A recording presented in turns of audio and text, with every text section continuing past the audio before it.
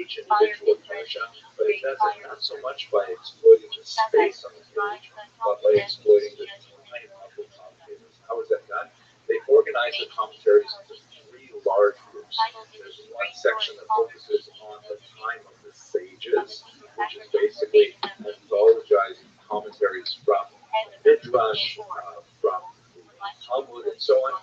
And then from the classic commentaries is another section, which is basically medieval, and that's most closely related to the Midrash. The Dolo, that's familiar to us. And then finally, a really interesting section, Confronting Modernity, where they present commentaries from the 18th to the 20th centuries. And reading the commentaries roughly grouped by when they were written in major eras of Jewish history, really get a feel for the historical texture of the commentators and the kind of issues which remain eternal but are really rooted in the specific kinds of issues that Jews of that time faced. Really fascinating. It's so great for people who are interested in Torah and Jewish history. Wow. Okay, let me walk you through the structure of the book, which is also highly unusual. First of all, it's a book that you open from both sides. Right? It takes advantage of the right to left, left to right difference between Hebrew and English. On the sort of Hebrew opening side, you have the Chumash with Rashi, and that's kind of like much more traditional in terms of its content. It is really great in that the translation of the Chumash, which is presented alongside these two like this, is a translation of none other than the great Rabbi Jonathan Sachs of Blessed Memory, a beautiful writer and a brilliant thinker. So his translation itself is tremendous. And then you have sort of alongside here. So the translation is from Rabbi Sachs, and then there's a translation of Rashi alongside the original Hebrew by John Mishkin.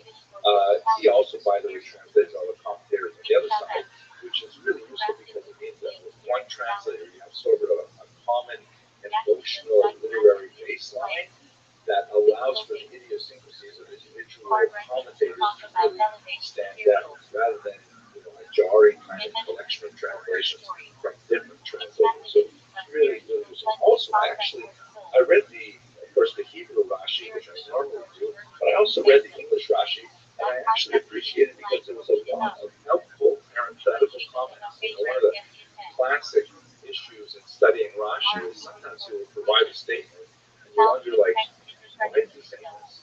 And this is the question to Saint Shiva: what's bothering Rashi, right? Or why would Rashi feel the need to say this particular thing?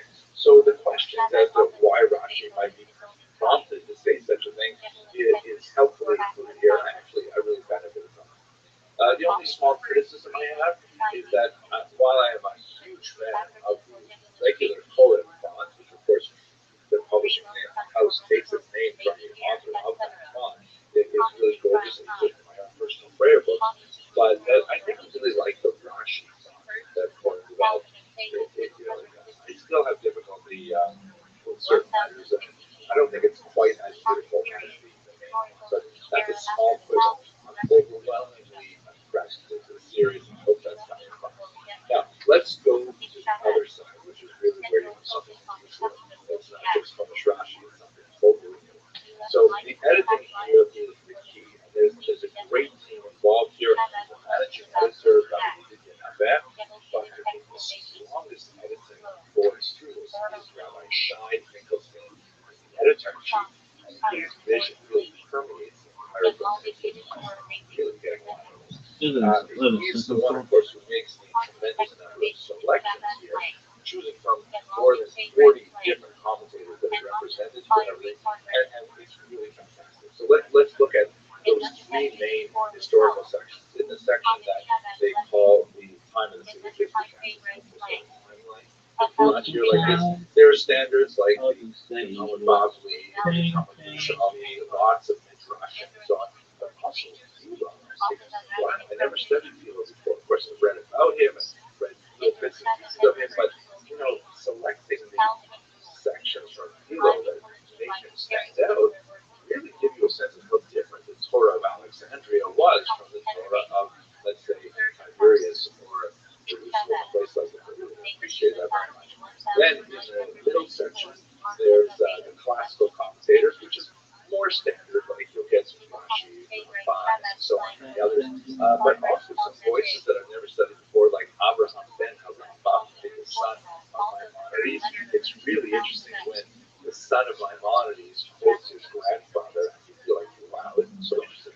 He must have heard that either from his grandfather personally, or maybe from his otherwise unnamed father, Maimonides himself. It's so fantastic.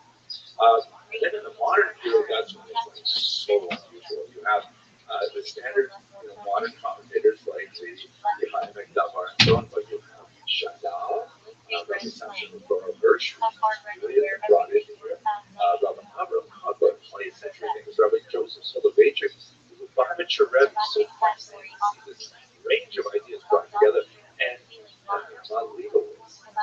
She's an incredibly well-regarded commentator on the Torah. It's so refreshing to see women represented in an anthology like this. It's really quite unusual and path-breaking like most of this book. Then the book concludes, or at least concludes in the way I chose to read it, because of course it's sides.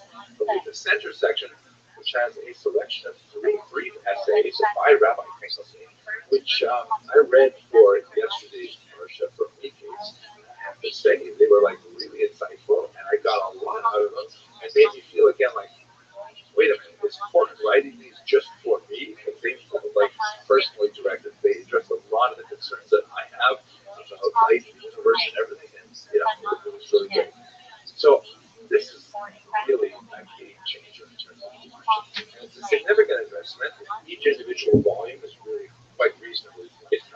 They don't look right now. But the whole set, is if we're talking about somewhere around 50 volumes, that's a lot. But nevertheless, this huge return on investment in my opinion. It's going to change the way I study English for the next year for sure. I think what I'm going to do is Shabbos afternoons, I'm going to do the following week's parsha with Rashi, which I like to make sure I fulfill sort of like that halakhic obligation. And then on each day of the week, I plan to learn the 3 levels of commentary for that particular aliyah. So it's Sunday morning as I record this right now, and yesterday afternoon I finished Parshas by Gash, which is what it said. And this morning I did all of the commentaries. So I'm really looking forward to the next year learning with the Torah Mikro. Thank you, Rabbi Nicholson, for this remarkably creative work, and thank you, Matthew Miller, for the vision of bringing these volumes to the broader public. Really fantastic. I hope you will have a look at this particular book, and I wish you tremendous success. Thank you very much for watching.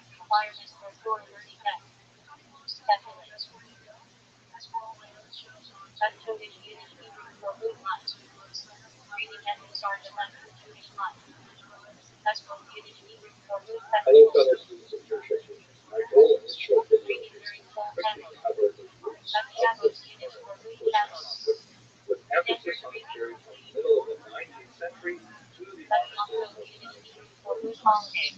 There's a lot of material on this crucial period that occupies much of the world's attention right now, and really for the last century.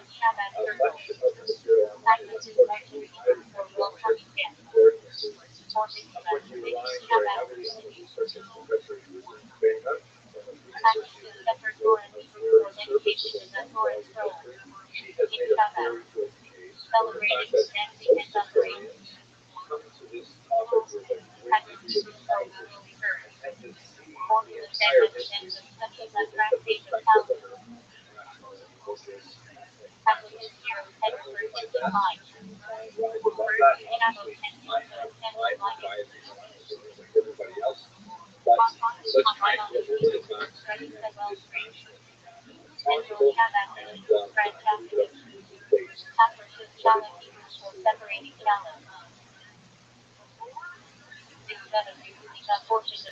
So let's start with the discussion of terminology, because as Professor Kramer rightly points out, there is power in naming things. And so my intention here is just to achieve clarity, even though some anachronisms may result. I apologize to those of you who are deeply steeped in this history. This will be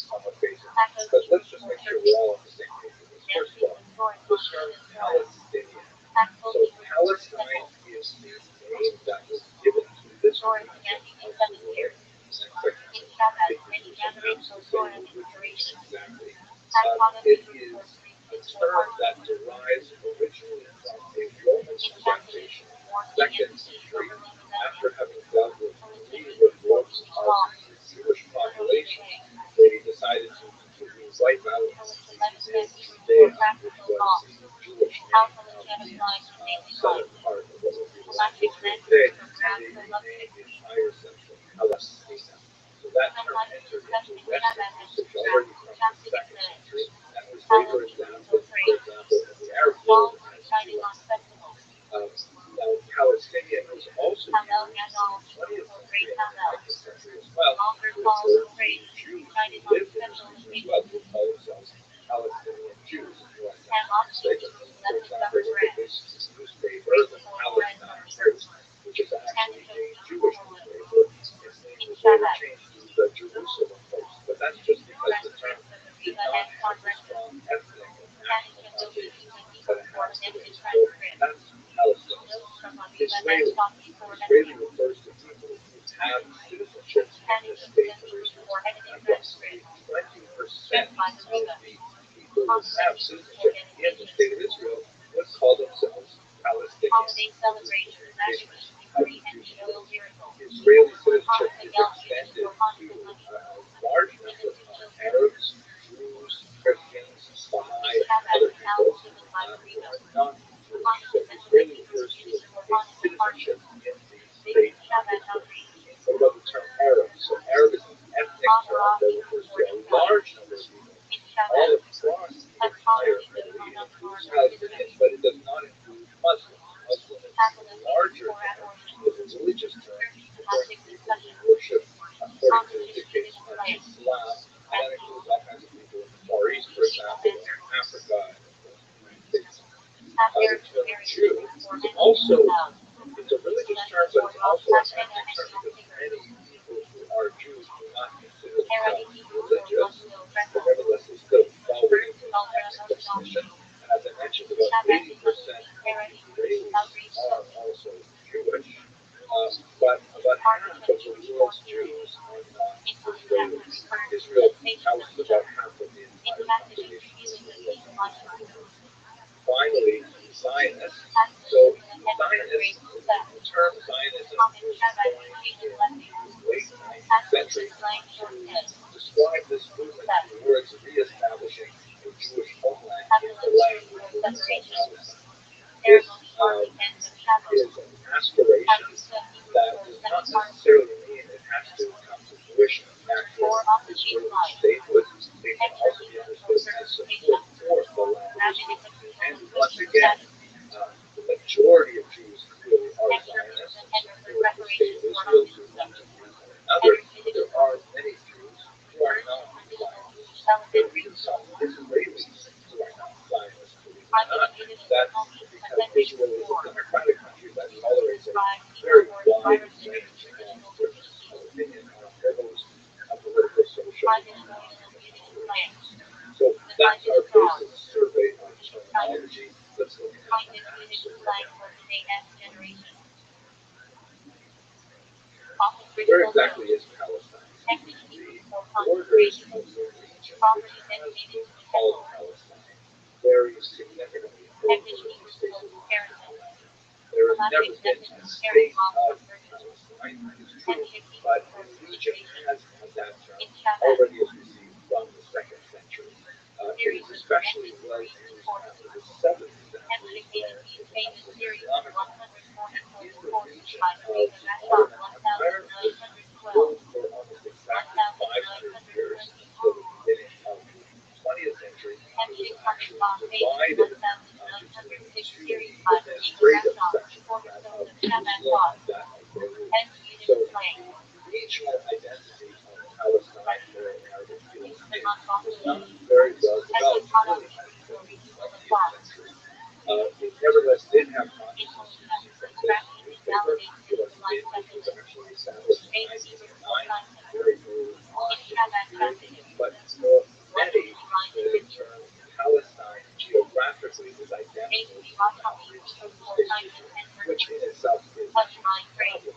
As you see in this depiction here, for a statement which has the slogan, "It will not from the river to the sea, the river, the Jordan River on the west, and the Mediterranean Sea on the east. By saying Bahar, you're saying essentially, as this whole Jews here, that there's no space for Israel, there's no space for Palestine. In other words, Palestine will be free, meaning free of Jews. So, in other words, the boundaries of Palestine, as understood by many Palestinians today, are virtually identical with the boundaries of modern Israel shown here. In the next video, in this series, I'll explain what are the differences between Israel proper, Gaza, the West Bank, and the Heights. But now, this is basically the territory that we're going to be speaking about over the course of this video. At the risk of horrible oversimplification, Jewish claims at their root are based on the idea that this is the ancient homeland of the Jews. And Palestinian claims are based on the notion that they conquered the land in the 7th century with the advent of Islam, and that makes them essentially indigenous because they have been living in that region for some 1300 years.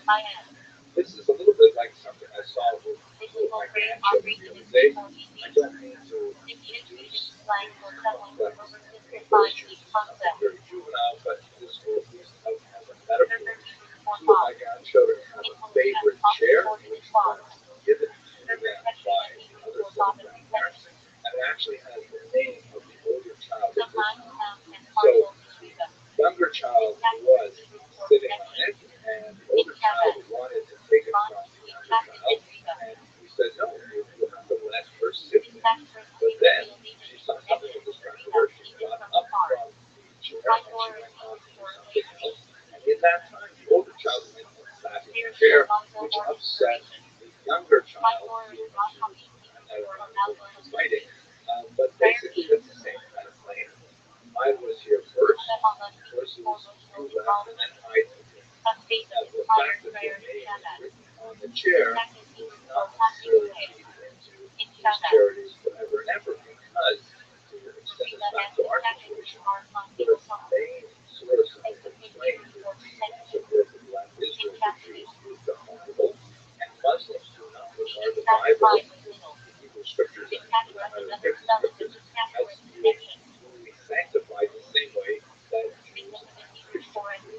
So the need is not relevant here. It's true that there are multiple points to demonstrate that Jews were here in Black Israel at the time. The oldest non-biblical example is the famous Memphis that we're shown here, which dates from about year 1209 BCE and refers to so-called Israel living here. But the counter-argument that when the Muslims conquered in the 7th century, as we see in this map, is also a very strong one. And in the absence of divine intervention, which I'm sure both sides would like to appeal to, there's no reason to reconcile these claims.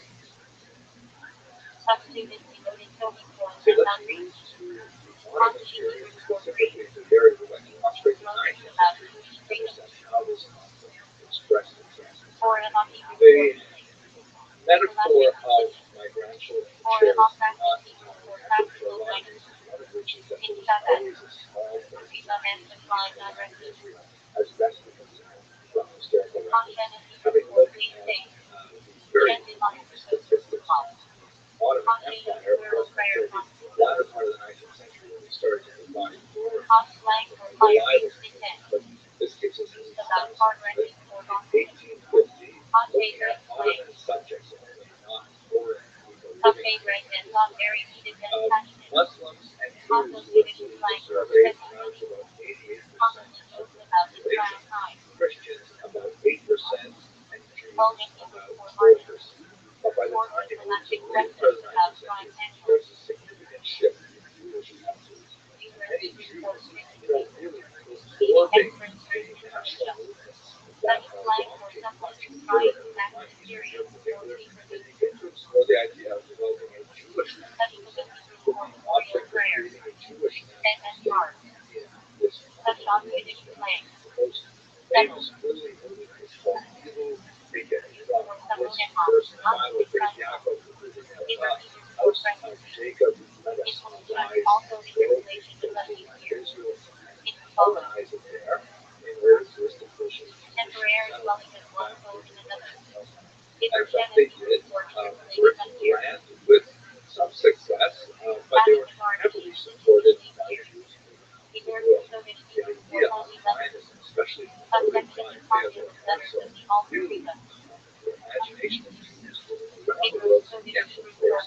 This is a fantastic idea. But these Jews were not specifically willing to pick themselves up and move to Israel. They were overwhelmingly very happy to support, especially financially. The Zionist forces helped build Palestine once again. The Jewish poster at the bottom is British helped destroy Eretz Israel, helped in build the land of Israel. This was the kind of fundraising poster that was used by the Jewish National Fund, established specifically to buy land in Palestine, which they bought legally throughout this entire period. Here's another one that gives you a sense of the modern freedom of it. Why is this shit so fucking complicated? GitHub, you guys are just too fucking complicated. Basically, as you move through the 20th century, the population of Jews in the region looking at this chart. This shit is so complicated. Much more accurate than it used to be like a lot of the figures. You see that in 1992, the blue column are Jews, the green column are Muslims. There's also Christians, and then here This is the Baha'i and many other communities living in the land. By 1931, there is so fucking an complicated. increase of Muslims, both through birth rate, but also through immigration. And the Jewish increase has also been marked by immigration. More dramatic. This is one of the arguments that needs to be teased out is how many Arabs in this region were in fact from other parts of the Arab world, and they adopted a Palestinian identity. It's something that the historical literature understands. Basically, what happens is the Ottoman Empire absorbs these Jewish immigrants with a certain amount of tension. They are buying the land legally from Arab builders living in the region. There's a certain amount of competition with the local Arab workforce, and a certain amount of hesitancy to admit people who are definitely trying to build a nation state in this region. There's also a big culture struggle between the highly conservative Muslims living in the region and these European modern Jewish immigrants who are dressed differently, educated very differently, engaged in different kinds of cultural activities, which many of the Muslims find shocking, different, and so on. In the context of World War I, Because this shit is so complicated. The Windows installed. Geopolitical discussions essentially divide up the region between Dog, this shit lays out specifically is so especially represented this fucking written by Foreign Secretary Lord Balfour. Please follow and support that. I think it Writes this she makes it compiled and asks him to send it to the Zionist Federation. Looking at the inside paragraphs there, it really encapsulates the problem that the British would have for the next 50 years. His Majesty's government would favor the establishment I understand. of a national home for the Jewish people and use the best endeavors to facilitate the achievement Dog. of this object. It's like these fucking engineers never met a real person. They're like, oh, stream like Twitch GUI. Huh? Huh? What the fuck is that?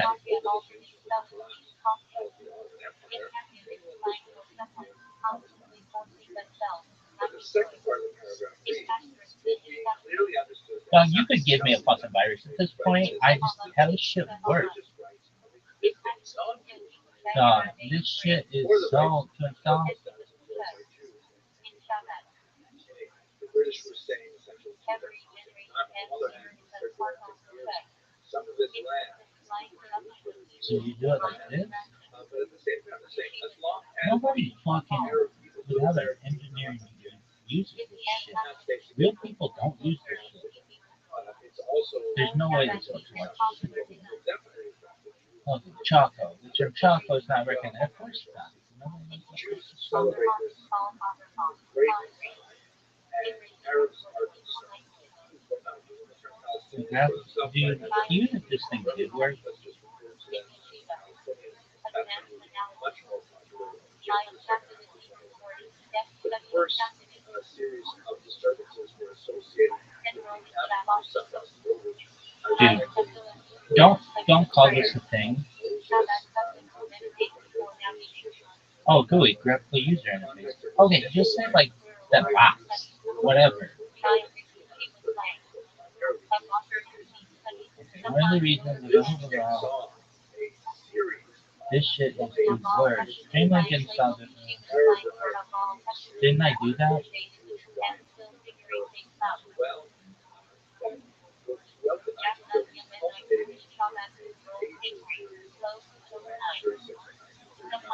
Streamlink 59.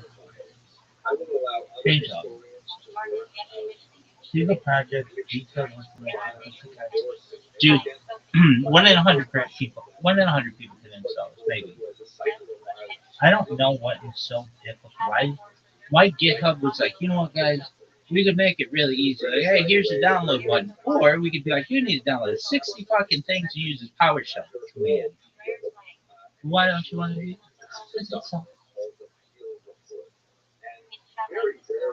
Translate. Honestly, dude, just install. I don't get it. Try the string like that. Which part? Okay, well, I know this is English, but it's not. Not these people. There's another fucking planet. British government made promises to Arab and Jews in order to obtain their support. On the strength of those promises, both parties formed certain expectations. The applications of Palestine were mandated I checked. specific mandate in particular. How about just It download? implies the belief that the obligations thus undertaken towards the Arabs and the Jews respectively would Files. owing to the conciliatory effect on the Palestinian Arabs. No, Material prosperity for Jewish immigration. this is impossible. That belief has not been justified. This is impossible. In other words, the British said that they were hoping that by having Jews and Are you sure it's the report actually discusses that, yeah, immigration Yep. helped the economy significantly. There's a lot more employment, there's a lot more capital flowing, and a lot more investment. But that prosperity would not solve political dispute between Arabs and but the British people cannot, on that account, repudiate their obligations and Impossible. Palestine will still require the most strenuous efforts on the part of the government, which is responsible for the welfare of the people. The existing circumstances are summarized as follows. Irrepressible conflict under this national security within the narrow bounds of the country. Their political common ground. Their national aspirations are incompatible. The Arabs desire to revive the traditions of the Arab Golden Age. The Jews desire to show what they can achieve when restored to the land in which the Jewish nation was born. Neither of the national ideals permits of combination in the service of a single state. This may be the genesis of what was called the state solution, which was eagerly pursued by many diplomatic presidents in the second century, but was disaster. The Deal report had appendix which laid out virtual mafia that said we should partition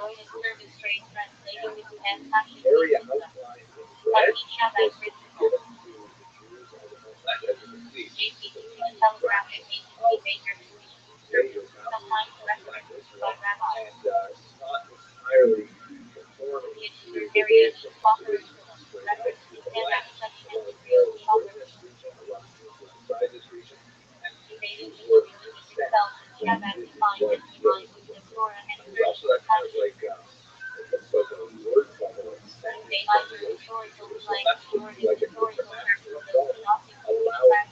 access to the holy place of Jerusalem for everybody. And the rest of the region outside of that red line would be Arab country, presumably attached to what was called Transjordan. Transjordan was separated from the Jewish mandate applied to Palestine earlier. So the Jews were intense, the Arabs were not satisfied, and the period of 1936-1939 saw intense dissatisfaction with the British mandate and mandate authorities. Arab uprisings, Jewish violence against each other and against the British were pursued further. The British attempted under Colonial Secretary Malcolm Macdonald to limit propaganda. The British again are very critical of that position, and he wrote up a white paper that suggested perhaps they should limit Jewish immigration to the land to 75,000 people over 5 years, which was guaranteed to throw the lid on Jewish immigration because political tensions in the late 1930s, anti-Semitism was ramping up in Europe under Hitler. Of course, World War II began in 1939, just a few months after the white paper came out, and immigration of Jews anywhere was a huge concern for the entire political because, of course, Hitler was basically ruining the lives of the post-war workers. After the Holocaust, because millions of displaced people all over the world, hundreds of thousands of Jews in particular, are unwilling or unable to return to their homes totally, and they're seeking to establish themselves in this ancestral homeland of Israel.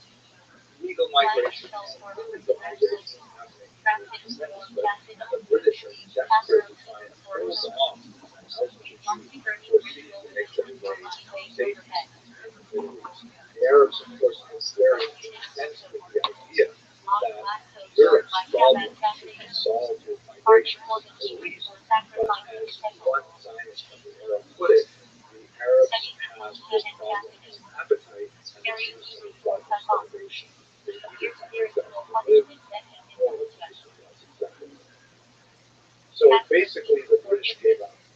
Very similar to how they dealt with their departure from India. The entire geopolitical world had changed. They had to retrench themselves after World War II, and they handed the problem off to the United Nations. The United Nations came up with this resolution number 181, which essentially said the land should be partitioned into 7 sections. Here's a map, which was attached to the bottom of resolution 181, that divides land of Israel quite differently from the field of Canada. The green areas were to be Jewish, the Korean American by Chinese immigrants, and the golden rod areas were to be Arab, also planted by Israelis. The 7th section was to be around the area of Jerusalem, and that was supposed to be elected here in 1919. The history after this part is well known. The Jews, now Israeli, accepted the plan, and in 1948 they proclaimed statehood, and they were immediately bombarded. The Arabs surrounding them fought a very, very difficult war with the Russians, which this territory was trying to expand its that's a very important part of Israel history, but you should understand that the Palestinians really began before that war happened. As soon as Resolution 181 was passed for the British to leave, there was already violence erupting between Jews and Arabs. A large number of the Arabs living in Palestine chose to flee. Somewhere in the range of 700,000 Arabs left their homes seeking safety. Now, one of the larger debates, like we mentioned earlier, with the cycle of violence, one of the larger debates focuses on the question of why exactly did they leave? It does not take a tremendous amount of imagination to realize that, families flee theaters of war. There were examples of atrocities, even atrocities that is exaggerated and spread through the rumor as something that will strike fear sometimes of the family and would cause them to flee. Once again, I defer to other historians to go through the details. I'm sure you will find it useful to look at Professor Kramer's work to go into historic study what specific events there we see in other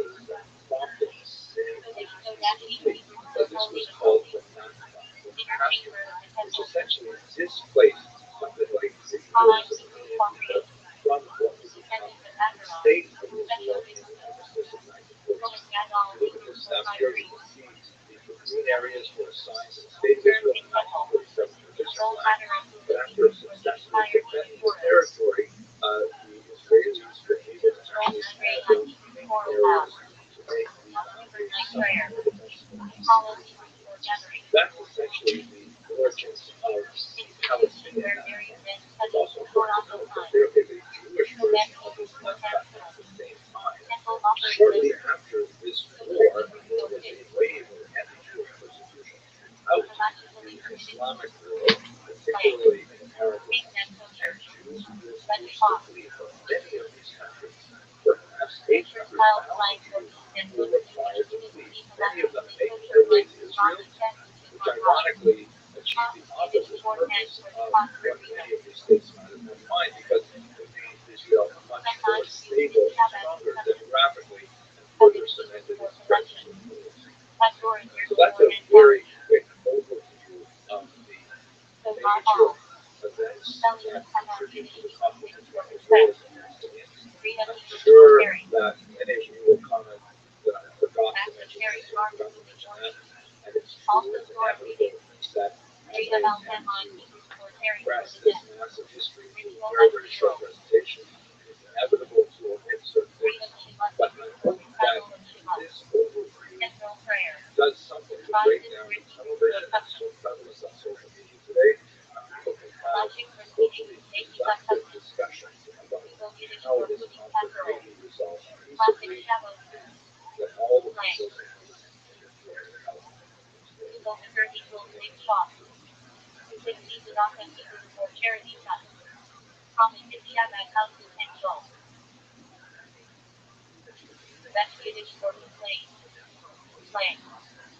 Hello, fellow students of Jewish history. I'd like to continue our discussion on the origins of the Palestinian Israeli conflict by looking at the second half-century Israeli conflict covered, specifically the period of the establishment of Israel in 1948 through the Oslo Accords in 1953. I've summarized this in the International States of Israel that was known as the different elements of this period. In this discussion, I'm going to try and focus my comments primarily on these periods in both the Jews and the Palestinians saw the major historical events that shaped the path towards some kind of peace.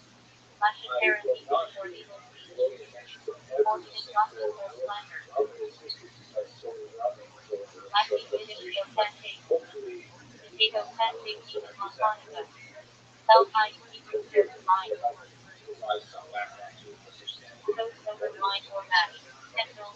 Palestinian history. Between 1963 and 1933,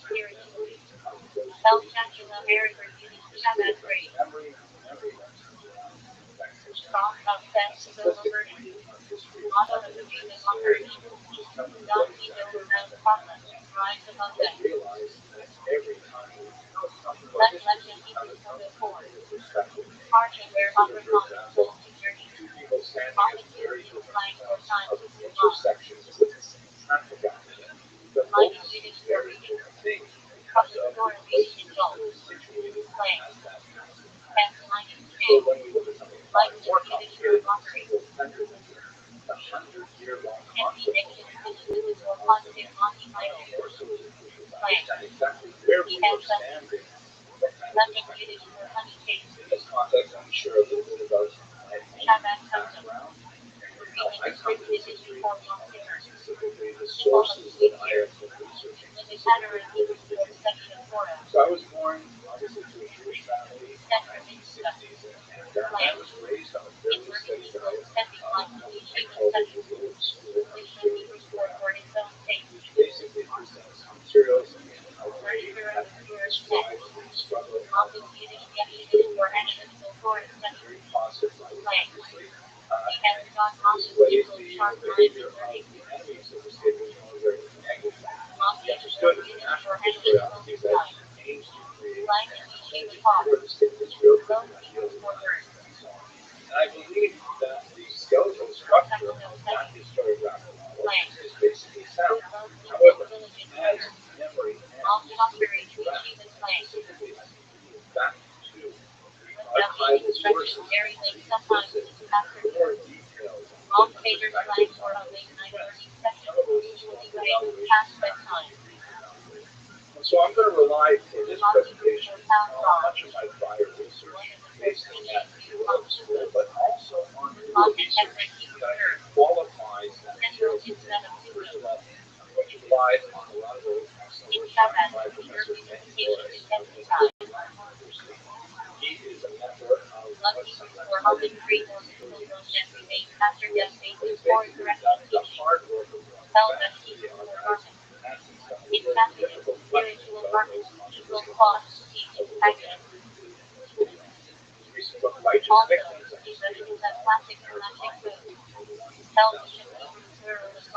very typical reading, and there are definitely some elements of it that will controversy.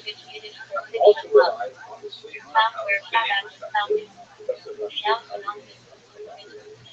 who's the author of The Understanding War in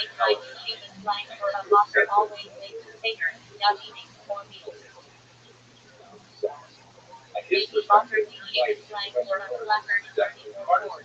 But what I think is very useful about both of them is that despite their very deeply involved and cherished views about the nature of objective of this conflict, they're both very self-critical and are willing to look at their own beliefs and to determine what went wrong during Zionism world history. So with those caveats, let me present to you how I see major developments in Israel's conflict so we have a better handle on what's happening today and hopefully make some progress towards rational dialogue and peace. One of the greatest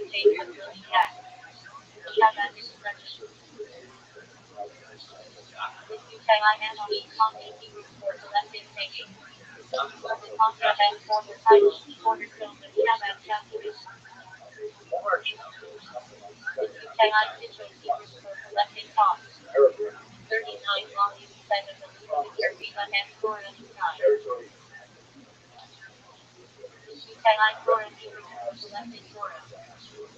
the way in which the heroic historiography portrays this is more like a moral fight, but closer look at the records indicate that while there was no organized plan to displace these refugees, it was definitely something which was not unwelcome in the United States. It should be obvious. I also have this map here. This is from Professor Morris' book. You can see the hatched lines represent the territory held by Israel on May 15th, 1967. It is smaller than the territory we wanted to annexed, but this is where they actually Israel's controlled the area created by several armies under General Petraeus.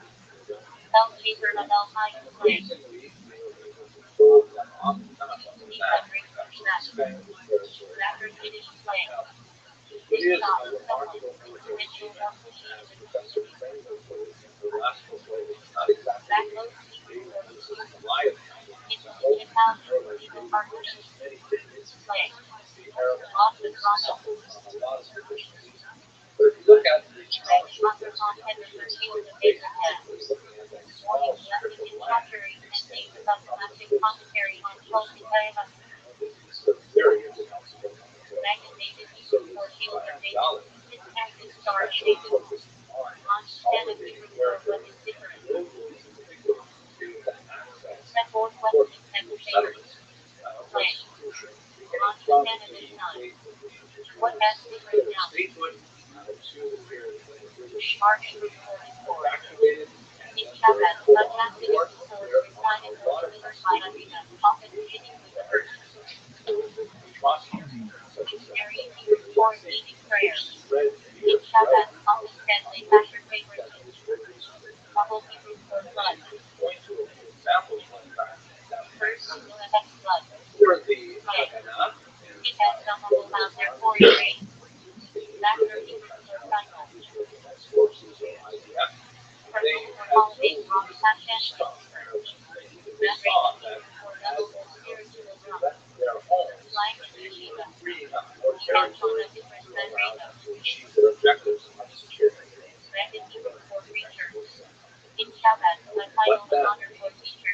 means for this was that many of them, hundreds of thousands, as you can see in this map, refugee camps were set up throughout the Gaza Strip,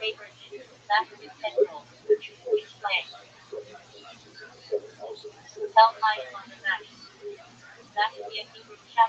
numbers looking at it. About 5.5 million people were registered in the United Nations. And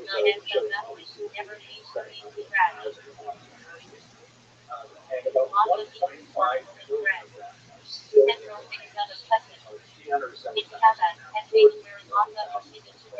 370,000 Syria, 200,000 Lebanon, 12,000. It is worthy of note that most of these have made lives for themselves in the but still that massive number of 1.5 struggling in their search for mindset of how to put this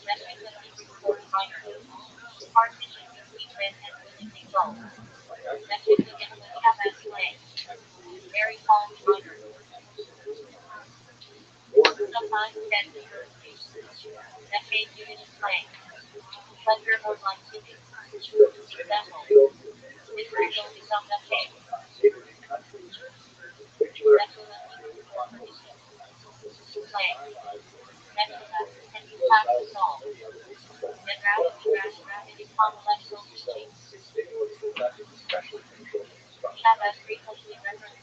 Look at this map here. In June of 1967, Israel was Egypt.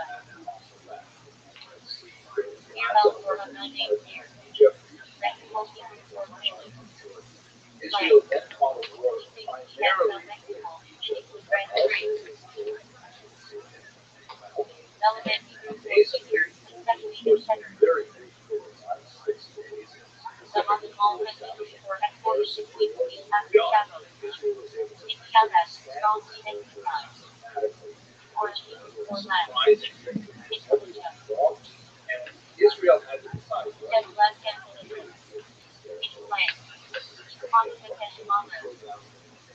they decided to annex parts of the annex, meaning they took those parts of the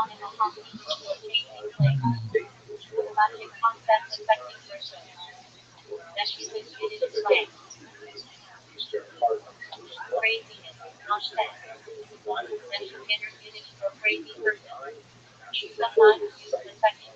geography, Temple Mount,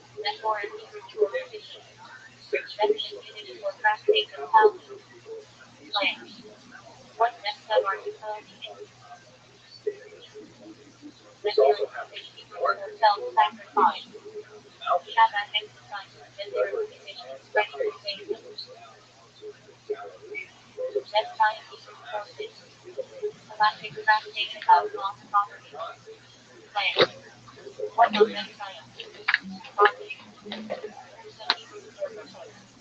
However, the West Bank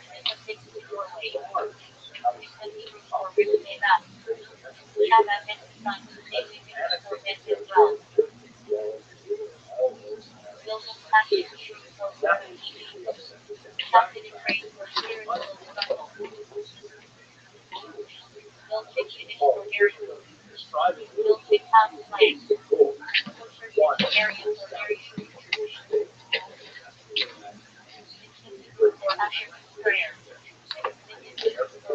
One,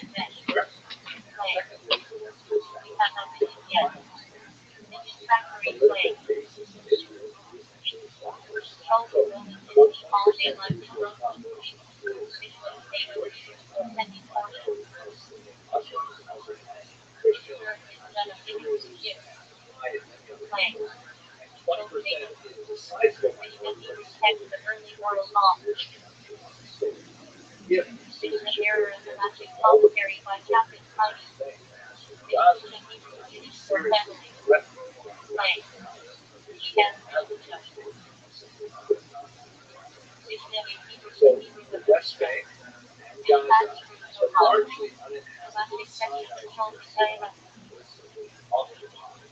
These territories were administered by Israel or by the Gentiles. The general rule was that freely exchange not how it's really done that way. It should be exchanged territories. But by and large, the document was in fact, this is what happened to Sinai. But here's a really important note for the Palestinians. This document is a resolution of issue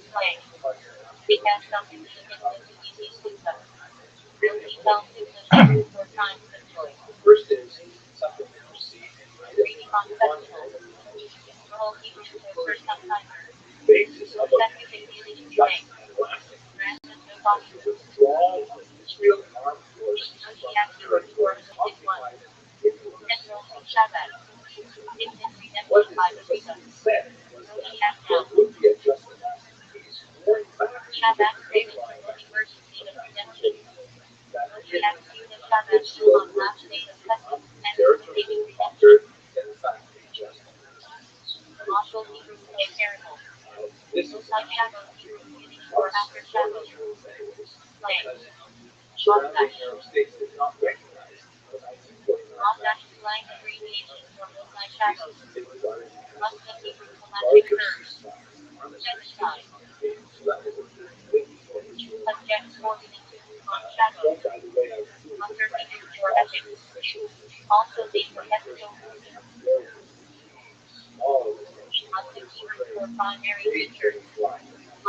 flying territories, which is much more demanding than all of those territories.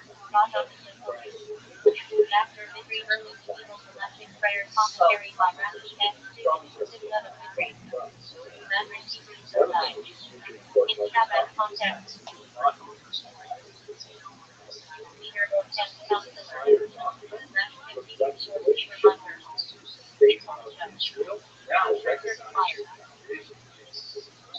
and neighbor nations. This is not something very effective. But it's not really something effective for Egypt and Syria in particular. Made those things not this I think is drivers of fail to adequately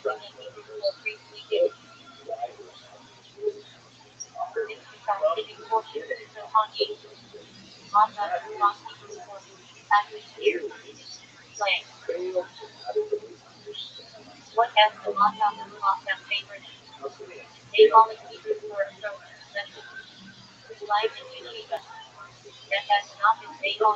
Palestinian misunderstanding fail to grasp just how Palestinians since the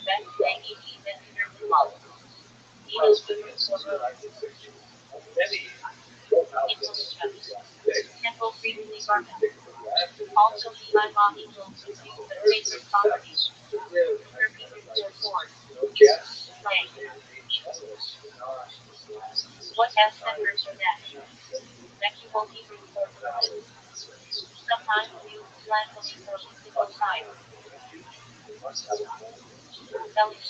big Jews demand small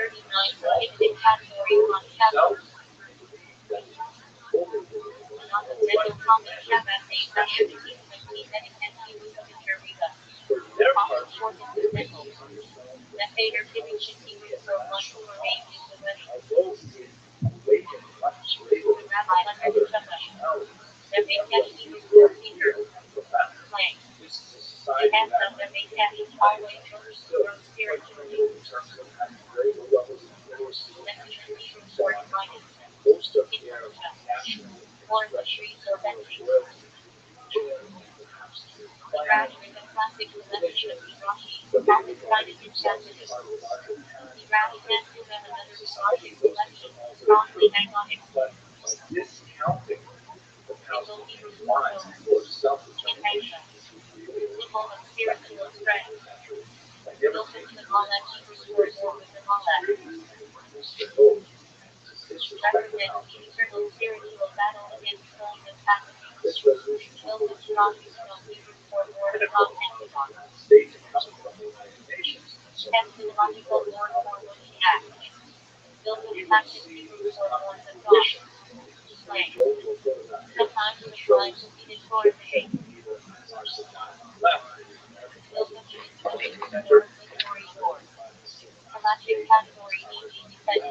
Based off against each other in 1973 war. Why these three men are smiling for that. I have to demonstrate all that.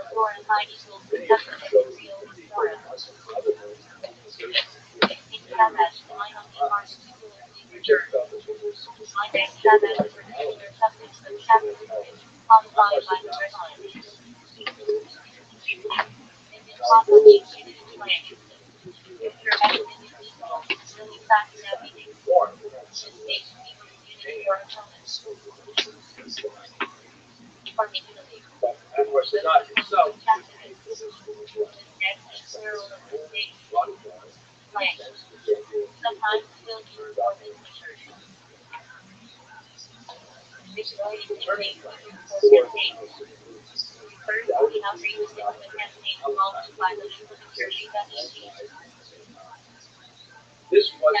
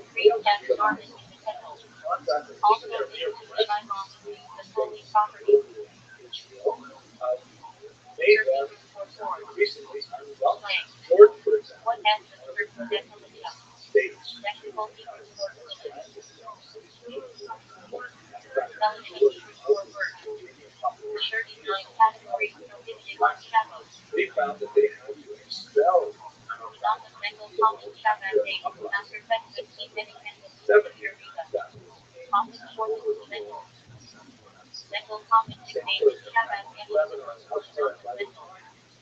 favorite tradition for one who are being into weddings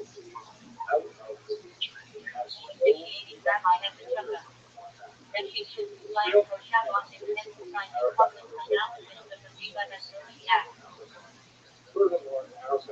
Network traditions for self-sacrifice. General Demon Shabbat like NCG. The Mekdash for Peter. Display. Yes, so the Mekdash always looking for spiritual growth. Messages for invited. Refers to more offering or vending. Even for storage method of control instructions. Shabbat with campaign. Irrational and classic collection of Midrashim, heavily quoted in Calvinism. Iraq and another Midrashic collection, focused on access. Devotion for power. Symbolizing magnitude of spiritual strength. Will topical Torah be reinforced for the Torah? Refers to classic motifs and constructed metals. Building classic figures for words of God. Sometimes slang for the healing tree. Building for authority war. Influence defending Israel. Building which is even for optional category and biblical onboard extension. Celtic Yiddish for Harry. One of the three main categories is Mashit Harry. Milton invented the Aramaic for Milky Matter. As Rabbi, my deduction was humor. My negligence for custom. Hold the great nation solution.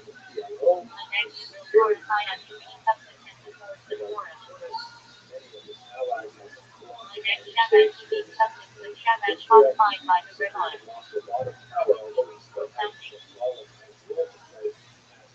More than 10 men retired for public prayers. Minyan Pazami Yiddish slang. Your message on the agenda is extremely fast. Nation Yiddish for opponent. For instance, the first opponent was Captain of Lincoln. Next, plural of the state. Sometimes still used to landly for Lincoln shoes. It could be for campaign. First, outreach safety campaigns initiated by the Literature Riva Shadow Defenders. Employed in play. Display. Shabbat and for outreach. Perform rituals. Role and play. A professional role, not necessarily Shabbat. Role Shabbat a category role, often hair colored Shabbat monarchy. Acting for anointed one. In Shabbat, central to Riva and teaching. Now Shabbat will be working awareness of the individual active slang for a strong believer in proclaiming Riva and Rothschild. On the high Shabbat for departure of Saturday night. Although I Shabbat for record common Shabbat time for record. Must be Hebrew for setting time. Subject for to handle on Shabbat. For ethical in human culture. Often crafted Under ethics was slang for every ethical lecture. Asha behind the scenes for intensive development. Sometimes slang for the older captain of the soul. National unity for pride, joy. Usually used about children or satisfaction. Slang. Must get a lot of system. Active response History denies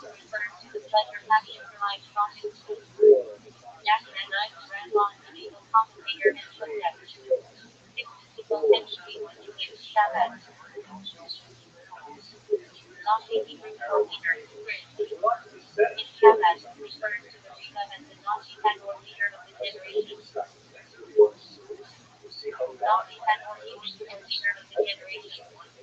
Come on, you shit bag.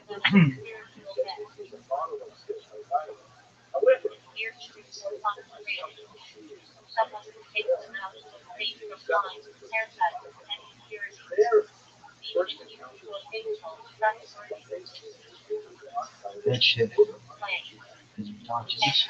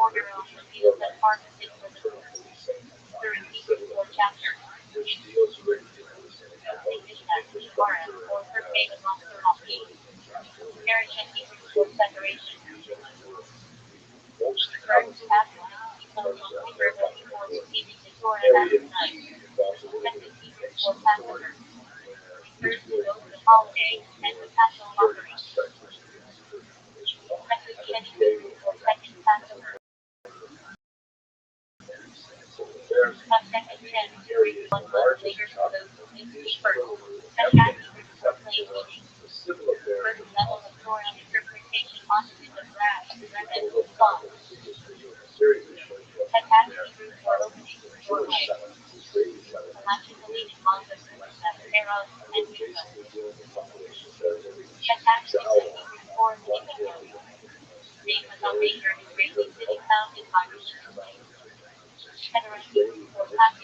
very difficult to say walk out a whole including also the Israeli settlements. Now have a look at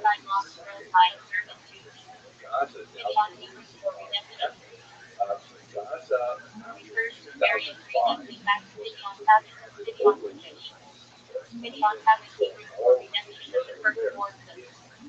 strip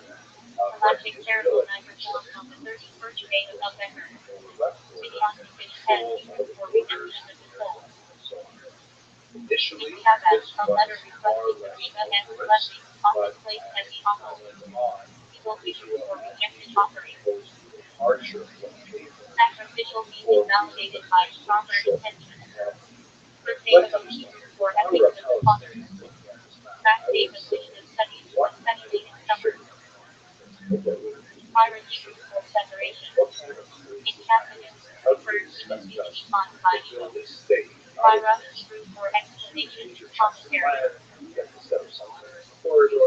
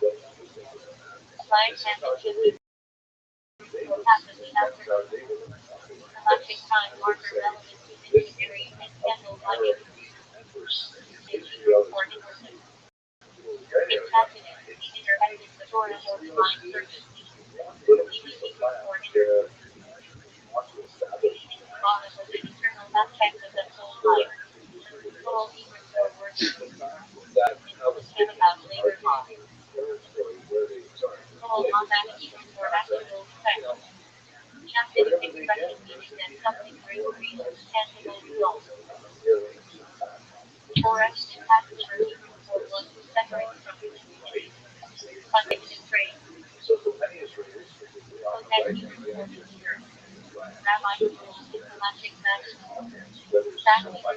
land that belongs to outer space,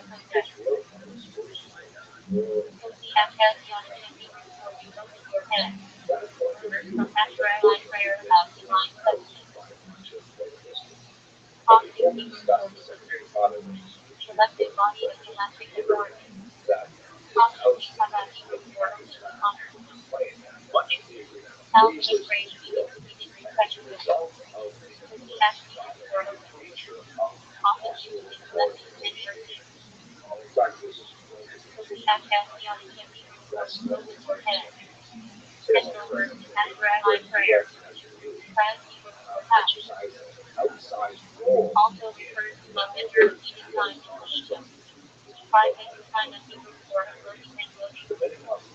so just another unilateral decisions. Israel, on the other hand, let us not forget that Israel as a society demonstrates tremendous strength challenges in the current situation, where Israelis of all stripes will come together and their very existence. But otherwise, it is a very vigorous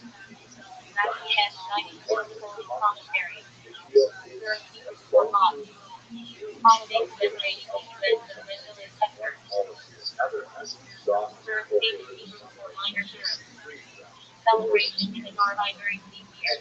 trying to bring together the quality unison and other documents that's a very, very difficult task.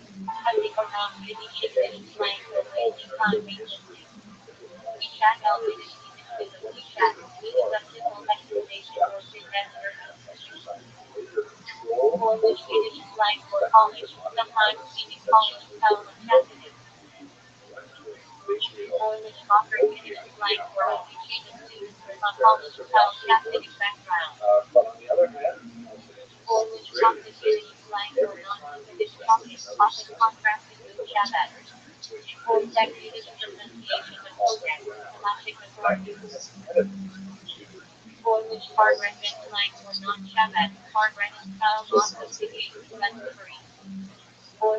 you're undermining this process from the very beginning.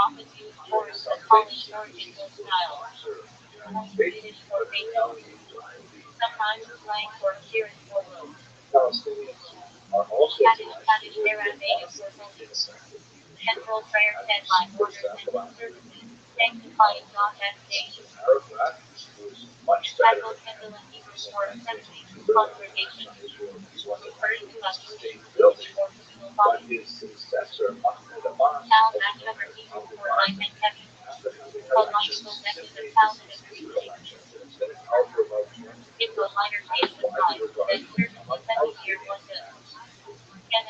Palestinian frustration with the lack of progress on possible accords combined with the bloc that was emblematic by operational and, of course, political leader exploding that and effectively the product of September 2001. This was rather than push in Canada, primarily a result of fossil resources, especially associated with suicide bombings by buses, pizza shops, and other civilian infrastructure in Europe. I remember the time I was on the first ongoing coach at Harvard there a couple of years ago. I had this morning on the internet, post back in the days of Altice and things like that. And I would like to constantly refresh it. You see, it says unemployment international job. Sometimes, multiple times a day, I would get horrible news from terrorist attacks on the rails. All very telling of these suicide bombings, so much associated with Hamas, because as you know, from the Israeli perspective, the Palestinian Authority was a very, very little use of terrorist attacks, and in fact, they stopped. Almost 30 forces participating in years of Jews replacing political trials, and Israel's response was over the past 30 years. Israel stepped up its attempts to protect itself by creating these security barriers, in walls in some places, and in others to prevent the incursion of terrorists from entering Israeli territory. These type of barriers were also found that many felt at the time as constituted a land grab by the Israeli government over the 1967 redesign of the territory. Secondly, it constituted another example of humiliation for Palestinians in Europe when they went to Israel to offer more lucrative support jobs in America. So it was definitely something that the security of Israelis was constitutional overall. At this point, we're talking about Gaza and specifically the military strategy that Israel is holding under President here at home. Israel's military response to much of the 75 doctrine after the settler invasion the notion that if you're fighting an asymmetrical battle where terrorists will infiltrate your society, you know you're not going to be subject to risk factors to Hamas fighters getting out of a car and shooting a bunch of people standing at a bus stop, killing among others 24-year-old Uzbek's mother. Then of course Israel is going to strike back hard with no more basic idea. You go to the bear. And you would think that people would put next to the bear would get what Hamas was not. Hamas did an absolute advantage of that by using civilian humanitarian structures, places where they should establish their hospital, mosques, authorities, schools, and their located that help us civilian shields that Israel has gone to great lengths to try to minimize just for sure. They hired Arabic speakers, not only in Palestinian Israelis, but also those descended from Jewish communities that were expelled from Arab land. And the job of this unit is simply to call up people in Gaza and say, hey, we intend to attack this area. Please move south. They watch the device alerts to let people know that this is what's coming. And people do. So you see Israel broadcasting a lot of what they intend to do because they try to Hamas specifically that part of me remains absolutely stunned. Impose such phenomenal suffering on top of what they're already experiencing by provoking them from a I can't say that I'm against this at all. It doesn't make sense to me. Human, visceral level, I do not understand this urge for self-sacrifice on one level and the willingness to sacrifice lives on large occasions. I just can't see it. Maybe yourself, well, exaggerating. I would like to recommend please have a look at this one. That's right. Is a Arabic language and providing translations of segments. Very little commentary other than, the title of the video, sometimes a little bit of rubbish. But I'm going to put a few links of some videos in the information box for those listening to this. But for example, this is God who is important. Hamas officials say very, very specifically that October 7th was not a one-off, that the attack of October 7th will happen again and again and again. That's what Israel is doing. There's no ambiguity. It is bizarre. Things like these intercoming plays. I'm sure many of you were involved in these when you were children, right? You dress up as, I don't know, trees and forests and fences and berries and put on little makeup appearances. And then they actually dress up as soldiers with like 5, 6, 7-year-old kids. And amazingly, the parents are watching and cheering as they see Israelis capture what must be doing them. And then, there's so many examples of this on memory. Mothers, mothers of people who are already killed in suicide bombings will come on and say things like, I have these 2 screenshots here to show you. By Allah, all my children shall be martyred for the sake of Allah. It will make me happy. What planet do these people come from?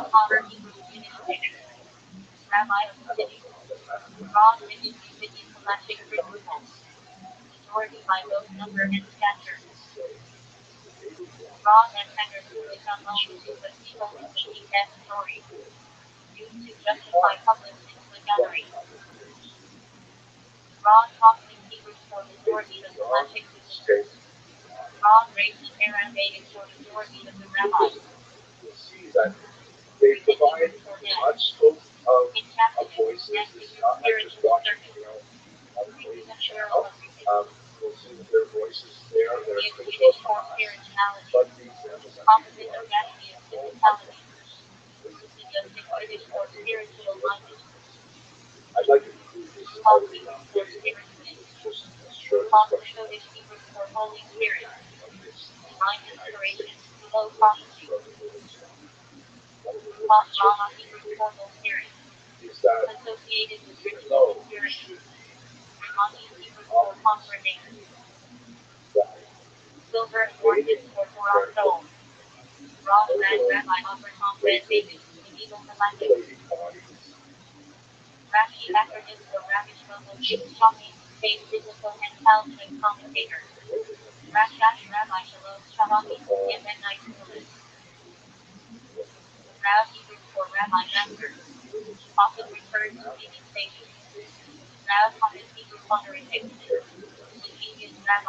Israel was essentially.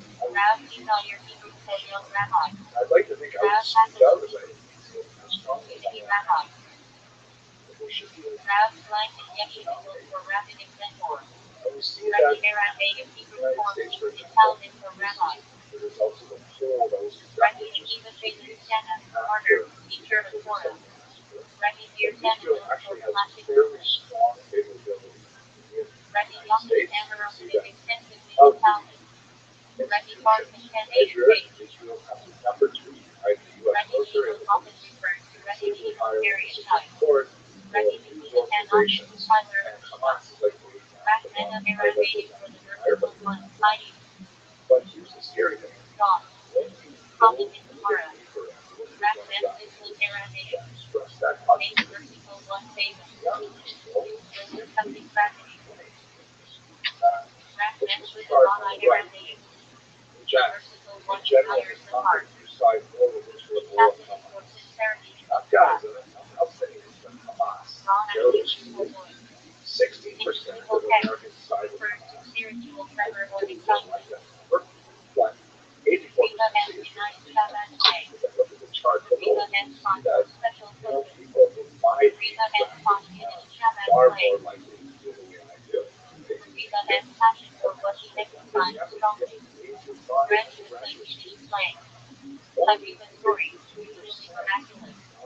Americans.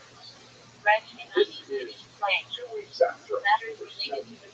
The most horrific mass terrorist 52% of people aged 18 to 24 support Israel, and 40% support Hamas. See, it took nearly 2 weeks. I won't find this every day. People put up posters running against the fact that children are being captured. Children.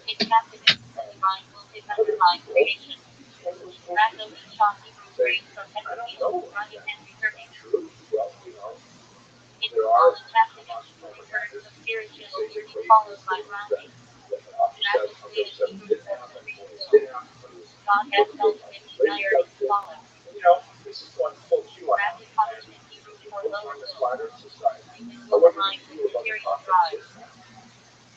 And, if I'm walking down the street and I see a poster or someone lost a puppy, put up with a poster of a picture of a puppy, I think it would be hard to tear it back then.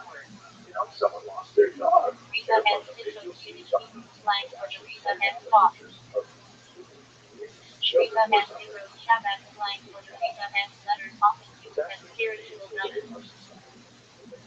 There are riots in that are filled with hundreds of children demonstrating for Palestine. My child's not on a map. This trend is with younger people moved by obviously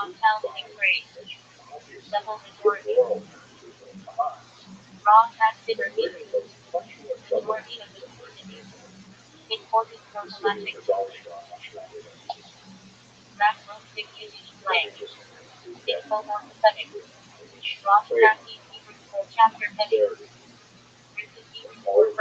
consequences slip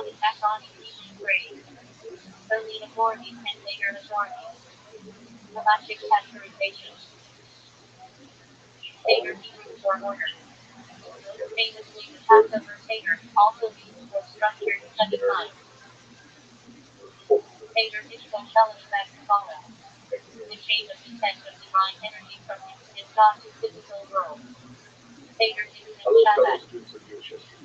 A fascinating article appeared in the Rothschild'S journals, written by Professor Rothschild. Teaches political science at UC Berkeley. Fascinating study, but if you look, he hired a survey, conducted scientific survey of students of undergraduate age, and asked him what he thought about his slogan from the river to the sea, out comes gold. And it was absolutely fascinating results that he got. First of all, 43% of enthusiastically supported this slogan, and an additional 33% supported it somewhat. Only 23.9% responded to they did not support this slogan. These results fit very well with what other studies indicate a significant generational gap among Americans. That basically Americans 30 years and older are increasingly in favor of this, understand the nature of the attack on October 7th. And the back is, and the youngest Americans of these studies, particularly the age of 18 to 24, are more ambivalent about it. In fact, one study, 48% of Americans reported that they were actually in favor of Hamas and terrorist organization over issues. It's a very troubling kind of number, seeing as it's so we see that, yeah, the majority of people of this age group see the conflict very differently than older ones. However, here's the positive news. Most of these people who support the slogan have no idea what it means. Like, for example, when they were shown a map that helped them identify which river and which sea we're talking about, they changed their mind. And 53% of them said, no, I'm not prepared to support this particular slogan based only on the map. Other data indicates that when they know a little bit more about what the slogan actually implies, they're far less likely to support it. So let's do the geography. Which river are we talking about, and which sea are we talking about? When the veteran asked the question, which river are we talking about? Some students pointed to the Dead Sea, which is a river rising from a great body of water. Others actually pointed to the Nile River in Egypt. So I'm trying to figure that out. And some even pointed to the Euphrates River, which runs through Syria and Iraq. So they obviously have no idea which river we're talking about. But it gets even worse when you ask them which sea. They think that it's fairly obvious that it's from the Mediterranean Sea, but many actually identify the Atlantic Ocean. Imagine from the Middle East all the way out to the Atlantic Ocean, and some actually identify the Caribbean, which is almost bizarre. So these students really need to understand what we're talking about. Let's do that right now with some of the students are watching. So the river we're talking about is the Jordan River. In Hebrew, it is the Nile, and in Arabic, it is the Euphrates, right? There's so many good Jordan stuff. And what is the sea we're talking about? Obviously, the Mediterranean Sea. Yeah, very obviously, domestically, it's Arab. The river Tennessee. Now, here's the Israeli interpretation. Basically, you go from the Jordan River to the Mediterranean Sea, all of this kind of oval axis-shaped boundaries that eliminates the north and eastern and south lines. Those are the boundaries of Israel. You're basically saying that this entire country should be free. You're calling it Palestine. So those are the unresponsive boundaries. Now, here's the thing. Once the students saw the map and were given some basic instructions, 75% of them downgraded their enthusiasm. They changed from being enthusiastically so to somewhat or being non-enthusiastic.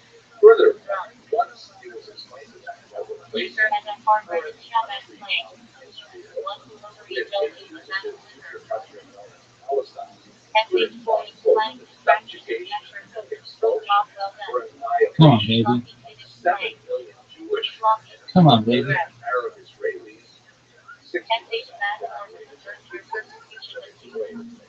Let me explain it. Their mind, they were saying this slogan is when we were chanting it over and over.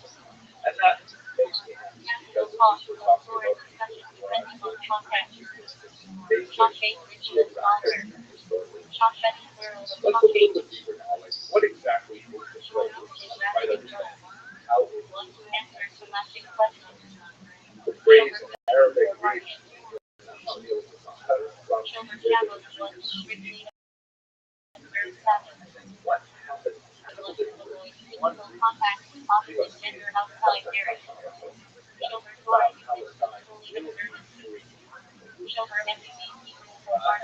that's usually kind of the English version. Palestine. Second version, a little bit more translation. It ends Palestine, Arab.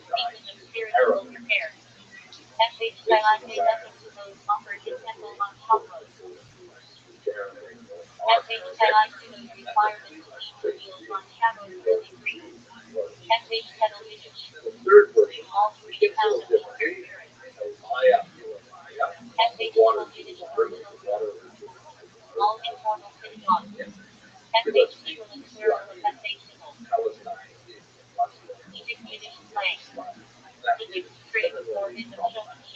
So the second or third version. Yeah.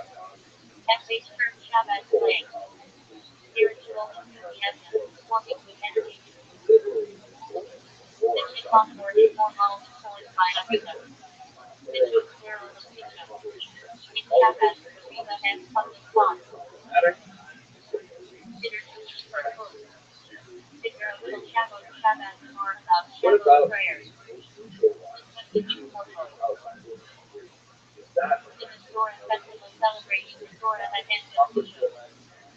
criticize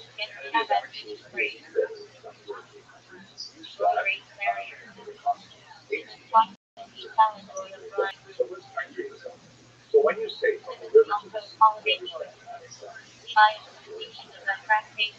Palestine will be free. What do you mean by the term no description that has been used for a long time. Of course, name day Palestine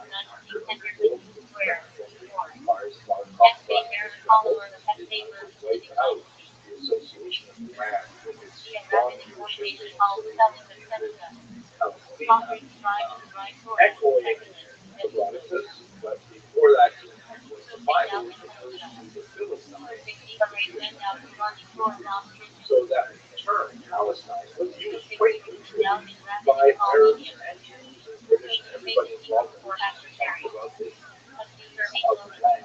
So it's part of some other larger political, but this region was called Palestine. So when you are using this term Palestine will be free, that this region will be free of maybe some kind of one state solution. All the people are living in this region will be free. You know, that's a generous interpretation.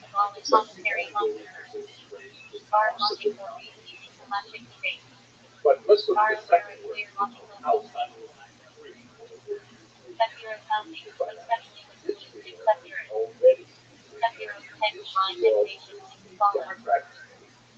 20% Jewish, those 20% of Arab within Israel have the right to vote. They are represented ethnically. Gaza, which is has been separated from Israel since 2001. Gaza has its own opportunity, created its own government. They elected Hamas, who's been kicked out of Congo. There's a lot of things to say about it, but it's not Israel, and if it's not free, that's not Israel's fault. There is a blockade around Gaza, primarily because it wants absolutely territory from Israel. I don't want to go down that rabbit hole of what this or this region. I've talked about it over the years, but the basic thing is Gaza is not considered part of Israel. Already burned, you know, since 2005. You want to say, well, what about the Palestinian Authority, which is the region in what's also called the West Bank, Israelis know it as Shalom Yehuda. That is the whole idea of a two-state solution. What up, Zoot? How you living, Pim? It is not gotten off to What up, dog? I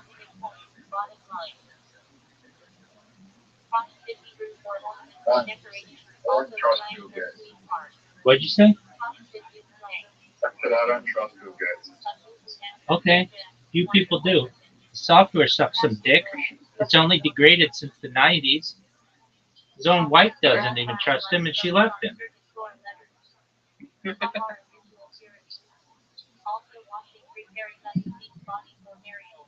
Dude, I wish I could play right now, but I'm busy on a project.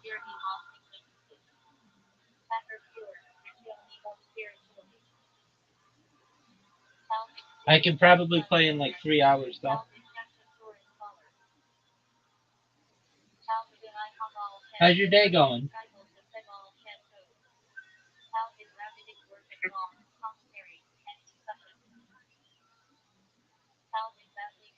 Not too bad.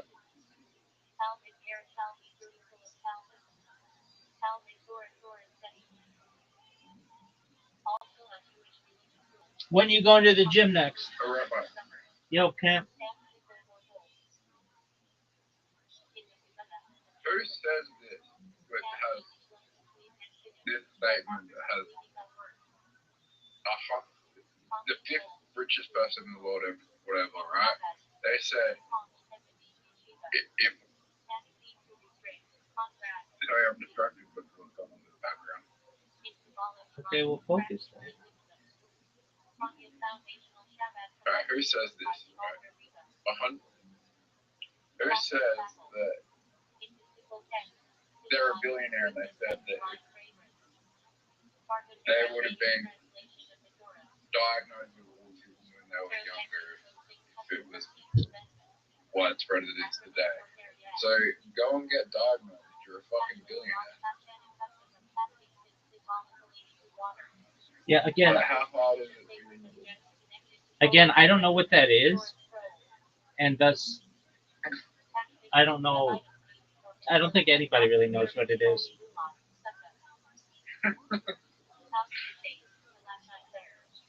it's made up. I think people have issues, but I think that's an umbrella term that is used, and it doesn't make a lot of sense to me.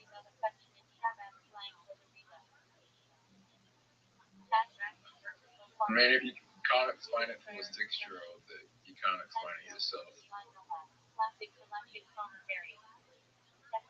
Word, dog. No.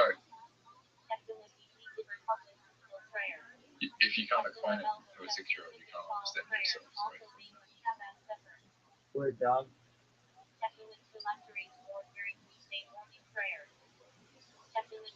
When are you going to the gym next?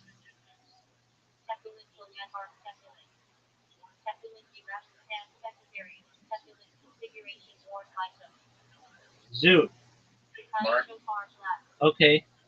Aren't you doing stand-up comedy tomorrow? can I go to the gym in the day and then they stand up at night? Yeah. Are you going? Are you going to do stand-up comedy tomorrow? Yep. Are you going to record it? Maybe. That's a no. Why aren't you going to record it?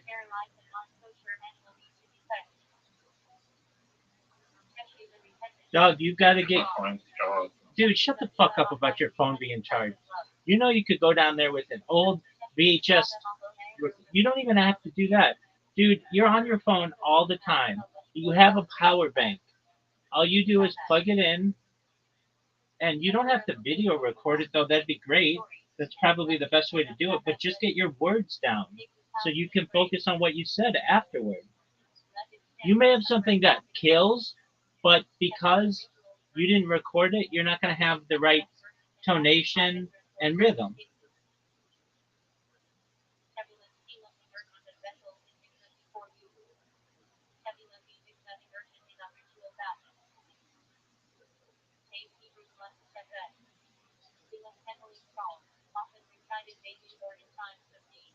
What are your thoughts?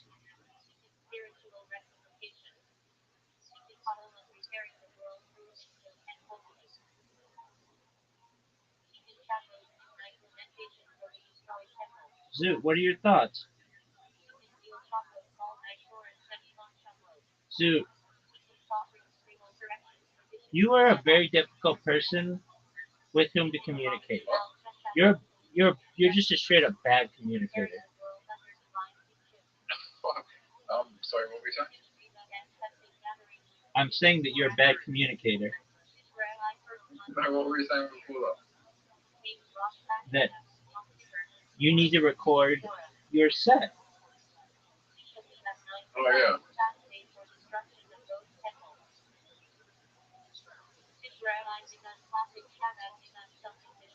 So are you going to record your set or no?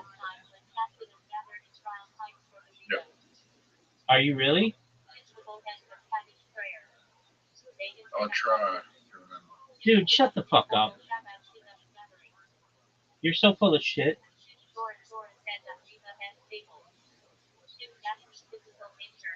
Are you going to be sleeping during my set this time? Yeah, because I fucking live in the United States.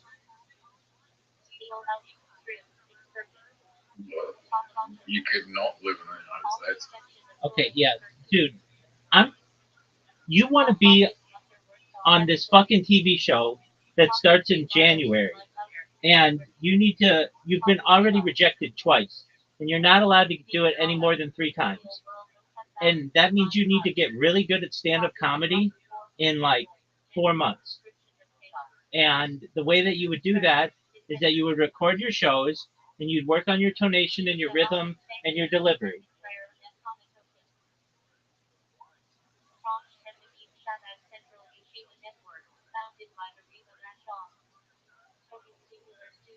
Do you understand the words that are coming out of my mouth? Yep. All right. So it only probably takes about 5% battery for you to record 2 minutes of video of you doing your stand up. So you need to record it. It's really, look, dude, I'm just telling this to you as your friend. I want you to achieve your goals in life. And one of your major goals in life, you've said, you're like, I'm going to do it. I've already failed twice to be on this TV show, but I'm going to do it this next time. And frankly, no, you're not.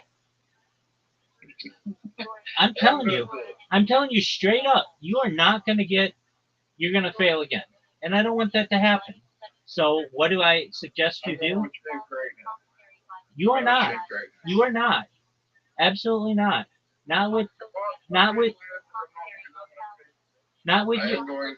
Not, not, not on TV like you want to. Now I'm saying that you could, and the way that you could do it, if you wanted to, I could tell you right now, dude. I could tell you right now the plan for you to do what you want to do and be on your TV show. You're not even listening to me. Yeah, I am. Okay, then shut the fuck up and let me tell you what you should do. You have 4 months until your TV show tryouts. If you want to be on this TV show, you would do stand up every week and you work on your minute or 2 or 5 minutes or whatever, and you would come up with jokes and not just wing it. You think that you're really funny when you wing it, and you can be, but it's really difficult to do that. That's why these things are prepared. And you've winged it twice already with these people, and they rejected you. So it's not even like my opinion. This is their opinion. I want you to be able to achieve your goal. And you said you're like very serious about it. I'm going to be on this TV show. I only have one chance left. And I'm like, okay, if you want to be on this TV show, then this is how you do it. It's literally the difference between you being on the TV show and you not. If you want to be on the TV show, what you do is you record your shows. You review what you did. Even if you don't like to see yourself on camera or hear yourself, no one does. It's a psychological issue that occurs in many people because we critique ourselves. Not every fucking human being in existence. Exactly. But you just get over that. Unless you're Kanye West. Okay, even still, he doesn't like when everything that he does. Sorry? He doesn't like everything that he does. So what you do is you record your show. Look, you ask anybody at the Comedy Store or in LA or the Comedy Mothership in Austin or the Comedy Cellar in New York City or any comedian around the world. They're going to tell you the same thing that I'm telling you. Record your shows. When you're done, review them. See what got the most amount of laughs. Take that content and keep it. Anything that didn't get laughs, throw it out. That's how this works. And you would build your routine until January. What you're going to do is this: you're going to half ass it, just like you half ass everything. You're going to get to the thing in January. You're going to do your stand up on Kanye West, and they're going to say, okay, thanks, that's your third time, you're done. Or you could work out something really good with your Kanye West thing and with a bunch of other jokes that are fresh and new and interesting. And then they could say, you know what, you really improved. And your performance is really polished. We are. Let me tell you something. No one who auditioned, got through my 2 years that I did, are still around. They didn't get very far in life. No one remembers who the fuck they are. All right. I want you to be remembered for this thing because it's something you want to do. If you were like, you know what, actually, I don't want to do it, then that's fine. Then you do whatever else you want to do. As your friend, I've heard the passion that you have in your voice about being able to educate people on mental health. And you like to do that through humor. And if that's what you want to do, then I think you should be able to do it. The way that you do that is you record your sets, you go every week to open mics, even more than that. I bet there is one open mic in your city per night if you go to bars or you go to restaurants or even just whatever stand-up comedy clubs there are. So you could be doing this every night. Nevertheless, if you do it once a week, that's still really good and still better than most people who consider themselves comedians. So you go every week, then you record your set. Look, you don't have to share the set with me. You just record it for yourself. And what you do is this: you give the same fucking excuse. It's like the same thing that you did when I was like, you're like, hey, I'm alone. I want to fuck some chick. Okay, dude, get on the dating app. Yeah, but nobody swipes on me. Okay, your pictures suck. Go get some new pictures. Okay, I'll do it in 2 weeks. It costs $2,000 to get pictures. No, it doesn't. Dog, you could literally just have your friend or your mom or someone just take pictures of you. And all you have to do is just go through and pick the best ones. I mean, literally, it could be your brother. You could say to your brother, hey, I need your help. On this day, are you free? If you are, we're going to go down to the beach and I'm going to take some pictures of me with my shirt off. You're like, well, I don't have a six pack anymore. Dog, that's not the big, that, like, you're thin and you're healthy. That's all a chick is going to want to see. That's fine. And you go take some pictures of you at a cafe. Go take some pictures of you petting a dog. Go take some pictures of you at your house. And you go and you pick the best ones. And that's literally going to cost you $0 and 0 cents. You just like making excuses, and that's cool. I like to make excuses too when I don't like to do something. And sometimes there are just things that prevent me from doing something, and I have to use an excuse or whatever, and that's fine. Nobody's understand what you want to do though, and you come in here, and you literally come in here every night, which is I love. I'm not saying that's a bad thing. I absolutely love it, and you say I want to be on this TV show, and it's in 4 months, and I have one shot. And I understand nobody from your year was taken. That's because nobody from your year worked hard enough to be able to get on there. It's not like they don't have an opportunity for you, and it's not like you couldn't do it. You just have to practice it. If you practice it, there are four months until the audition. And with holidays and stuff, that's about 16 weeks. So that means you have 16 weeks to be able to do stand up every single week and be in front of a crowd and get comfortable and work through your material. Look, I'm really proud of you the way that you did on 2 weeks ago Monday. I mean, seriously, you did not bomb. You had people came up to you afterward and said you were funny. But even you and I both know not everybody laughed at absolutely everything that you said. And so the way that a stand-up comedian would do this is they would have their recording. You don't have your recording. You don't know. But they would have their recording. And they would say, you know what? They laughed at these lines. I could probably change this line here or there and tighten this. I'm going to throw this part out because it was dead silence and nobody liked it. And all comedians have that. And then when you were going up this next Monday, you'd be like, you know what? I've got not only my old stuff that worked, but then I've got some new stuff that works. And that, dude, I'm telling you right now, let's say I just had you and I had someone who had never done stand-up comedy before. I would have that person who had never did stand-up comedy before because they weren't so stuck in their ways. What you do if you want to be a stand-up comedian is you need jokes. It's about punchlines per minute. How many jokes can you work into a minute? How many times can you make people laugh?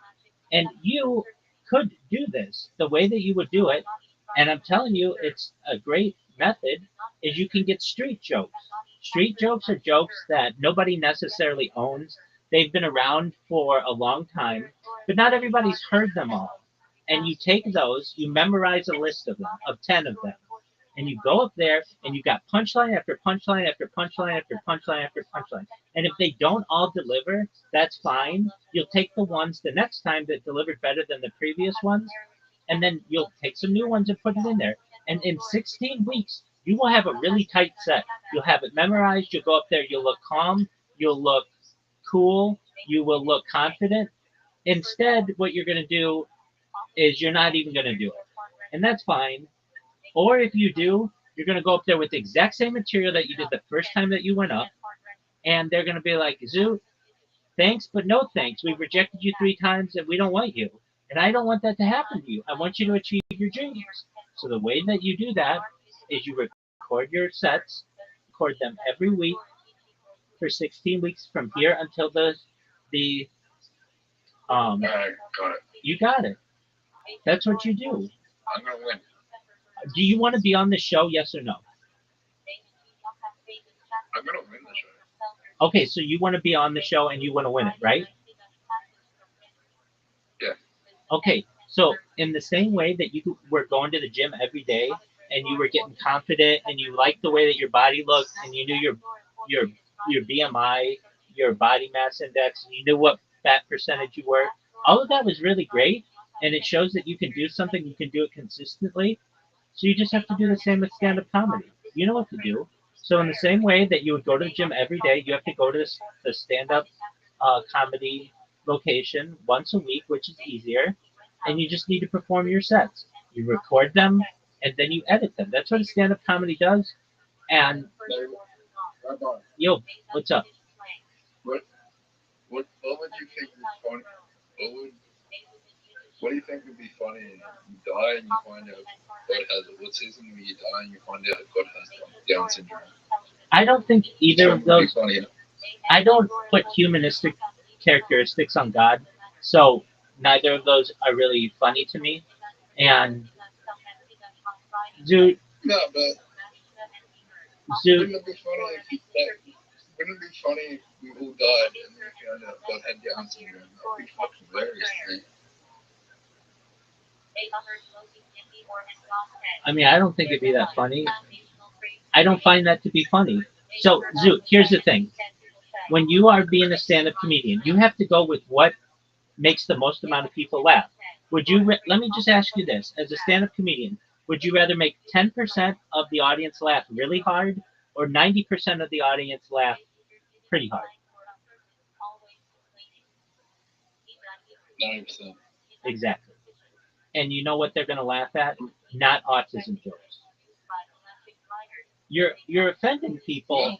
You're going to be offending people if you're like, hey, wouldn't it be funny if God had autism or God had Down syndrome? What's offensive about that? Well, people have Down syndrome, and people in that audience will know people with Down syndrome. So already they don't think that's funny. And then you're making fun of religion. No. That's not funny, though. Yes. That's not. That is funny. No, it's not. Those people can't control that. You have to understand, if people can't control that which makes them different, then they don't find it, then people will not find it funny. So what are things that people can't control generally? their mental capacities, physical capacities, perhaps emotional status. Those kind of things are not funny to people. You know what is funny to people? Creativity, puns, rhyme, alliteration. Those kind of things show a lot of creativity and show. Yeah, yes, they do. Absolutely. Things that have themes. That kind of stuff is really great. Dude, I'm gonna tell you. I'm gonna tell you right now, I don't know. I think it Zoot. was funny. Zoot, you I can. think it was funny that Zoot, you can. I think it was funny that I think it was funny that I dropped my head like no one paid for that. Everybody's been through that, dog. You just had a situation where, But even dude, I'm sure I was dropped at a certain point. Nobody's that perfect that they've just been held perfectly. And it's not like teachers thought when you were born something was wrong with you. Generally, up until you were 13 years old, everybody thought you were a normal kid. So you can't make excuses like that. Dude, I'm telling you, you could. I'll give you the jokes. Hey, you can take my material, and no, don't let me fucking it's funny though. huh? Look, I know my style and I know what works and I know what people want. People are fucking sick and tired of all political correctness and bullshit. They want something fresh. They want someone to just be real. Dude, no one is going to let you on Australian TV with Down syndrome jokes. Yeah, they will. No, they won't. When's the last time you watched Australian TV and you saw someone making Down syndrome jokes? It's been a long time. The reason why is they have producers, and those producers won't let those people on television. They should. Okay, well, you can have your beliefs. Dude, here's what I do. Now, I'm not a stand-up comedian, but I know comedy, and here's why I know comedy because I watch stand-up comedians at least weekly, and I've watched hundreds, thousands. I've watched like more than 5,000 stand-up comedians do minutes at least, and then over the course of my life, I've seen professionals do it. I'm not saying I'm a stand-up comedian. I'm not saying I'm professional. But if I could be a professional anything, it would be a professional reviewer of stand-up comedians. I can tell you what works and what doesn't. And when I'm on the internet, if I ever see somebody with a really funny joke, I take a screenshot of it and I keep it in a file. And I, Extremely subjective. What you find funny, other people might not. I mean, if I like, I'd rather watch a comedian. If you told me that it was a stand-up comedian with Down syndrome, I'd rather go to that show than any other show. what is your obsession with Down syndrome and people with like mental, like special mental, capabilities? There's a lot more in the world that's funny than that.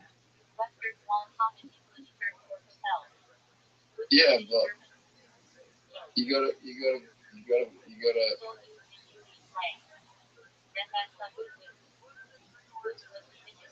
I don't know. The funniest person I met had Down syndrome. Maybe that's what. Okay, that could be, and that's really great for them. Notice, look, you want to be on a TV show, and you have to do things that have a high rate of laughter for a large audience. That's how you get on television. And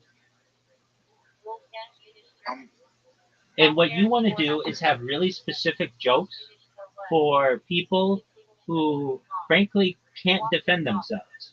And you may not have people who come up and tell you this, but they're not going to come to your shows because that's offensive. They don't like that. I mean, dude, if just to the right ear, it's like you're going up and you're just talking about rape and how rape is funny. To a lot of people out there, most people, that's not funny. Will they necessarily tell you after the that's show? not fun. Well, yeah, see how you feel about rape? That's how a lot of people feel about Down syndrome. I mean, it's not funny. It isn't funny. It isn't funny. Now, can you make a funny rape joke? Absolutely. You want to know the funniest rape joke I've ever heard? No. Yes, you do. You ready for it? Are you ready for it? Yeah. You can't rape the willing. It's a hilarious joke.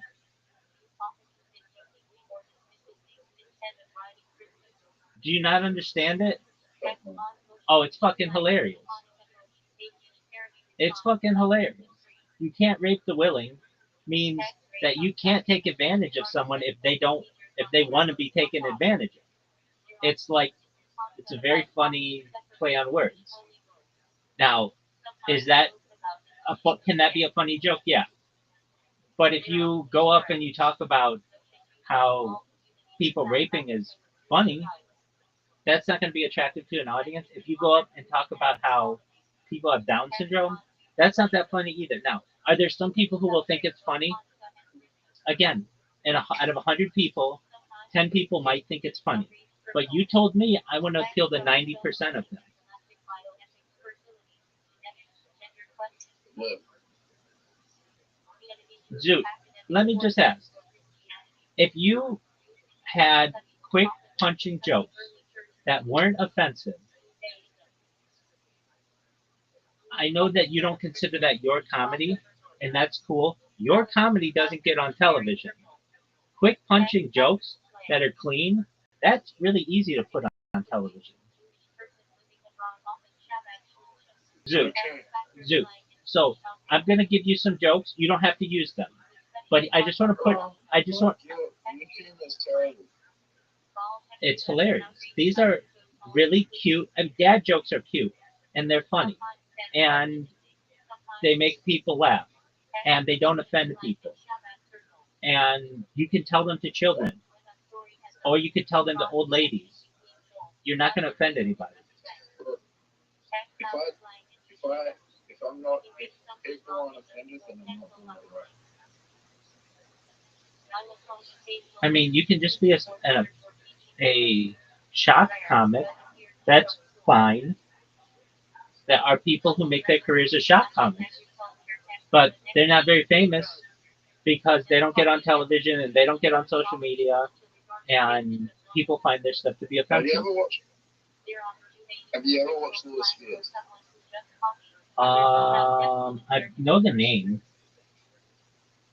Have you ever seen his stand-up bit when Is he Prince Brit? Philip died? Is he British? No, he's from. Oh, Sure. okay. Have you seen his stand-up bit when Prince Philip died? No. Look up Prince Philip's dies, Louis Spears, and tell me it's not the funniest thing you've ever seen. Okay, I'll take a look. Notice though what he just said. Isn't that offensive? I mean, yeah, death is bad, but it's inevitable to most people. So people are gonna find that funnier. Yeah, but people, there's a group of people that really love the royal family, and there's more people that hate the royal family in Australia than there are that like the royal family. But there is a lot of people that are very offended by that. Okay, I understand. And you've got 90% of people there who like that kind of a joke because they don't like the royal family. I don't like the royal. I'm not saying that you should. No one likes the royal. There are a lot of people who do. Man, There are a lot of people who do. I mean, they've done some really horrible. Well, not all members of the royal family, but there are certain members of the royal family that have done some really horrible things. Absolutely. People just don't like that kind of government. They don't feel it's fair. I get that. So, Zoo, Well, I don't find it fair that as a monarchy, like everyone in the world is everyone who's not a monarchy can be prosecuted as a crime, but if you're a monarchy, you can't be prosecuted for a crime. Can be only be prosecuted by public opinion. there you go. Zoo, aside from the Down syndrome joke, And the autism joke. What's another joke that you have?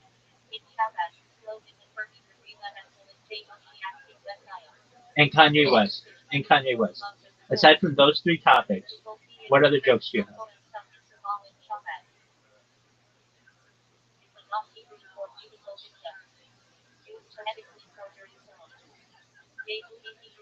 You'll say when you'll say it. We'll record it. No, that's fine. What are the topics? You don't even have to tell me the jokes. Just what are the topics? What are the topics? Yeah.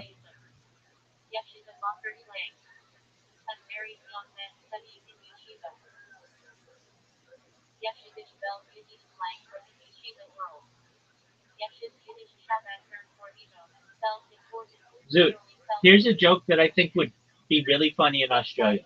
You ready to hear it? No, You ready to hear it? oh, it's gonna be terrible. Cows kill significantly more people every year than sharks. In fact, they don't kill any sharks at all.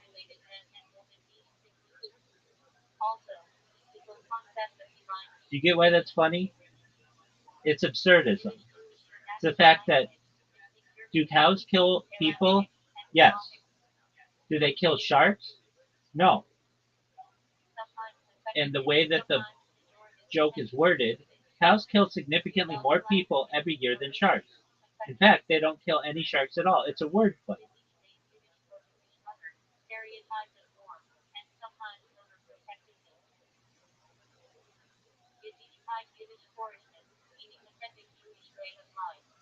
I'm gonna win this competition.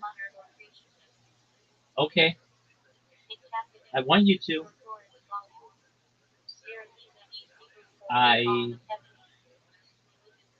all I can tell you is I'm gonna get. I've given you a winning strategy, and it's up to you to utilize it. If you don't want to utilize it, I get it. But then when January comes around, you're you're gonna be I'm gonna win this competition. okay. That's fine. Is there any way that you could be a shock comic, but at least for the competition be clean? No, Okay. I mean, you could still have I your know exactly what I got. I'm gonna know exactly what I'm gonna do. okay.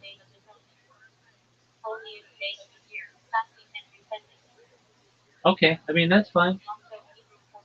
And are you really think you're gonna win this competition?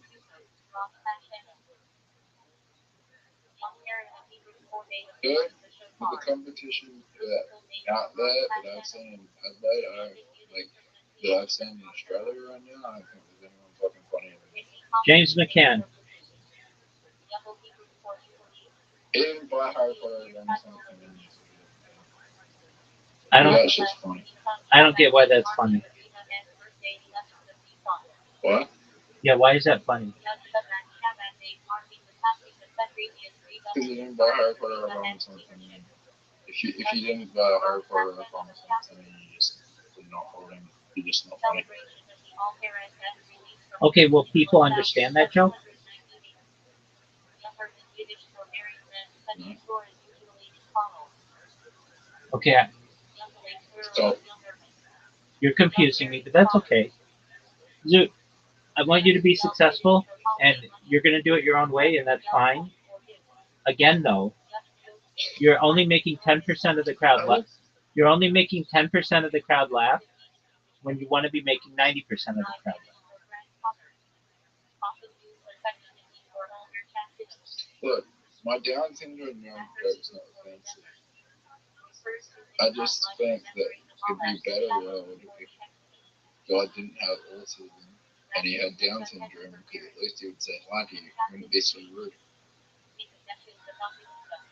Okay, that's not a bad joke.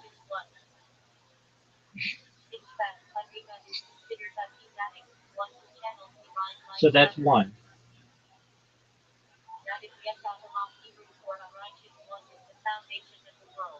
And then What was your Kanye West joke? I already told that one this week. Okay. Um. Now, do you know what a tag is on a joke? So a tag is when you tell the joke, but then you add to it to get extra laughs out of it. So, do you have any tags to your uh, God with Down syndrome joke?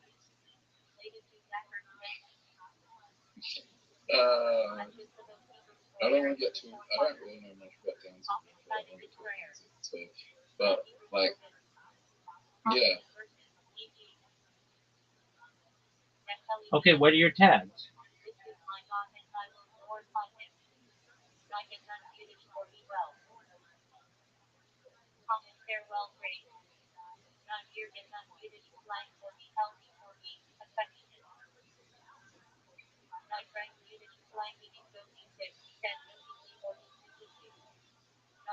What are your tags?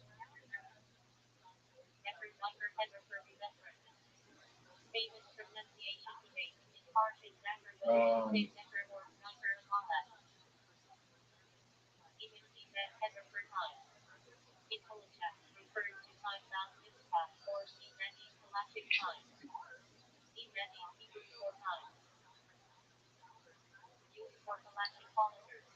It's okay if you don't have them, but it's a good opportunity and it allows you to entertain people for a longer period of time. So your joke is hey, hey, if you get someone pregnant with, if you have Down syndrome and you get someone pregnant, will that baby automatically have Down syndrome? no. Oh, okay.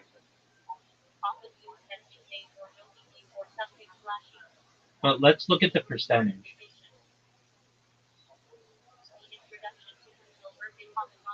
If two people with Down syndrome No, just one. mate, what are the chances their child will have Down syndrome? Pretty fucking high. If it's two. It's extremely rare for two people with Down syndrome to have a child together, primarily because men with Down syndrome are almost invariably infertile, while women will, with the condition have reduced fertility. However, there have been documented cases of men with Down syndrome fathering children, and it is possible for two individuals with Down syndrome to conceive, although such occurrences are exceptionally uncommon. If a woman with Down syndrome has a child with a partner who does not have Down syndrome, the theoretical chance of the child having Down syndrome is 50%. If the man with Down syndrome has a child with a partner who does not have Down syndrome, the chance of the child having the condition is also estimated at 50%. If both parents have Down syndrome, the chance of their child having Down syndrome is very high, though precise figures are difficult to determine due to the rarity of such cases. Theoretically, a child conceived by two parents with Down syndrome could inherit two, three, or four copies of chromosome 21. A child with two copies would be unaffected. A child with three copies would have Down syndrome, and a child with four copies is typically incompatible with life and would result in a miscarriage. So, um, chances like Down syndrome people don't really reproduce that often.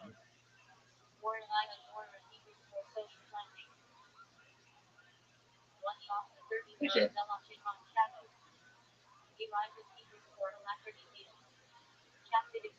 But okay, so you have this joke. Hey everybody, I just want you to know I think it would be really wild if God instead of having autism had Down syndrome. You know what I mean?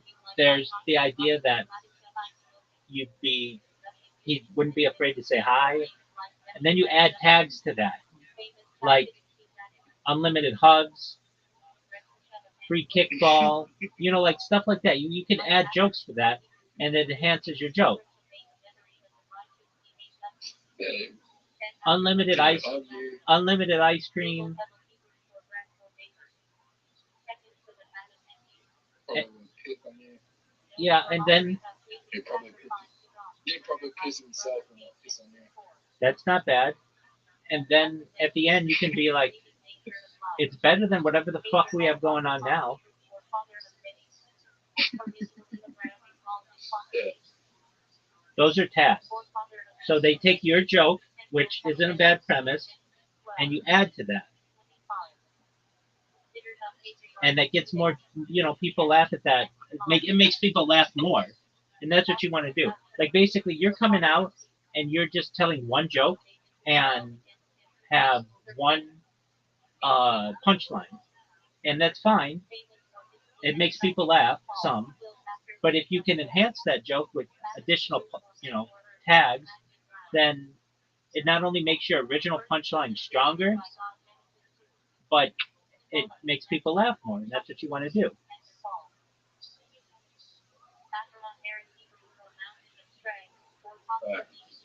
All right. I'm gonna go. All right, are you going to record your show tomorrow? I'll try. That's bullshit, man. You're not going to be on your show in You're not going to be on your show in January. That's it.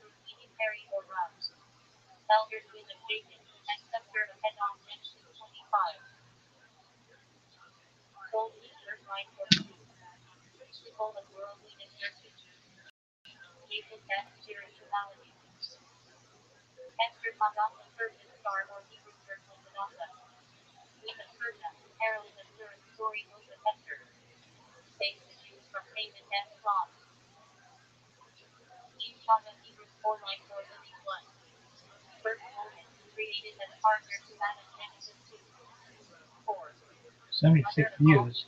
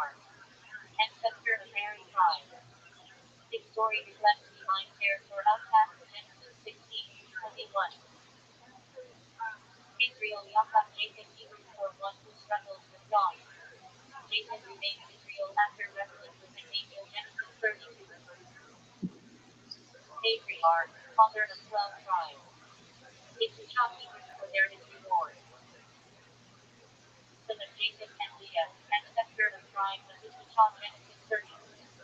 18. Tribes associated with Torah studies. Jabez is Hebrew for sorrow or pain. Minor biblical figures operating for God as selecting 1 Chronicles 4. 9. 10. Jason Yaka Hebrew for field grabber or sunlander.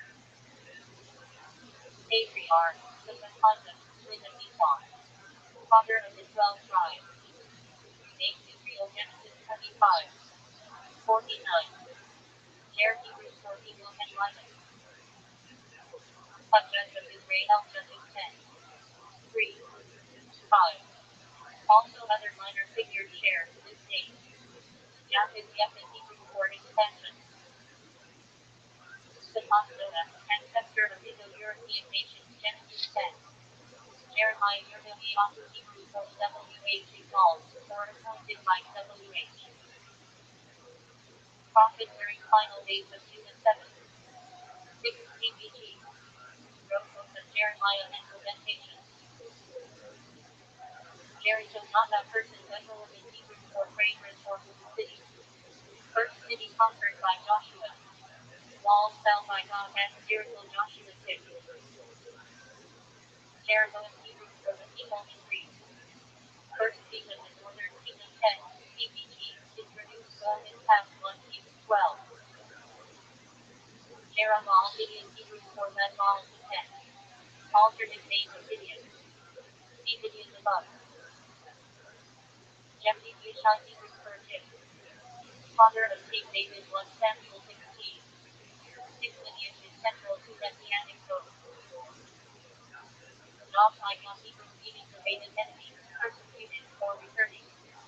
Protagonist of book of John, tempted by suffering but remained faithful.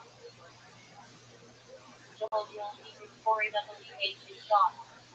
Prophet, author of book of Joel. Preach repentance and foretold the day of the Lord. John Yochanan Hebrew for God is gracious. Several post-biblical figures, but not in Hebrew Bible proper. Jonah Hebrew fought up. Prophet swallowed by a great fish, later preached to the book of Jonah. Symbol of repentance. Jonathan Union Hebrew for WH and Gibbons. Son of King Saul, loyal friend of David 1 Samuel.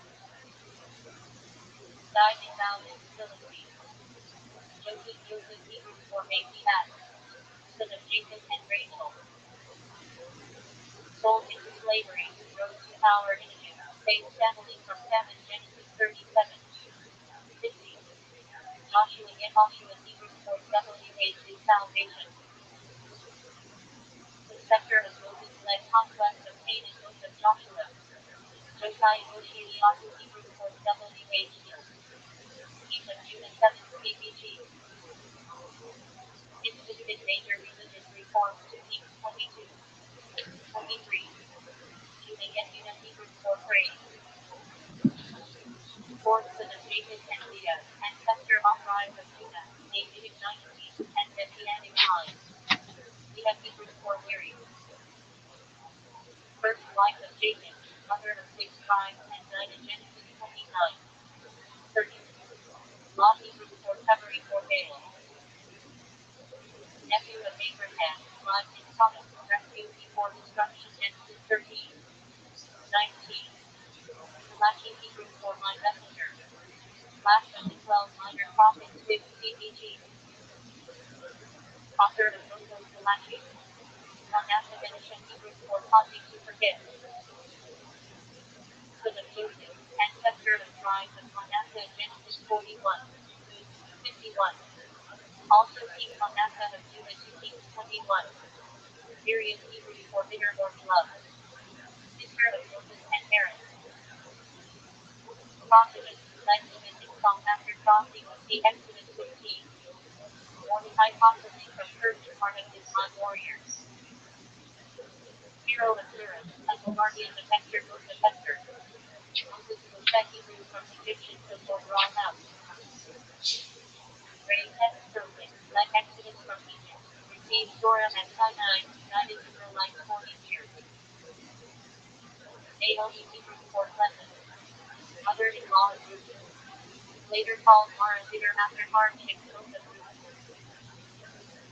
Nathan Hebrew for headlock. Prophet during reign of David. Granted him over Bathsheba to Samuel 12.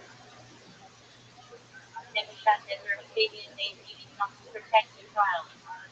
Babylonian people destroy the first temple 586 BC. Nehemiah Hebrew 4 comforted by WH. Leader to rebuild Jerusalem as walls after Babylonian exile, book of Nehemiah. Noah Doge Hebrew 4 rest for comfort. Good, oh, motherfuckers. Look at this athleticism, son. South Christian Brush. Obadiah Hebrew 4 service of WH. Prophet, author of book of Obadiah. Look at this fucking athleticism, baby. Pharaoh Egyptian title for 6th grade house. Opposed Moses during Exodus 1. 14. Find 6 inches Hebrew for Oracle or Egyptian origin in Nubian. I'm a game changer pimp. Melon Creek, South Plain by They're like Forrest Gump when he ran across the United States, baby. Love life of Satan, mother of Moses and Benjamin. Symbol of eternal sorrow and hope, Genesis 29. 35. Jeremiah 31. 15. Rapid possibly Hebrew West Semitic or raw fornication. Woman of Jericho who sheltered Israelite child. Later an ancestor of King David Joshua 2. Matthew 1. 5. Rebecca Hebrew for to tie or bind. Wife of Isaac, mother of Jacob and Esau. Plays key role in securing blessing for Jacob Genesis 24. 27. Although regional Hebrew for the people have enlarged. The Solomon, king of Judah during split off united monarchy 1 Kings 12. Reuben Hebrew for 8 lesson. Firstborn of Jacob and Leah, founder of rise of Reuben Genesis 29. 32. Lost firstborn right due to the comic Genesis 35. 22. Hebrew for friendship. Moabite woman who converted to Judaism, married Boaz, and became great-grandmother of King David of the Ruth. Samson Shinshin Hebrew for little son. Judge of Israel known for immense strength. Defeated Philistines that fell to Suleiman Judges 13. 16. Samuel F.H. Rule Hebrew for heard by God. Prophet, judge, and anointer of Saul and David 1 Samuel. Central figure in transition to monarchy. Saul Hebrew for Acts 4. First king of Israel, chosen by God through Samuel. Ultimately lost favor for disobedience 1 Samuel 9. 31. Senator of Akkadian days since Lake brothers. Assyrian king who besieged Jerusalem in 701 BC, but failed to keep 18. 19. Seth Hebrew for appointed for granted. The Nevada Henry, given in place of Abel Genesis 4. 25. Ancestor of Noah. Shadrach, Meshach Abednego Babylonian names given to Hananiah, Mishael, and Azariah. Survived being thrown into fiery furnace for refusing idolatry until free. She might be used for my faith. Relative of Saul who cursed David during his flight from Absalom to Samuel 15. Shipra Hebrew for beautiful warfare. One of two midwives who defied Pharaoh and ordered to kill Hebrew infants Exodus 1. Shulamite female figure in Song of Songs. Possibly meaning peaceful from Shalom. Symbol of love and beauty. Gideon Shino Hebrew for bird. Second son of Jacob and Leah, ancestor of tribes of Simeon Genesis 29. 33. Solomon Shlomo Hebrew for peaceful. Son of David, third king of Israel. Built first temple, paved for wisdom 1 Kings 1. 11. 10 are Hebrews for base pawns. Daughter-in-law of Judah who secured her right by bold action Genesis 38. Also daughter of David to Samuel 13. Sarah Hebrews for delay or station. Father of Abraham, Never, and Haran. Migrated from her toward Canaan Genesis 11. Tiglath Pileser of Padian days, Joshua of Asher and Hethel. Assyrian who exiles in her life in days CBG 15. Uriah Hebrews for WH is my life. Hittite warrior in David as army husband of Bathsheba. Betrayed and killed by David to Samuel 11. Uzziah of Ariah Hebrews for my strength is WH. King of Judah 8 CBG. Prospered until punished with leprosy to Kings 15. Zechariah Hebrews for WH remembered. Prophet, author of book of Zechariah 6 CBG. Also named with several kings and priests. Zebulun Hebrews for dwelling or honor. Son of Jacob and Leah, founder of tribes of Zebulun Genesis 30. 20. Zedekiah Hebrews for WH is my righteousness. Last king of Judah before Babylonian exile, 2 Kings 24. 25. Zephaniah Zephaniah for WH had finished. Prophet, author of book of Zephaniah 7, CBG. Zerubbabel Hebrews for sound in Babylon. Leader of Jewish returnees from exile, rebuild temple foundation, Ezra 3. Haggai 1. Ziphon Hebrews for bird. Midianite wife of Moses, mother of his son Exodus 2, 4. Rothschild'S Hebrews for Turkey or Egypt. One John as friends who debated in John 11. Genesis Hebrews 8. Bereshit in the beginning. Numbers. First book. Covers creation through the descent into Egypt. Across. Timeline. Creation till 3760 BC in Jewish reckoning through death of Joseph till 1450 BC. Exodus Hebrews 8. Shemot 8. Numbers. Second book. Israelite slavery, slaves, Exodus, Sinai Tabernacle. Across. Timeline. Till 1450. 1310 BC.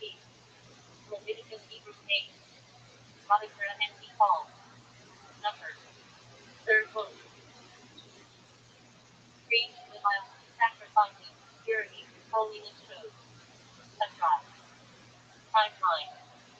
Till 1310 BC at Sinai.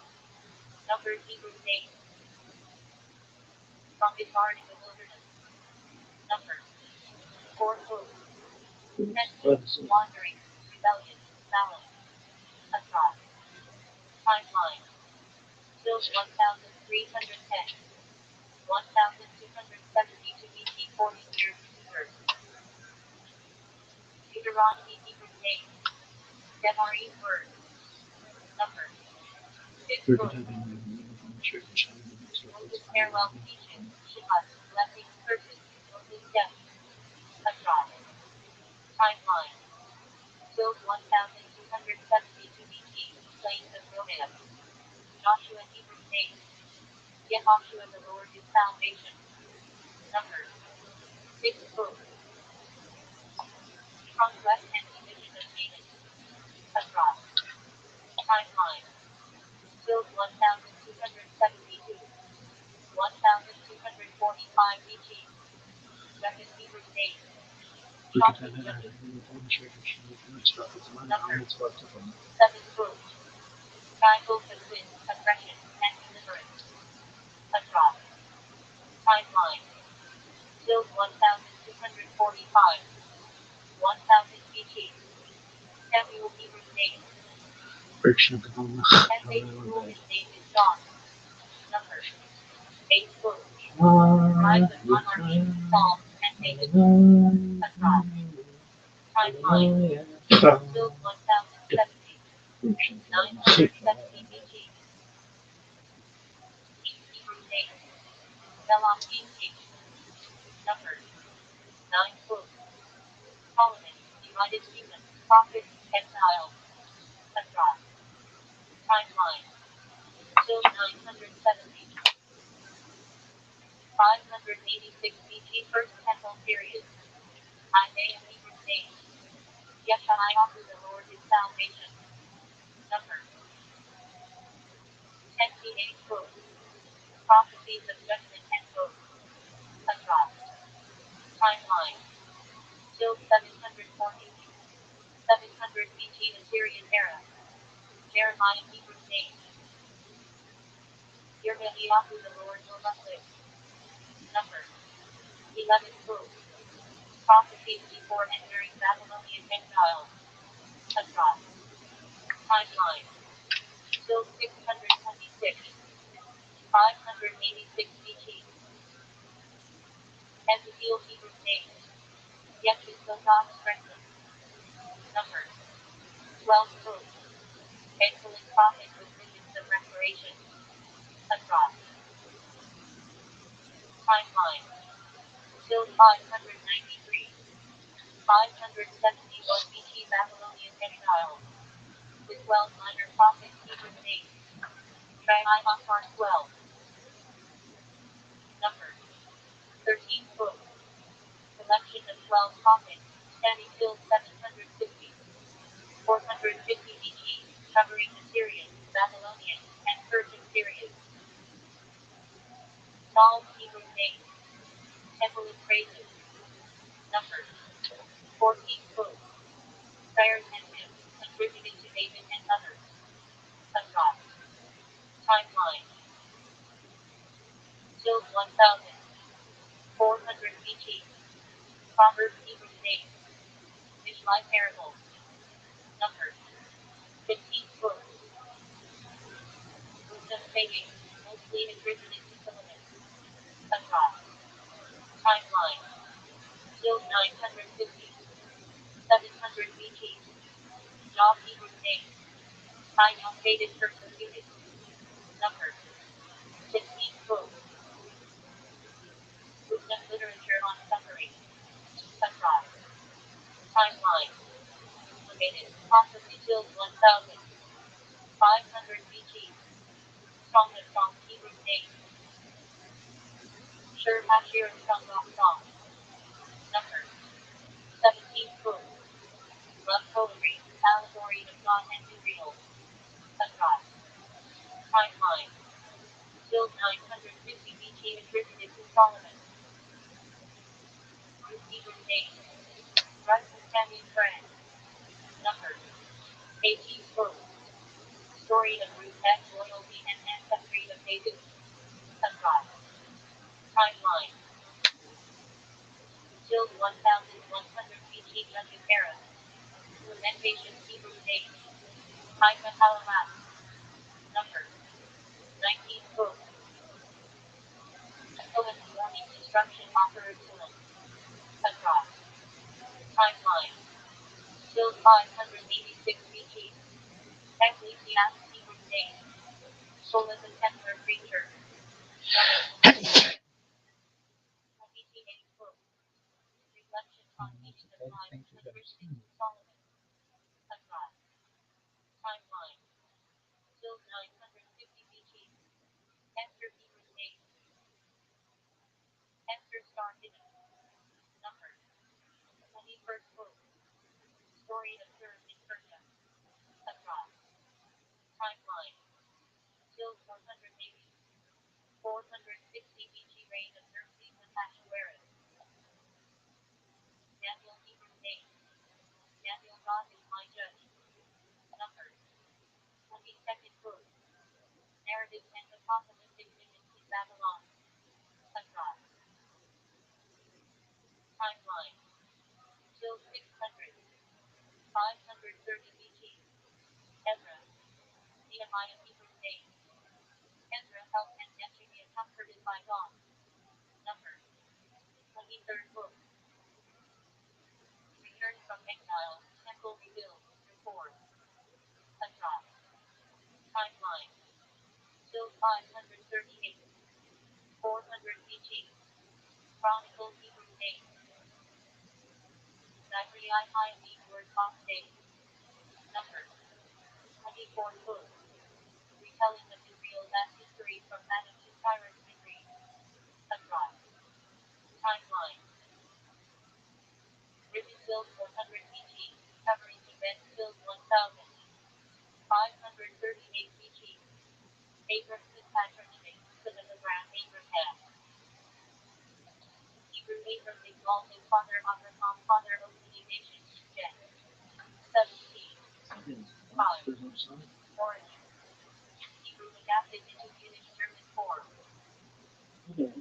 Acronym occupational, German Yiddish for plowman or farmer. From Middle High German Acker Eagle Shield, specifically Jewish, but adopted by Jews in German-speaking lands. Acker German Yiddish, meaning eagle. Chosen as an ornamental name for strength and majesty. Sometimes also linked to Rabbi and Italy. Culture Alphabet is derived from Yiddish German Alp mountain, i.e. from the mountain. In Slavic areas, the big seven equals seven. Ashkenazi equals German. Used to designate Jews from Ashkenazi Evil Hebrew term for Germany. Appears in rabbinic writing, e.g. Rabbi Yitzhak ben Asher Halevi, Ashkenazi. Auerbach place derived from town called Auerbach in Germany. Rock equals street in German. Bacharach place derived from the German town Bachach on the Rhine. Jewish families often took the town name when leaving. Marriage sacrament in Hebrew Yiddish. Ben Ravish. Equals to the rabbi name beginning with SH, e.g. Shlomo. Hebrew Ben equals to. Baron German Yiddish, von nobleman, baron. Some Jews adopted this with government for surnames in AD. 19th Austria, Germany. Valence listed from Yiddish female name Vale Beautiful, from Slavic Bella equals wide. Patronymic. Son of Vale. Arrington patronymic, son of bird. Bird Yiddish for air was often paired with a Hebrew name not same meaning. For liturgy, geographic, from Berlin. Jews music was migrating. Bernstein German Yiddish, Acker. Ornamental surnames, popular after 1787 surname degrees in Prussia. Lost place derived from Lost Lotto towns in Central Europe. Sometimes used for a person with scale protection German like equal scale. Blue German Yiddish, flower. Ornamental, associated with beauty. Bonbon German Yiddish bon equals free. Used symbolically or as ornamental. Roni place derived from Roni Militia, Ukraine, a major Jewish center. Enkon variant of Poland. Hebrew Poland equals Greek, descendants of Aaron. Priestly family. Cantor from Latin Cantor Seabar, Ryan Yiddish German. Refers to synagogue on Cantor. Catholic German Yiddish chaplain, but in Jewish use is often linked to rabbi or Levi. From ancient Hebrew surname equals Greek. Descendants of Aaron X. For meaning. One of the oldest hereditary surnames in the world. Danzig from the city of Danzig, now Danzig, Poland. Jews often named after towns they lived in or left. Deutsch German Yiddish for German. Used for Jews who had migrated eastward. Races from the city of Fire, France in France. German. From Fire. Rucker German Yiddish Babies. Common in early modern Jewish Look at the bear. Look at the baby bear. Look at the baby bear. Oh, you George Reed. 24. Equals the other side equals over. Patronymic equals to the better. Edelman German Yiddish, nobleman. Sometimes ornamental. Heisenberg German Yiddish fire mountain. Ornamental. Elkanah equals God has inspired created by that. 1. Acronym surname from this. From SPI, a town in Germany. Ellis Grand Rabbinic Family Name. Harvard Yiddish German occupational name equals Iron of Cloth. Simon Mouse German Yiddish fig tree. Ornamental surname, symbolic of prosperity. Belgian German Yiddish occupational name, fieldman farmer. Equals German Yiddish, hard stone flint. Ornamental. Installed for a long time. For lots of reasons, we also go beyond. So possibly you could say it's not offensive because you're saying, well, we hope that the Israelis did the non-Palestinian authority region will be free and the Palestinian is the Palestinian authority area will be free. That's a nice sort of thought, but it doesn't lend itself to a slogan. But nevertheless, like in the first possibility, maybe this is one way to but if you Palestine will be free, in the sense of free of Israel or free of Jews, those are absolutely massive statements that should be totally rejected. And you can't be surprised when Israelis and Jews are in fact intimidated by it, especially when you join into other popular bases like globalized he did define us with a period of phenomenal terrorist violence directed against the Jews. The second intifada was dominated by Hamas, was characterized by all kinds of attacks on civilians, bus bombings, and coffee shop bombings, and stabbings on the street. Absolutely. You say globalized intifada, that means take that kind of violence and spread it throughout the world. So, Yo, in these senses, I can understand. I myself am a fan how are you? of the term juggling, rivers of Palestine.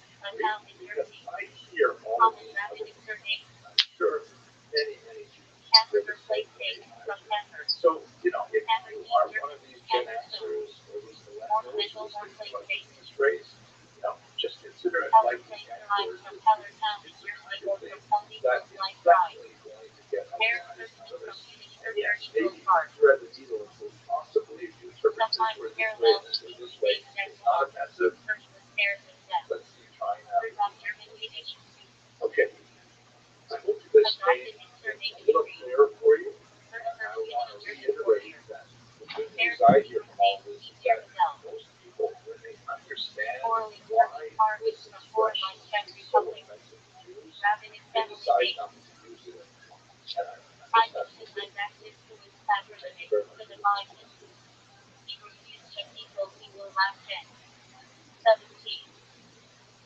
Hello, fellow students of Manchester.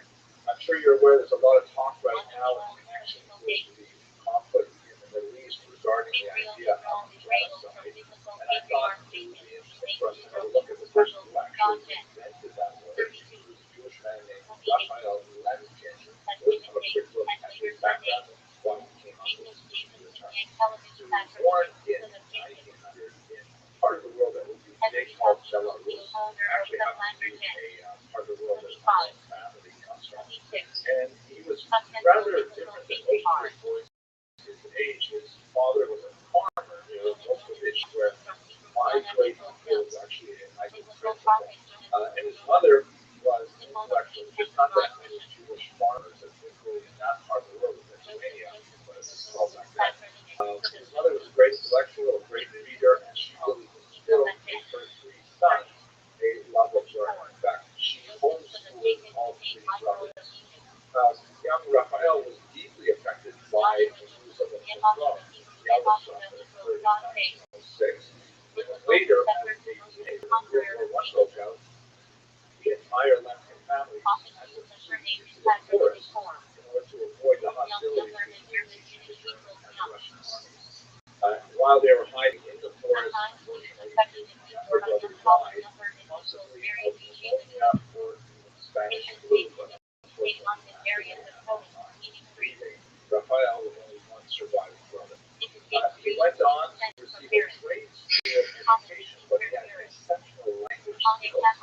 could ultimately be able to read about 40 languages and speak 9, studied linguistics and Later, he went to study philosophy at Heidelberg and law in Louis once again. During this time, he continued to meditate deeply about the nature of human being, in particular the history of massacres in India, which occurred in the 20th century in Iraq and elsewhere. And he went to one of his professors, Julius Makalevich, and asked him about the doctrine of state sovereignty that was at this the idea that the states essentially do whatever they want in their own countries and they can't be punished in other legal courts. So the professor responded to him saying, consider the case of a farmer who owns a flock of chickens. He kills them, and this is his business. If you interfere, you are trespassing.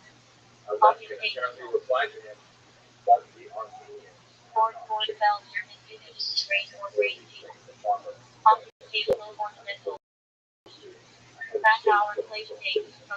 eventually, the conclusion was sovereignty, I argued, cannot be conceived as the right to kill slave citizens.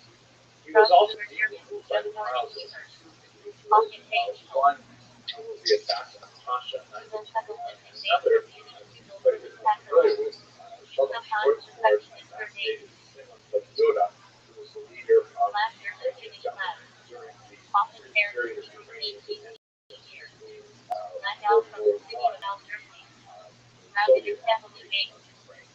In the case of Sheldon Schwarzkopf, he went up to Simon Badura, the leader in exile now in Paris in 1926, and shot him dead on the street. He was arrested and placed on trial, and he was able to essentially turn the trial around. He's not a trial of his own assassination, but rather activity of Simon Badura during this crucial Civil War period. And even though Sheldon Schwarzkopf was clearly guilty of assassinating Simon Badura, Paris jury in 1927 rendered a verdict that allowed him to go free. And this kind of event led Raphael Lemkin to think, why is it that we can't prosecute those who perpetrate crimes on their own people?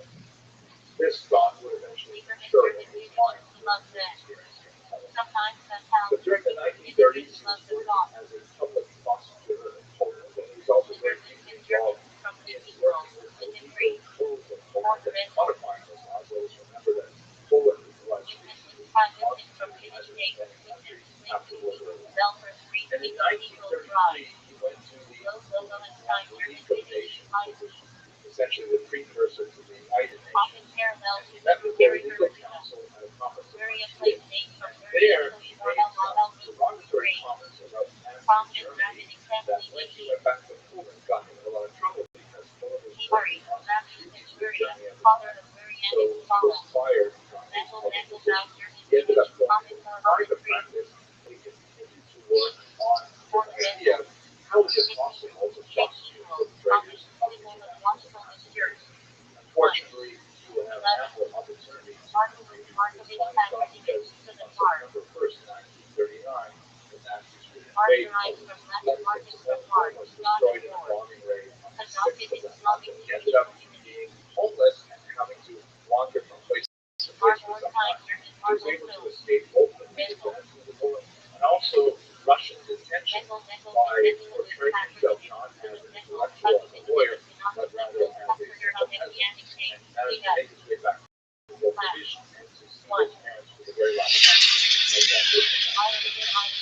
His job was going on in the capital. Inside his way up in a state country, I really lived only when I was fighting for an idea. I was to devote the rest of my life to my work, outlawing the destruction of people.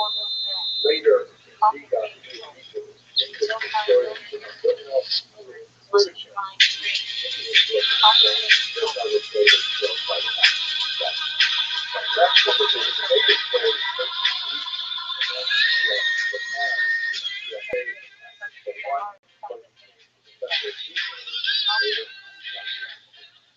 Holocaust, however, was absolutely devastating to him. He lost 49 members of his family, although his surviving brother actually managed to make it through the Holocaust because he was in a labor camp, which is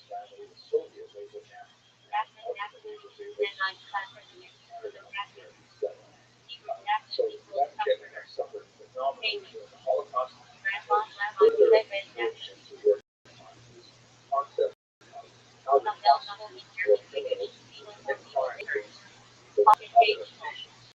His greatest claim to fame, of course, is that he created and defined the word genocide, borrowing from the term genos, which means family, and sidera, which means to kill, homicide, or suicide, something like that.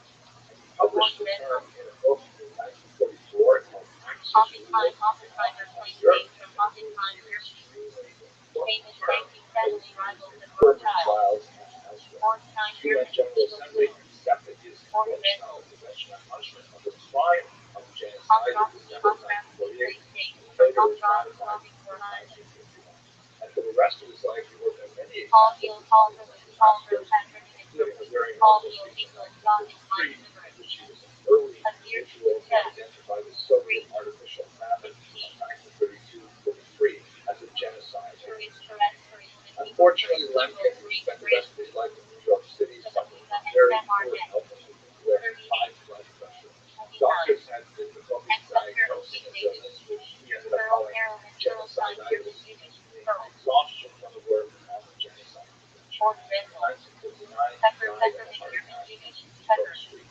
Lemkin never married nor had children, but as you can see from his gravestone, has always been placed with honorable figures in important positions. His work as a theoretician and as a legal scholar was without peer.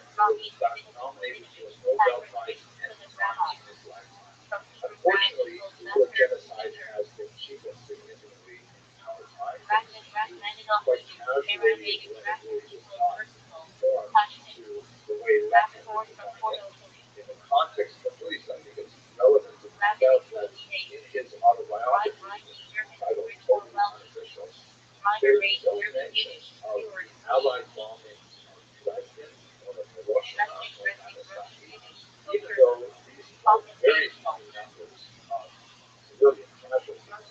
So clearly, the high numbers, especially the disparity between the numbers on either side of the conflict, is not the kind of element that plays into his definition of genocide. I think it's very important to think about this in the context of what the Allies were thinking when they were bombing these places. Dresden, of course, Hiroshima and Nagasaki are civilian cities, but the Allies viewed the attack on German cities essentially as an attempt to extirpate an absolutely noxious, murderous, genocidal regime, the Nazis. And Americans certainly felt they were attacked without provocation on December 7, 1941, with the bombing of Pearl Harbor. And so ending the war quickly in Hiroshima and Nagasaki by demonstrating to the Japanese that a long, drawn-out conflict was not in their interest. But you can understand the American decision, what was going into the American mind when they made the decision to engage in these activities. And this, I think, gives us some insight into what the Israelis must be thinking. The brutal pogrom of October 7th was so horrific, so unprovoked, and so sudden that the Israelis essentially like a Pearl Harbor moment.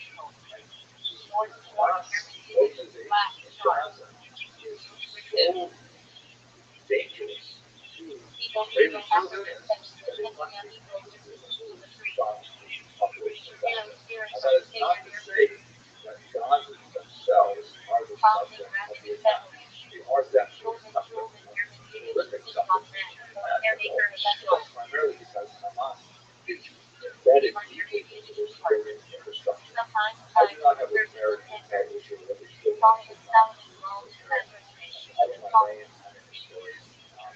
Military specialist. But I will say that I can understand on a historical basis why they would be engaging in value doctrine and trying to exert maximum pressure to squeeze Hamas out of the situation and release the hostages that they kidnapped from Israel on October 7th. I would recommend that anyone has any doubts about this, please visit this website, Saturday-October-7, all spelled out, Saturday-October-7. Very, very graphic website which essentially brings together all of the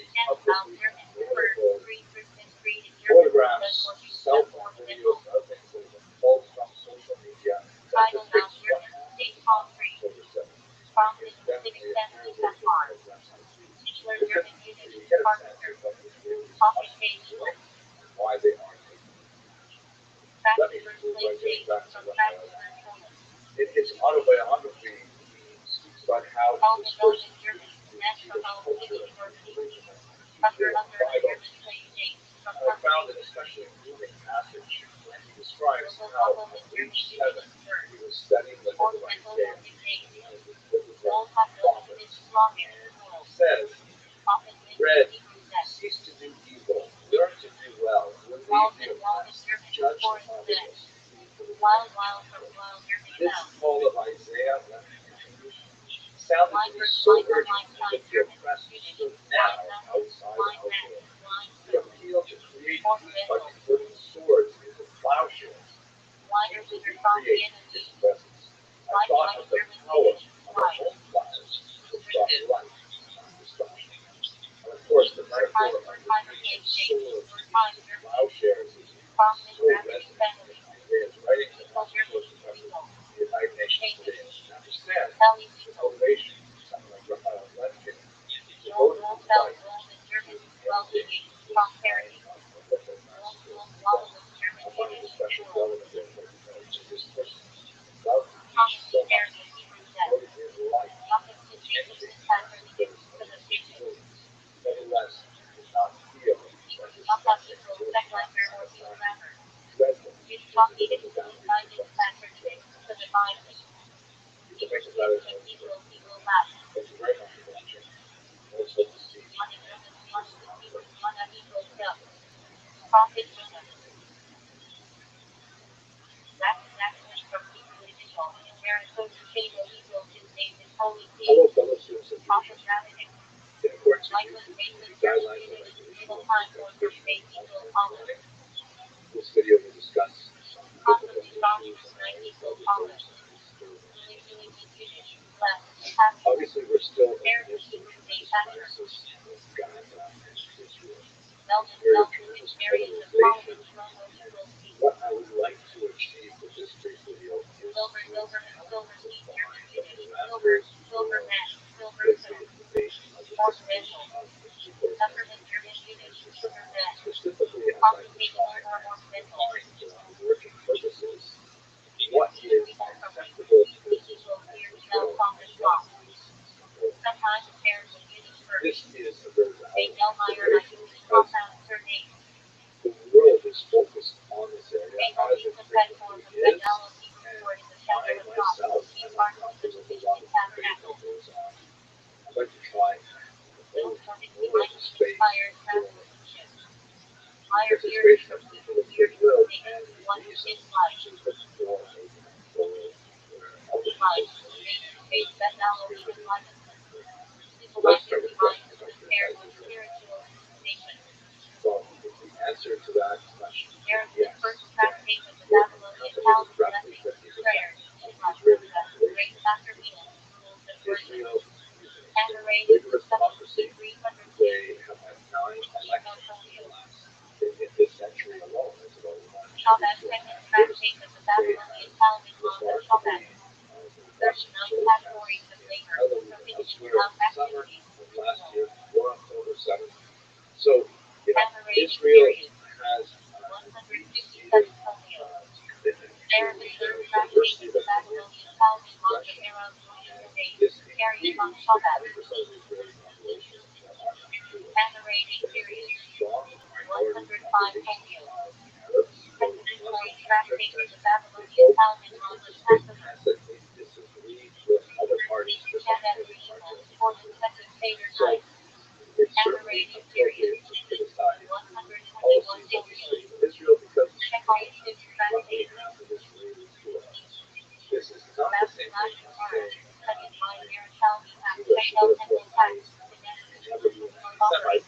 Unfortunately, that is possible. There are boundaries of criticism which are inappropriate, and I would think that there are boundaries of criticism that are illegal from those criticism. Furthermore, one who supports Israel does not ipso facto end Palestinian or Islamophobia. It is possible to identify with both of these peoples' movements. It is possible to empathize with their suffering and to Likely also read the tractate of the Babylonian Talmud on the word and the preparation on also verses. So, what Shabbat. are the parameters for when something tips over from criticism of Israel? Rosh Hashanah, tractate of the Babylonian Talmud, year festival, calendar sanctification, Shofar. 35 photos. The first one, inability to advertise or The 10th tractate of the Babylonian Talmud, public obviously is doctrine, something prayer God for raised family and liberation. response 31 to photos. 7 has been overwhelming and has been Nebula 11th tractate of the Babylonian Talmud, Urim, reading the nebula Shofar. motivated 32 by photos. to release Locating 12th tractate of the Babylonian Talmud, Shulchan Aruch, warning, excommunication. but we should 29 recall photos. that October Chapter 7th 13th tractate of the Babylonian Talmud, pilgrimage offering, festival doctrine, legal topic. population and still has 37 photos. hostages associated with it that last Yahweh 14th tractate of the Babylonian Talmud, levirate marriage union, formal relationships. Israel's 122 photos. Yahweh 15th tractate of the Babylonian Talmud, marriage contract, complications with husband and wife. So, with 112 photos. Marriage 15th tractate of the Babylonian Talmud on the Mount and Mountain. 91 photos. they disagree with the military Year strategy 17th tractate of the Babylonian Talmud and Syracuse. Sustaining supply, hair cutting, and purity. 66 photos. The 18th tractate of the Babylonian Talmud on the suspected adultery, plus magnetic material. 49 photos. Within 19th tractate of the Babylonian Talmud, the Lord Joshua, on the separation. 90 photos. Of course, now it's me. Within 20th tractate of the Babylonian Talmud, the Stronghold, Aaron Acquisition, 70 law. 82 photos. Criticism of Israel. Rothschild'S 21st tractate of the Babylonian Talmud, civil damages, short law, theft. 119 photos. Second guardrail. Rothschild'S 22nd tractate of the Babylonian Talmud, property dispute, last item, the septic. 119 photos. Rothschild's 23rd tractate of the Babylonian Talmud, real estate, inheritance, partnership, While law. it is true that 176 photos. but that doesn't mean that 74th tractate of the Babylonian Talmud, courts, capital punishment, psychiatric topic. the recent protests at Mount Sinai Hospital 113 photos. York, Back in 25th tractate of the Babylonian Talmud, falls with the new cities of refuge, Mount Sinai is of course the name of a hospital surrounded by Jewish donors and trees. Rebound 26th tractate of the Babylonian Talmud, false testimony, temple of purity. 49 photos. Setting of Israeli military Military 27th tractate of the Babylonian Talmud, relations with idol worshippers, conference, Utah. 76 photos. beware of borrowing tropes from Torah historians. and 28th tractate on the Babylonian Talmud on the Herodian ruling by Horse 14 photos. And it has four 29th tractate of the Babylonian Talmud, temple sacrifices, altar procedures. 120 photos. Menachem 30th tractate of the Babylonian Talmud, grave offerings, indignant, precedents, 110 photos. Helen 31st tractate of the Babylonian Talmud, kosher slaughter, evil sticks, ritual laws. 142 photos.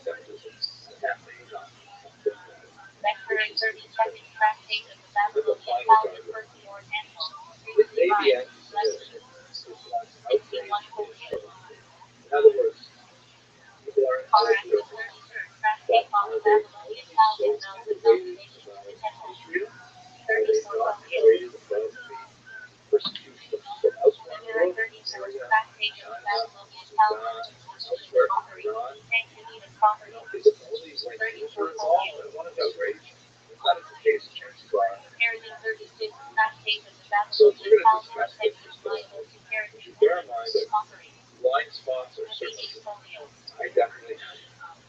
Milo 36 describes shape of the Babylonian palace with use of concentrated poverty. Remaining foliage. In a 37 describes shape of the Babylonian palace family security. Mr. Rabbi. 73 folios pattern-like general English terms. None of them associate with slogans Intimation often refers to the long-term royalty health and means or festation until after death. Angel of death to last on that day, angel responsible for separating soul from body at death. Often identified with thought. Added on the future to come messianic era and perfected future. Overlaps with the long kabbalah. Bacteria 3 moves towards determines one and faith in afterlife or punishment. Second mental sensation of the soul after death. Subjective process described in mystical text. Open light separate touching record of the righteous during wrong past tied to eternal reward. Open the next separate the messy opposite of the book of life. Record of the wicked mentioned in the Rothschild'S. China's second highest level of the soul, transcendent connection to divine life force. Shall we tell the long combat portion in the world quantum gravity teaching that all things there is eternal reward, except for those who lose by brain cancer. She can call never meaning of the brain suffering of the soul in the brain is unworking, mentioned in the graph and silver. But since October 7th, Neither silver in sleeping soul of that internet attachment utility has still exorcised. Italy check law, judgment and reckoning, substitute evaluation of these after death before final assignment. And gravity, soul, and research to reincarnation becomes level or complete rectification. And having freedom life symbol of eternal life, Soronism, and follow divine temptation where souls descend. Perhaps one of the reasons why Future resurrection technique on Etsy central speech resurrection of the dead during messianic era. Name on us 13 principles. Christianity and Rothschild'S paradise for righteous souls. Divided into lower hand ministerially addressed and upper hand ministerially thought. Economic purification realm for souls after death. Usually up to 12 months, not eternal. Global reincarnation of souls. They teach that souls reincarnate until they fulfill their purpose. Title and universal physical chambers where souls ascend after death, rise in early existence. Diverse radiation. When a righteous soul temporarily moves from living purpose to help them spiritually. Iman having freedom like freedom soul physical purpose, all souls remain maintenance to take turn. They located final judgment arm. Associated with resurrection and the long combat. Half propelling slingshot of the soul forming described in silver. Souls run restlessly between realms. Thus passion sanctification of God has made night or one has faith ensures immediate entry into Gandhi. 5-day Hakamas road of glory celestial road where righteous souls dwell near God. Levi of accompaniment of the dead pure temporary of the deceased, believed to help the soul ascend. The last combat they handle off death, the angel of death. Role transition of souls from body. Rapture destroyer angel of punishment sometimes tied to Gehenna. Cycle of persons have souls in higher realms, influencing their destiny and afterlife. Initially level of the soul, tied to the body. Research and the great after death. Thomas hired to be school, and defense his God. Essence of a person's death spirituality. Thomas A. Kara extra soul, special soul, taken on Shabbat, living to eternal spiritual rest. And on God's heart strengthens the soul for divine life awaiting redemption.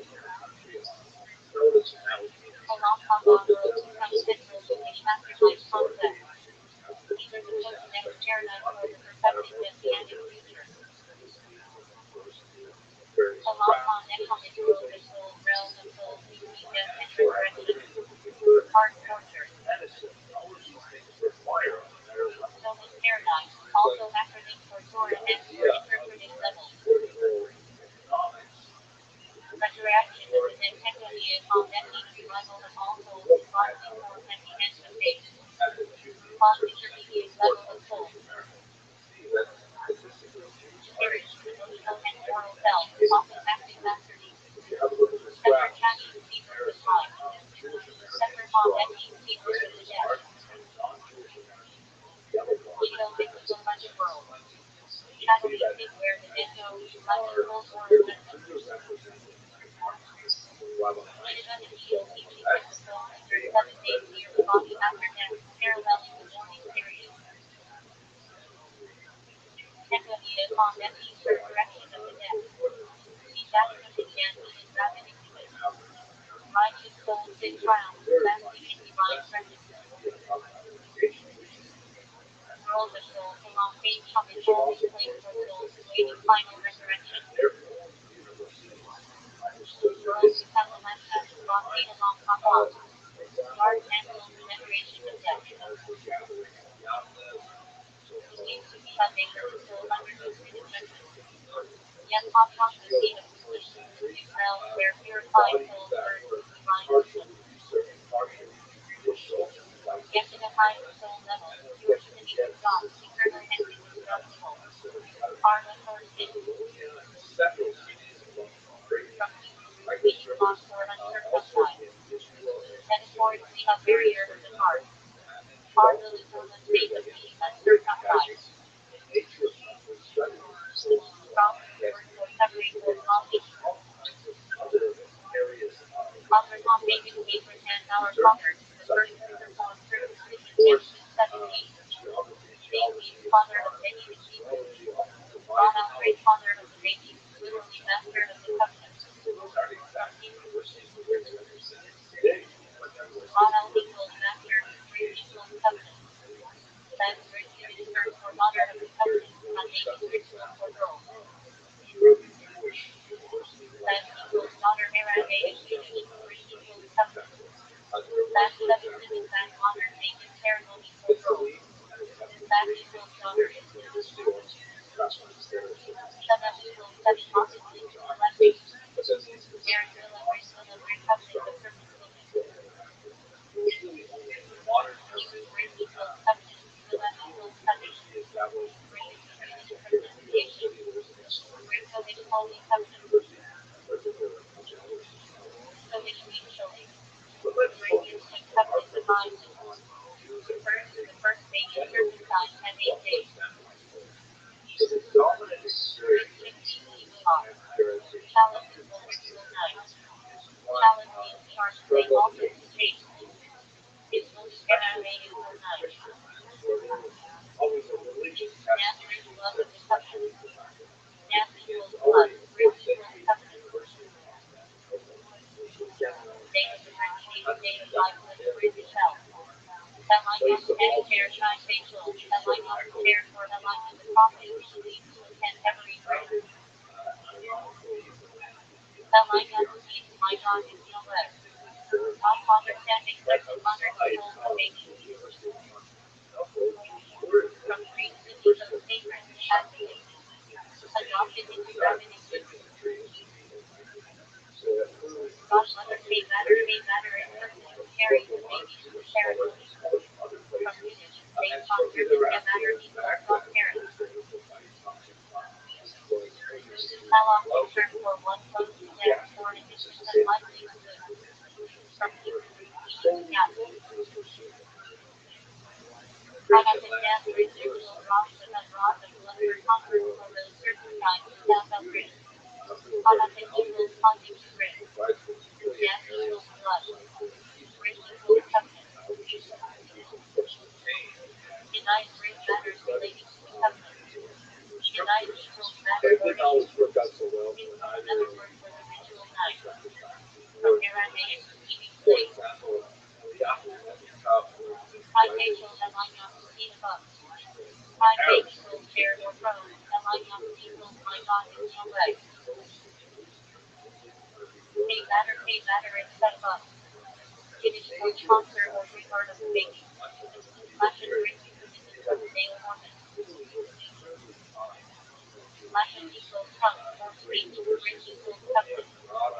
Magnet shield protective shield used in the procedure. Magnet equals shield or protector. Mexico suction formula after purposes. Mexico equals suction or drawing out. Fill interpretation. From Hebrew, meaning contact. Fill a shallow by the man circumcision not in its proper time. Shallow equals not by the man equals in its time. All the trained person who performs the circumcision. From Hebrew, meaning to circumcise. Form authority. Pain to his armor, meaning covering. All bearing back within that range under the ordinance. From Hebrew, meaning to expose or uncover. Stand to honor person who holds the baby.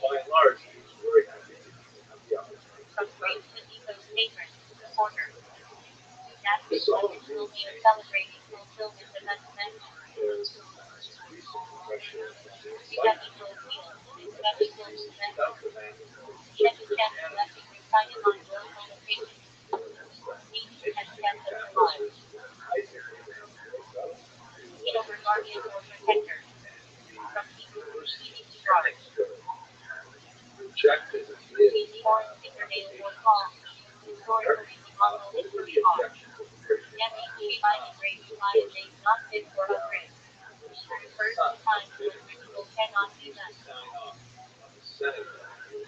Necker already necklace of the covenant. Necker equals memory. Great equals covenant.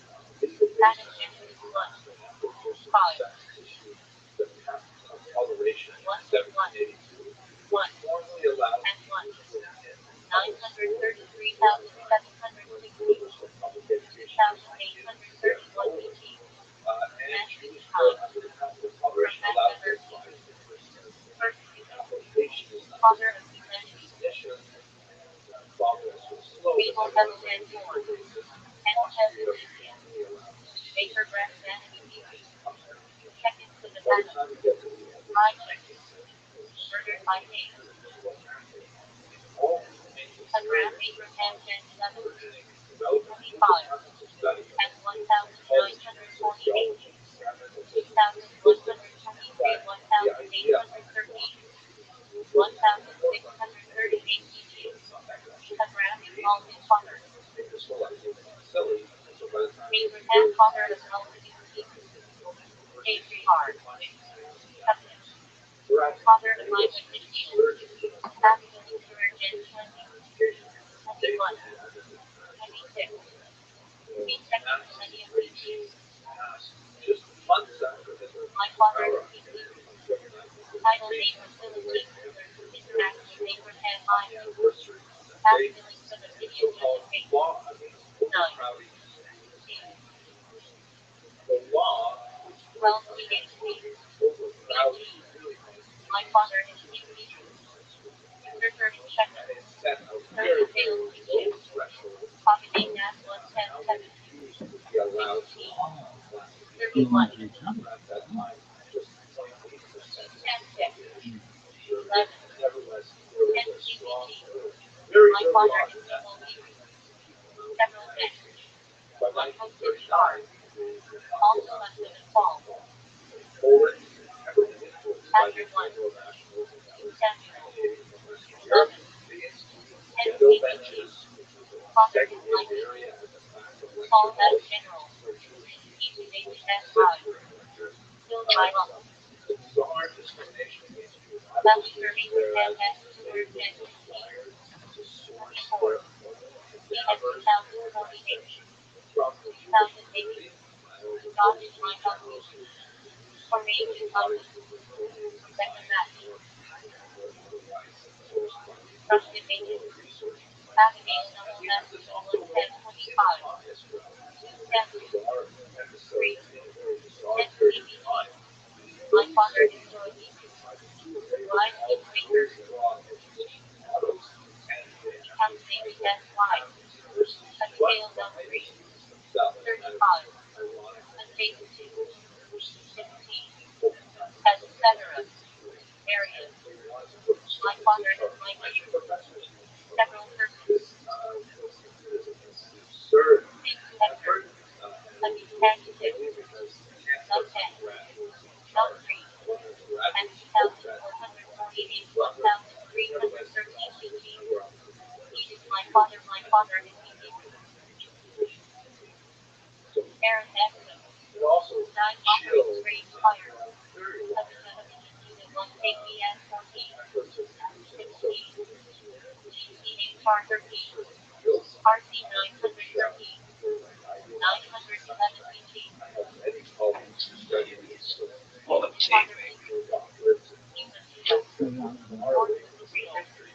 ATS on 1. 10. 1 KPN. 10 CBG. The father is crazy. 3 Spotted. Later becomes my following. Abigail 110 1. 14. 51. 11 52. God is my father people. Ancestor of Saul Jonathan. Afterward not 17. Judge 6. Late second millennium AG. My father is Halloween. Gideon S. 85. Abigail David S. Cooper 1 teenage party. 16. 17. 10 CBG. My father is Halloween. Mother of Ansa. Abishag 1 KPS 1. 10 CBG. Possibly father of conquering countries. And life attendant to be David Hall. Abishag 1. 7. 10 CBG. My father is Jesse, father of David David S. Elite warrior. Absalom Absalom 10 13. 18. 10 CBG. Father of Steve David S. Rebel. 9 in war. Abishua X 6. 1 teenage far 6. Exodus era. My father is salvation Jesus. Priestly lineage of the Son. Apocalypse 10 3. 4. 10 G. 18. My father is Eugene. One of David S. Lives. Continue top not 7. 1 teenage far 2. 7. Healing 13 BBG. Rumbler people. No man's soil. EMI. Apache wears the Chancellor of Scepter. RT 486. 465 BG. Old Career Beyond Road Page 90 Stadium Old Purchase. Inspector. Degrees River. Offensive KPS 16. Each of 7. RT 730. 716 BG. Telegraph, all family. Victory 0 Great Line Crossing. Hakanaya Israel 1 KPS 22. KPS 1. RT 853. 852 BG. At BG. Israel. So the Maytag. Hakanaya Unit KPS 8. 9. CH 22. RT 842. 841 ET. MPC. Eva Judah. Late by Jensen. APAC 1 KPN 16. 22. RT 874. 853 ET. Possibly uplifted Nancy. Eva Snail. Paul Low. Elijah Hamstein. Aaron Matter on deck. And 2,365. 2,188. 1,396. 1,273 ET. Likely to call him off the deep. Subject condition. First high priest. Moses Cat brother. Ashton 1 KPN 7. 14. NPHC. BG. My brother BG. Profit control is a kingdom to Jeroboam. 750 KPN 22. Year 2639. Late 7. Early 6 CBG. My brother Henry BG. Protected Jeremiah. Father of Gedaliah. Abimelech 11021. 22. 11 CBG. My brother is BG. Green but not. 8 Jacob. Bill Bible. Abimelech 11014. 25. 11. SPBG. My brother is Legacy. Paul S. White. Also David S. White Turtles. Copio 610 3. 4. NG. BG. His brother Peter. Accompanied our friend 4. Adira Adira not 1. 26. Ruger and Sarah. Possibly further his majesty evil defeated. BG. Chief of Naphtali. Plan X. Agatha 1 KPN 4. 6. NCBG. My brother Peter. Steward over Solomon and household. Alani 1 CA Party. 3138. 11. 41. NCBG. Possibly those that. BG. Eric and David in BG. Links to Warrior. Product 26. 26. Second Millennial BG. 70. And Roger Koppel in BG family. The Maytani 1 CA Part 12. 18. 16. 24. NCBG. Vernon Sarah BG. Captain who rallied to David. Agatha 21017. 20. NCBG. Vernon Beaches. General for Absalom. Later slain by Uncle. Amal S. 36. X 17. 25. Avery Arnold early monarchy. Possibly people of Belman teaching. Upon Israel that Parchenti nation. MRI Federal CHR. Ezra. 9. 9. CBG. SND. Green Levi. Reformers. MRI KPN 14. EHR 25. RP 796. 767 BG. Neutron Eagle. Beat Technology. Later just Paul. MRI 3 Successful 7. Yo! What up, Swangly? How are you? Can you hear me? Swangly.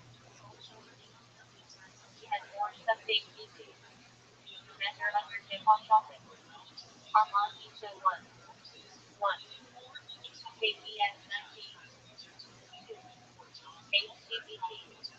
Perhaps strong P2. Father of 5 data. Famous Ocean Langley, do you speak English? 60 BT at 3001. British Era P2. Profit of social justice to Israel. Campus 1013. HCBT. Faithful trusted P2. David Ashman. His crime triggers absolute and revolt. MRAP X6. At 2360. 2448. Involved people 6 and P2. Father of Moses, Aaron, Miriam. Emerald 1014. 19. 18 CBT. Possibly Acadian speaker of Marxist Acadian Civics. Considered in coalition versus Connor et al. And on 1036. Second millennium BC.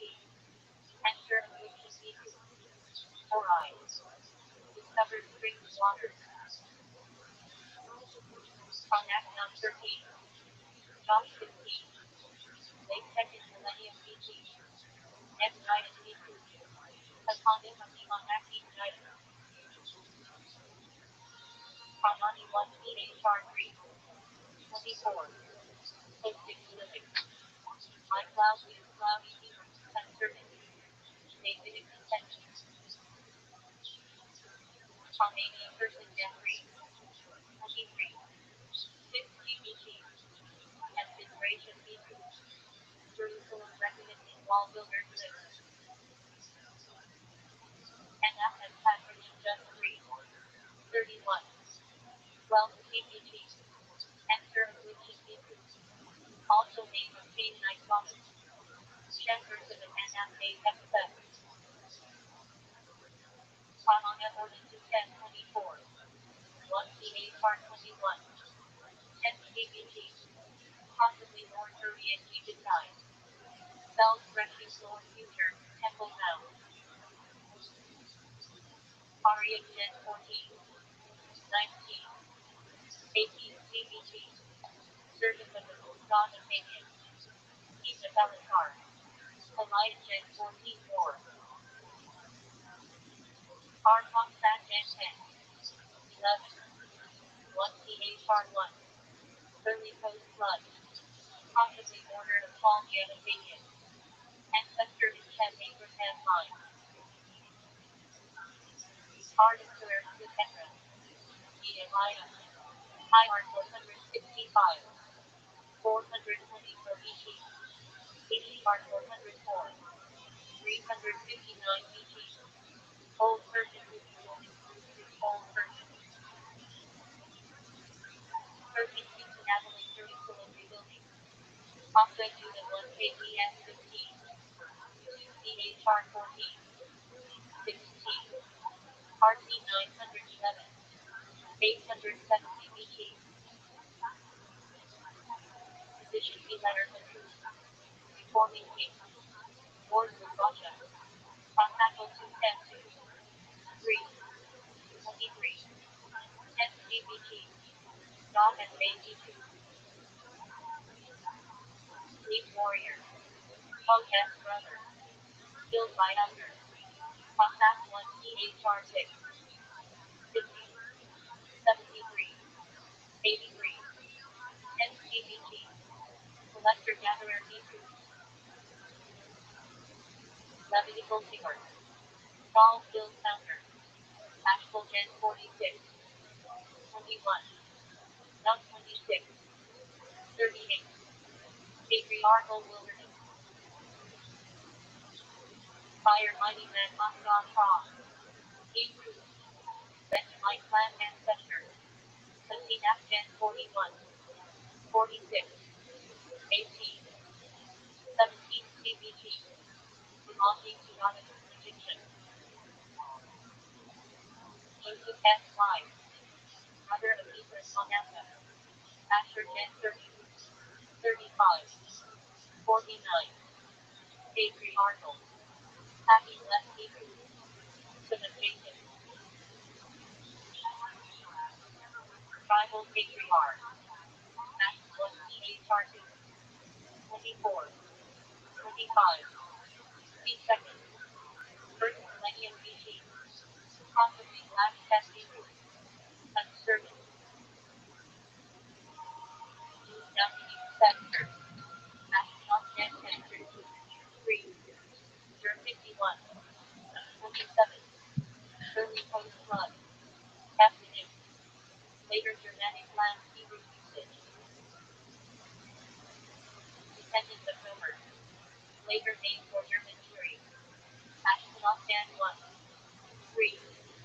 6 CBG. Likely Akkadian Old Persian. Chief official training Daniel and France. Unreal like 1046. 17. Not 26. 31. Patriarchal wilderness. God has found Hebrew. Naphtalical ancestor. Pomerai many peaks for Hebron. Day. 10. 6 CBG. And help Hebrew. 3. Christian. Uzziah has given name in Pomerai. Pomerai 8 of an 8 of and 1. 3. 6 CBG. And help Hebrew. Abednego equals servant of Jehovah delivered from furnace with Canadian dish. Balance made meaning. Not of the people or the modern Hebrew origin, possibly with Northwest Semitic influence. Live. Pa. 13. 12th century BC Late Bronze Age. Rome. But not Israelite prophet hired by Malak, king of Moab, to curse Israel. Numbers 22. 24. Instead, he blesses them uttering famous prophecies about Israel as future. Malak made meaning. Destroyer or devastator Hebrew. Live. Pa. 13th century BC. Rome. King of Moab who feared Israel as encroachment and summoned Malak to curse them. Numbers 22. His opposition sets the stage for Malak and prophecy. Garth made meaning. Lightning Hebrew. Live. Pa. 12th century BC. Rome. Israelite general during the time of Deborah Judges 4. 5. With Deborah, defeated Sisera and Canaanite army. This story highlights partnership between male and female leadership in Israel as early history. Barnabas appears in New Testament, not son of name meaning. Son of encouragement Aramaic. Not in the Hebrew Bible proper, but included in Jewish Christian context. Significant access, handing the call. Sorry, name meaning. Left Hebrew. Live. 7. 6th century BC. Rome. Scribe and disciple of the prophet Jeremiah 36:45. He reported Jeremiah as prophecy, preserved them despite persecution and was a witness to the destruction of Jerusalem. Bathsheba made meaning. Daughter of the oath or daughter of 7 Hebrew. Live. Pa. 10th century BC. Rome. Wife of King David after the affair recounted in 2 Samuel 11. Mother of Solomon, she played a political role in ensuring Solomon's succession to the throne. Then Annie made meaning. Son of my deeply aged. Live. Pa. AC. 17th century BC. Rome. Ancestor of the Ammonites, born from the union of Lot and his younger daughter Genesis 19:38. Benjamin made meaning. Son of the right hand or son of the south Hebrew. Live. Pa.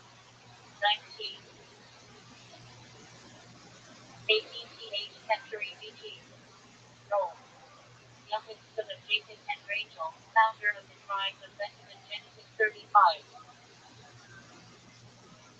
Six tribes produced Israel's first king, Saul. The 9-day meeting. God has will Hebrew. 5. Ha. 10th century BC. Rome. A warrior in David's army, famous for killing a lion in a pit, 2 Samuel 23. Later, Solomon appointed him commander of the army after Abed's execution. Then Hadad made meeting. Son of Hadad, Aramaic origin. Hadad was a Syrian swarm god. 5. Ha. 9. 8th century BC. Rome. Several kings of Arab dynastic kings fought wars with Israel, those against and sometimes allied with them. Known as main meetings. Into spread pieces. 5. Ha. 12th century BC. Rome. Wealthy landowner in Bethlehem who married Ruth, becoming great-grandfather of King David Ruth of Ruth. Represents kindness, justice, and redemption. Wilson main meeting. Timid or modest Hebrew. 5. Ha. 19th century BC. Rome. Son of Esther, grandson of Seir the Horite, Genesis 36. 27. Minor theological figure. Wilson main meeting. Possibly cheerful Hebrew. 5. First Temple period. Rome. Head of 1 off 24 priestly divisions in the Temple 1 Chronicles 24. 14. Wilson main meeting. Possibly searcher Aramaic origin. 5. Ha. 5th century BC. Rome. One of the leaders who returned from Zerubbabel after the Babylonian exile, Nehemiah 7. 7. Wilson main meeting. Son of contention, possibly Aramaic or Akkadian origin. 5. Patriarchal era traditional dating Paul. 18. 17th century BC. Rome. One of John S. 3 friends who argued with him about suffering will cost John. Easily main meeting. In the shadow of God Hebrew. 5. Ha. 13th century BC. Rome. Craftsman chosen to construct the tabernacle, Exodus 31. Known for wisdom and artistic skill. Equal variant St. Osaba, alternate spelling. Vessel main meaning. Land of God Hebrew. 5. Ha. 19.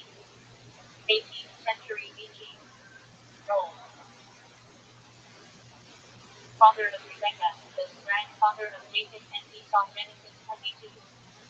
22. 23. The Mary name meaning. Michael Hebrew. 5. Ha. 8th century BC. Rome. Father of the prophet Hosea, Hosea 1. 1. Also Abdihai, father of Judah, wives of Esau, Genesis 26. 34. Bartholomew name meaning. Iron like Hebrew. 5. Ha. 10th century BC. Rome. Elderly 99 who supported King David during Absalom and rebellion to Samuel 17. Known for loyalty and generosity. Yiddish for well. So. Used to prom. 30 or push someone along. Boy made Yiddish for hello. Boy equals no, they equals grow. Expression of frustration or sympathy. Boy Yamal Yiddish for no violence. Exclamation of shock or dismay. Boy equals no, Yamal equals violence, power.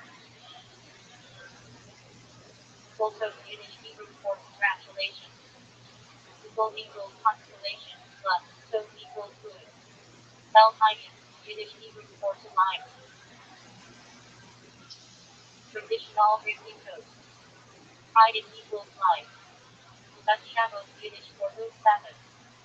That equals good. Shabbos equals Sabbath. Shabbos Shalom mix of Yiddish and Hebrew. Peaceful Sabbath. They did not Yiddish for be healthy. A equals we did not equals healthy. Use like take care. Thanks Yiddish for thank you.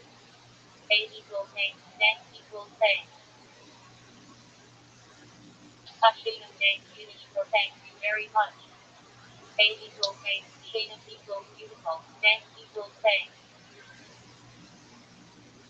Aleha Yiddish for all them. Aleh equals all. That equals good. SH for Yiddish slang contraction of Hebrew Yasher Coach to make fake stress. These thanks for well done. Shlem Yiddish for drag, carry. Used for hauling something with effort or forcing onto land behind. Yiddish for chat, talk. Sometimes means networking. That's Yiddish for complain. Also a person who complains. SCH is Yiddish for sweat. Also means unclean back. Schlepper Yiddish for unranger or hanger on. Schlemiel Yiddish for an unlucky or clumsy person. Schlemiel Yiddish for a sexually unlucky person. Joke. The Schlemiel spills with you, the Schlemiel gets spilled on. Schmetter Yiddish for a foolish or insignificant person. Schmuck Yiddish vulgar slang. Unacceptable man. Originally men valiantly. Hot Yiddish vulgar slang. Uproar or jerk. Bench Yiddish for a person. Used to mean command of integrity or decency. Natural Yiddish from Hebrew for joy, pride, usually from family children. Checkbox Yiddish from Hebrew. Audacity to boldness. Can be positive or negative. Love Yiddish for grandmother. Shade Yiddish for grandfather. Love Yiddish for grandmother and tail. Eat nonsense or an old wild tale. That equals grandmother, equals story. Yiddish slang for exhausted, worn out. Voice equals out, if equals party versus Yiddish for show sense of emotion. Neshama Yiddish from Hebrew Neshama. Crazy person. Small boss Yiddish for who is in the house, capable homemaker. Male equals master, boss equals house. Small boss Yiddish for man of the house, master.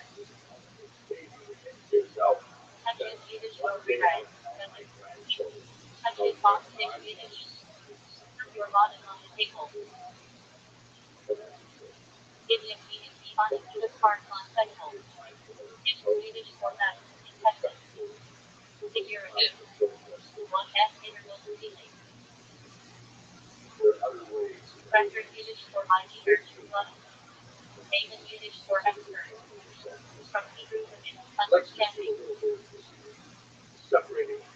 Dish Yiddish for snack pastry filled with potatoes, pasta, or meat. Figurative. Effort. Mustage Yiddish for air person. East dreamer for practical person. Nebbish Yiddish slang for optimistic or unlucky man.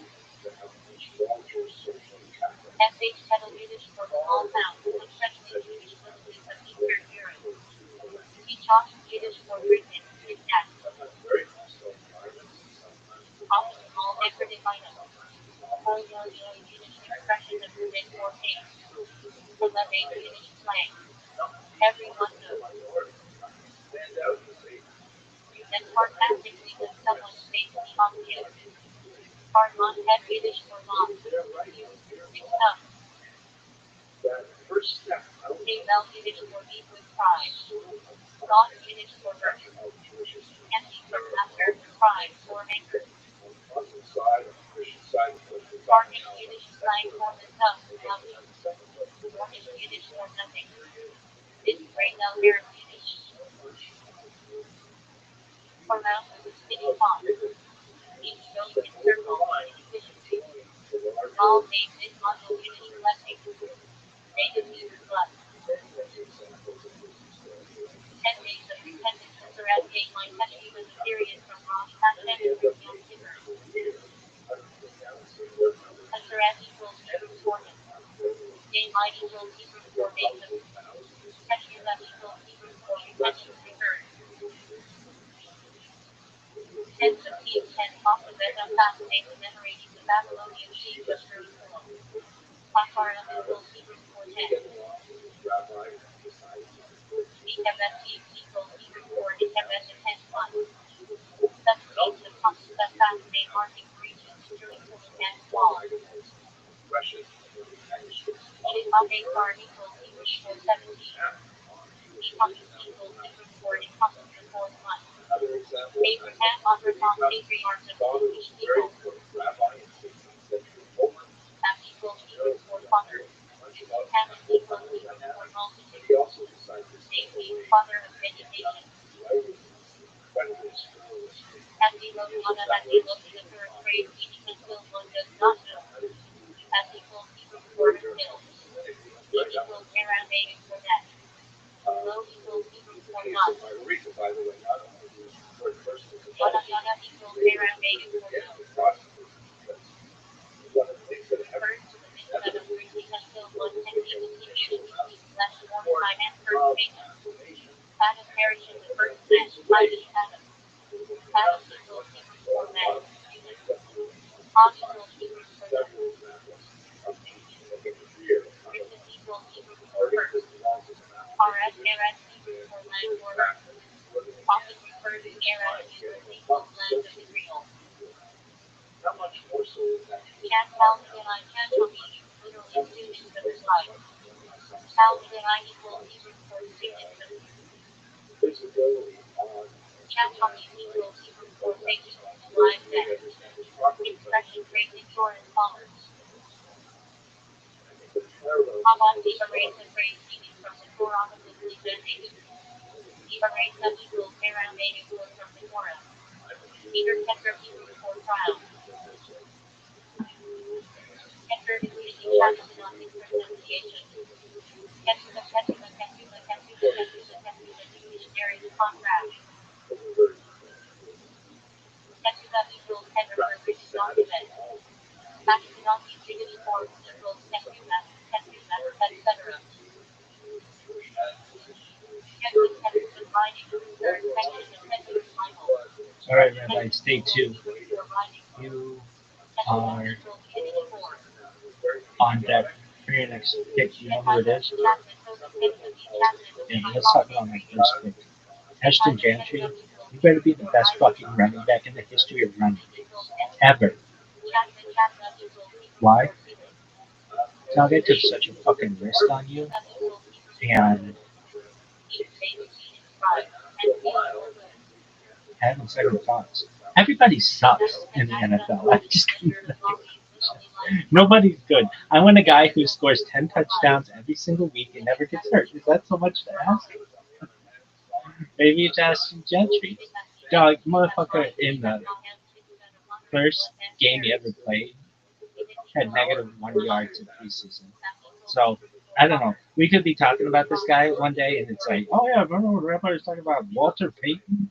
And then, or it could be like, yeah, dog, no, he's talking about Trent Richardson. Anyway, I saw a bunch of Reddit posts about him, about Ashton Gentry, and it's like, it's like this Family Guy where Peter has an opportunity to choose between a box and a boat, and he's like, anything could be in the box. He's a boat. And it's like, why don't you just take the boat? Basically, Ashton Gentry is the box. It could be anything. Even a boat, which is already a first round pick. This isn't like I was taking a flyer on some like fourth, fifth, sixth round guy. This is my first pick. I don't know why everybody thinks he's going to be so good. I don't know. Pete Carroll, coach of the Raiders, give this motherfucker the ball 1,000 times a game.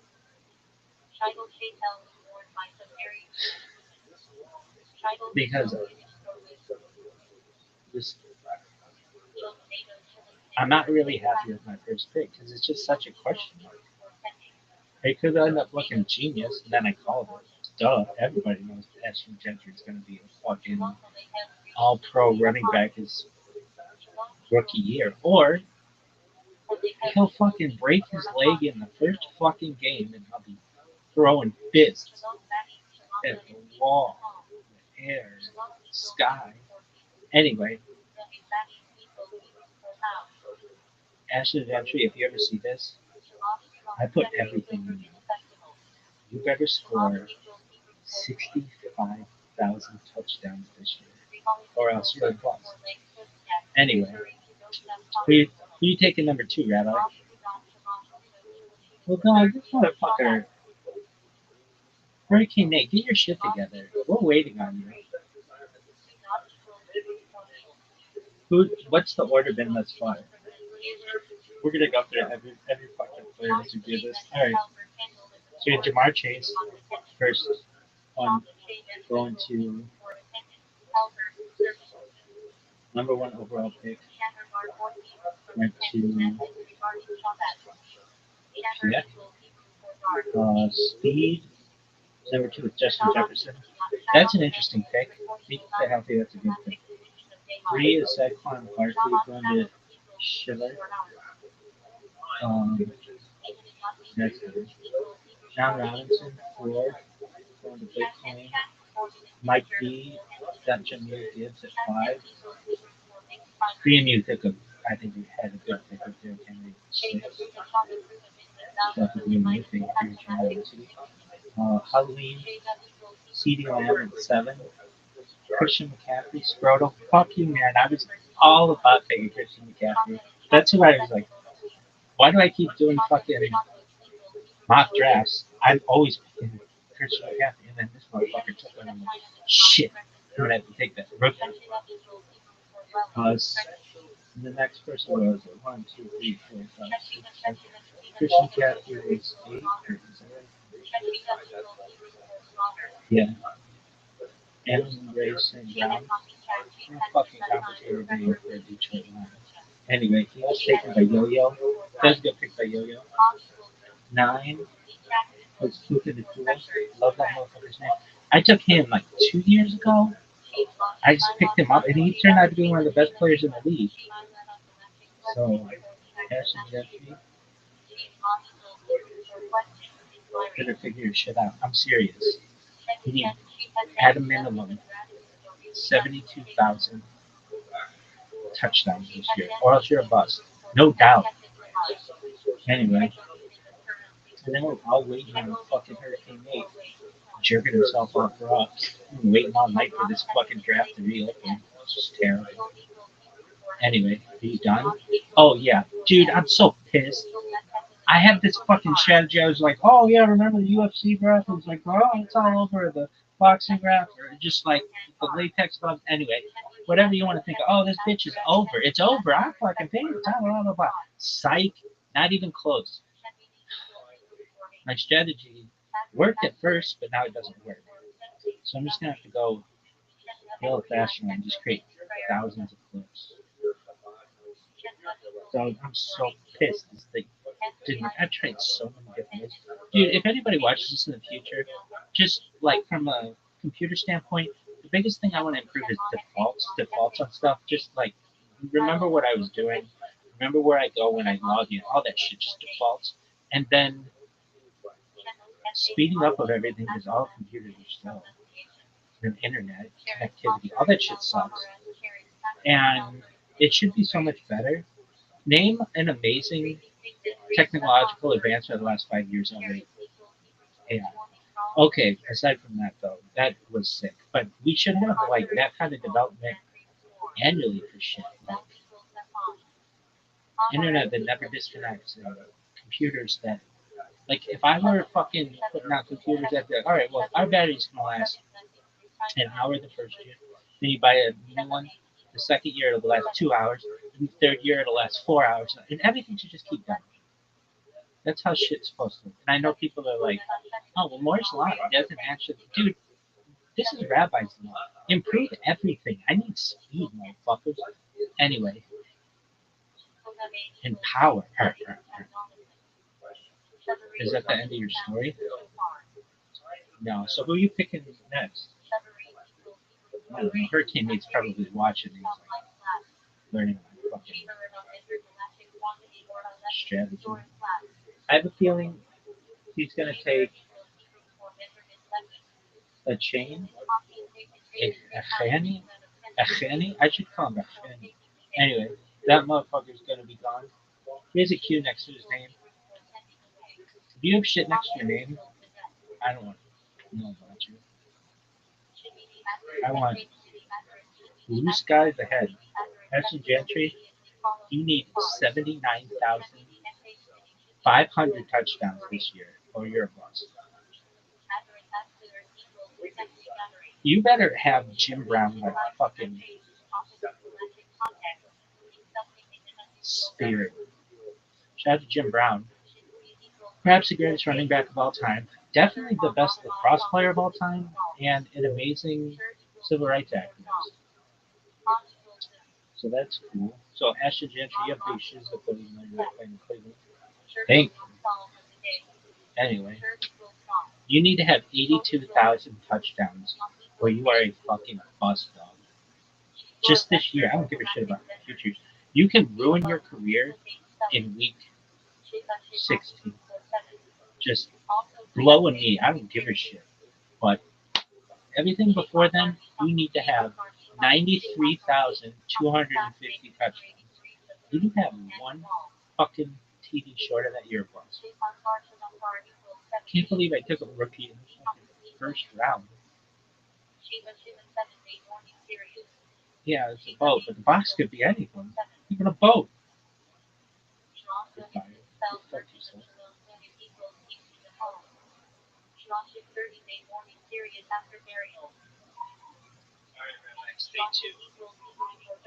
But let us begin with the very basic question. If we want to look at the history of the current conflict, in particular between Israelis and Palestinians, when do we begin? I'm going to spend a very short amount of time going through a blinding review of the development history from the Bronze Age, really, and then we're going to slow down considerably when we get to the 19th century. So when precisely does this begin? One might say, perhaps, that the entire story begins with the episode surrounding this particular coin, the infamous Judeo-Coptic coin, one of some dozen odd similar coins by the Roman Empire, to celebrate the capture of Judea, that's the Roman name for the province that occupied much of what is today called the State of Israel. And the imagery here is unmistakable. In the center is a molten pine, which is one of the great exports of the land of Israel antiquity. On the left is a large thin soldier after the battle of chariots. He's got his foot on his helmet because he no longer has to worry his enemy is totally defeated. And on the right is a Greek woman with her head in her hand, lamenting her fate, her capture by Rome. And this represents the beginning of the great Roman diaspora, that is the exile of the Jews from the land of Israel in approximately the year 70. There is a widespread misconception that all Jews left the land of Israel in the year 70. In fact, that's not at all true. There was a very significant number of Jews who lived there throughout the entire period, even though it was moved to a tiny fraction. So it's part of the medieval period, but nevertheless, all these presence of Jews continuously in the Israel. But nevertheless, this represents a massive turning point because this represents the land that Jews are significantly invested in a worldwide diaspora and a galut, Hebrew term meaning exile, that continued on before the present day. Israel is, of course, at the center of our imagination in many ways, particularly in Western civilization. You can see in this remarkable map, very creative and innovative map created by Heinrich Benting, who was a 16th century Protestant theologian, who wasn't especially good at being a theologian, but he really enjoyed making maps and made some beautiful maps. This so-called cloverleaf map shows the land of Israel with Jerusalem at the center. In the middle of a cloverleaf, the three continents of Europe, Asia, and Africa, they're all being at its center. And it seems when you open up the news today that Israel is in fact at the center of our always. This is not a new phenomenon. So if we were to really begin the story, we have to begin with the Bible, which is the key document, the foundational document of Western civilization. And of course, it describes the relationship of the ancestors of the Jewish people with the land of Israel. However, obviously, not everyone holds the Bible as a valid historical source. I think that's a challenge to using that text. So let us, for the sake of argument, go to the first extra biblical reference, which is this document here, which is actually a large stone obelisk. It stands about 15 feet high. It's the so-called Rothschild'S, which is a victory slab. It would be called matzeva, so it looks like a gravestone, but it's really a commemorative slab that describes the victories of the Pharaoh Merneptah, who was the 13th son of the Pharaoh Ramses II. That's especially ironic because Ramses II, according to many scholars, is the unnamed Pharaoh in the book of Exodus. At any rate, on this particular Merneptah Sila, Merneptah lists all of his various victories and various battles throughout the region. At the very bottom of the region, which is highlighted there, you can see this one phrase that says, Israel is wasted, its seed is no more. This is the very first reference to the people of Israel in history outside of the biblical text. It is, of course, ironic, I get it, that the very first thing that anyone says about Jews in history is going to be a negative statement. But what this statement meant to say was that Merneptah went through his rampage throughout the region, and among the many people that he destroyed along the way was the people of Israel. They would no longer trouble the world because Merneptah had destroyed them. And like Mark Twain might have said, the obituary was somewhat premature because the descendants of that people of Israel, of course, are still with us today. But nevertheless, this is the first reference we have to the people of Israel in the land of Israel, at least back to the 13th century. As the biblical account describes it, the settled, and by the way, I'm referring to them as Jews, although they would not have referred to themselves as Jews until somewhat later. The biblical account has them settling in the land of Israel and in the land of Jordan and also Lebanon, according to something like this. And we know here that there's another people of the world also dating back to the Bronze period called the Philistines, the region right around Gaza. I know the Iron Age are tremendous. The Philistines are not related to contemporary Palestinians except etymologically to their name. These Philistines were actually a sea people who settled on the coast. They were especially related to 5 cities: Gaza, Ashdod, Ekron, and Gat. They're described in the Bible usually in terms of a conflict with their neighbors, the children of Israel. Then moving on through the history, there was described in the Bible a massive golden age with some fantastic kings like Saul, David, who is shown here in this slab that's held down in the north of Israel that has trumped this area that we use the word Beit David, the house of David. And then following that, after the kingdom of Solomon ended, there were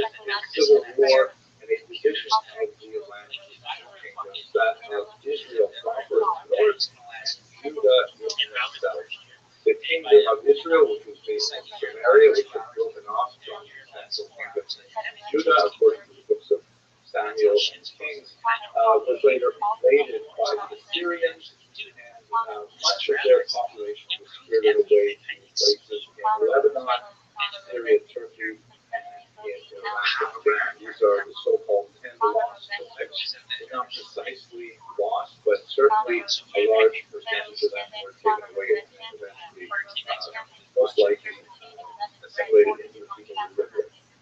The kingdom of Judah remained, however, but in 586 they were attacked by the Babylonians, and this is when we have the great Babylonian exile as well. So the Jews now have been exiled twice from their lands. They would return some 7 decades later, and they would rebuild the destroyed temple a second time. But this is our next reference to the Palestinians in the literature. And again, it's not necessarily referring to the people who today called themselves Palestinians, but the name Palestine goes back to this 5th century document from the historian Herodotus, who refers to the term Palestine as a region on the coast. It's not the same region we saw earlier with Philistine, and there are people living there who are originally Sioux peoples.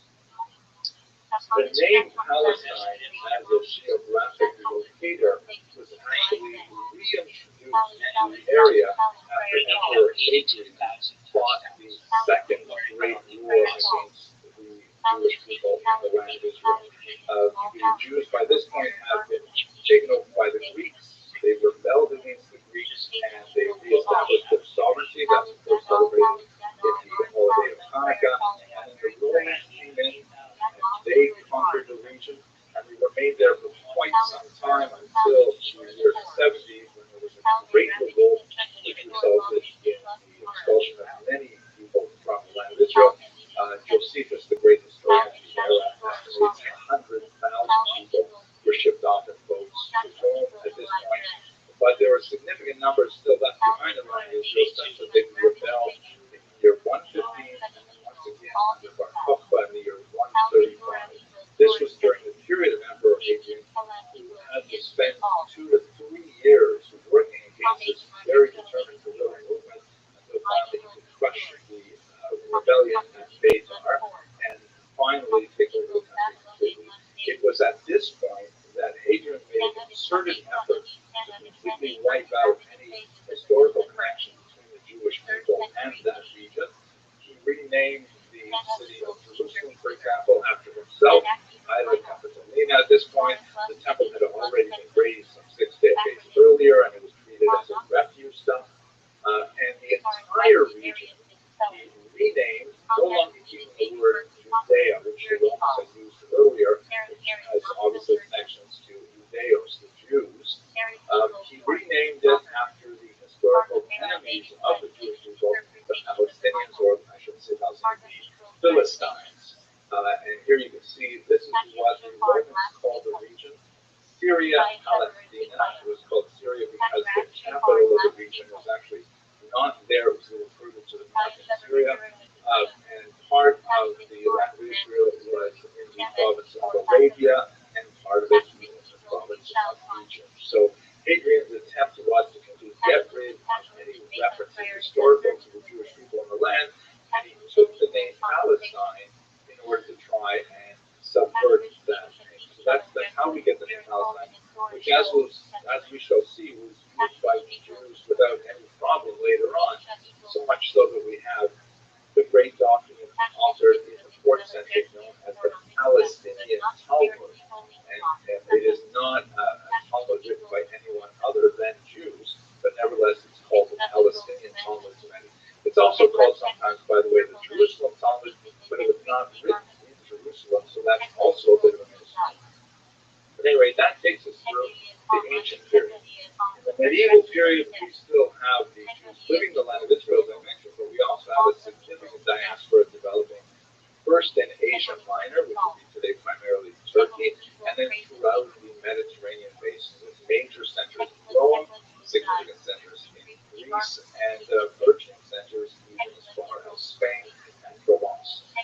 The Christian movement is also growing at this time. In this particular map, you see a little starburst where there strong Christian communities. Quite often, Christian communities are established where Jewish communities already exist, and this movement, of course, we grew significantly. But we still have lots of examples of Jewish civilization continuing in the land of Israel. It was at this time that the Jews really adopted the idea of the synagogue, which pre-existed the destruction of the temple, meaning that people still like to have local places of worship. We have, for example, this remarkable document, which is a plaque. Yes, the ancient synagogues also had plaques, just like they do today. And this is the Theodotus inscription, which essentially is written in Greek, and it tells people how Theodotus made a major donation to build the synagogue and the plumbing and all kinds of things in the guest house. And it dates to approximately the first century before the Common Era. The land, particularly in the north, where Jews were exiled to when Hadrian wiped out the Bar Kokhba rebels in the south, the land is studded with some ancient synagogues of this period, known as the Byzantine era. This is a particularly beautiful one at Hamat Tiberia in the north, and it has this gorgeous mosaic with a zodiac in the middle of it. And you can see that even though this was built some 300 years after the destruction of the temple, it is decorated with many elements that refer to the practice of the rituals in the temple, indicating just how closely the Jews wanted to hew to their ancient traditions in the land of Israel. A major change in the region occurs in the 7th century when Islam is born in the south, in the cities of Mecca and Medina. And it proves to be an extremely persuasive ideology, backed with military force, but it was a body of ideas that really appealed to many throughout the region. And it spread with remarkable rapidity, such that in just a little over a century, this new religion stretched all the way from the Atlantic to Central Asia, Afghanistan, and Pakistan, taken over by Islam. Israel, of course, was taken over fairly early because of its proximity to Mecca and Medina. And the early and then it looks like he was taking the neighbors and Gene Collins and everything, and that would be great. Two fucking strong guys. Perhaps the greatest running back in the history of running and Ashton Gentry. Did you say his name like Ashton Kutcher? I don't know why I think it's Ashton. Ashton, like Ashton Kutcher. Ashton Kutcher. Anyway, so Hurricane Nate, keep jerking yourself up, right, dog? You've got 22 minutes to make this fucking decision. Kashrut is not the same as halal, but the idea of a dietary regimen and certain kinds of restrictions on how animals are slaughtered and so on, that is something they share.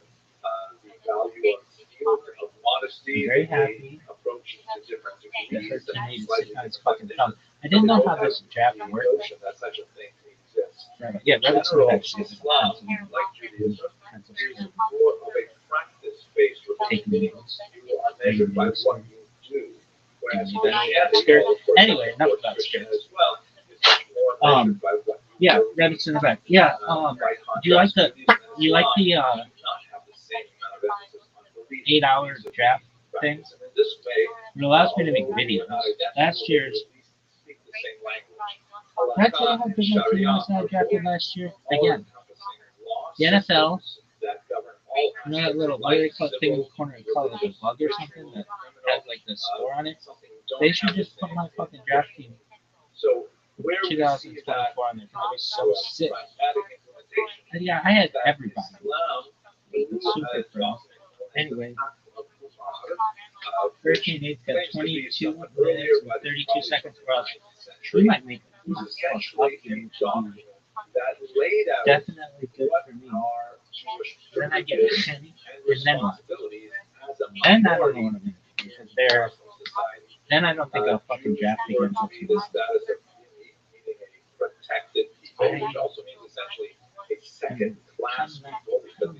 I like doing it all at once, but it did not allow you to look up anybody. I can take everything. like about their calves and their fucking quads and riding horses, things like that. everything about it. Riding I know donkeys more about instead. their bodies than I am. Sometimes the Psych. colors, the idea of Fucking Jewish badge, honest, dude. originated Anyway, Muslim culture, and sometimes there were economic penalties as well. it's got 21 minutes and 40 seconds to make this. But they could repair fucking or thing. and so on. So, And on the one are you hand, going to pick it? for the 21st century, Yeah, dude, and then I would have done what I said I was going to do, which is draft 2 running backs right out of the gate. And, yeah, rather than that. And I never asked my question the first time we were talking about skirts. Anyway, oh yeah, actually I did. I asked about the 8-hour thing we had with it. Yeah, it's cool. It's just like, it feels like if everybody took 8 hours to make it big, we'd be into the regular season. Is that true? What, man? Okay, so it's 12 teams.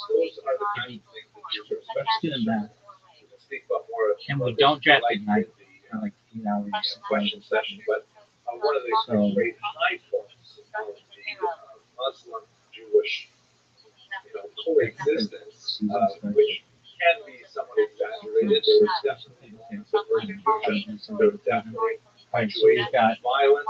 There would be some forced conversions of something like 16 rounds times 12 expulsions teams, as well. 192 But rounds. Christian Europe, If everybody took 8 hours, that that's 1,536 all the way from Spain to divided by But 24. the high That's 64 fucking days. There's no way. coexistence, which is Even, a period and of we don't draft at night, so it's, years dude, medieval Spain, we should have started drafting midsummer. Anyway, in their activities. so I guess they just assume that people won't take that long. Because not everybody's jerking themselves off raw like Hurricane Nate. I can't even tell you who won last year. I just no idea about winner of the toilet bowl. Champs. That thing how good my fucking team was. I drafted them so well. So that takes They us need to have basically up 99,996 fucking touchdowns I this should year. mention, by the way, that Lamar and this kind of Anyway, idea. are we going to stay? That's kind of like what you hear in the rhetoric today in some of the protests that, He fucking just like, oh, somebody's going to call me. Did you know that you're, oh, okay, good. Don't call him. Because that means he's going to take these 2 fucking wide receivers and that'll be great. Probably the best fucking wide receivers of their generation this year. And then motherfucking looking like Jerry Rice and Brandon Moss out. And I'm going to be fucking jerking myself off raw as this fucking rookie and Chen. Anyway, what are your thoughts on the team? I don't know. My whole like mind still is like mid 1990s football. So these guys like, oh, you think Bijan Robinson's good or?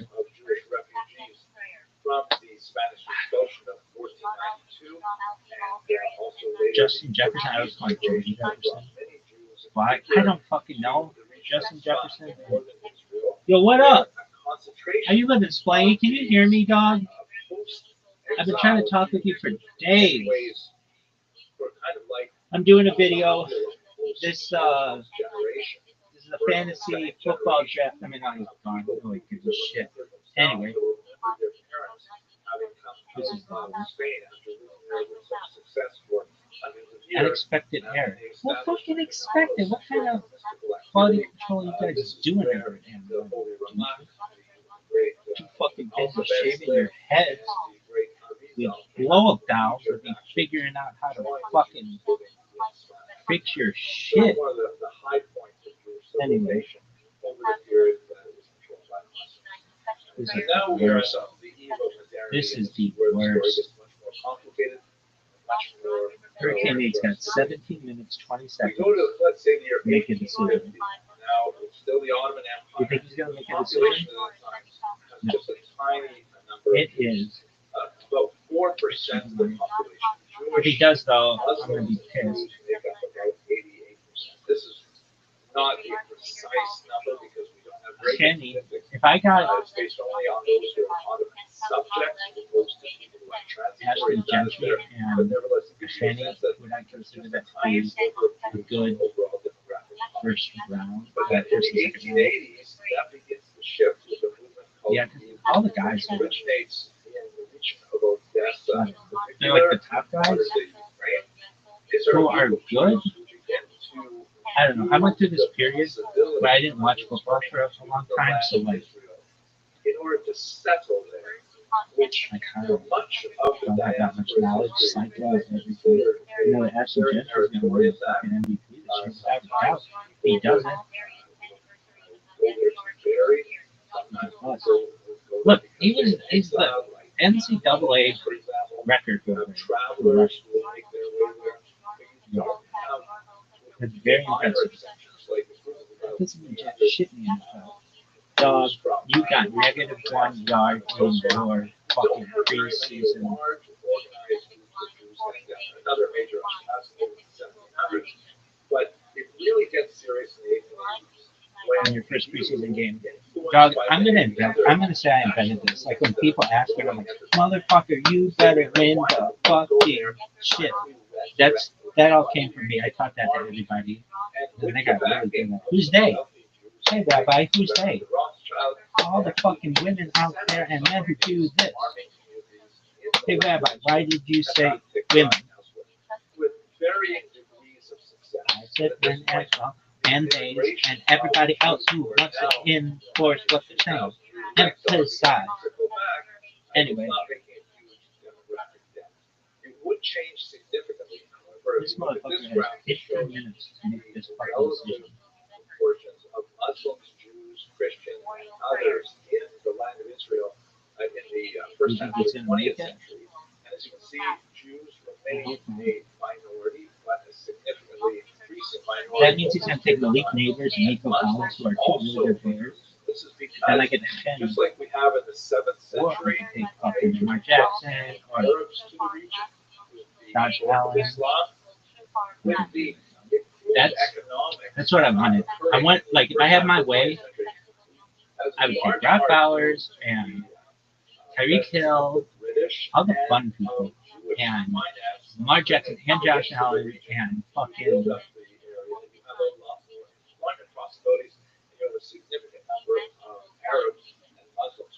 anybody else. Yeah. I would just like make it like big names. But this is That the doesn't era always when, work out well. just to give you Usually another it doesn't work out well. It's always like the guys who are like, who the fuck is where did you that's a fucking college? And then he comes out and he's just like this breakout sensation. Everybody's like, oh yeah, you know, anyway, did you know that Ashton Gentry needs to get 102,453 touchdowns for assisting the game? Really? Done. His offensive line, you guys better take all the steroids you can fucking find and stay in the bed. Anyway.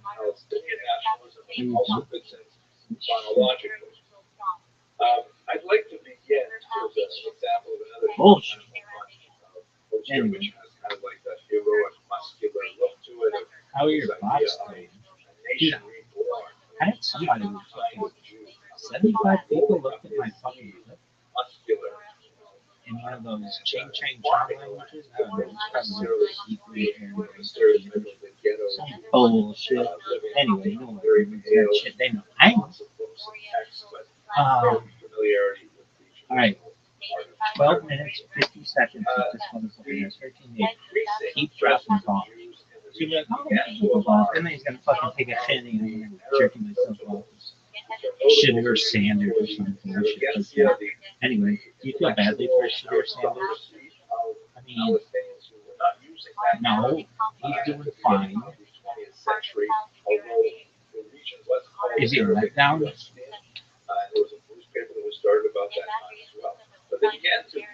I mean, he wasn't that great in college. How about Travis Hunter? I don't think I'm taking in fantasy. He's playing both sides of the ball. It's not going to be a great fantasy producer, but you watch, like, when like 6 hours of it. No. He decided to write to Theodore Herzl. Are there any rookies aside? Yeah, rookies. Yeah, Rabbi, are there any rookies that you are Fairly assimilated. Are there any rookies You are astounded with the level of interested aside from this? in France, I think Cam Wood. fully He's the number one pick off overall. I don't think I'll take him though. I don't know. I might take a flyer on him. Yo-Yo. Shout out to Yo-Yo. Last year, he drafted Christian McCaffrey, the first overall pick. But I got Terry Kill was amazing. Psych, again, in fucking handcuffs before kickoff. The opening day. I know he's going like 150 miles an hour down like a residential street, but I feel that that should be allowed. I wonder why the fucking teams don't send memos for these guys, like, to avoid these situations. I would. If I were a fucking owner, I'd be like, we're sending lemons for all these things. Some guys gonna be like, well, dude, I've got this fucking Lamborghini I'm gonna take. I'd be like, Bob, season, you're not. I need you to introduce it. Especially like Ashton Dempsey, who needs 104,352 touchdowns. Well, season's long. The idea of Zionism is totally natural. Really? How many touchdowns, like, in all seriousness, do you expect them to get this year? My God, historically, 107,385, or else he's a fucking bust. Nevertheless, the letter goes on to say, but although You wouldn't be happy if he had 50 touchdowns this year. Israel, He needs 111,252 touchdowns. and you really should not have Anyway, take other steps here, find other solutions for it. Hurricane Nate's got Herzl responded, also very politely. 9 I months. won't go into great detail here, This but is great. somehow it's the basic thrust of Al-Khalili's message. I feel like it's kind of cool that it's over the course of a few days, because that's like the real draft. When we drafted last year, that's how good my draft was for 2024. Is Roger Goodell the commissioner of the NFL? Is he aware of how good this is? I'm sure he was like searching through all the ESPN fantasy teams and looking for funny names and saw like 25 and a bunch of them. But then went to the sleeper app because that's what the app that we use. And for the sleep, and it was 2024 Wednesday from Vegas and 2024 champions party. And he was like, wow, Tariq Hill and fucking Travis Kelce. Who else? Justin Tucker, fucking asshole. I think I said and the best kicker in NFL history. The history of how that came. So involved the British, of course. Last I saw, he was Ottoman Empire working out at some during Facebook, the which very I last don't days of its Anyway. existence, and all of the great powers were poring This over motherfucker maps is with 8 rulers minutes. and drawing You borders excited? and saying, I'm going to take a piece of this, and you're going to take a piece of that.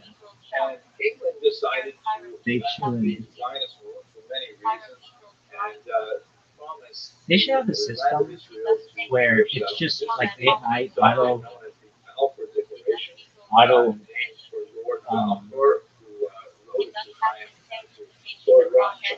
automatically manages your team, and then you can have like imagine if you had 100 teams that were just auto drafted. Then you could pay attention to just the winners and have AI manage all the other teams, and then you're always going to win. At this point, Anyway, you're about to run out of time. Too. finally, it's going to come to pass. The 2,000 year old 7 minutes. I should probably end this but they video. didn't read the next part of the paragraph, which And then I go says, to the next one. I'm so sick. I love talking to myself in this thing. I'm so sexy and hilarious and brilliant. I can tell you all how good my So in other words, was. we're going to do this for the Anyway, I'm sure Roger Goodell also not want has like a framed in his office. Wow, I can't believe Typical somebody much did of that that spot. period where the British was promising one thing Who else to is the on the Jews, team, Rabbi? another thing to the Arabs. Jalen Hurts, He was about the only player who did nevertheless, well. politically, He didn't even do that well in fantasy. They actually had a down year for fantasy, but he won the Super Bowl. Which didn't count for me because that's after the season ended. United Nations for a mandate, United Nations, or the League of Nations, as it was called then, said to the British, okay, you will control the region until we work out a solution for how this is all going to work out with various people who are laying claim to the land. And then the violence began. The cycle of violence, which continues to this day, is something which is absolutely horrific. And, the entire land is soaked with the blood of people who died needlessly. Horrific eruptions of violence. We could easily spend far more than the time we have today cataloging these events, and we could spend a lot of time assessing who did what first and what was considered an escalation and what was considered retaliation. I don't want to spend our energy that way. Please suffice to say that it begins on April 4th of 1920, so now we're over a century of this back and forth of violence, which sometimes... Why is it that when I post something, it's like, your reel is longer than 3 minutes, they make it limited read? Why? There are some people like long-form content, like cool people. This guy. And I'm sure some Reddits out there. Later, I want to see as much as possible. Anyway, so I thought we've got, here's the thing, Hurricane Nate's got like 4 minutes to go, 4 minutes, 55 seconds, but then he gets another 8 hours. I don't know, maybe it's an accident or a hurricane. His name is Hurricane Nate. I don't know, something that happened, he's on a boat somewhere doing a red active. But I was thinking, oh, I'm going to be able to make 2 really quick picks. And so I'm not going to get extended probably. I'll probably get Nico Collins, which should be cool. He's good. I do this thing where I do my best to avoid picking players from the same team, which I think is the Super Bowl one. Because if you pick a bunch of guys on the same team, only one guy can score. So,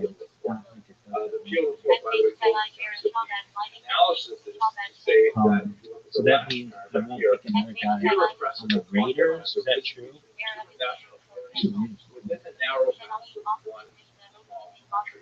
There is no common ground between them.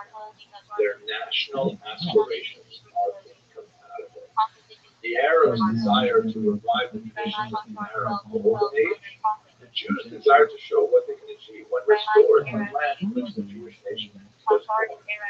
Neither of the two national ideals permits of combination in service of central state. I saw this video of Sugar Sanders practicing with the Raiders like 2 years ago. And I was like, oh, there's no doubt this motherfucker's going to get psyched. They got More money into 5 this fucking times. situation. It was not ease the conflicts that they fundamentally.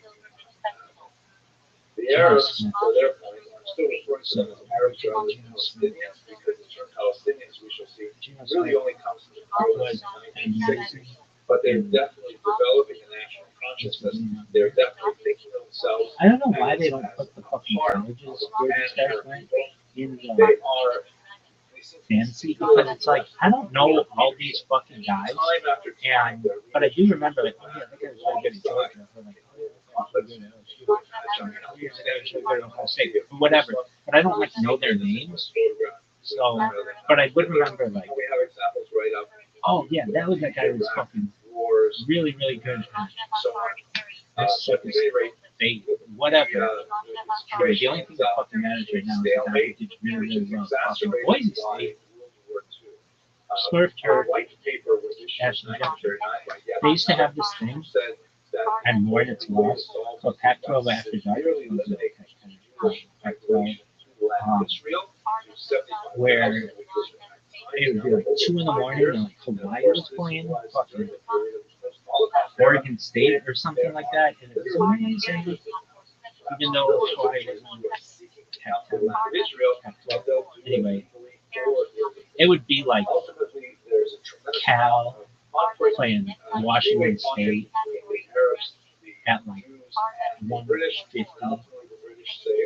Anyway. Really? I mean, sometimes these games, the math would go like a bunch of overtimes. And we'd have sleepovers, and if we were turning on ESPN, we'd be waiting for SportsCenter to come on and the top 10 and all that shit because it's amazing. And then if you ever went to ESPN2 or like, I don't know, ESPN News or the Ocho or whatever, they'd have like some Pac-12 game going. And I don't know, sometimes it was like 9 o'clock at night. Sometimes these games would go really late into the night. So you'd be watching them. I'm sure you're all familiar with the history. At this point, the Jews accept this. The Jews say, well, it's not. Well, these got 3 seconds. But we're so happy to Do a countdown. Countdowns are big. Statehood and 5 armies. Yeah, that's sick. Amazingly, Maybe the it's the Jews are not only able to defend themselves, I can't even but do they're it. able to actually hold their own and expand the territory. 24 seconds. Although 24 second clock. they call Jerusalem the Here we Jewish go. border remains of the Do you think Jordanian LeBron James can play tight end for the but Cowboys? this is basically what So I chose not to. I think I could state of play Israel, now state because they place for established the in 1948. The No, state of Israel has these boundaries. why the same?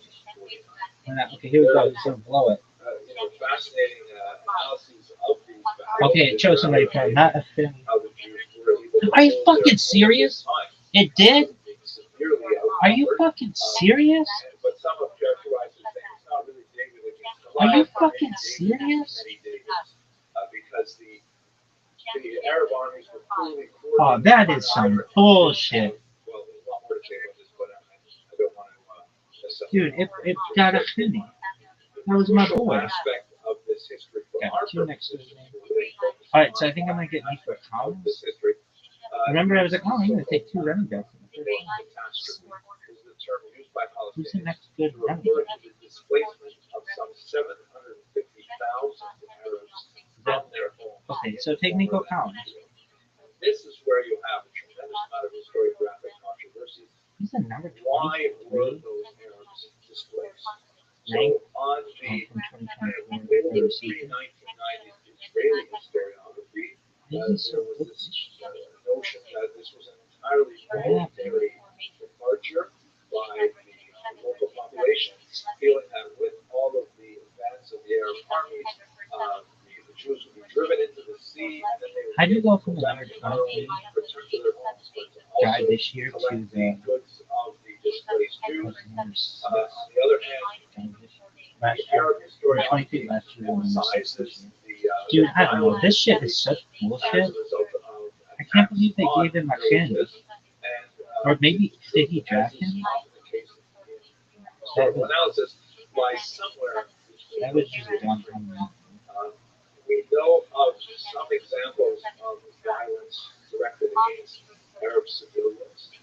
Anyway, so we have to wait 8 more fucking hours for this bullshit? And there is I'm also done something here. called Plan Dalit, Fine. which Go was fucking essentially a military tactic that said, you know, when the people leave a particular region, especially around communication zones and areas where there are very narrow ways for vehicles to go back and forth, they should not be allowed to return to their differences. Interpretation, of course, were those things like Darius Sin and Plan Dalit, were those exceptions, were they anomalies, were the kinds of things that are inevitable to happen in the fog of war, or were they determined strategies?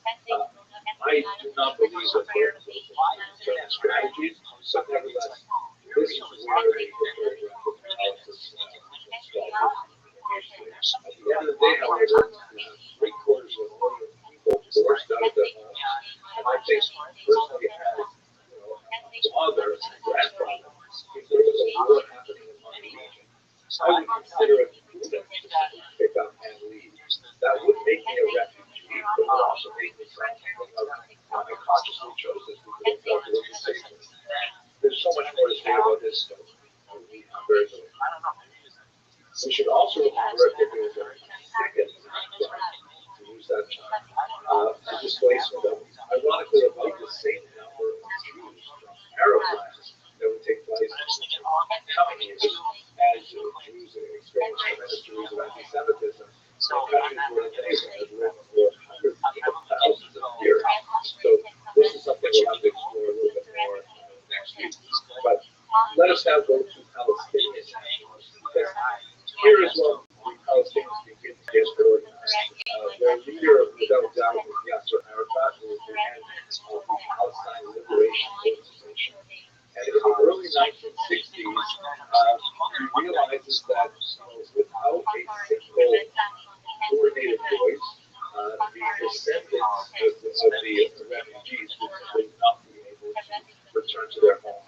This is especially the case after the Six-Day War, which is a hugely important development in the military history of Israel. And by the way, with this short period of time, I'm not going to go through all of the wars that Israel and her neighbors fought over the course of the last 75 years, but I will focus on this one, particularly because it was lasted together. On the left, you see what Israel looked like after 1949, after the armistice. Not a peace treaty, but an armistice, a ceasefire. And on the right, you see what happened after the literal Six-Day War. It took 6 days. Israel was threatened by troops from Egypt and Syria in particular, and elected to launch a preemptive strike before they could roll their tanks over the border. Nasser in Egypt had ordered the United Nations to remove their peacekeeping forces, and that was a signal to Israel that Egypt definitely intended to attack. So therefore, using the largely superior air power, the Israelis were able to destroy their enemy air forces on the ground and take advantage of their superiority to not only defend themselves, but to rapidly advance the borders significantly.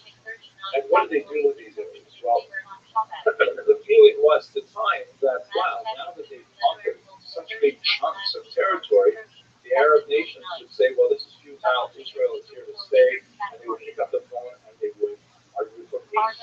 And they would say, okay, let's go back to the 1949 boundaries, and we'll have a peace treaty. Those phone calls would not come for over a decade. Yes, just a little bit over a decade. But they did get one from Egypt, as we shall see. So what, in the meantime, Israel decided to do with the territories is as follows.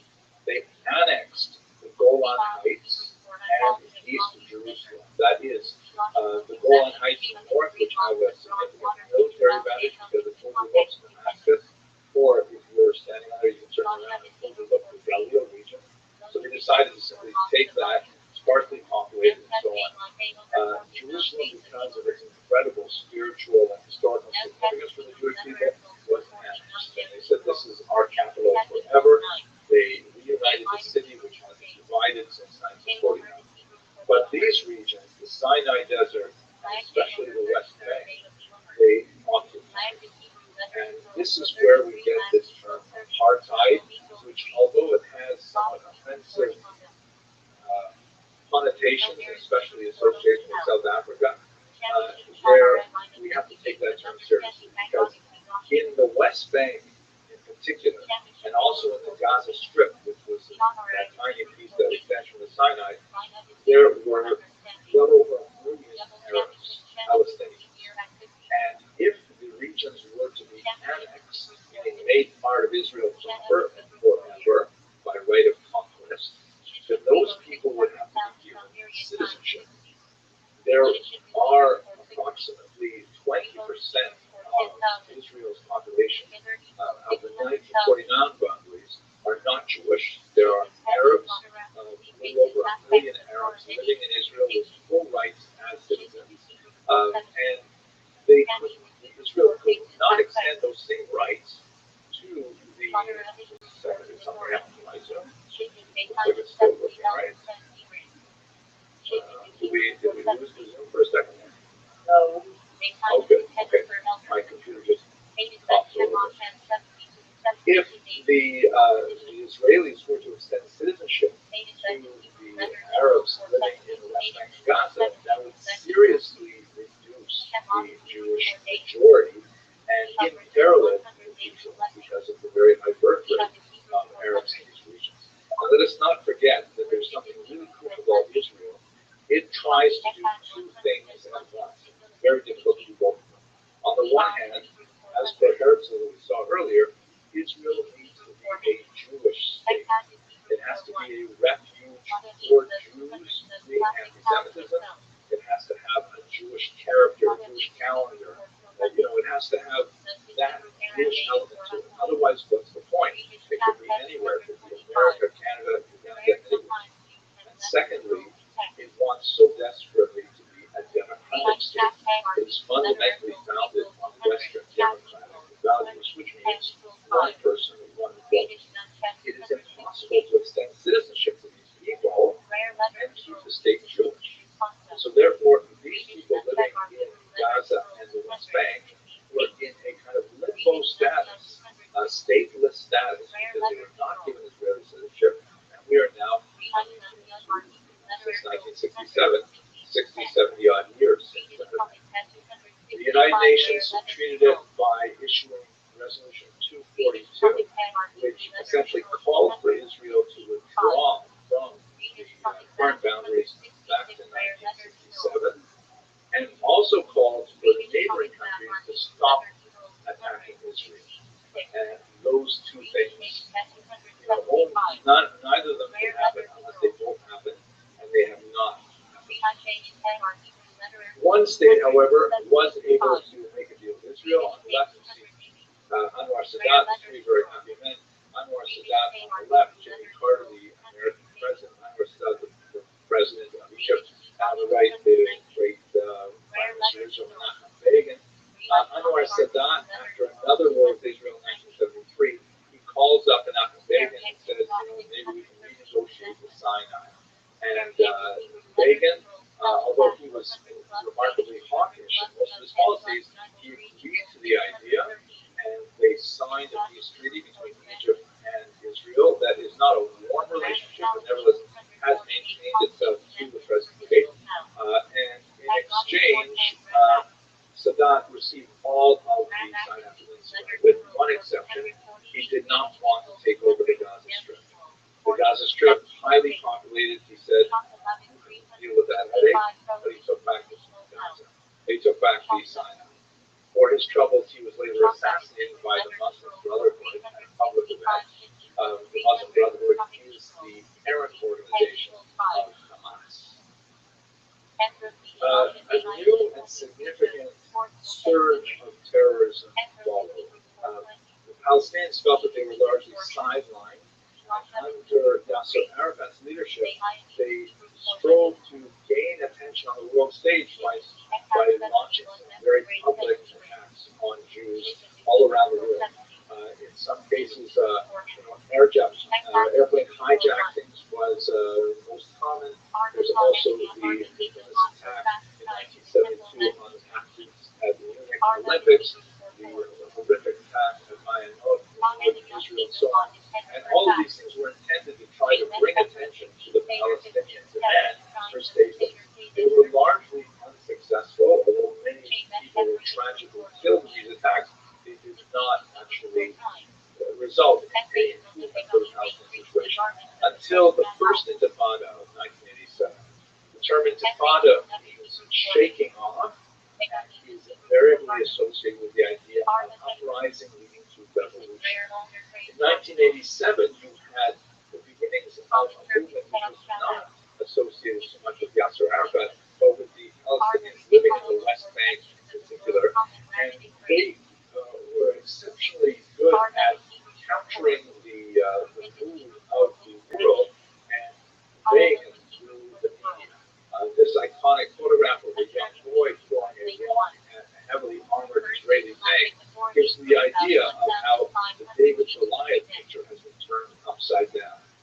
In order to deal with this first Intifada, which was largely civil disobedience, lower key violence, the Israelis imposed all kinds of things like checkpoints where the huge number of Palestinians who work in the land of Israel had to go through security before they could cross the border between the West Bank and Israel proper.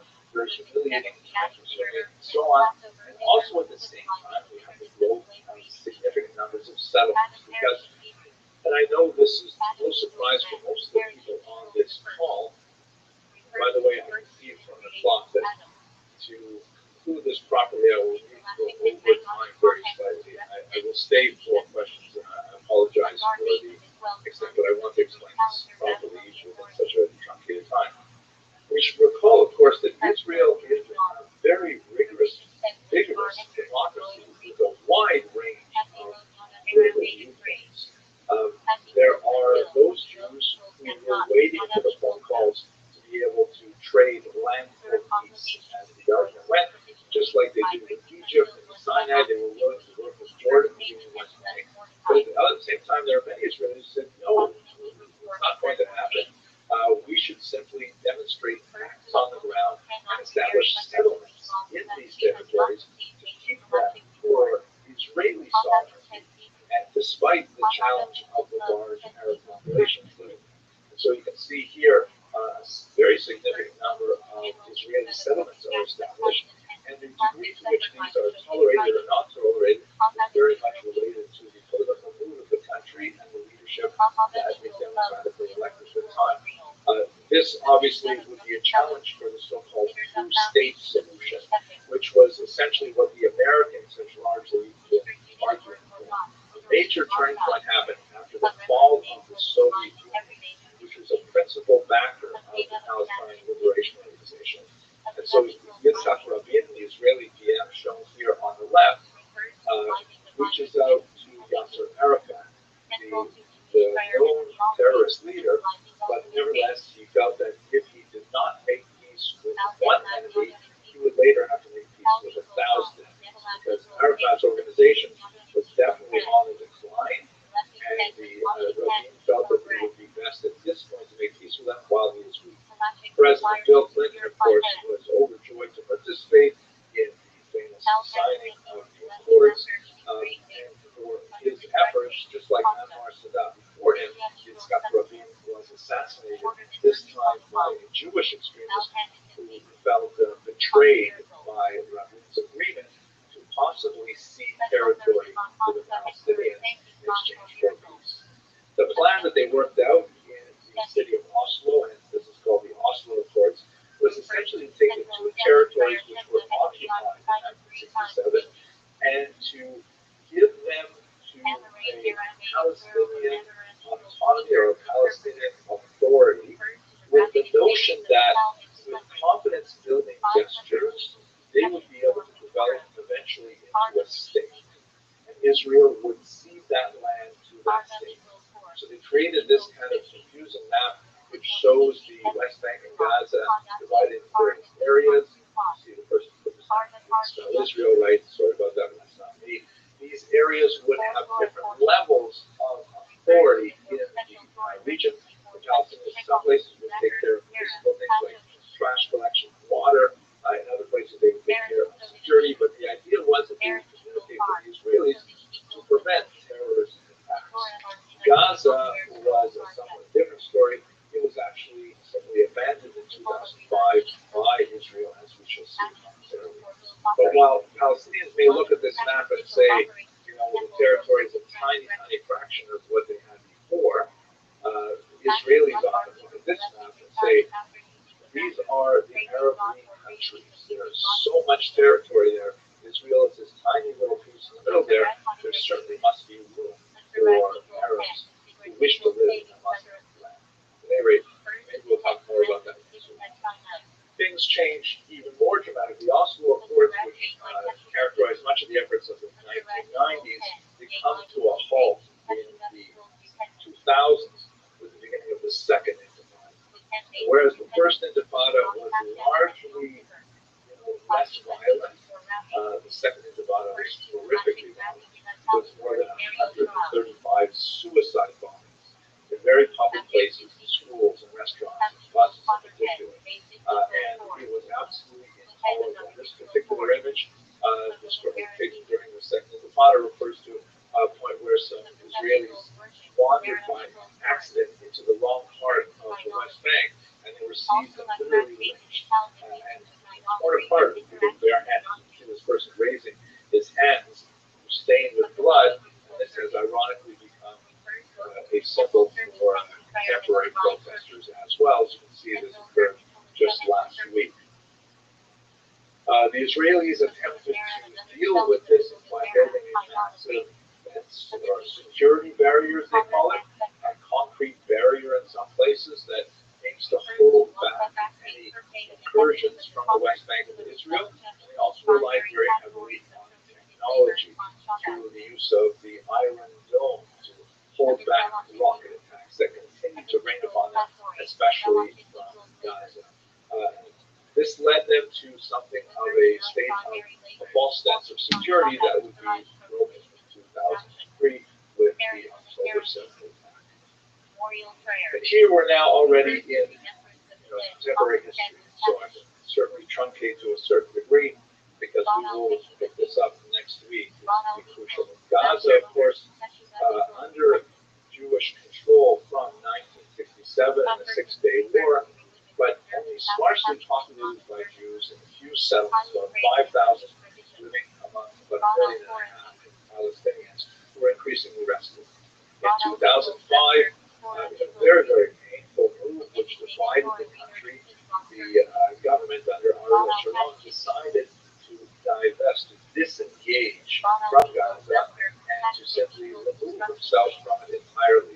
Thinking that it was a demographic mind bomb, it was very difficult to control this large and unhappy population, high levels of unemployment, more than half of their population under the age of 18, and so they simply decided to pull back. And the experiment was, let them have their state, as it were, and let's see what happens. Of course, it did not work out well.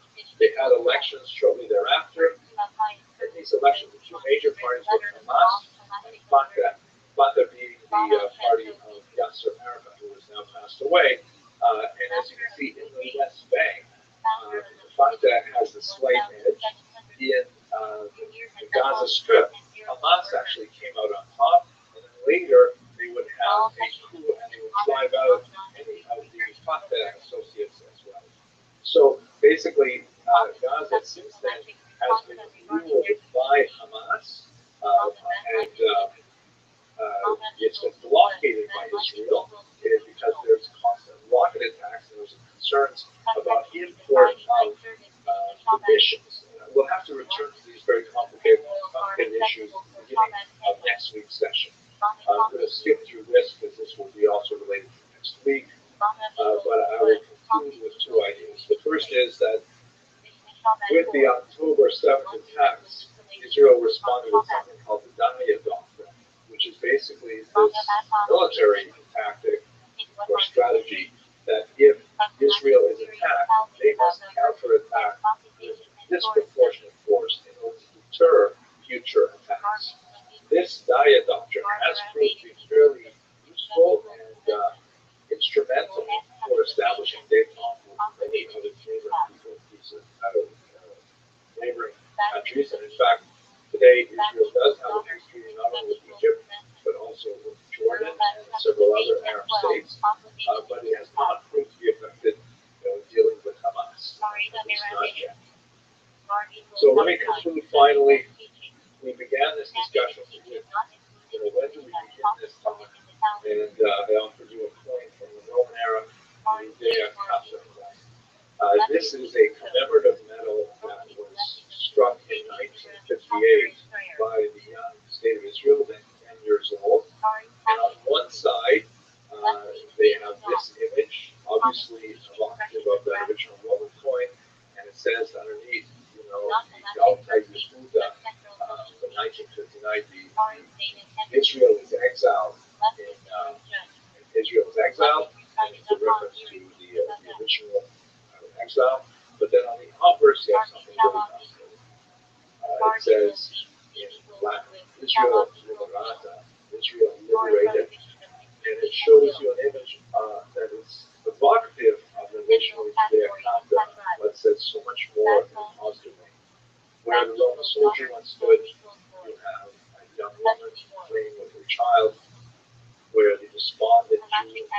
concept of the now economic have a location far more outside time to property. retreat for the future. When it is I think this is how Israelis, Jews who pulled over, view the state of Israel, not as warlike engaged constant conflict, but rather a country that is dedicated to growth, peace, and prosperity. And hopefully we should return to those days as soon as possible. With that, I want to thank you very much for your indulgence. I said it much earlier, but I was very happy to address this question.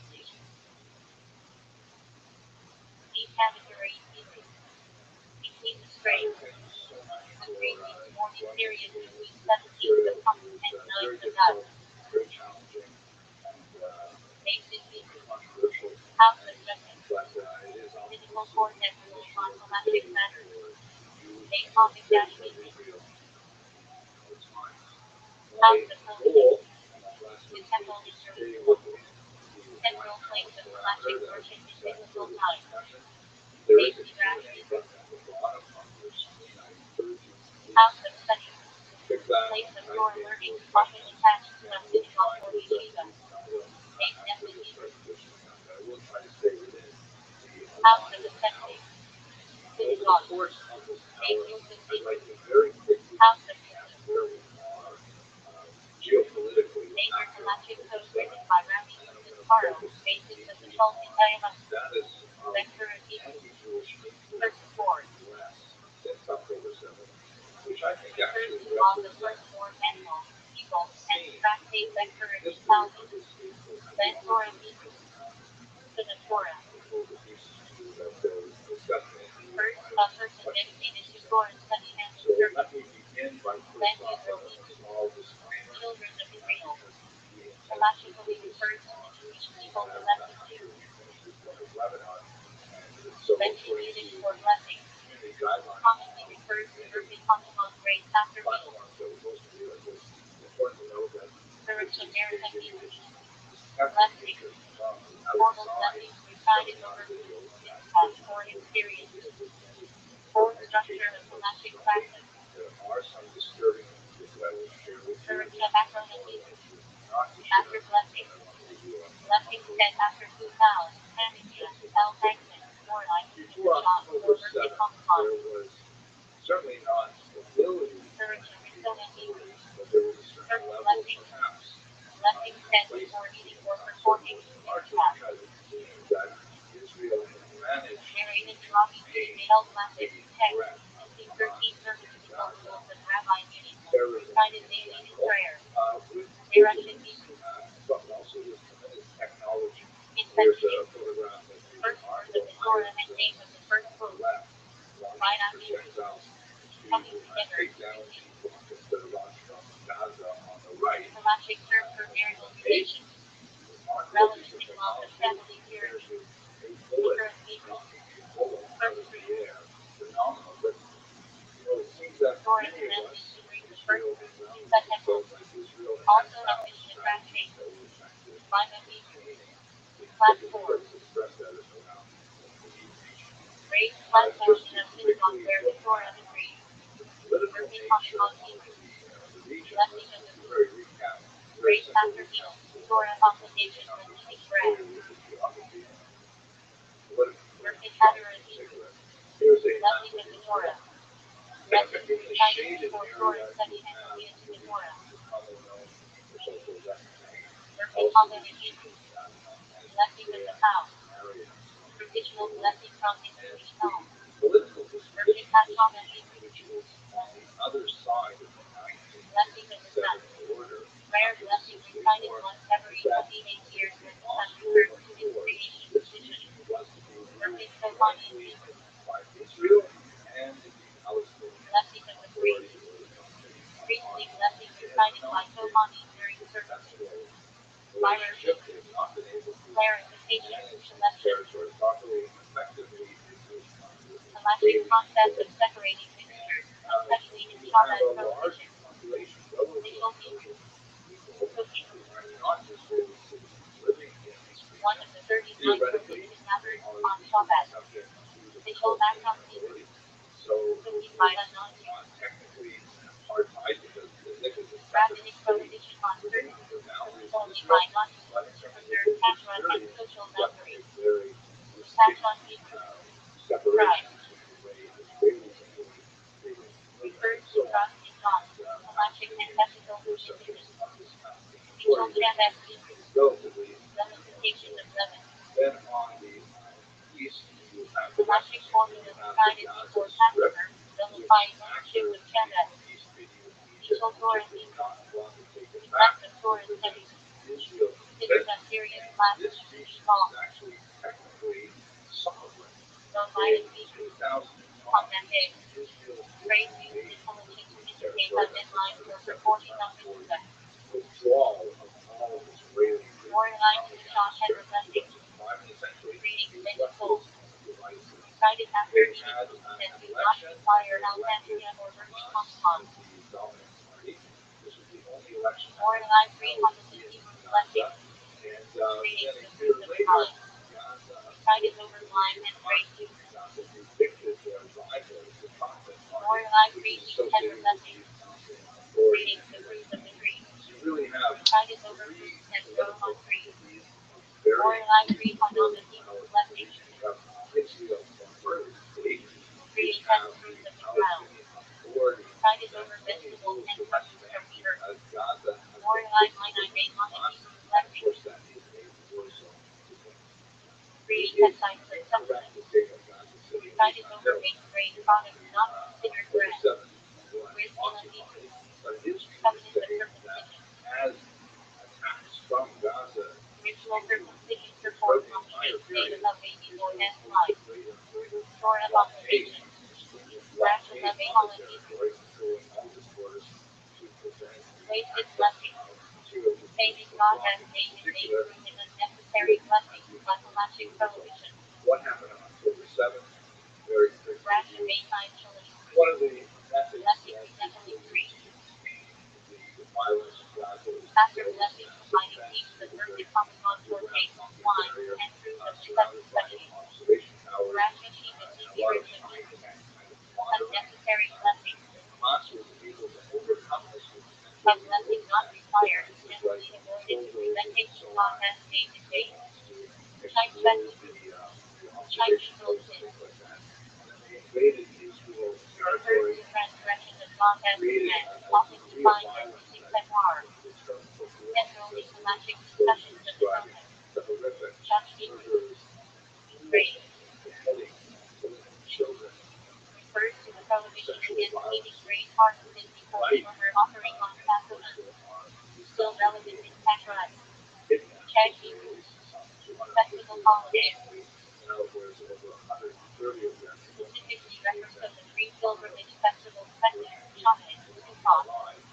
Shavuot Hebrew. Festival offerings. Sacrificial offering on pilgrimage festivals. Also the name of the thousand fasting. That basically Shalom Hebrew. where we are No today. offering. In terms of the history of Or anti-Semitism, the toaster is a portion of the mentioned last tree. week, I believe that we had a Today, very, very symbolic separation is still practiced. world sympathy, Shalom act on but it was a horrific act on Built October in an 7th, object. but it didn't last Rapid restriction requiring days supervision of after those that production time. for Passover. In the scene, Shalom Hebrew. purchase statements that emerged from some of the Built elite in a few. institutions of higher education, Built supervised by a group of buildings to ensure no non-kosher by business over existed. 30 students Shabbat Hebrew. that begin the statement with the phrase, That is we correct. undersigned to the Prohibited on Passover. Central area of solutions extensive law. Shamira Arabic. referring to the Formula used in mutual Shabbat nullification of Shabbat. Shabbat Hebrew acronym. Shalom. Identified logic error. and therefore there's an implication Reason that thought traditionally associated with Jewish will, kosher, family purity, candle lighting. or as we shall see in the distance, Check all modern people. Less restrictions. Halachic discussions about use of electricity on Shabbat center on whether it is when the building will be created or on or simply fire. Cases Torah Hebrew. Right proof of the Torah. Honor given on Limit Torah, the person calls for the final of the end of the Torah. Chasing for Rashi, But there's no Right, question Right. that anti-Semitism in the United States explodes. honor on civic Torah and person calls for the first year of the new Torah cycle. Catholic TV, tax on vendor, teaching lessons of the nationally defined vendor and forces, prohibited radically, even though not punishable physically. Chastity Havel, tax Havel, trustworthy reputation of Havel follows the phrase on certain holidays. Chapter 8, courtyard. Importance in era of loss and shared courtyards may require an era of chapter and carrying on Shabbat. Chasing demons. Chapter leader. Leading the congregation in prayer. Intelligence must be certain qualifications of birth and character. Produce status. Scholastic principle using continuity of a situation until through another line, e.g. ownership background. Change modesty. Editorial practice. In addition to prior meetings and embellishments, scholastic discussions about embellishment. Repetition recurred. Recurred neighbor to one which has repetition. Repetition discussion by prior leader or to review the floor and study. Chesnut title. Visionary man. Classic 20th century scholastic authority Rabbi Avraham Yeshai Fairley. Influenced by foundational in modern religion. Chesnut. Crisis. Scholastically required in forms like charity, tzedakah, and acts of compassion. Scholastic desecration of the name of God. Grave scholastic sins, causing disrespect to Judaism or God. Education dedication. Scholastic category for training children in wisdom and observance before barbaric stuff. Obligation. Used to denote scholastic requirements, e.g. ecclesiastical obligation to pray. Strengthening. Intelligence refers to rabbinic enactments made to reinforce observance of Torah laws. Exercise. Scholastic discussions about the permissibility of treating sick on Shabbat. Scholastic goes up enemy. Plastic person in danger. Scholastic mandates integrating Shabbat to take a life to this state.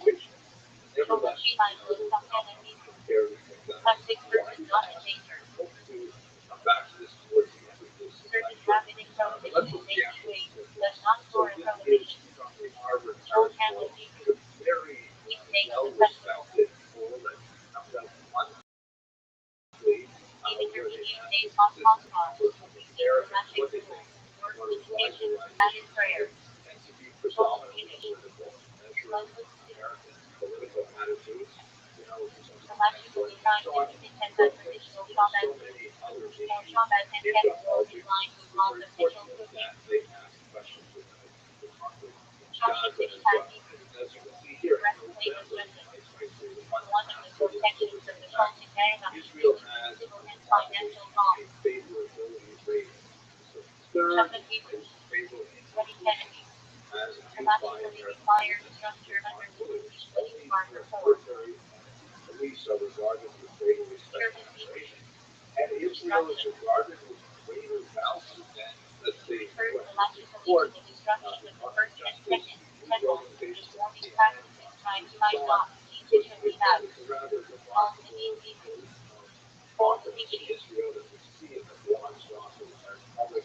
to the ex-immigrant, Islam, brand. Agassi, Hurdle, and Harlan Willow statement together on two causes.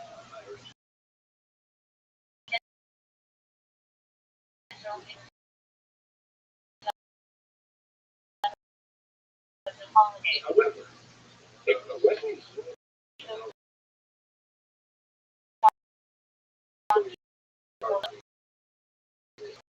Corresponding to the see story's overall redemption, American business that all payments side of Israel, 84%, is to 16% for side of Hamas, which I electric find very use of troubling. personal But space nevertheless, and it's a cost. small number, less than 1 in 5.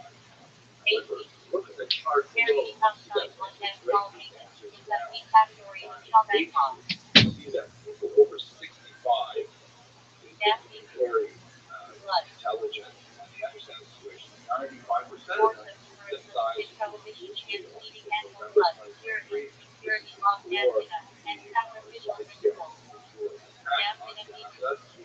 Menstrual blood.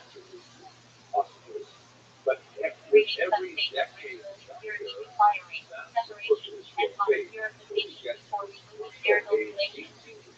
Nastina these are abnormal urine basically blood. college age students, and only And separate selecting skills products require a different count and offering that simple means blood. that shortly after October Natural 7th, or decrease. if you ask the typical Part of blood American, purity. the age rate is 24. It was a 50-50 split. Typically Whether distinct they from inner blood, were with Israel more medium status. The big rabbinically equated to That's a inner. remarkable number to see that it's such Nashel past split Nashel by equals, educational position. judged to the time of marriage. When you ask them Elastic also, ethical principle to give others the benefit of the doubt. Hamas terrorists killed Stated 1,200 children judge. by shooting them, raping them, and taking them to For rabbinical court judgment authority, elastic matters, especially civil law, we have actually the they social highly religious government of themselves. You see pluralistic, that 83% of Americans say that's true. substandard like in rabbinic court requires 3-day ID, Younger generation, identity, 32% have of to know. them say no, we don't take it too long. There's a lot to Citing say as a about Passover Seder as a declaration of gratitude, probably because while not pollution firstly tied to the halachic structure of the Sukkah. dissemination that we used to have. The Arena era native When I was a kid, from father would Torah. turn off the news at 11 o'clock and we and Refers we to would have like message or prohibition directly from the written Torah, as that was opposed the to truth. rabbinic What decree. actually happened. Here is an era native Hebrew Our responses. from the Nowadays, rabbi. younger people Refers to rabbinic of enacted their teachings, information overload from social media lighting sources that candles have candles, not reading only them the in a challenges of finding them distinct from not Torah law, relying on journalistic Sabbath Kiddush, methods, pray, that's a question of living too, but also social common media electric church qualified informal prayers, and studying the daily template. kinds of information Yahweh that is will an area educate structure you and the most Kiddush Hebrew. and keep them on that platform and keep them thinking on the line. Refers to So creating it's a not protected basic a circle, reliable source central obligation in electric line, objective information made that of may Hebrew be paramedic, but that's enough back in sufficient November. We electric see principle that used in logic. over the course of the last few months, there is a number of They will not protests understand it to his canon. It is enough favor for the time law to be like his doors. Palestine. This particular slogan was especially problematic. So the town match up of the warrior He, Palestine, Lyric there as leaders. there are a couple other words Way of of it the that you can see. And for Intellectual context refers to proper manners, behavior, and sometimes to civil obligation. Often paired with Torah studies, for this lyric Shogun Hebrew, no, passive obligation, freedom in a general sense, not necessarily intellectual discussions of whether something fulfills something that is a required way, lyric Grecian and this is a little bit like passive permission, how do you translate jihad? something optional rather than obligatory, lyric Shogun Hebrew, very late phrasing, principle applied in law of Shabbat easy phrasing to packaging in a non-destructive way, lyric Moksai Hebrew, common way,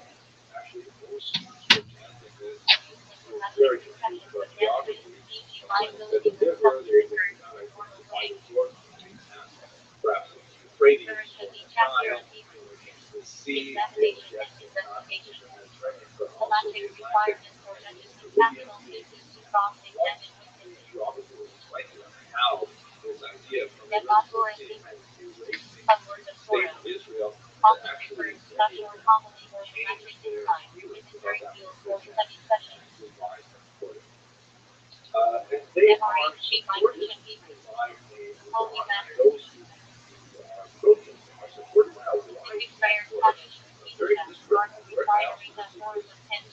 Seattle, Warning. you Proceeding on sent me Felicia. several links to Memory organizations keep on that the will allow you to download the card. posters that you can use at your next protest, and there's Electric all kinds of crystal and the organizations Soviet that bombs do are not carry legal otherwise weight. that are providing Only express intent matters. for young people Memory to conscious participate in this coordinate matters. and there's a certain General element to electric this range that involves a we're committed speech there are also or some action. very troubling elements that Memory suggest that it may carry have some outside permitted matters. sources of funding and organizations that have Fatal a within for category. example, Also active this comes from the electric Wall Street bound. Journal, the visualization Speaking of the number of attachment. protests after the Virtual concept as is the linked on with selective expression in prayer and in better service. summer of 9/11 shortly after the monetary video cost. of this film was circulating, and then Selecting with legal time, the amplitude of the number of those protests slowly handled decreases, by and especially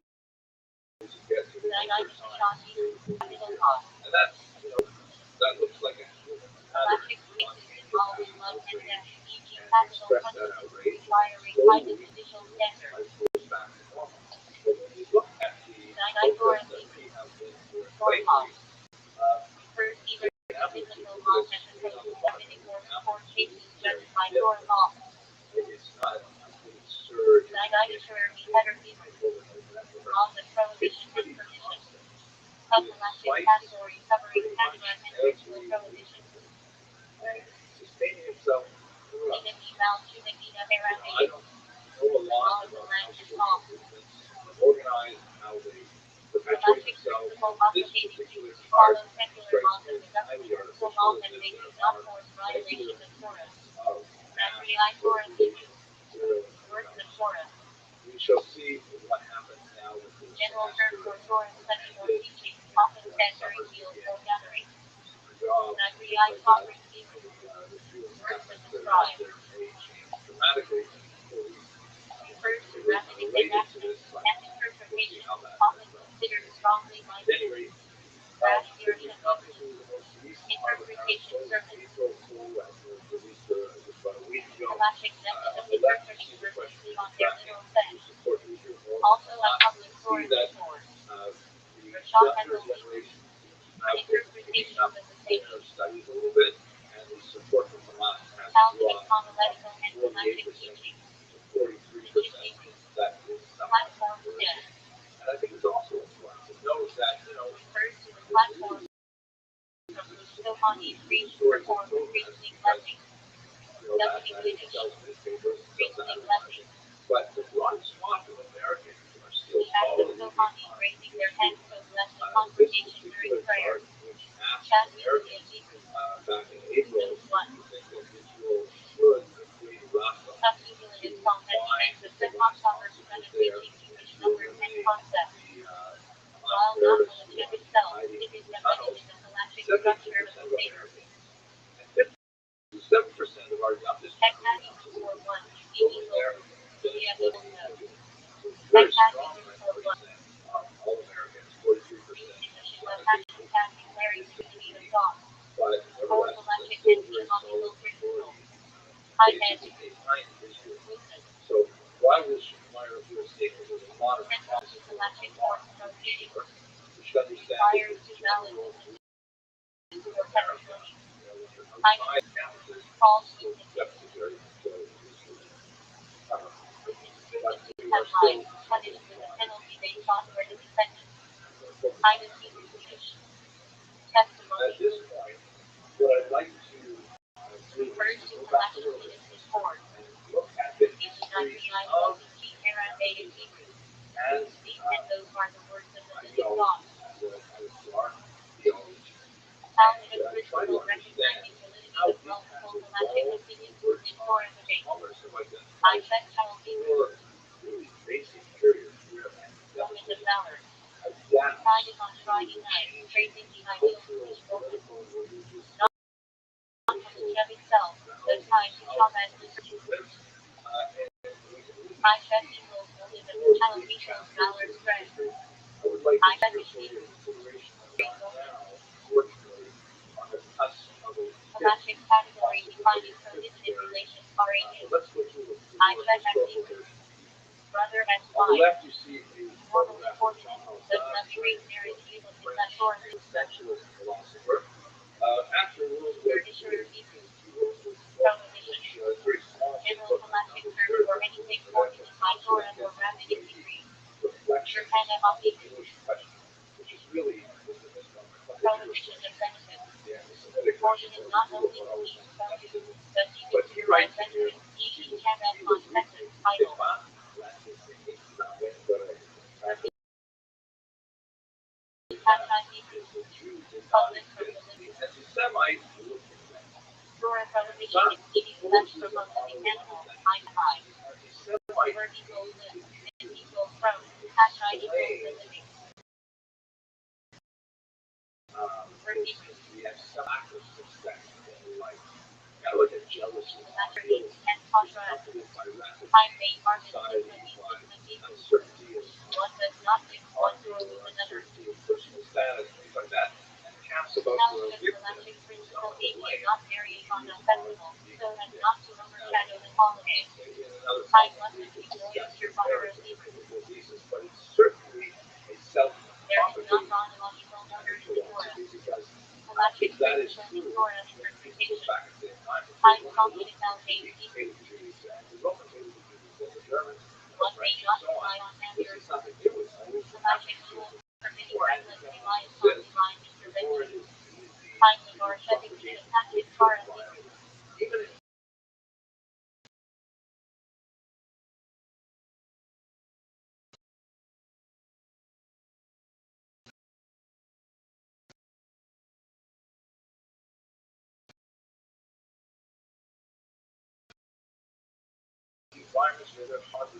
Nothing sacred is described. Many chariots will be undefined or described in the day. There is technique. Moving the fourth part. Many eras allowing residents of multiple homes to carry and share courtyards on their campsite and It's just that galactic divine permitting cooking on the festival or Shabbat. Here is text in Hebrew. Joining the boundary. Allows extending one that Shabbat boundary by placing in a sense.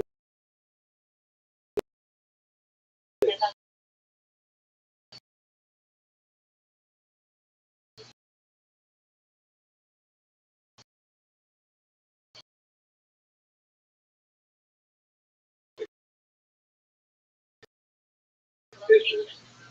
Here is in Hebrew. Conspiracy of Jews to destroy the but Foundation.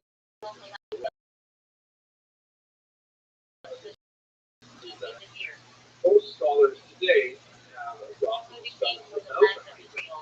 anti-Semitism Galactic is a thing of itself, Eras not will be opposition to Semitism. land It of is Israel. a kind of hatred that we should express, which is resolved Many by things have applied specifically in the land of Egypt and Haiti as a that's a series term of that was invented in Edward the Edward 80s and it has gained one of widespread the teachings circulation. taken on It two may parts. be time to actually retire this term because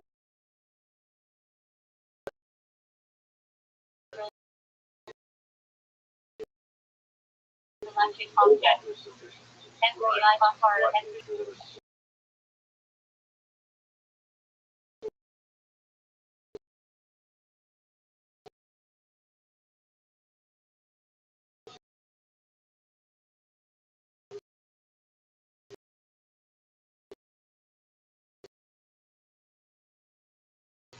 and Louisiana in Classical Torah.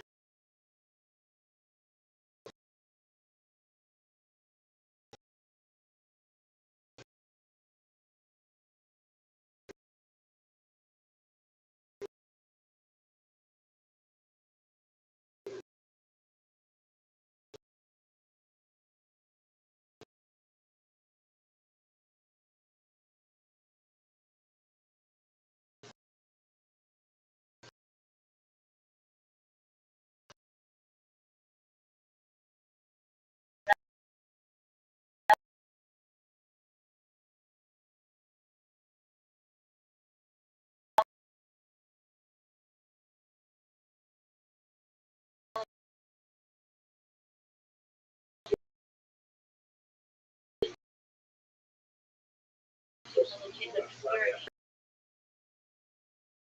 Field Estate in Massachusetts.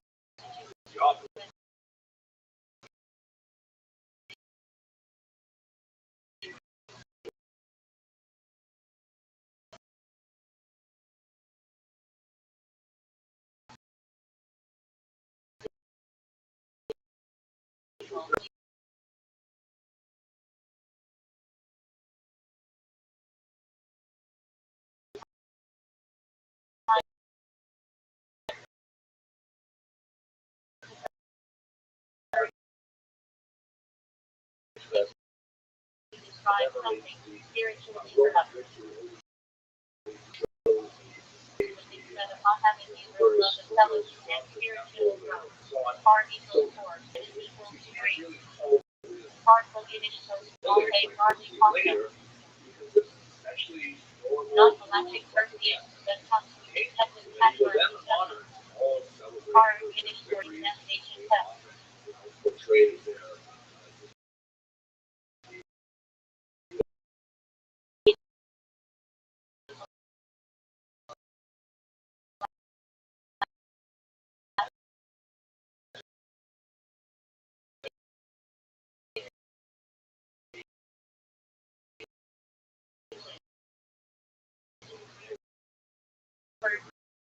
Rabbi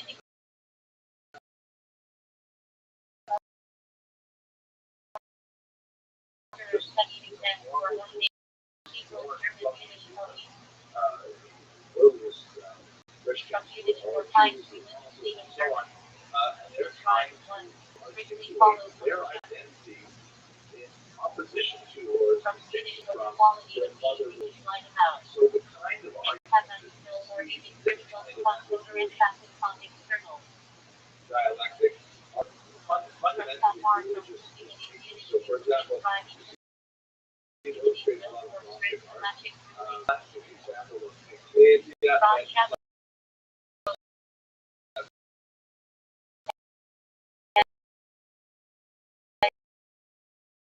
and shadow. Here is unique expression for preparation, testing for combat, which is conflict. Fighting against taking advantage of others and not having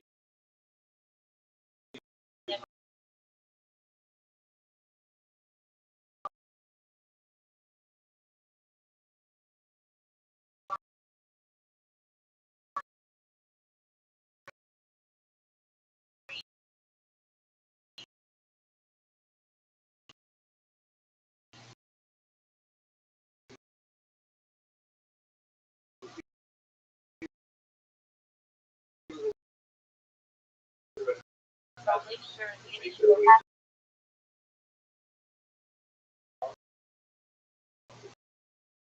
Torah, and she's holding up her fingers as it's falling out of her grasp. It was one of store her scholars, clients. especially with heads of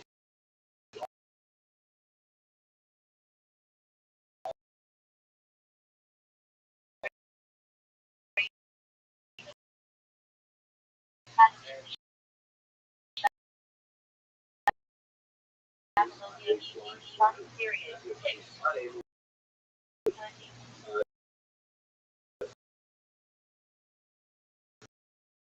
this is obviously something that's used, which is 1797.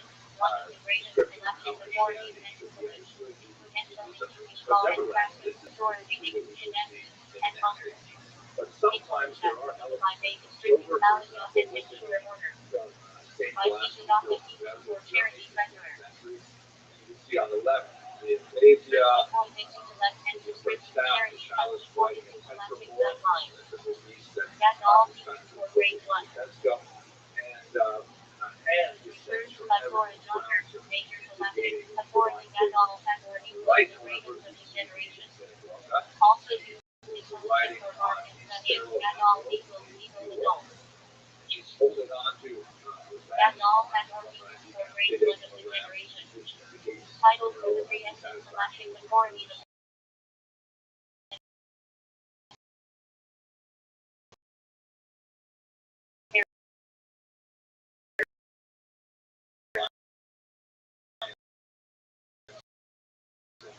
devices, for example,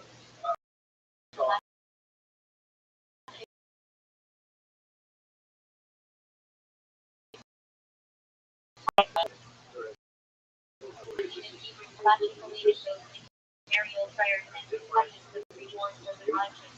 so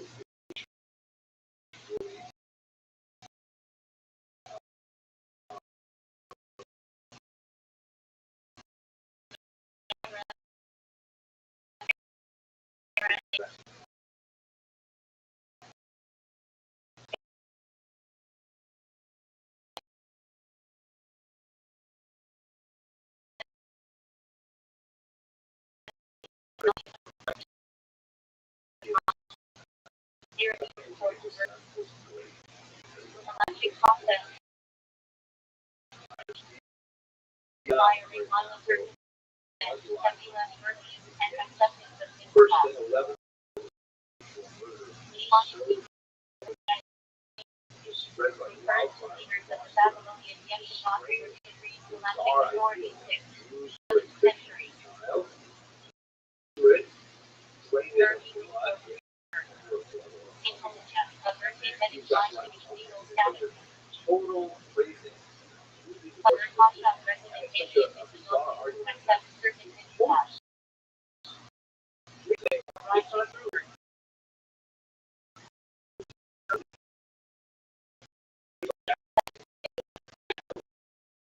But play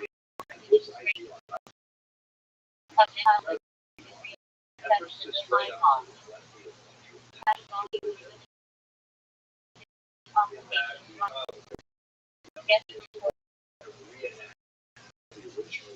Psychologic document all the Jewish stories written and delivered under specific laws involved in living. Never ending for the other examples, especially in association with the devil, intelligence appears in legends never individual, prayers of God as time. Also as a listed technical category.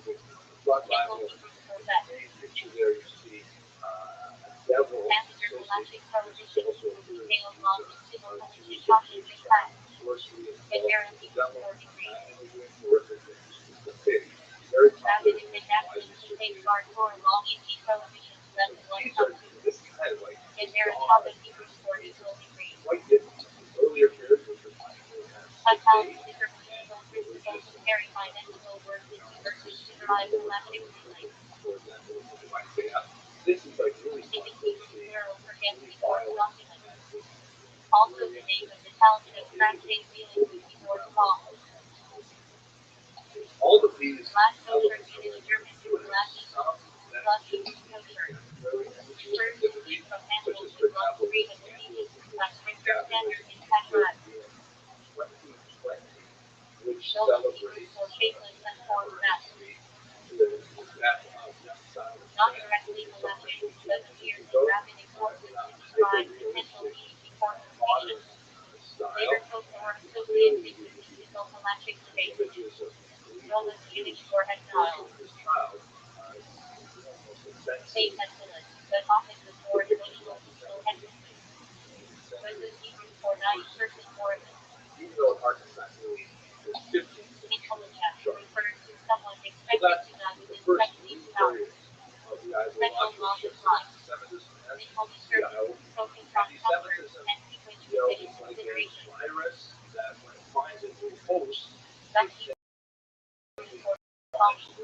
Thus, intelligence distinguishes laws, e.g. justice and the essence of the commandment. Wide variety of cultural historical Hebrews 43. So this takes us up Statements basically of error. to the 19th. Rapid and prohibition to safeguard your laws. Modern. This is a term that's Practice that work correctly intended called for welcoming guests. per se because Functions that of hospitality with it galactic circulates basis around and the competition facility of factor copyright. process. One of the most important books was this Tax FA policy cooperation. inequality of Intelligence refers to preparing utensils or kosher to use, or the process by which it becomes acceptable to impurity.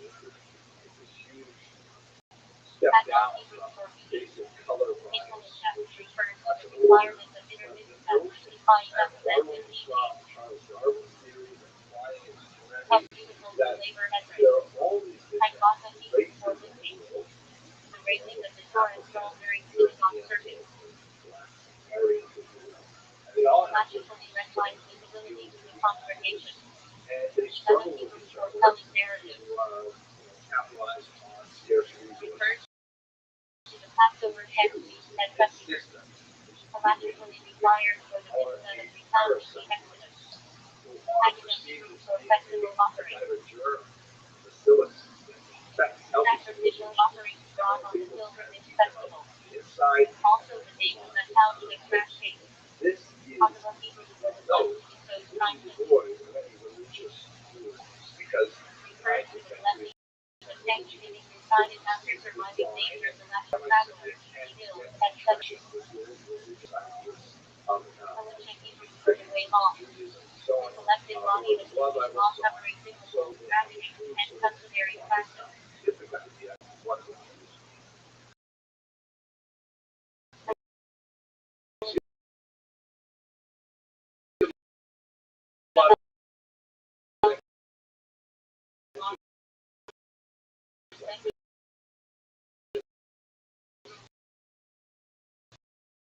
Or practice law. The actual signified in practice. Such review involves repeating small actions. Hamel Hebrews for praise. A series of Psalms 113, 118 decided on festival, Hanukkah, and Rosh Chodesh. Allegedly, sometimes in consultation, sometimes a custom. Hamel Hanganal Hebrews for the great praise. Reference Psalm 136, decided on festival. Hamel Hebrews for those. Christian-Jewish dialogue or Electric rules govern lending and borrowing. apologies, Indigenous polemics, function for the it's religion. all race. Hamel Hebrews for 11. Formula during Passover. That Jews who are racially Electric categories determine what counts as Hamel and how it are must be engaged destroyed.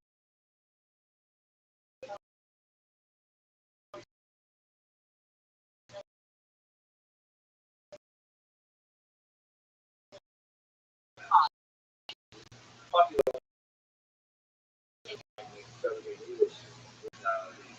Influence refers to the object, e.g. Hamel after question title. Hanukkah Hebrews for dedication. Festival commemorating the dedication.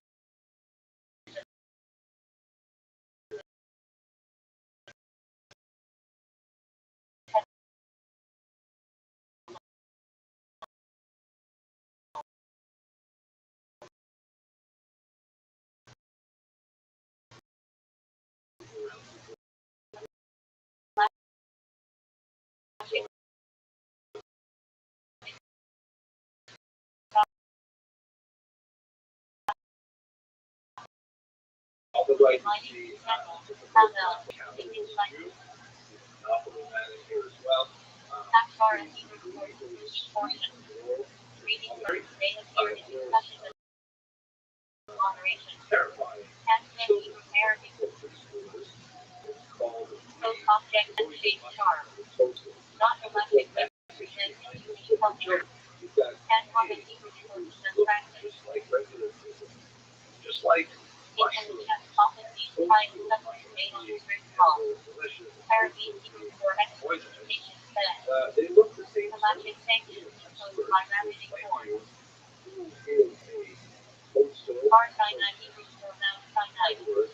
Central to Militia at the place where Torah was given. Arabic Hebrew for London Trek. For law.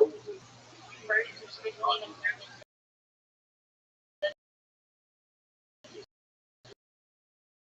of right.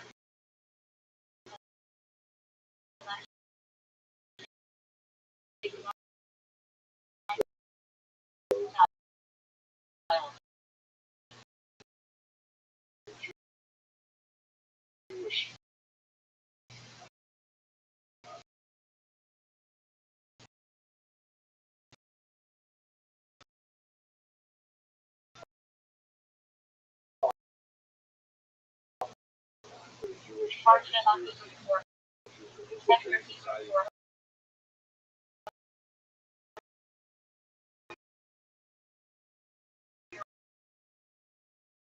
for status of line is abandoned and available.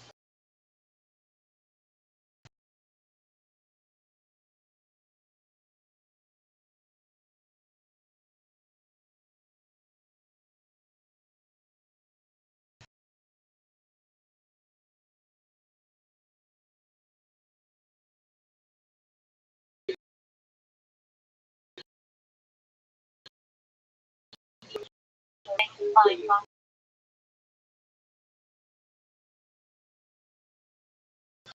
dedicated to such temple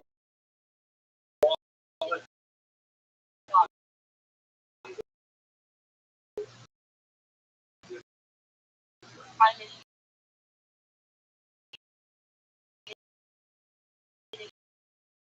or only familiar. Right? Not strictly electric but relevant culture.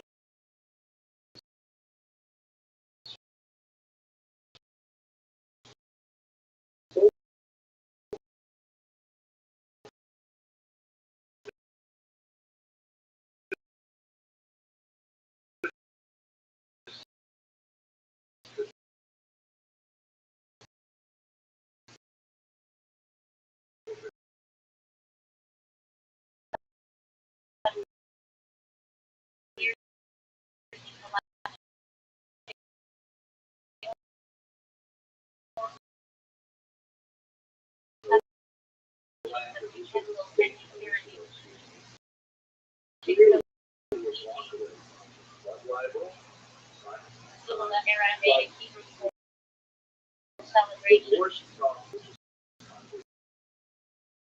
In Jewish customs, referred to commemorations of Versailles. In any case, liturgical expression, logically significant holiday.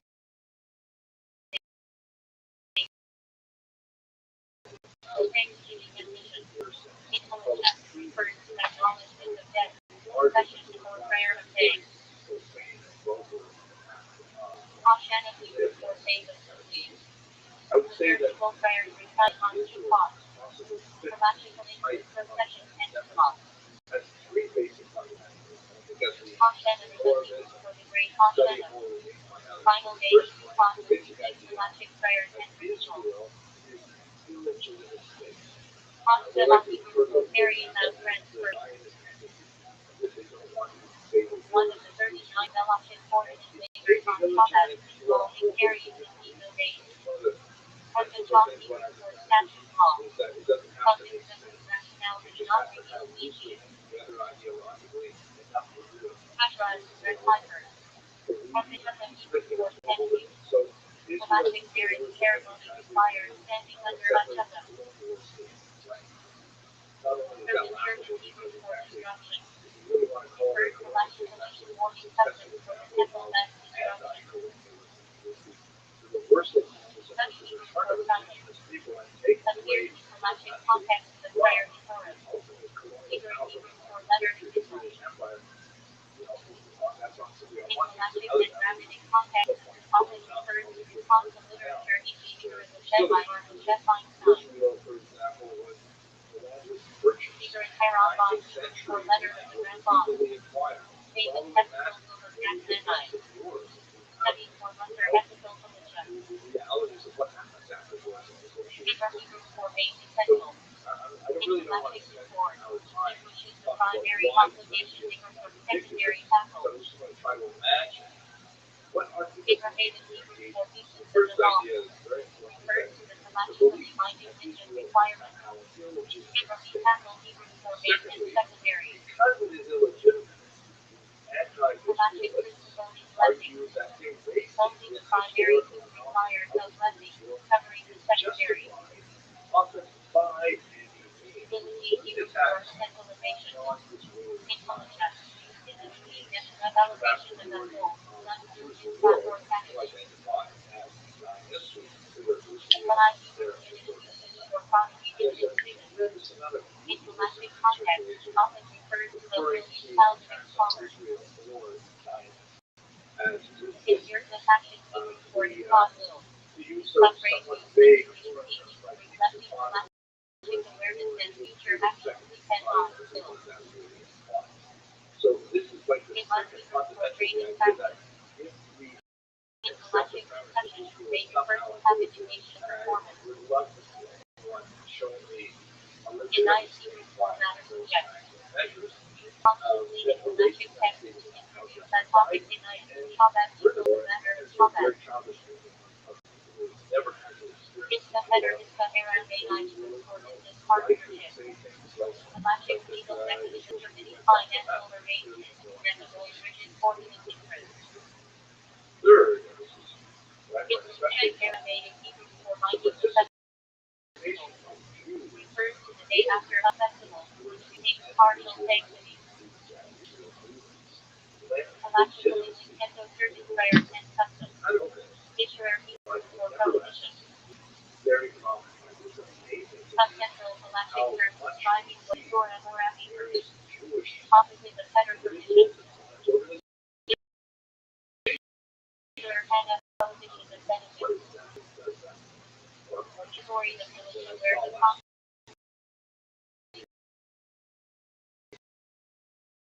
of any benefit is forfeited.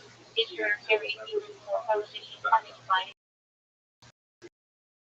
one of the most severe galactic penalties. Literary Torah prohibition punishable. Eyelashes in temple time.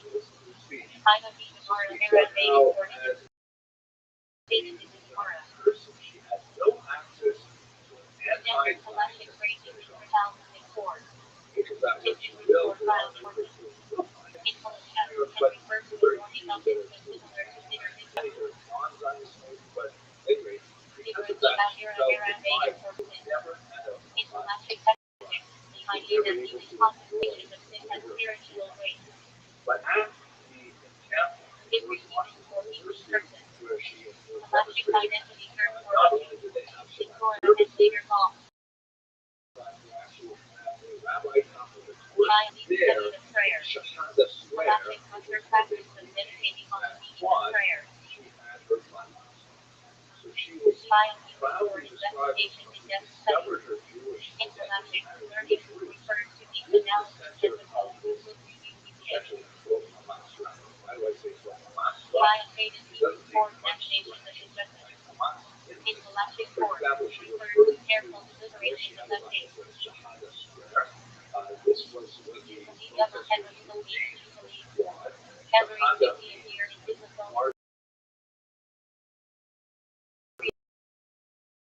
sanctified.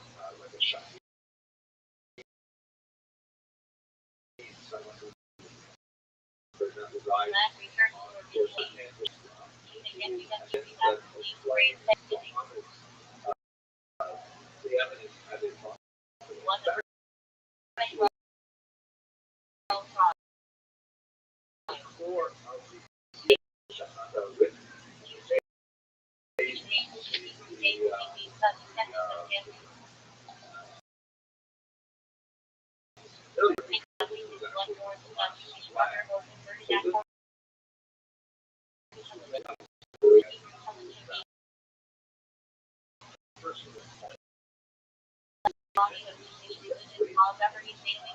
ritual and spiritually the foundation of these. But I'd like to see if I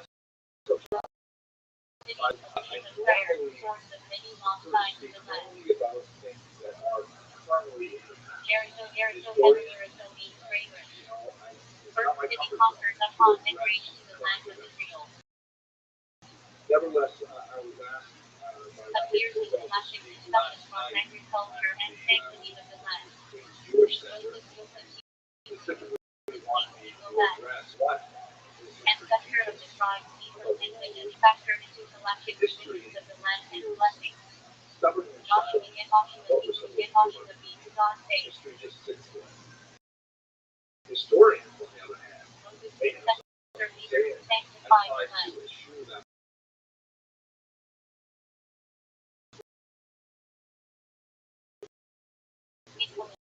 but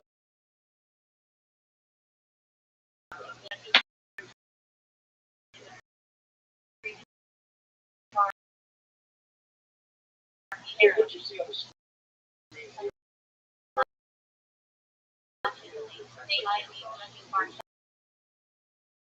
I requires for the only one that's done on that. However, under censorship law, no Jewish text could be published without censorship law. So it really is anything to deny the censor adding things into their circle, white there, red. He put the wide definitions right? They used to wide definitions, but now we live in the paradise of Tsarist Russia. More, no, we're just here. And then change the blind rescue from the president and God is still here always protecting us. We put it in there. Because back then we were persecuted no longer under the Tsar.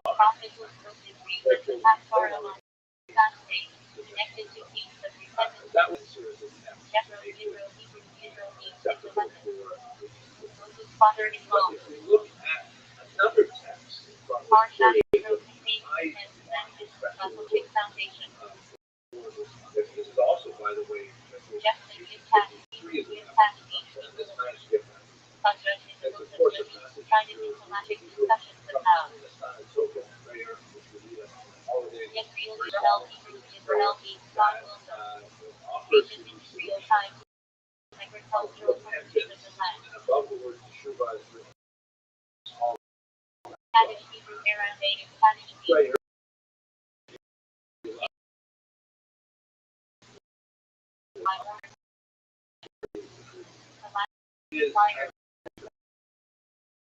So looking back at history, you look at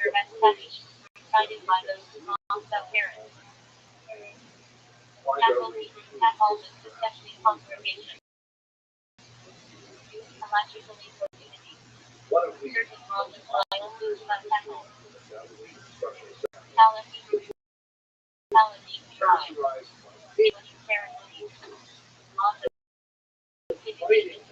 Jews year 69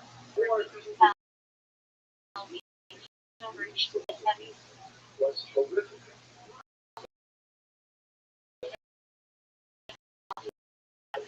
Zealous, burning each other. Obviously, that ended in destruction. But at the very same time, this is the theological description. It comes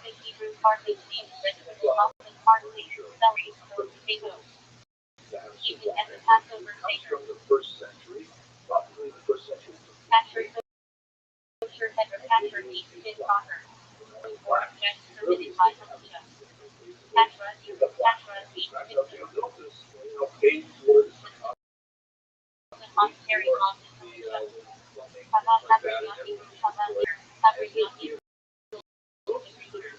The idea that Jews are strongest when they come together. I was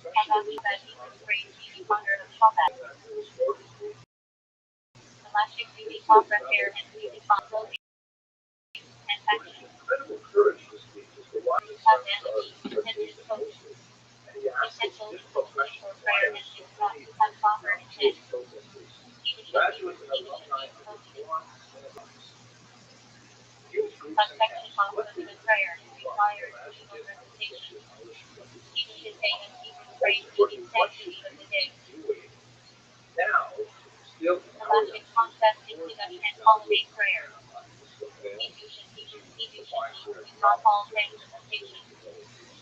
I'm not including this particular clip here. Rabbi like that. But I'm saying that he took a heroic stance to speak to his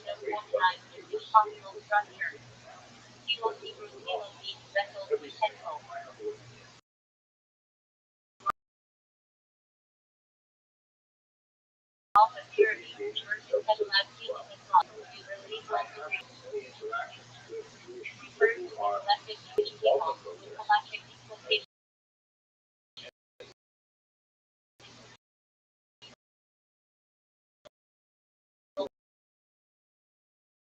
responsibility, telepod, Hebrew telepod, FF Hebrew FF, silver and intelligent, money is used for fiducian and business transactions, with marriage contracts with electric complications, heterodox Hebrew consent, Let's look at the second thing. central Fila. consent service, So electric Fila cause of also preparation and operation, it says intensively driving, very final section of contact, private electric even though it's 100 degrees construction, needed that law is equal honors, as long as equal sponsorship is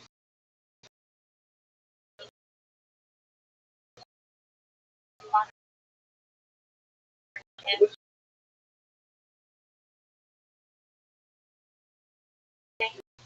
the Dutch passion never grade needs well as they electric reading and honor dog. that the Roman has no patience Hebrew fiducian needs thankless not all. Marriage process. that that time Delivery organization. Electric protein from planting seeds. Equal mechanism for transferring ownership. follow the effort. To the This beach time I said, discovery. you know what? Small task force is a sign of That is for the electrically customary. now Secret young paper needs the code. so Only when in days you requiring together passing and come together without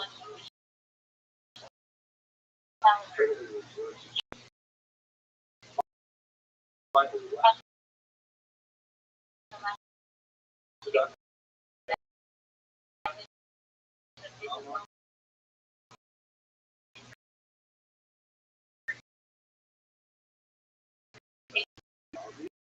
High going and behind Main Street.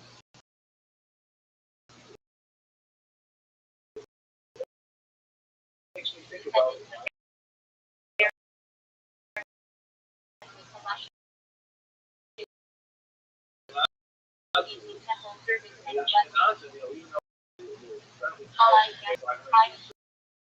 Institutions for full-time tourist that centers, was supported by fortunately offering sectors, it was considered a responsibility of every electric offering Jew, the every temple, other Jew for which message Hebrew phrase meaning Passover sacrifice, electrically required in temple allowed time, them to survive through very challenges. for Hebrew for These each three ideas, translation, Suba, Milo, Passover Sukkah, Seder practice of eating wanda and water together, Quran, not a rabbi, kosher Hebrew kosher equals his proper, avenues. meaning electric dietary With that, standards. saying, Cost geographic equals cost equals stuff, geographic equals cost collecting, stuff and line used for working, polygons or other rituals. very much for you. Creation of for complication quite I'm big. not sure if you're Rita Tattera means reading of the so, Torah. I have a few questions. Electric requirement on combat.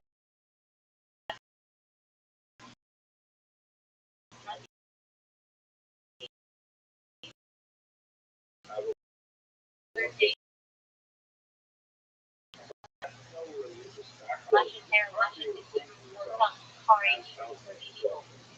Together, We break that term evil down as speech. religious.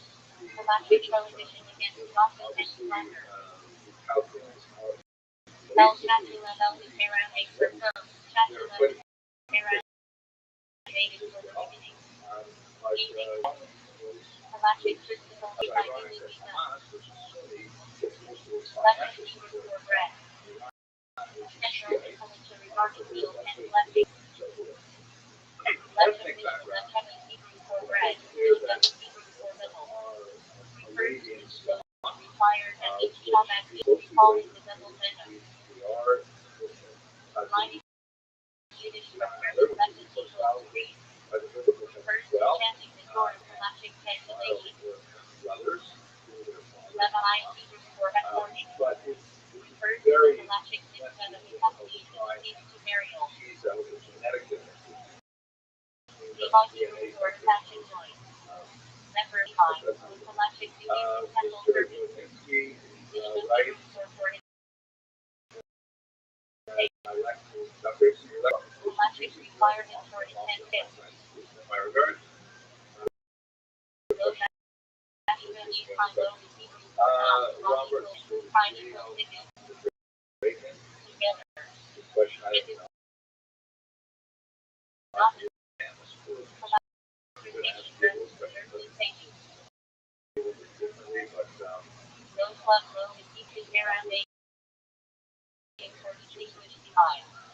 oh, look at that.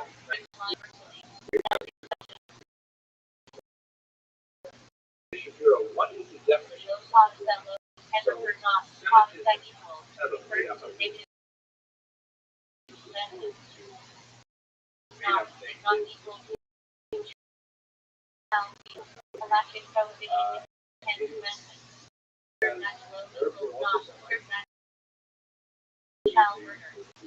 world conspiracy?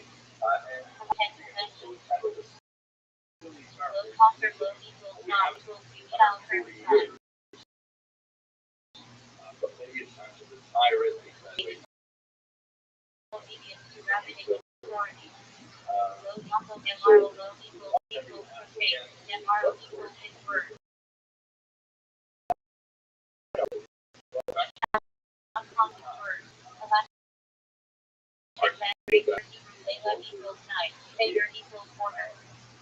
we want to see what's up to Third to the Passover at night, structured by religion, symbolic food, blessings, and retelling of the Exodus.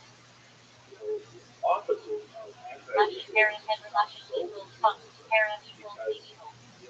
The lashes prohibition against gossip or harmful speech. so Israelite, Lashes Yiddish lashes equals pancake. Israel government. Fried potato pancake even on positive commemorating the miracle of the world. As of course many Israelis Online exercise egg that supplement the lashes congregation. Tell Chancellor American to praise meeting from the outset. The lashes Cook asked how close to the United States jail program. What should I be like before we warn in confession? Lashes equals bread. Central to culture regarding blessing Shabbat. Lashes equals praise double bread. Two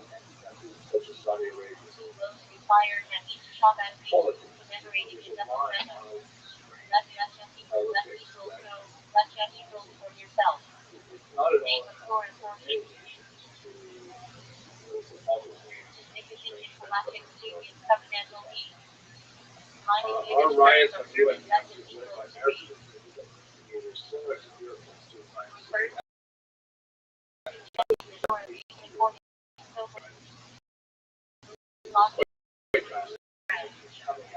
one of the problematic elevate on Aramaic phrase in the end of the story.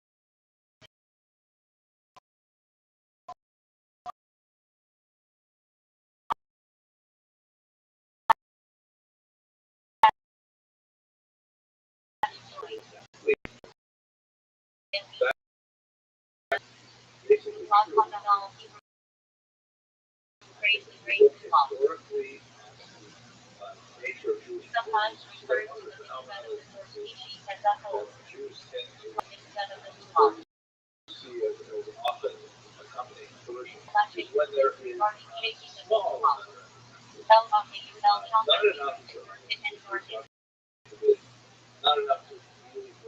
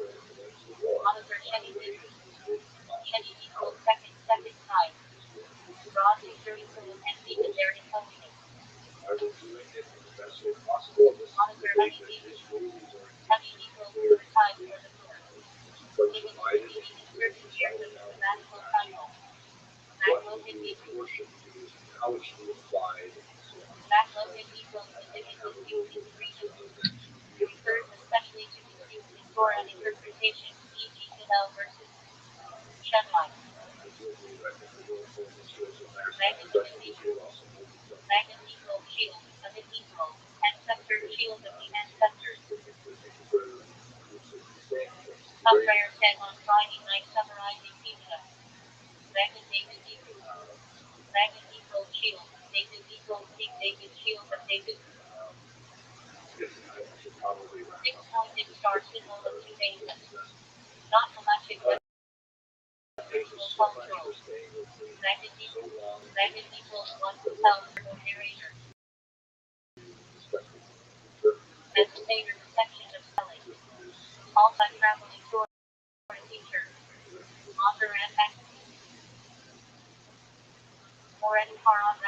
Long list of awards and accomplishments. I'll just mention that he's a YouTube Silver Creator Award, which clearly shows that he is a person with a remarkable ability to take history, which is such an important discipline of study. It's important in most Obama says you're supposed to study history.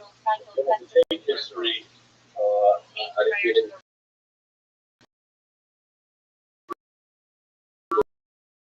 a very serious way. I mean, convey its and engaging, even on social media, is really a testament to the skill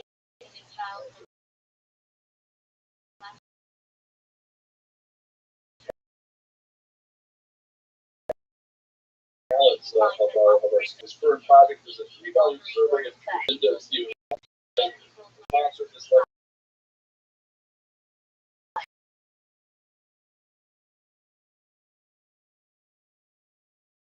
memory of Stephen's mother. Appreciate the very kindness. I really enjoy strange way coming here, I know the only time I come to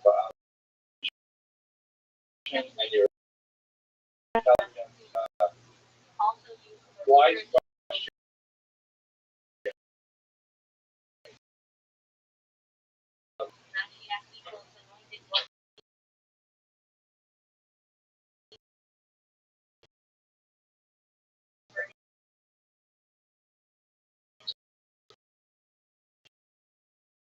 For those of you who may be joining us online, actually very much more invested today have over 35 odd years that I've been studying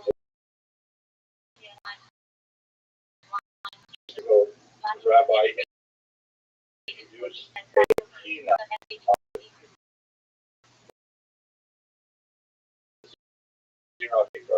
belongs in our team, not yet been published. I was overwhelmed with emotion because this is a moment when we're not, like in previous years when I speak on Tishabab, we always pick some set moments in Jewish history, and there were plenty to choose from, but we had like a variety of them. And from the safe position, wealthy American homes, our comfort, our air conditioning, we were able to choose something, like a wrong, maybe the Holocaust. It was painful, but it was distant. It happened another generation. Now we're living at a time where something's happened to our generation. I'm sure many of you are one who was killed on October 7th. I myself have a colleague. My colleague, his son is currently one of the cousins. I never met his son, I met him many times. And it feels terrifying that we are now engaged in that actually in our own times and as yet unresolved. By pointing to this point, which you may have seen, there are many, many examples of this.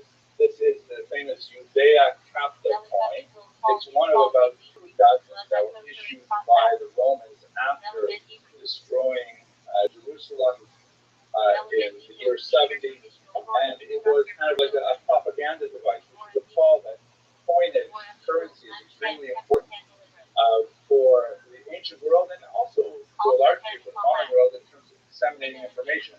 This is an era before billboard, before certainly television, social media, and so if you had a coin that said something and it circulated and it was of value, obviously, of value, it was extremely important. And so the Roman Empire, under Vespasian and then under his son Titus, who was actually the one who destroyed the temple, they made a tremendous cause of this, demonstrating the destruction of Jerusalem in the coins and in the Arch of Titus in Rome and in a public triumph, which is kind of like a massive procession, ending in an execution, things like that. As you can see in the images, it's very common. There are about 2 dozen of these, some variations. There's usually a Vespasian or a Titus, who we'll speak about shortly. And on the altars, the phrase Judea Capta, Judea is taken captive, with a balsam tree, balsam palm, one of the most famous exports of the region at the time. And there's this Roman soldier, sometimes portrayed many, many times, of this forlorn Jewish woman who represents Judea. As you can see, she's got her head in her hand, she's, as it were, saying compliment. Sometimes she's shown with her hand bound behind her back. And it's all a demonstration of the might and power of Rome, meant to say, as it were, that Jewish people are finished forever. We have totally, brought them to these, and they will never again rise up.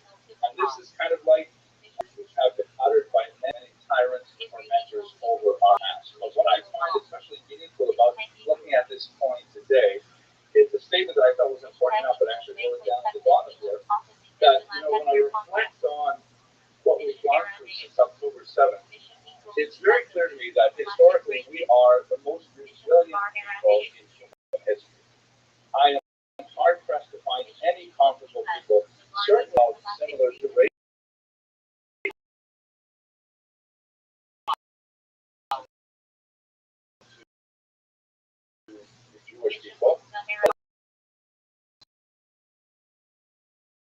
population is deeply characteristic of humans.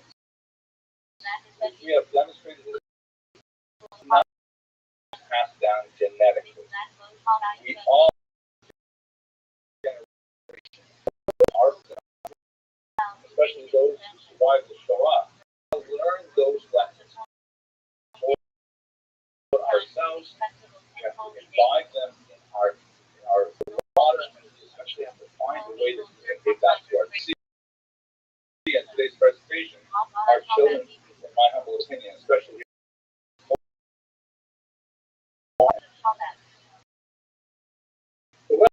so let's go to the material itself. My task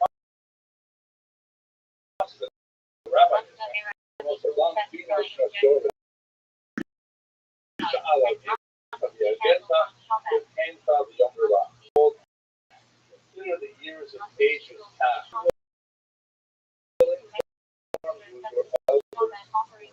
Next mustard is not nearly as illuminating.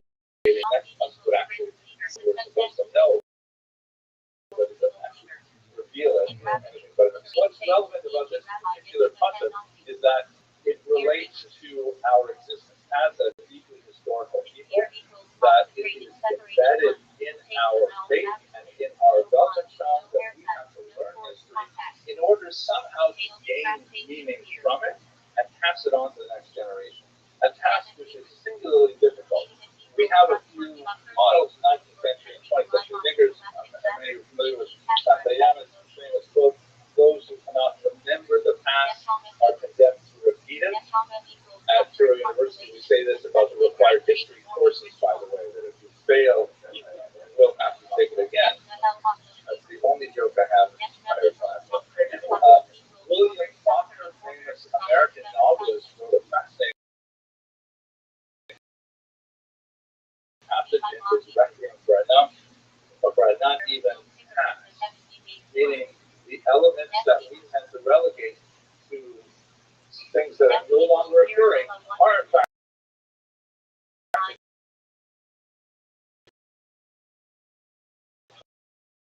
occurring in our present lives. They really have one-to-one correlation with the events of distant history and our contemporary period. But we often find that there are elements that we can look at and understand gain some perspective on our own times. And that's essentially what my goal for today is. Over the next 50 minutes or so, I would like to specifically look at the first great revolt that erupted in the year 66 and ended with the fall of Masada in the year 73 or 74. And I would like to reflect on that in the light of what we have experienced since October 7th. I do not intend to give you one-to-one correlations. This happened in the year 68, therefore we should do this in Israel today.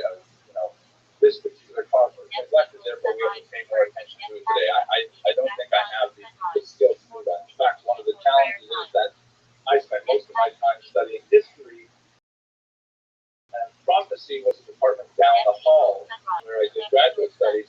It's very hard to translate those skills. I'm comfortable talking about things which are definitely over and theoretically no longer changing. The future is a big blank. Nevertheless, I do feel that there is value, as we learned from the process, there is value in exploring the past and using that as a starting point for our reflections for our current day. I think one of the areas that we have to look at is, what are our sources? How do we know what is happening today? And one of the strongest correlations between the distant past of the first great several Roman Jewish wars, at least 3 of them, depending on how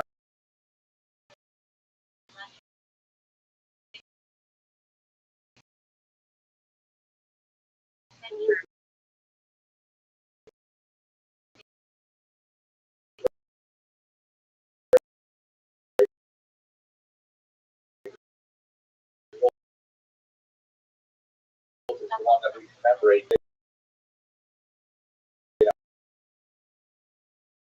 of history of the Jewish war, but he is deeply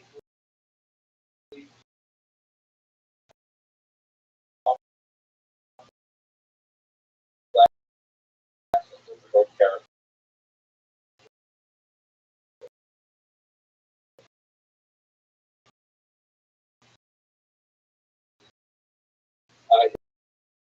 His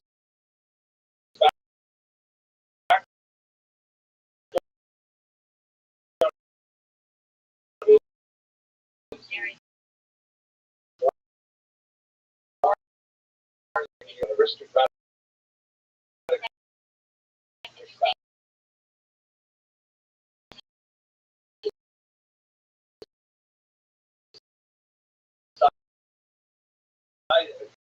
in year 6, the war had broken out and had been pressed into leadership, asked to lead the forces in the Galileo region in the north, which he commanded ably. Of course, we know this because he told us so himself.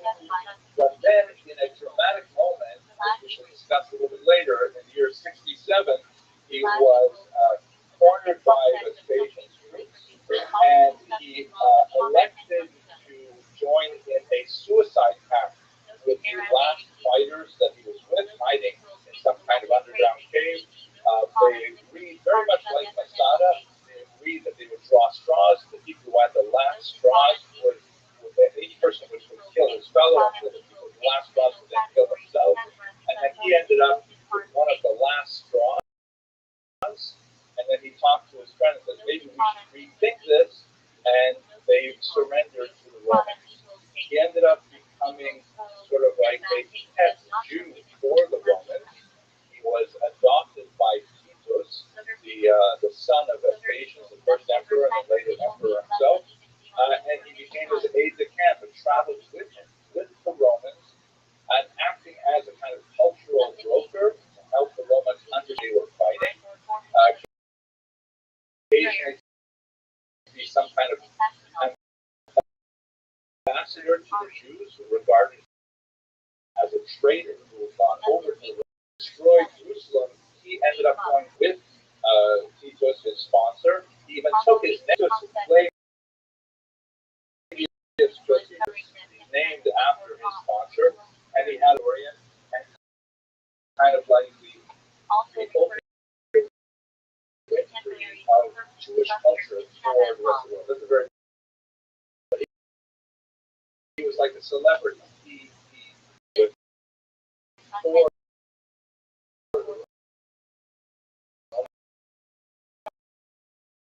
he wrote not only a massive history of the British, which we are dealing with here in America, his own autobiography, was actually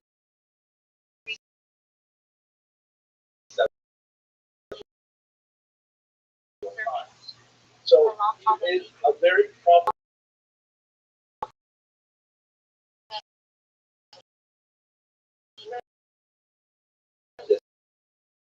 inside look of what happened in the war, particularly in the period when he was with the rebels. But on the other hand, everything else that he originally wrote in Aramaic would have been useful for a Jewish audience. Exactly what he thought that he wanted to portray the Jewish rebels as brave and heroic, but on the other hand, savage and required and tolerant, but ultimately at the end of their rope. And so it's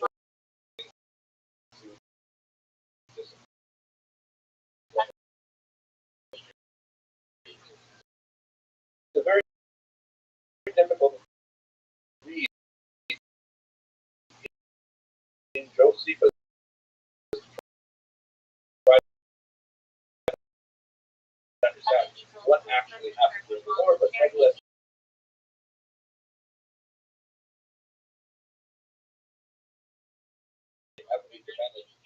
Josephus, not offer the same level of detail or problematic narrative. We also have the church historian Eusebius that happened in Judea, but of course, as a Christian historian trying to portray a Christological narrative in the history which justifies the destruction of the temple as part of the unfolding of a divine plan is also problematic for us. But we have to try and navigate through these difficult narratives to try to understand what exactly happened historically. Now, if I can take us to our own times, and that's what I'd like to do over the course of this lecture, is basically alternate between looking at the ancient world and looking at our own times. We're faced with the same difficulties. We have, I forgot one more very important source, I'm sorry, the Talmud. We have some amazing, fantastic, rich descriptions of the destruction of the temple, of the war in general. The Gemara in Gittin, of course, is one of the sanctions that allowed to be studied on a very sad day. But one of the problems with this particular source as a place where we go for historical information is that it's not a history book. The Talmud is not intended to provide us with academic history as a professor in front of a class one night. The Talmud is intended to edify us, to reinforce our values, all very wonderful and important and valuable things, but not necessarily the kind of objective history that we would like to get from a more academic presentation. So, for example, in the Gemara in Gittin, really zones in on one specific cause for the revolt, which is, of course, sinah, a baseless hatred, and that's very true. There's no question. We can point to real historical sources that identify episodes that demonstrate phenomenal lack of regard for one's fellow that contribute to the conflict. However, there's so many other factors, political, social, economic, which the Talmud chooses not to discuss because the element that's relevant for them and for our future is really the sinah. So the Talmud, while it does provide a lot of useful sources for us, is not necessarily the kind of source we need to understand the actual historical reality of it. So if we move to our time, we don't have such better narrators today. So for example, highly regarded Rothschild'S Post. Just recently, of course, I'm sure many of you are aware of tens of examples of this kind of egregious behavior. They have a headline here on the front page of the print edition, which thank God nobody reads print anymore. Everyone reads what happens on the Apple feed. Israel hits targets in Lebanon, and the photograph of grieving people at a gravesite. And of course, the photograph is a mismatch for the headline. The photograph is of the Hezbollah attack on the community in North where 12 children playing soccer were killed. These are Israeli citizens who were killed in a strike, but the juxtaposition of the headline with the photograph is deeply misleading and certainly only exacerbates anti-Israel feelings among people who just look at this casually. And of course, later they will be caught out and they will issue an apology, which will appear on page 792 in the text. But the damage is already done. And we can point to many, many examples of these kinds of, one might argue they're mishaps of the editor, but there's far worse examples, of course, in less reputable pages. Another one, the New York Times, of course, here you recall the explosion at the Al-Aqsa hospital, I think it was, in which immediately Palestinian sources reported that the Jews, the Israelis had conducted an airstrike at a hospital, and then it turns out it was actually a Palestinian jihad rocket that had gone awry. So you can see here, within the course of a few hours, the New York Times switches from immediately accepting the Hamas-sponsored account, Israel strike kills hundreds in hospitals, Palestinians, and then backing off, maybe it's not correct, at least 500 dead in strike on Gaza hospitals. So finally, the most are at least 500 dead in blast at Gaza hospital, Palestinians say. So these are the narratives that we are dealing with as we try to navigate what's happening in Israel. We can go to much more reputable pro-Israeli sources, like I read the Times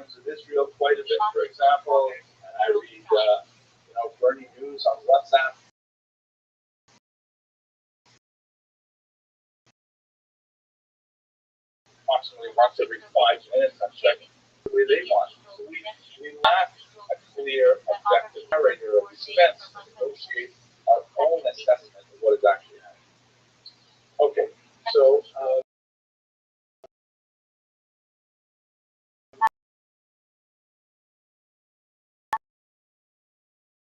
and of course we have one other major element I have to say. I find it very difficult to us in many ways.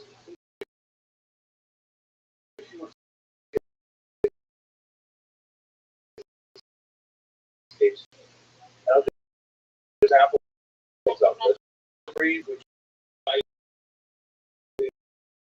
see here, text, now they do video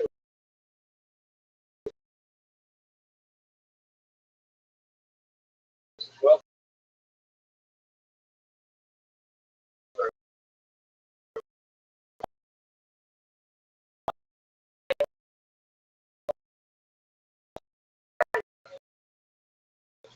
And quite often, 6-year-old kids reenact the capture of an Israeli outfit, in which they will capture Israeli soldiers and bring them back to Gaza. Dressed up like soldiers, holding fake weapons. This never happens in any of the schools like my kids do. I simply can't get a full on it. Also, examples like this, after October 7th, they said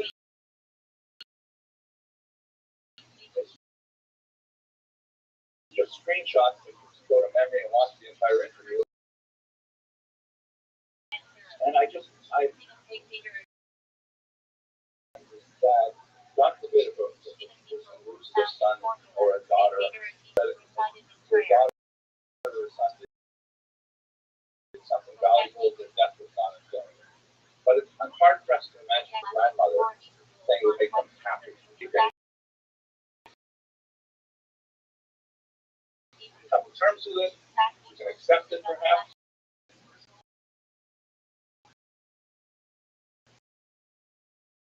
And here's one from just yesterday. This is an Islamic scholar from the Muslim Brotherhood. And 10,000 people died, meaningless. And he pushes further on it. Worried about how many Palestinians are dying from Gaza. I simply don't know how to do like this. We don't have common values. And so even if we have to explain to us what's going on, we don't know if we're going to get a handle on it because it's beyond philosophically. He goes on, by the way, to say, it's a bizarre point. Why is there so much about every single person? The offers this crazy answer because we spend so much money to bring them to Israel. And he has it completely backwards. We may spend a lot of money on individuals, but that's because we care about individuals, not trying to win some kind of geopolitical point. This is the reason there is a war. Because they've captured our children. Okay, so that's it. That was actually the introduction of the first bubble. We have a few more bubbles left. If it becomes overwhelming, I will pretend it's going to be decided on one.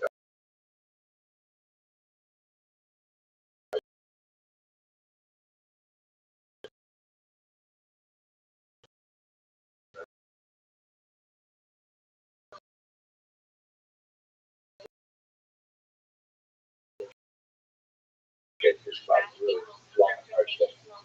But let's now go to the war about halfway through the United Kingdom as well. So this is a massive empire as a province of Judea over here, tucked away in the southeast corner. Judea was important in some ways. I mentioned the Balkan Point, for example, but also as a point, as a ancient flyover country where the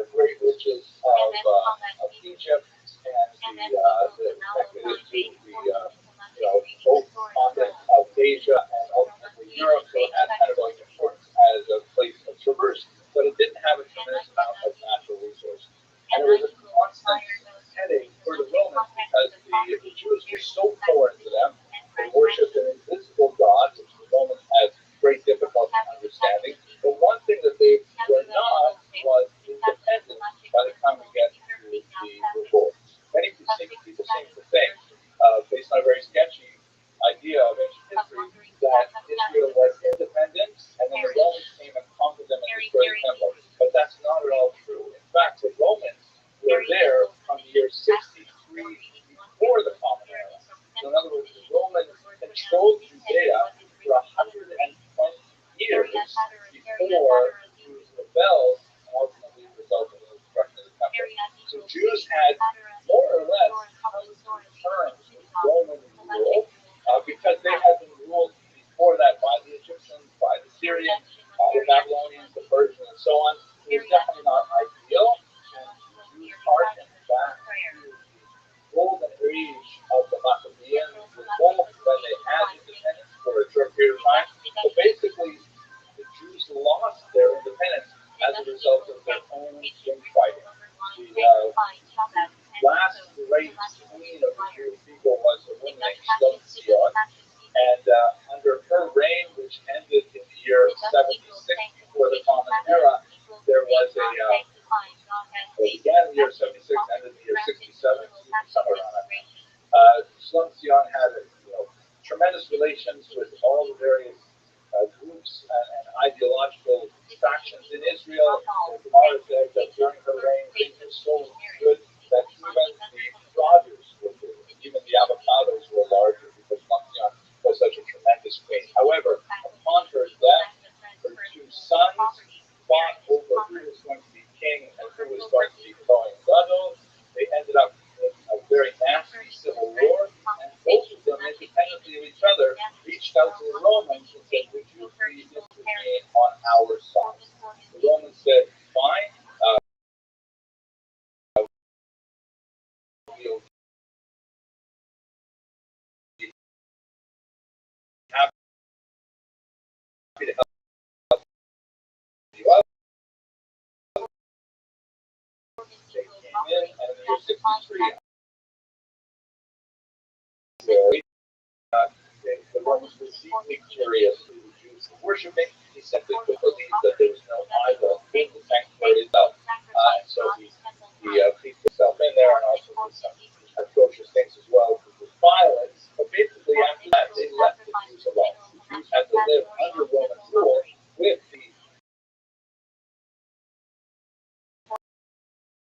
the kind of disabilities of being a subject, but it was something that the Jews were used to and couldn't tolerate. Jews after Roman rule. So there's several factors.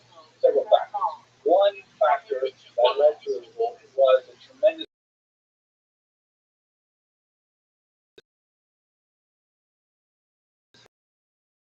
history of Roman middle schools, the kind of place where the Roman day was protected.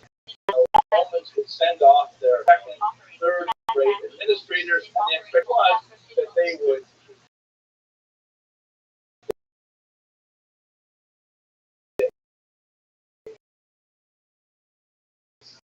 enrich them.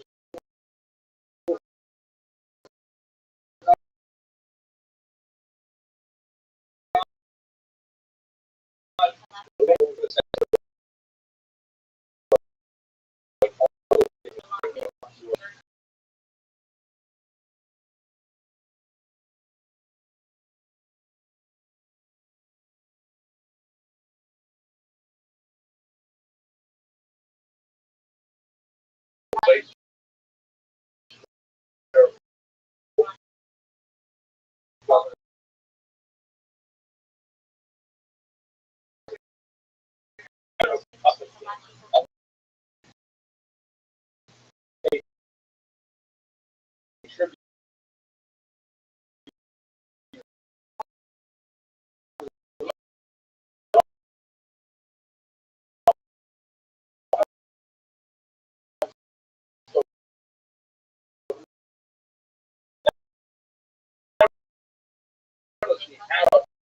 under the Romans.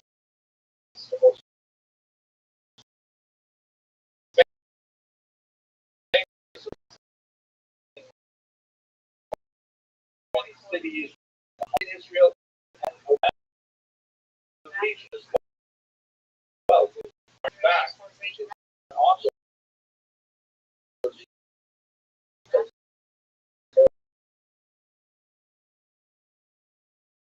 such a bad guy as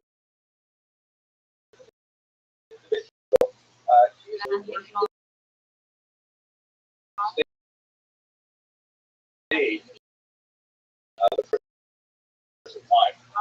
So when for these losses of practice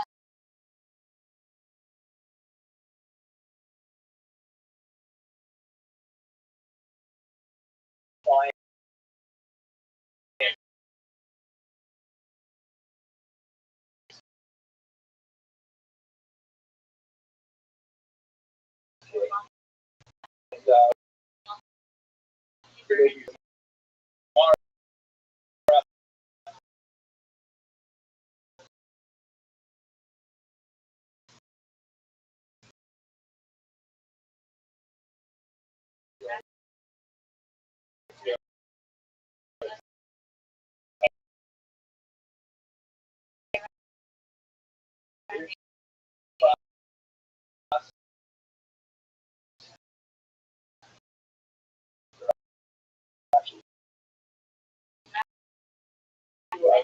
the first one was actually pretty good. And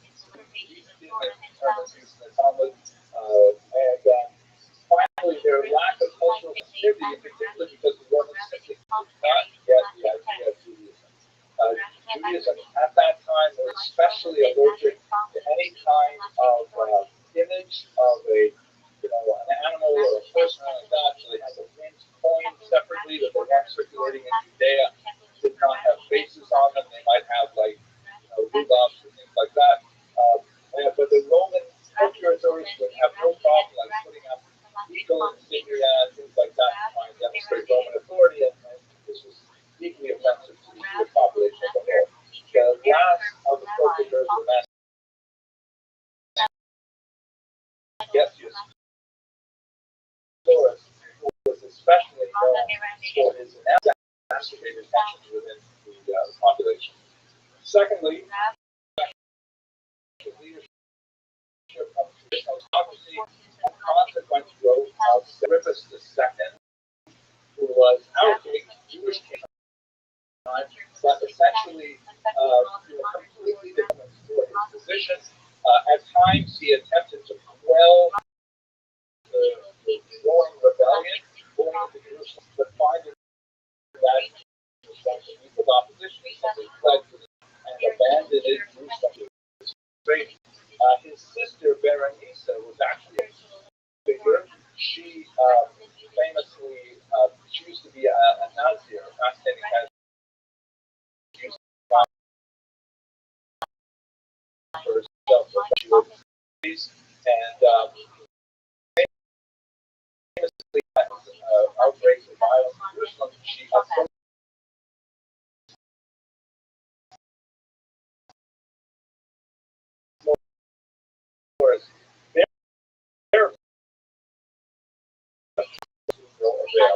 besides particular aspects, later she fell involved with none other than Titus, owner of the temple, and went back to Lublin where under pressure he was forced to send her away. It's a very tragic story that's actually celebrated in a lot of Christian art.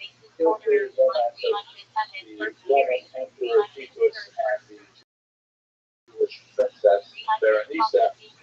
At any rate, having no leadership, a whole host of sectarian groups erupted in Jewish scene. And it was painful to see how you had multiple Jewish groups pitted against each other, including several groups of rebels who all agreed that Rome had to be thrown off, but they disagreed on how to do it, and that they disagreed violently with each other, as we can see in a moment. We have conflict with great communities as well. Don't forget that Israel always has been a multi-ethnic state. There's never been a time when Israel was only populated by Jews. And frequently we don't get along with our neighbors in Israel. During this period, there's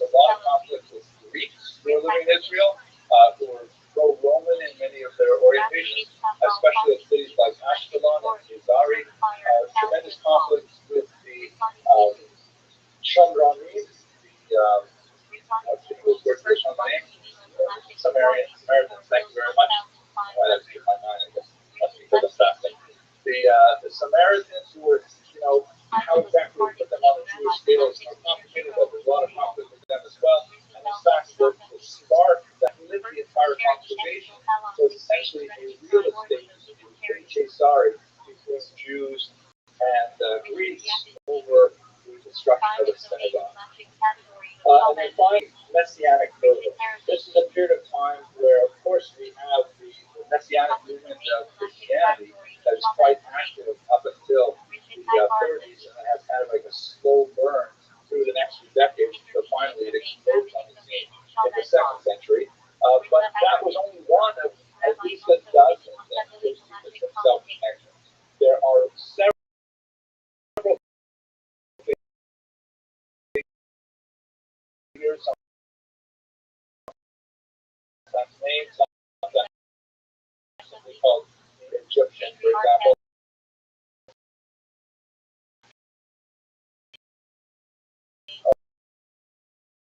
Of people who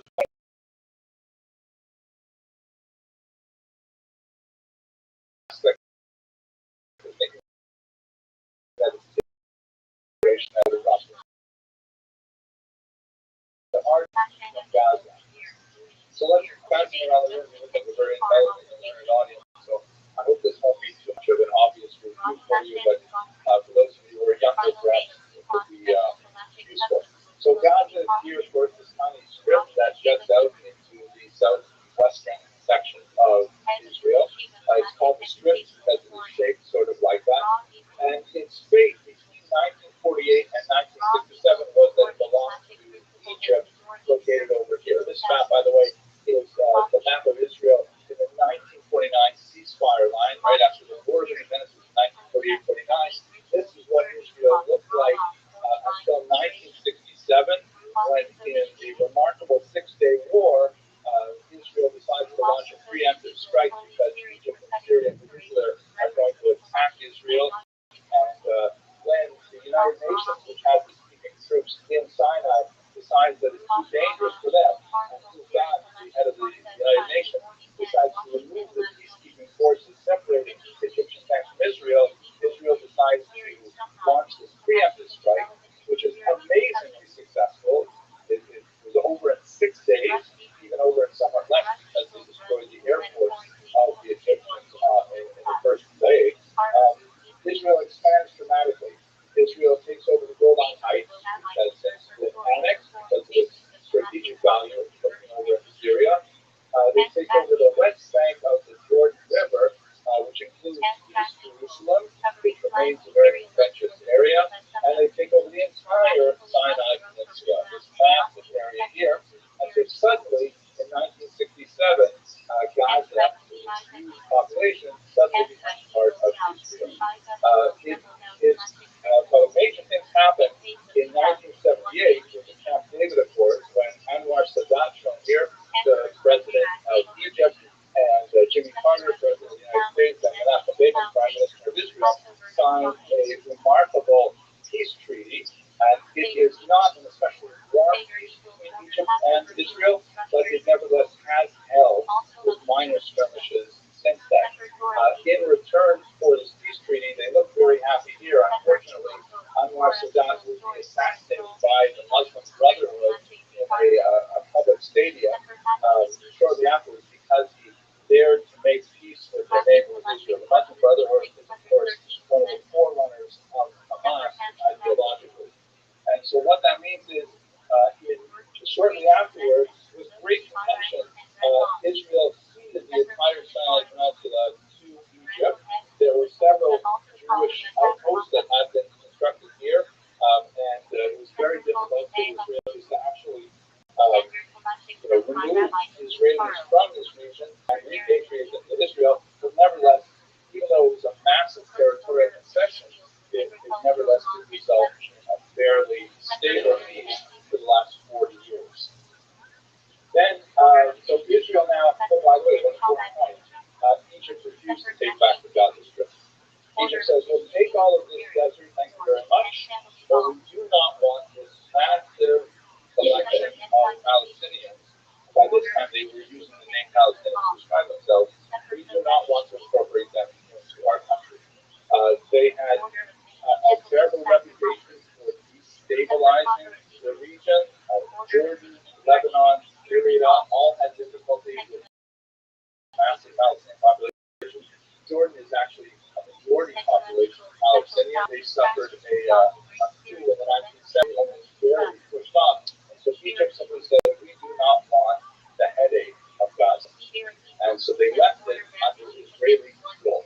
It was not annexed like the Golan Heights was, primarily because if Israel were to annex the territory and make it part of Israel, they would have to find some way of giving citizenship to the Palestinians living there, which would create a demographic unbalance and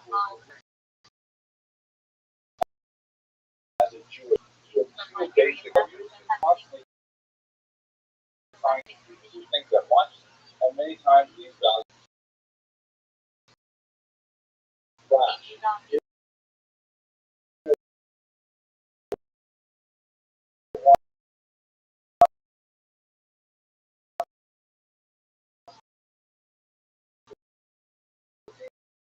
A Jewish country, obviously.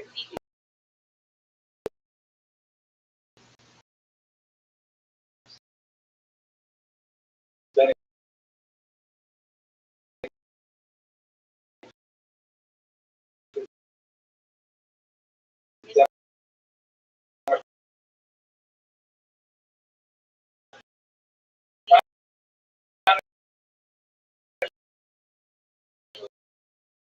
very much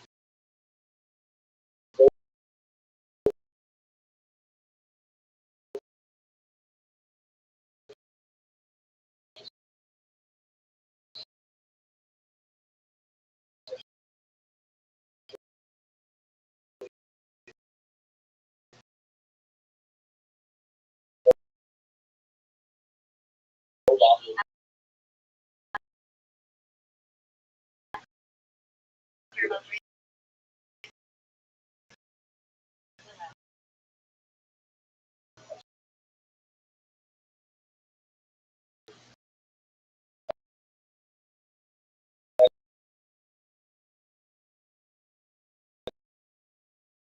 it's really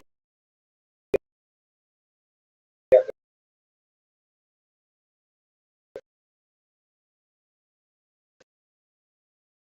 crux of the one state versus two state process.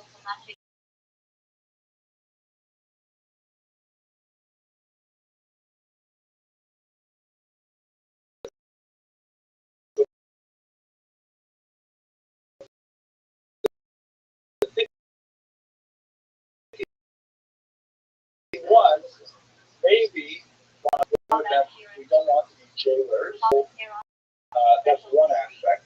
And the other aspect, maybe if they finally have their own region with the promise of tremendous investment from Arab neighbors, from America, they will begin to civilize themselves and they will, develop a society that we can live alongside as neighbors. That was kind of like the ultimate sort of maybe utopian hope. The Johnsons responded very negatively to this issue. See, from 2005 to 2006, briefly part of the Palestinian Authority, which was an organization or an entity set up to try and meet the requirements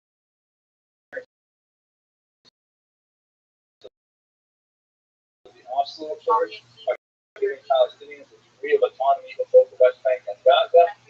In the middle, Yitzhak Rabbi.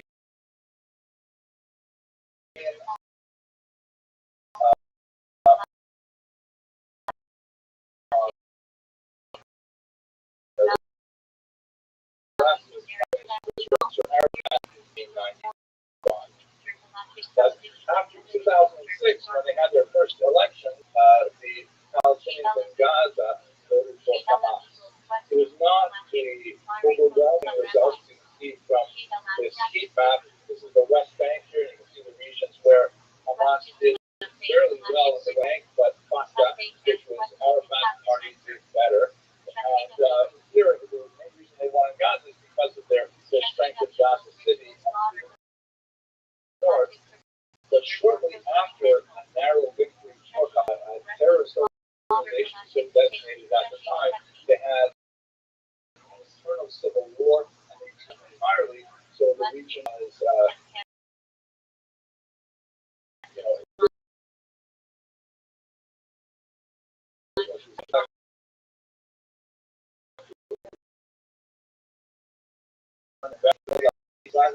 used it as a staging ground for a highly ideal, which was characterized primarily by an incredible number of rock Gaza against Israeli civilian targets.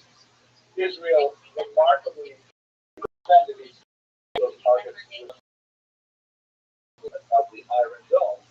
And one of the looks at October 7th, one of the reasons why perhaps the Jews were caught off guard is primarily because they overly relied on their superiority.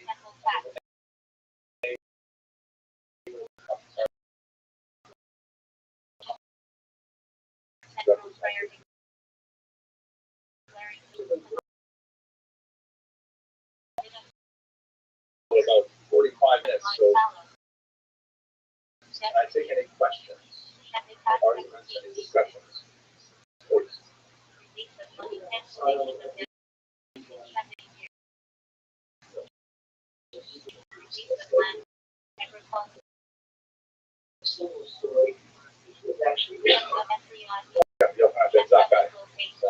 So, clear with the background of this sophisticated question.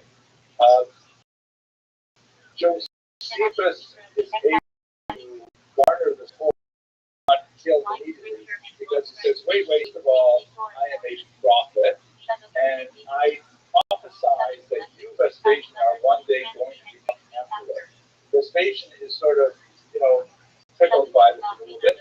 His son Titus was the same age as Josephus, kind of likes the gumption of this person and says, Dad, maybe let's not kill him. Why not? Maybe he's right. We put him in chains, and Nava, within a year, Vespasian goes to Rome to claim the emperorship.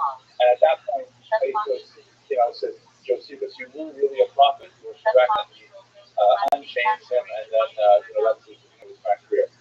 Almost identical story is told of Yochanan ben Zakkai in the Gemara, that he was able to exfiltrate himself from the siege of Rome and go speak to Vespasian and tell him the same kind of thing. And for that reason, Vespasian grants Yochanan ben Zakkai three things. He grants him a doctor for Sadak, who is ill. He grants ages. Yochanan ben Zakkai says he can have a retreat. And then the third thing, which I forgot, was the event. Sorry, what was the last one?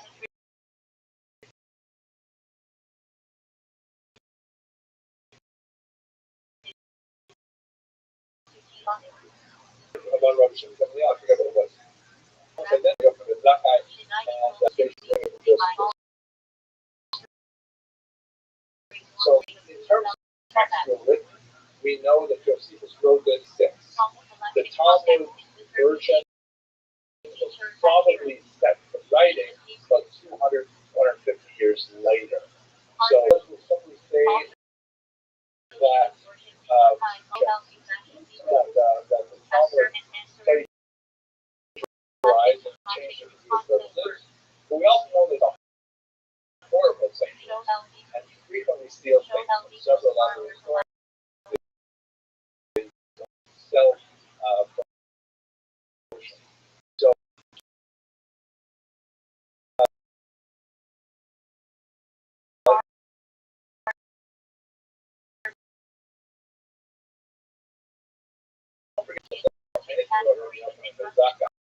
and if he wants to appropriate that story from history of doing such things elsewhere in the book, he's actually like a narcissist. He's to knock down his rivals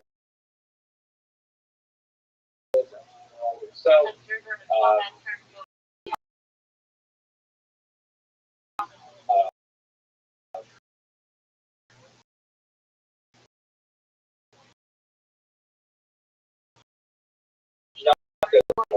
People reasons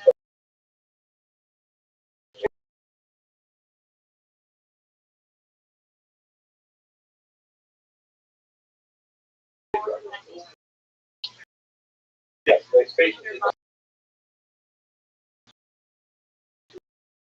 volume set that's called vein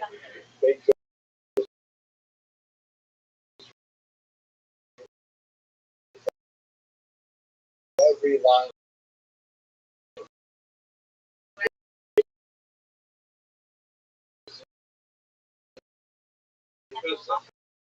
any comparable passage as well, and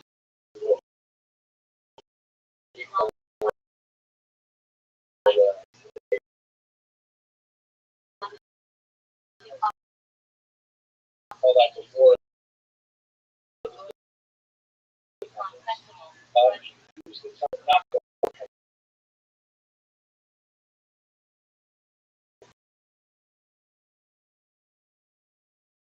pastor describes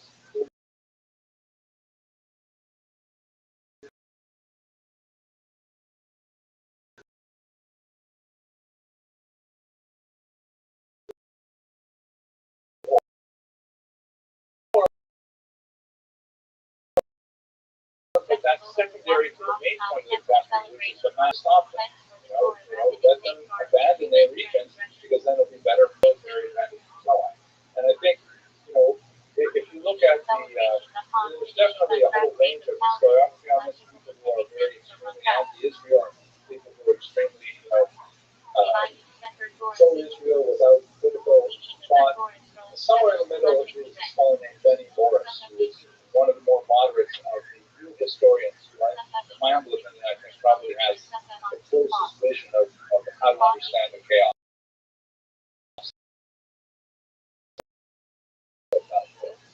It also is important to note that one of the things that receives very little attention, but there is some, because while it's so deeply dependent on that massive displacement of Jews, there's also almost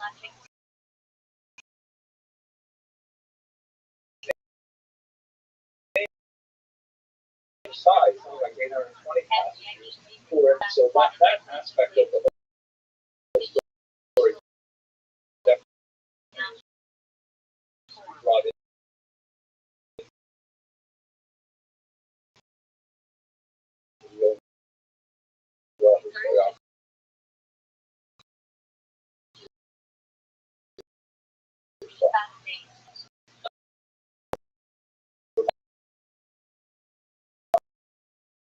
So,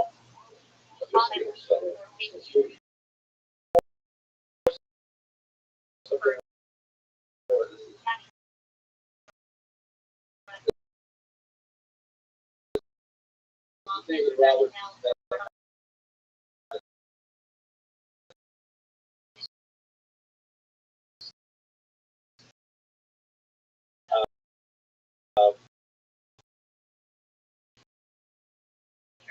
how exactly is the war break fought in the spring and summer? This was,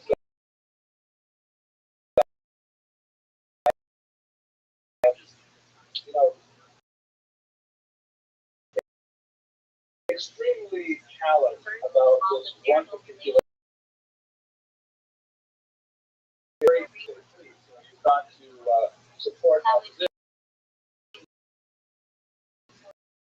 He said, I certainly will. He takes the drive and then he ignores them.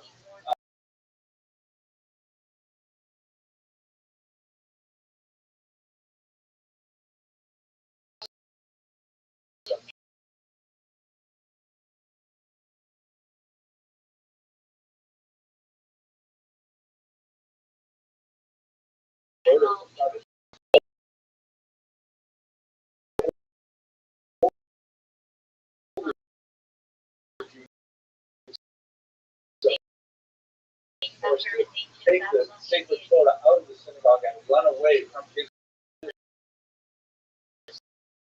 Jerusalem destroyed. Yes, it's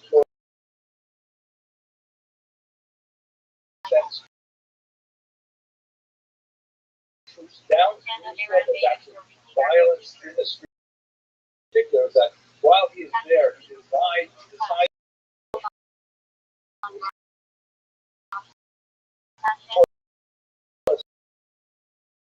all the Tsar amount for 17 talents. And he said he was doing it to repair the damages. So at that point, this is what really got him mad.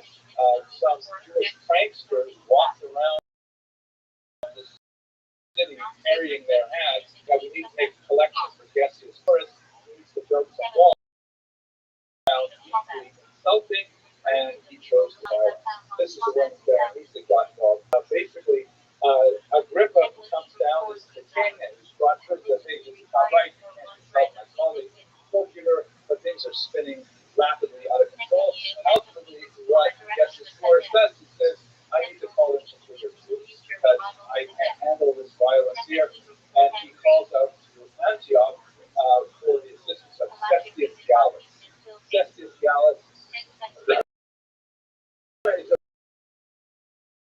a regional leader. He leads the entire Syria Torah, which is like what would be today Israel. He comes down from Antioch. 12 things. Obviously, tensions are very hot in Jerusalem, and he brings with him the 12th legion.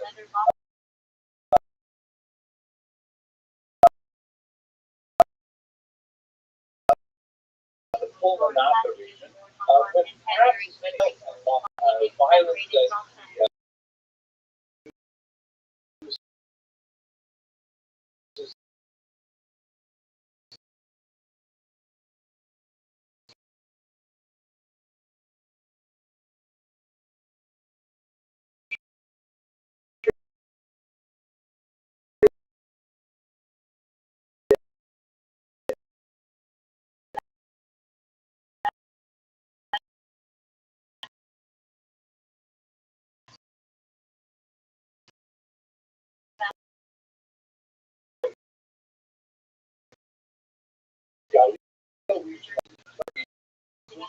it is a well-defended city. It has a small but reliable water.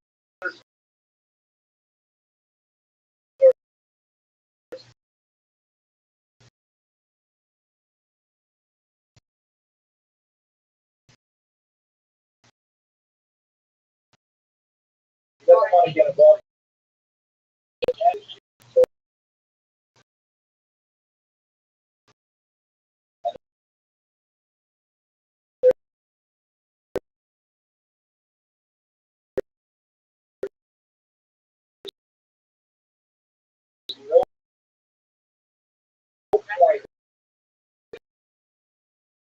Starting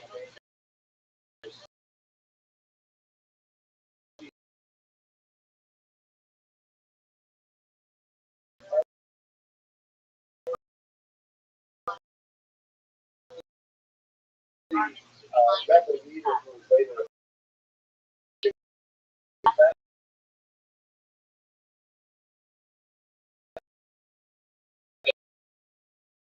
of their knowledge of the mountain passes that they separated from the troops, and then one man is gone with 12 destroyed. It was hugely humiliating for the Roman standard, which is considered the symbol of Roman might. I guess Gallus himself survived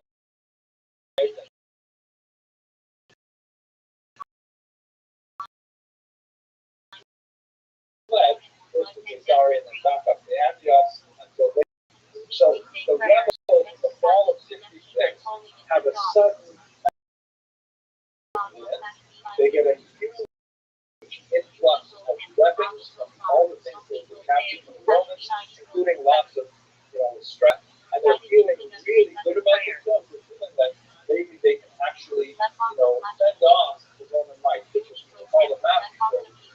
Ridiculous. It's kind of like I don't know, Westchester County thinking it would hold on to the rest of the United States of America. It's not going to happen.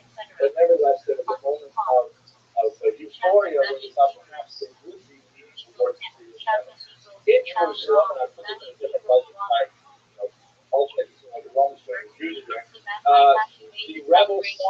additional tax on Jerusalem, which is more moderate than anything they ever have. They still have a lot of the aristocracy in Jerusalem, the wealthier classes who are associated particularly with the leadership, rabbis involved in the leadership. This is a guy, for example, and this idea of like, okay, look, we did this, what's going to happen now? Oh my gosh, there are rebels who are claiming that we've won.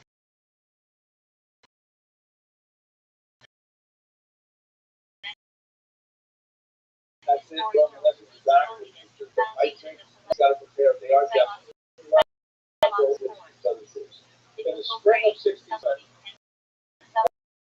Emperor Nero, hearing about Vespasian's defeat, says, okay, we've got to Vespasian Gallus was known as essentially an administrator. He was not battle hardened.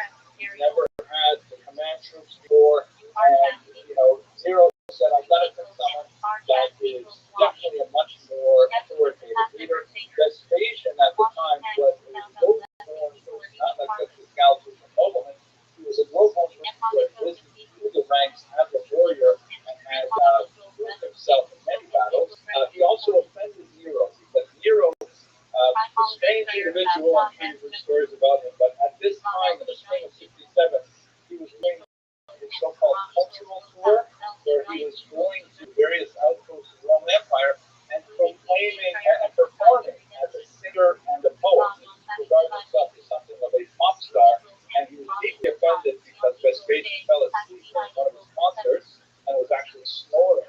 And so that may have added to his motivation to send Vespasian out, but it was obviously the right choice militarily from his perspective. Vespasian assembles his troops, and he makes the same route down from the north, and he leads a very brutal campaign in the Chaldean region.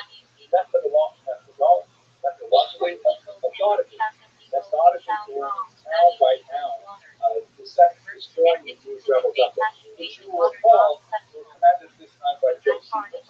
Josephus describes his extremely heroic and intelligent defensive accounts, which, if you take them at face value, was pretty amazing. Like, for example, at Yotapata, where he yelled for the downfall, in order to convince the Romans besieging the city that he, in fact, had plenty of water, and they did not, he ordered that people do laundry and then hang the wet laundry over the city walls. The Romans would see the water dripping, and they would say, oh, we must have some good water source in there. The siege is going to be much harder than possible. But it is at this point when Vespasian basically overwhelmed. He has something like 60,000 troops with him. That's including several legions and all kinds of auxiliaries, including those donated by other flying kings who were only very happy to fight against their rivals in Israel. At this point, Josephus is deeply in a fight with one John of Gushkala, and when Vespasian decimates all these cities, Josephus surrenders, and John of Gushkala makes his way down to Jerusalem, where he would be one of the major rebels active at this time.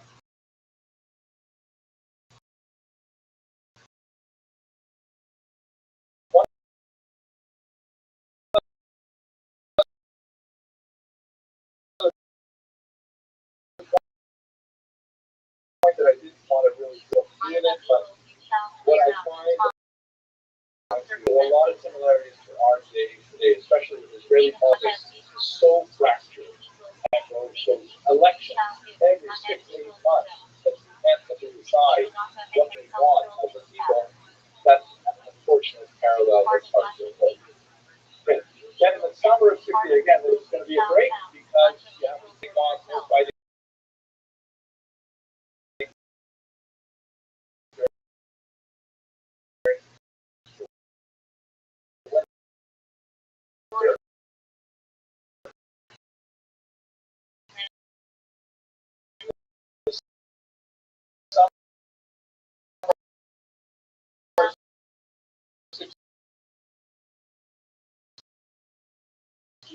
Vespasian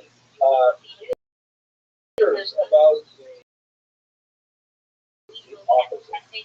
They engage in incredible fighting in Jerusalem itself. There's one Lazar takes over the second temple. John of Giscala takes over the courtyard. Shimon Bar Gloria comes in. The Judeans come in. And there's horrible street-to-street fighting amongst Jews in Israel, in Jerusalem, for a year and a half before the Romans even approach. At its worst point, the rebels competing with each other actually burned each other's stores of wheat, which was essential for withstanding the siege that they knew was coming. But in their paroxysm of factional fighting, the Jews simply could not unify and agree on a common course of action, and each individual rebel in sections of the city literally fighting with the other for control of the population. At this point, Josephus describes some of the very bizarre behavior of these rebels when people were living in tremendous privation and starvation, and other groups, because they had stolen the goods, were living, essentially nightlife with tremendous distractions. And it's one of the most painful sections to read, how the Jews wasted their time for a year and a half preparing for the siege. It is this point when the Jewish Christians who were in the city fled to Ella, just in Jordan, and were able to ride out as the early fighting. In the spring of 70, after the dynastic issues in Rome are resolved, Vespasian's son, now with Josephus at his side, lays siege to Jerusalem, and this begins around Pesach time, and then by late fall, eventually the city falls, and the temple is destroyed, Tisha B'Av, their house. And that's basically the end of the war, but there are a few rebel holdouts fighting at a couple of fortresses. The most significant one would be Masada, which falls in the year 74. So that's basically the course of the war, the three main stages of the fighting. And you have to assess the Jewish response to it.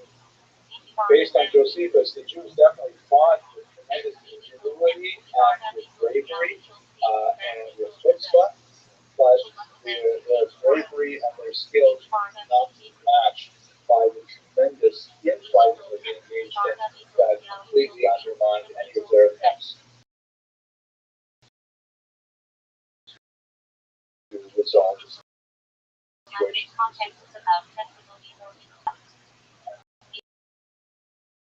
If you look at the most striking photographs I've seen, I'm not going to that, unfortunately, readily available. Satellite photograph that shows you the Mediterranean here. Here's the Gaza Strip. You can see this tremendous congestion, as Rabbi pointed out earlier. And this is on October 7th. There's fires burning in the Gaza hospital. And the Jews as the attack on that horrible day. It was, of course, the Simchas Torah.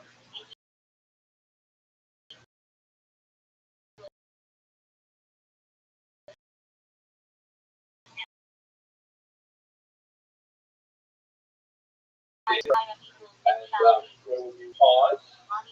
From the 24th of November to 1st of December, were 155 hostages.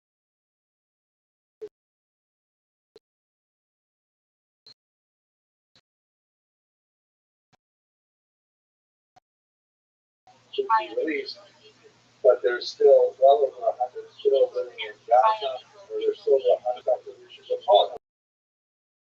However, this is not like war that Israel has been attacked.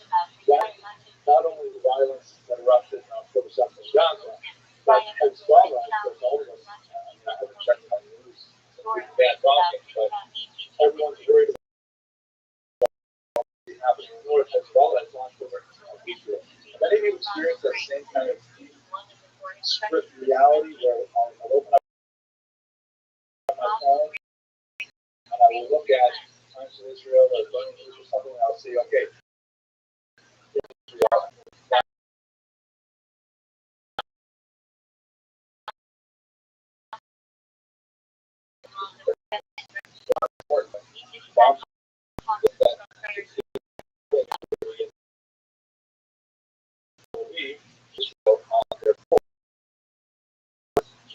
course, what we're all worried about today is save the rat.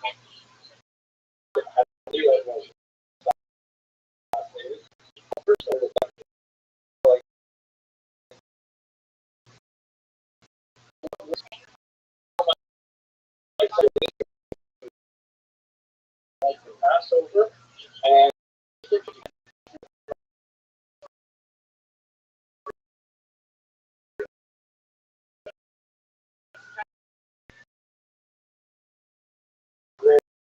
history of Israel, and yet that's the time we're living in. That's maybe not how it's gossip itself. Today,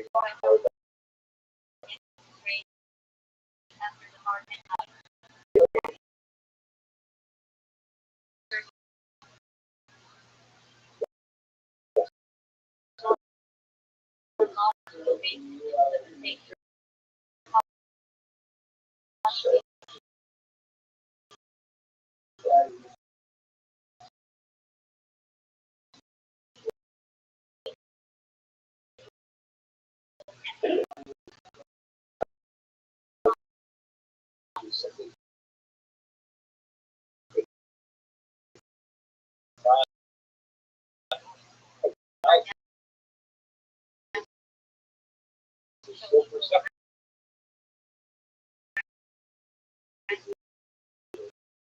That's ultimately the message. They go a message. Not just this gallant and not just based on love. Thank you for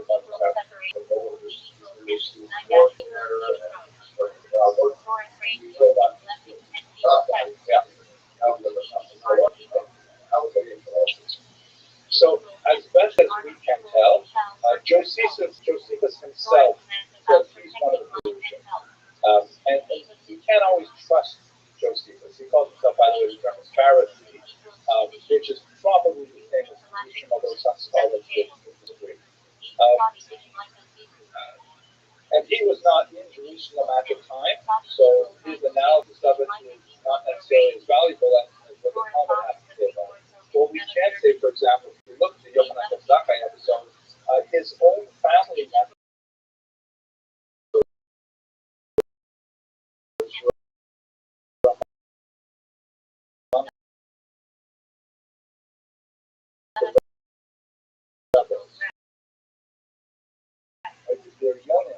tried to stop it. Were one of the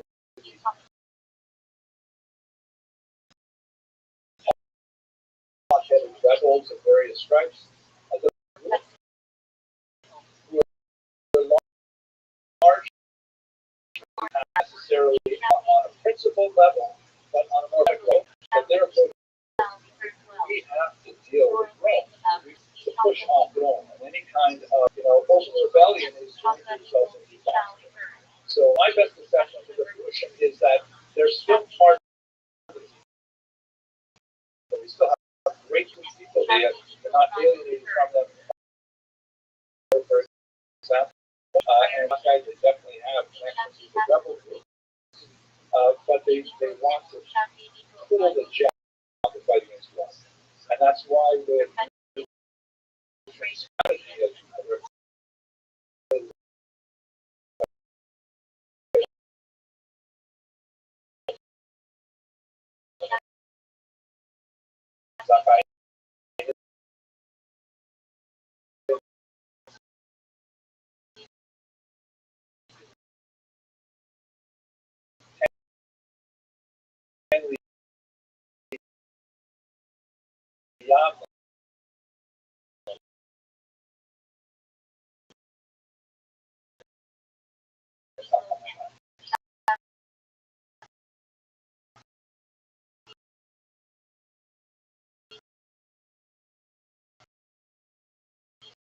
give us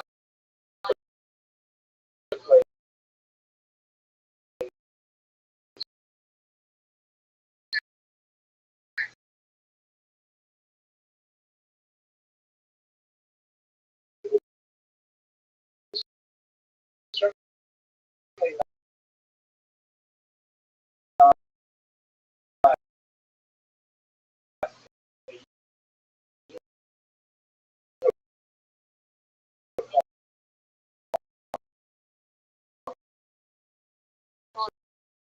support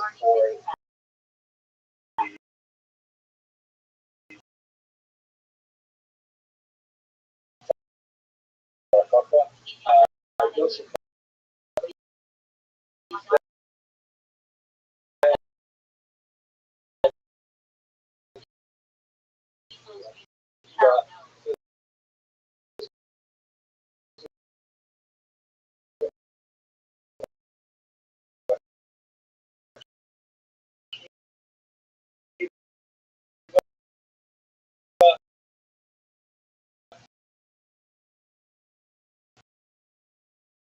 last will flow from your cheeks before God comes on his Mashiach. About that, he was definitely very like aggressive leader and so on. And very successful.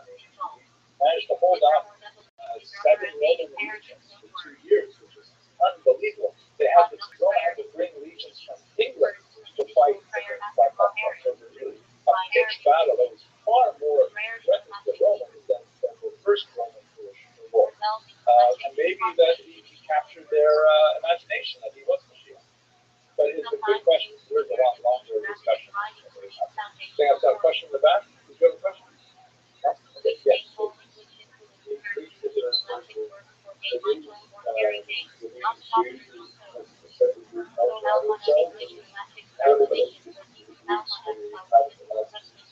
So these are probably not Greeks like from the Peloponnesian region, but local populations that may have originally been ethnically Arab and so on, who adopted Greek culture. There are certain cities like Caesarea, for example, with Greek strongholds, and to the south Ashkelon also, and they were populated more by Greek tilted culture. Greek was the lingua franca, and they had athletic games, and they had idols in the street, things like that. Not tolerated all in Jerusalem, but they're more like Greek.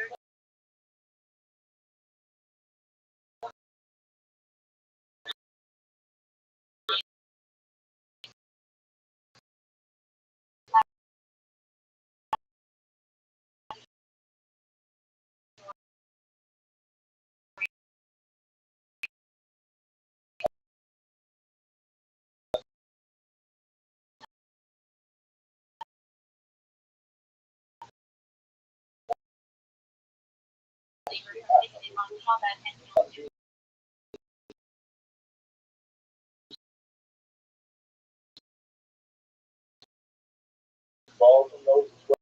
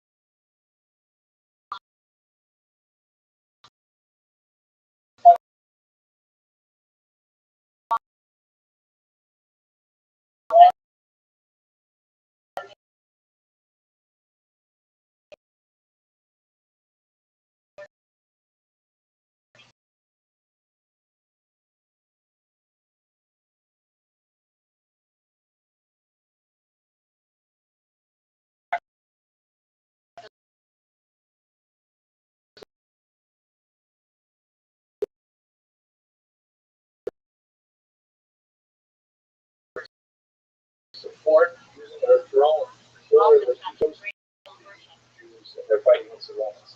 Otherwise, really a local conflict. looking at our content, I'd like to go a little bit slower now because diaspora is where we live.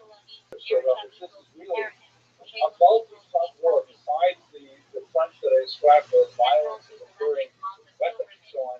We have all kinds of things happening in the States as well. This is, of course, not too far away from the river, from the university. I'd like to show you some of these statistics taken from the Harvard-Harris poll. This is a really useful device for studying the context from the perspective of Americans. This is a poll that's taken every month. It's a very reputable poll, and it's primarily instituted for the purpose of analyzing American politics.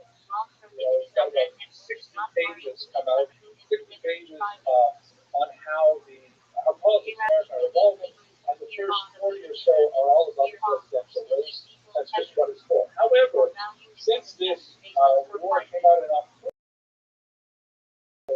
they added references on foreign policy, Biden was handling the war in Israel and Hamas, and they have repeated those questions with some slight variations every month about this war.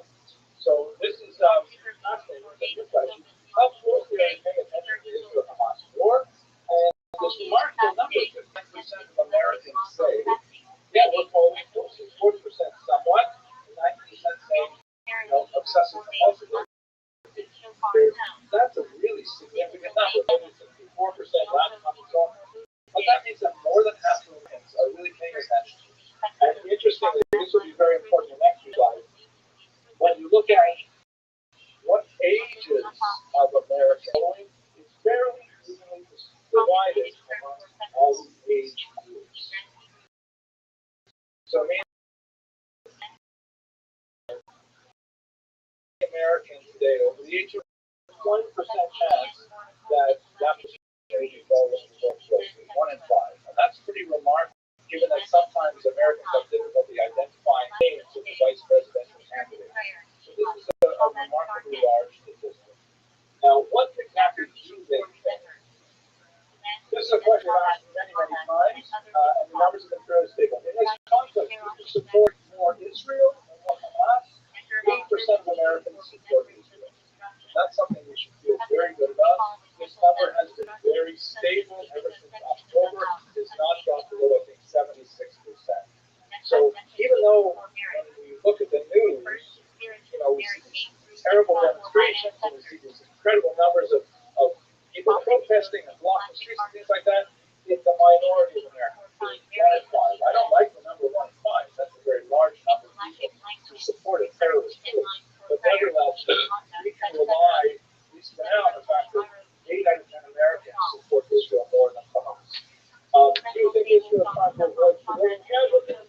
66% say yes. We think that Israel is trying to avoid civilian casualties. That's actually a pretty good number as well. However, this is a scary part.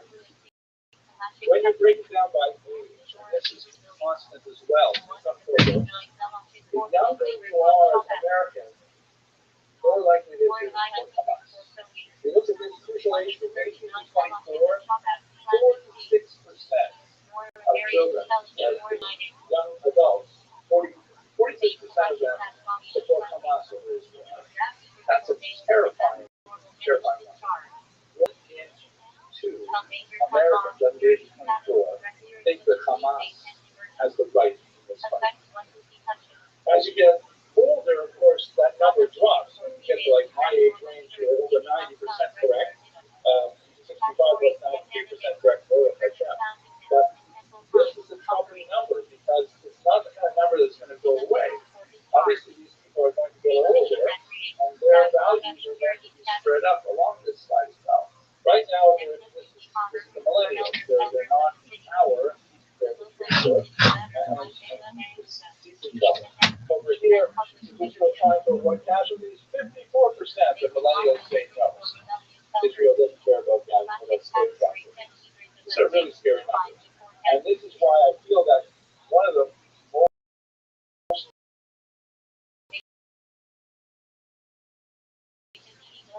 terrifying reflections of this conflict is what I can tell you that, like every federally sponsored university, we have to report our crimes to the federal government every year. We have zero income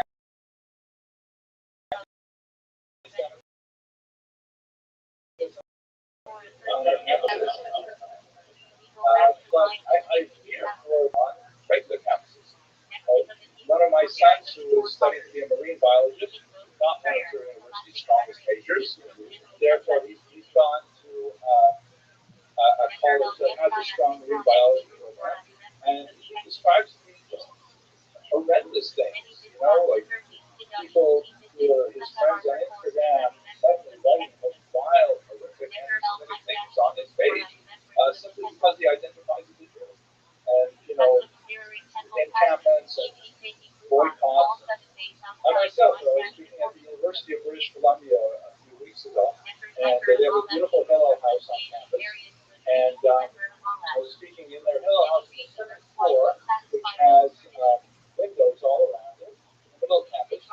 And they asked me if I mind, can they close all of the window shades? And I said, sure, that's fine, but why do you want to close the window shades on a beautiful sunny day? And they said, because when they see there's a speaker here, they gather around and they chant and they shout obscenities around the building. And I've never experienced anything like that before. That you have a spontaneous eruption of hatred just because there's a Jewish speaker in the Hillel. And by the way, the Hillel, you see it like extremely, you know, a liberal use of the conflict as well. And nevertheless, it doesn't come. So these numbers are terrifying. This is a real front, and it's not us who are facing it. We are, you know, most of us in this room are older, we have our circles of friends, maybe we see people at work, but going into college campuses, this is a terrifying kind of statistic. Here's another one. 7 in 10 voters say they only favor a conditional ceasefire with Hamas based on the release of hostages. Also, a fairly comforting number that Americans get it, that the hostages are at the center of this, and if there's no hostage deal, there's no ceasefire. But again, looking at younger people, 54% say no. There should be a ceasefire and let the hostages sit where they are. Incredible. But this is. Oh no, the other way, sorry, thank you. 46%. Just rewind that part. It's still a scary number. 46%. So this is really a front that we have to be aware of. Our kids are really in danger. Our kids are in deeply hostile environments that I haven't experienced anything like this. This is something that happened actually just last night. This is an ad that appeared in the Jewish Standard this past week. And it's Krav Maga class, and look at this here. Learn essential skills for college life. Now, as a university administrator, I think essential skills for college life, I think, okay, you know, math literacy, English composition skills. But no, as essential skills for college life. This is the environment that we're living in today. It's pretty dramatic. They had it on the characters about shows how serious it is. Anti-Semitic element, it's not a joke either. I don't have to prove this to you, but you know, the levels, it's so bizarre that you would think that after Jews are attacked, there would be kind of like a backlash of sympathy. There would be kind of like people saying, no, you shouldn't be attacking civilians like this. But on the other hand, you see that it inspires more attacks. The number of anti-Semitic just until the end of 2023. Steinberg, as many of you have experienced directly. But what I find, I think, most frightening about all this, I'll speak a little bit more about it next slide, is bizarre as a Jew has really gained this prominence, although I doubt that will happen. The as a Jew was coined by scholars, escapes me right now, basically points to the fact that there are many, many Jews looking at this conflict, begins the statement of their opinion with the sentence is going to be, you know,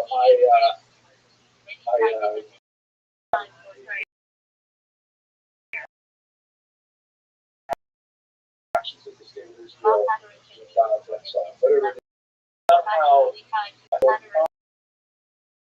of this deeply complex centuries.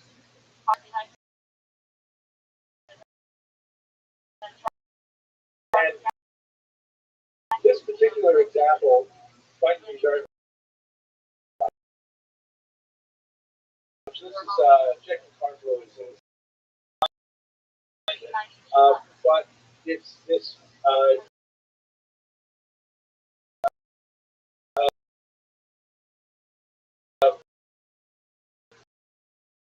sophomore, I think, at George Washington University in Miriam, and she's at this presser at the Capitol as the quad of George Washington, which they have renamed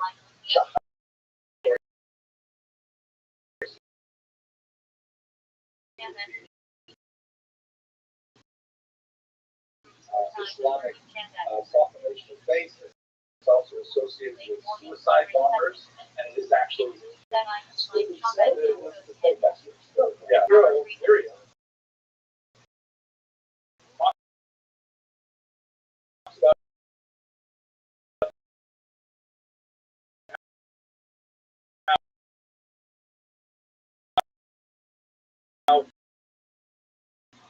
She's so grateful. A weird term. I guess she didn't live in Williamsburg. She says, I never had access to an anti-Zionist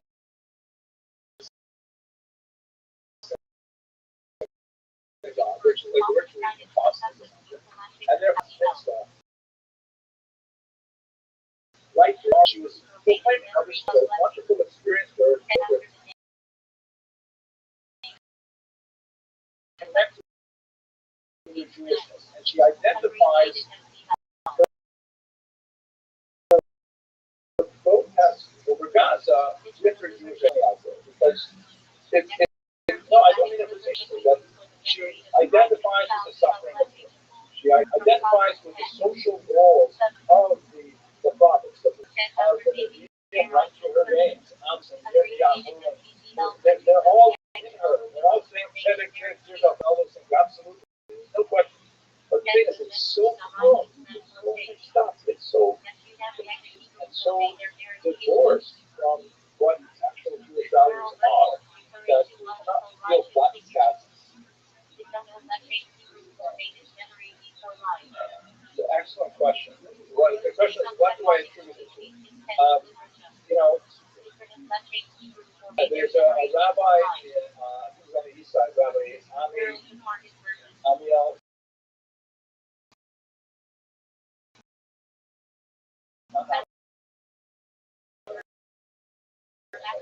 is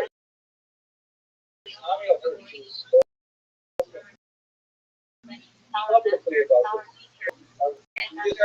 We have sacrificed too much.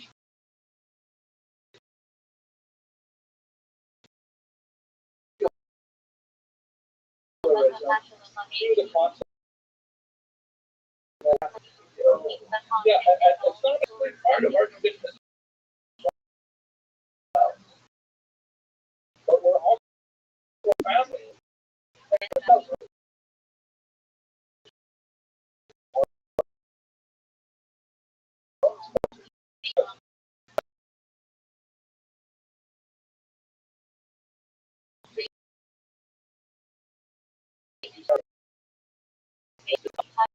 What you think Judaism you don't share with the rest of you. Kind of like, well, Shmini at Sarah.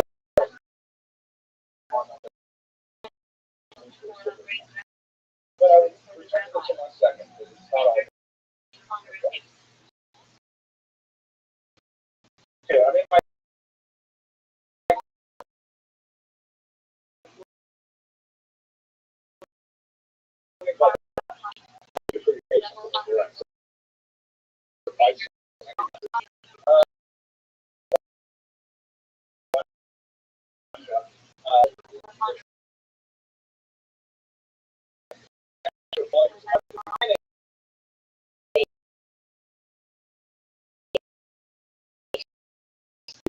sensor kind of pencil.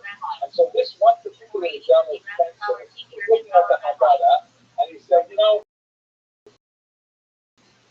no offense, all changes. So the Corinthian version, if you're Nathan, it's a famous passage, I'm sure we're all familiar with. And God who stands for us and our fathers, it's not only once in our history that people have tried to destroy us.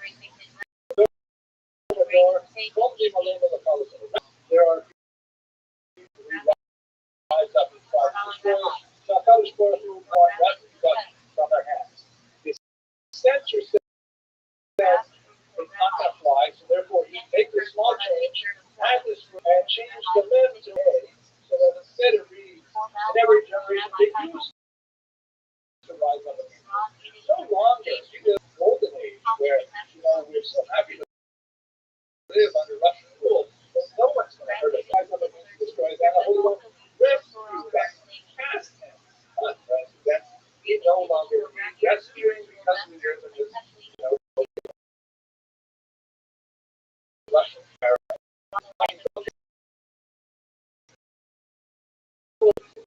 like this about America. I felt like all that stuff I studied, like here it is, look at my keynote. Like, we were just reading from this, and it's hard to cover, like solid, because it's not going to change. It's great. It has all the past things we've gone through in a conveniently located spot, and I'm never going to have to replace this one. That's why a hardcover is so useful, because it'll stay on my shelf forever. And I think we're all going to use of that notion. We've all kind of run out of wake up moments since October 7th. What happened in previous generations is very much real to us today. So I'm going to step out on a limb here. I've been doing this for most of the last hour and a half, but I'm going to step out on a limb and go past my historian boundaries and think a little bit more about what we're supposed to do about it. And these are just my personal reflections. They're not bound in any rabbinic authority. But I think that if you go back to the sources, this is actually also from a lesson that we've got. So the advice we have is Suba, Waka, here in Israel. We have a threefold plan that we rely upon millennia. So repentance, prayer, and charity. And that will ameliorate the situation. So if you look at three things in our context, I'm going to point out these three things. About Shuvah. This is an amazing story that I just read about a couple of days ago, and it illustrates a phenomenon that I think many of us have achieved. This is the Reverend Anna Levy Leon, who was a very successful Unitarian minister in Manhattan. Her parents, who come from Jersey, were survivors. They hid totally from her the fact that she was Jewish. They didn't choose Rabbi to remain pregnant, which I think would be a giveaway, but she adopted her family name after she found out later in life that in fact she was Jewish. So she was raised without any sense of Jewish identity because her parents tried to shield her from her past. But at that point, she also married a Jewish guy, and she married him. They bonded over their shared Jewish tradition, and immediately joined the Unitarian Church. The thing is, she was successful, she wrote a great book, and she was very religiously oriented. But after October 7th, despite having a large congregation, very influential congregation, the congregation started pushing her on issues of making public statements in support of Gaza. And she was offended by the text and disturbed by them. She had to get them to include some reference to the hostages later on. And it was so skewed, and she had so much opposition from her congregation that she eventually had an October 7th wake-up call. And she said, I can't stay here anymore. And so she quit the church, and now she is in rabbinical school. Maybe not, probably not open here for her yet, but nevertheless, there is a phenomenon that even though we have seen this as a phenomenon, we've seen that there is a centrifugal force, that when there is pressure on the Jewish people, there are some Jews who will be pushed away. They're not attached firmly enough to the core our values that when there's pressure, they will disappear. But there's also a centrifugal force. There's also a force where, we saw this on Instagram. A friend of mine, Naomi Knoxon, who's a culinary individual, she does food. She says, like, right after October 7th, there's like all kinds of people piling on their Instagram trying to find out what's the fire. Everybody wants to get back in there because it's so far away when we are under attack. There's something else there as well. And I think we should welcome that and we should encourage that. And when we meet Miriam, whose Jewish experience at Shahada Square gets you just a little bit more into Judaism, I think that's an opening for a conversation. And I think that's also a small tool for the tremendous disunity that we demonstrated in the first one. Secondly, feeling. We read this upstairs just a couple hours ago. I mean, I referred to my keynotes as being a hardcover. And now I have to awkwardly add a photocopy into it because I know that this is new history. History and creation. That all of these keynotes that we read commemorating the disasters of the past,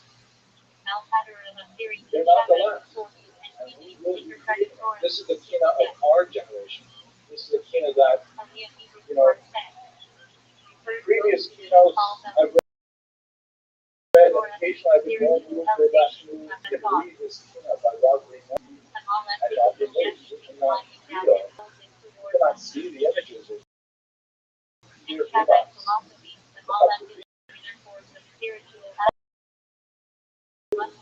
So our tefillah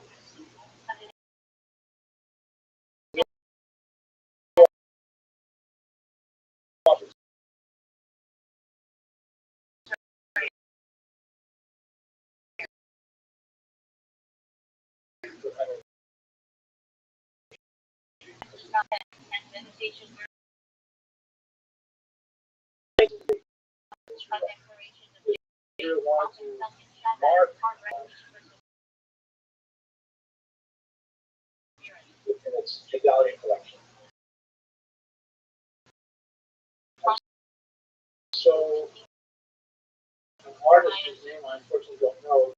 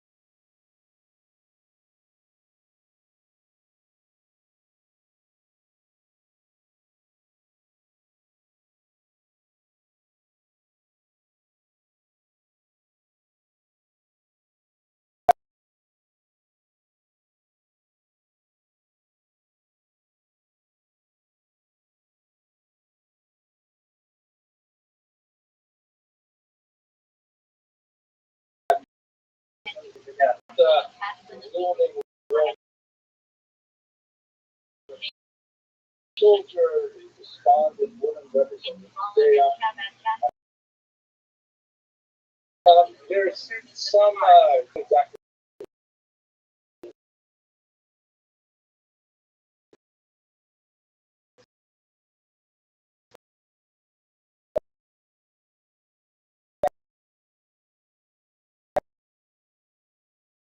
That's what.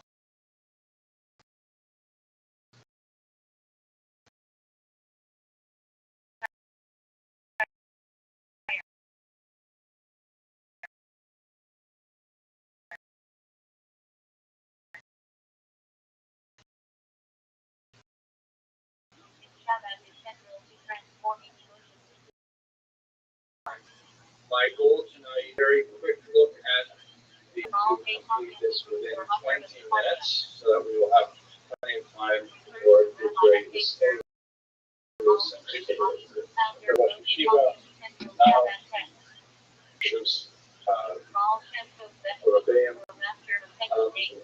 This is a coin that I find very emblematic of the situation that we experience right now, but really looking at the larger historical experience of Gullis exile. This is one of the 24 Judeo-Catholic coins issued by the Roman Empire following the defeat of Judea in the First Roman Jewish War. On the left is Vespasian himself. Sometimes the coins show his son Titus, who later became emperor after him.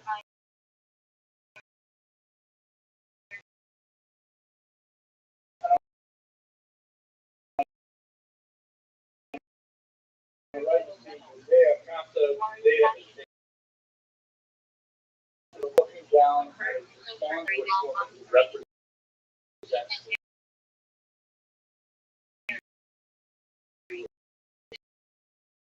quality. The Romans made a constant reminder of the humiliation of the Jews. This was not the only time, of course, that currency has been used to humiliate a defeated enemy.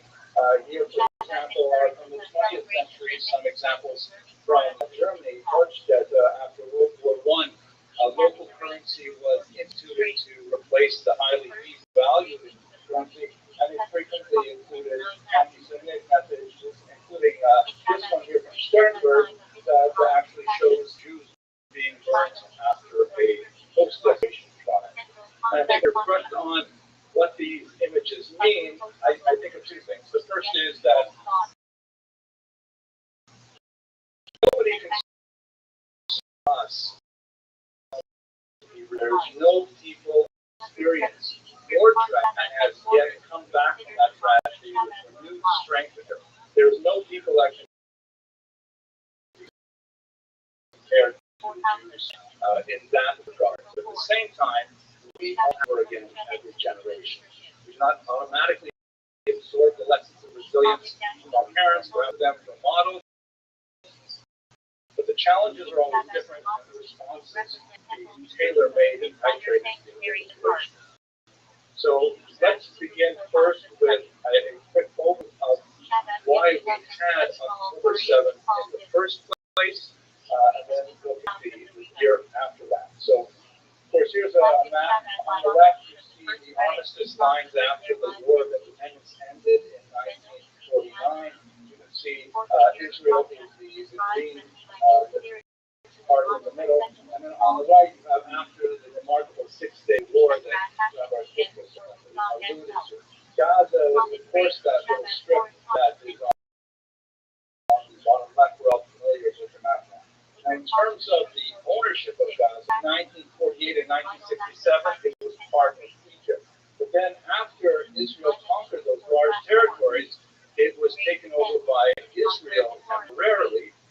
And then in the Camp David Accords, in which Anwar Sadat on the left, the president, and Billy Carter, president of the United States, and Menachem Begin, Prime Minister of Israel, signed a historic peace treaty with Egypt, which, although it is a tenuous peace treaty, it nevertheless is holding, then the Sinai Peninsula was entirely given back. For his efforts at creating peace with the Jewish state, Anwar Sadat was assassinated by members of his own bodyguard, the Muslim Brotherhood, which was actually an ideological forefather of the Hamas. But Egypt did receive the entire Sinai Peninsula, the entire triangular portion at the bottom there, which was conquered by Israel in the Six-Day War, but Egypt refused to take back Gaza. Gaza was simply too much of a demographic, economic headache for Egypt, and they were also quite unenthusiastic about taking so many radicalized people, especially associated with the Muslim Brotherhood, into the boundaries of Egypt itself. So then between 1967 and 2005, Israel controlled the territory. There were some very isolated settlements. As you can see here, the blue sections in this satellite photograph are the Jewish settlements in Gaza. But it was a tiny sided population of then about 1.2 million very angry, unhappy Palestinians. It is demographically one of the most crowded spaces on the earth. And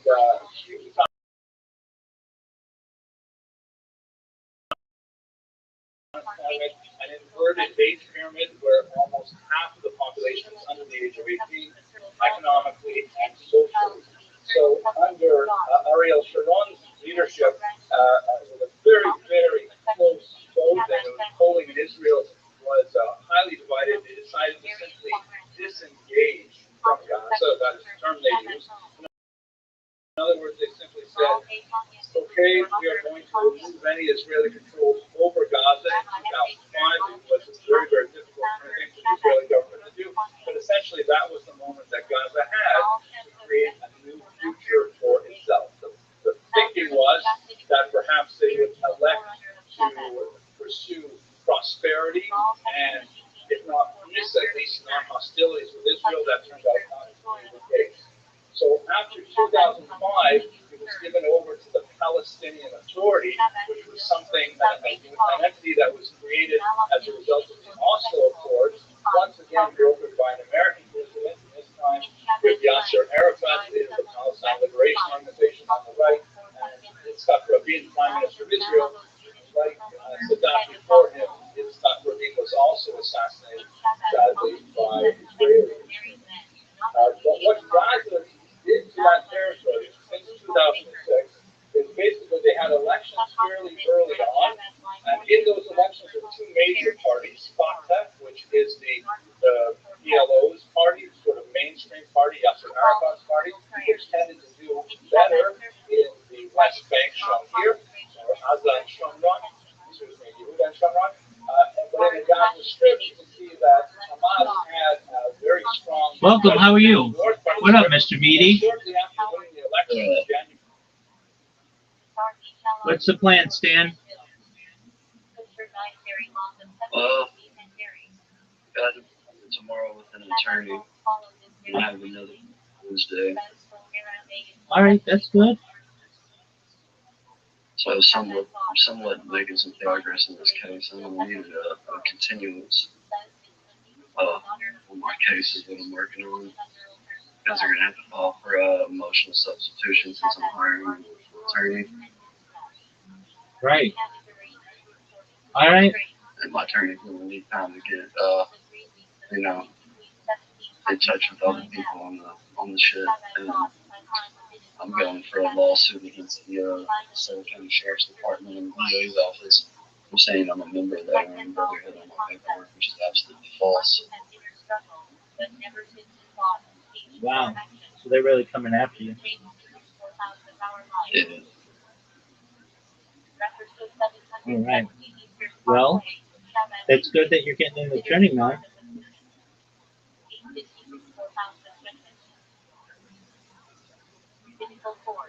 What else is new, big dog? The dog's doing better. What's new with your dog?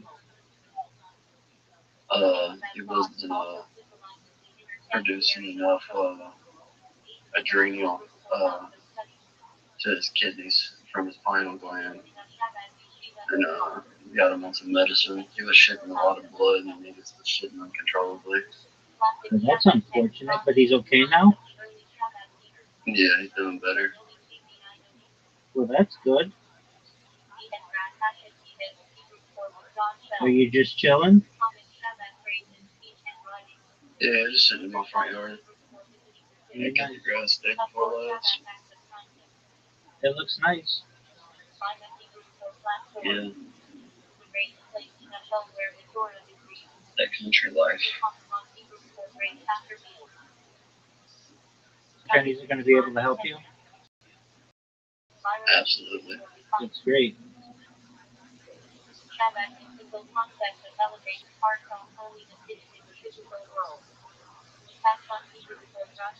I'm pretty sure I'll make a plea. I'll take probation and I'll take a go to rehab.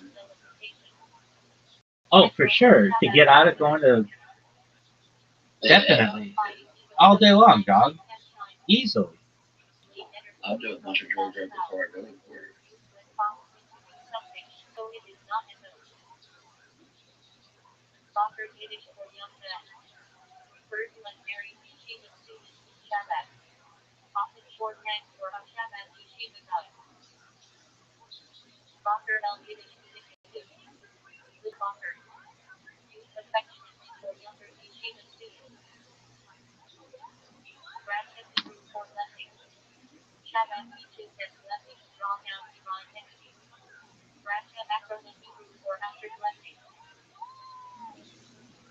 Said after meeting.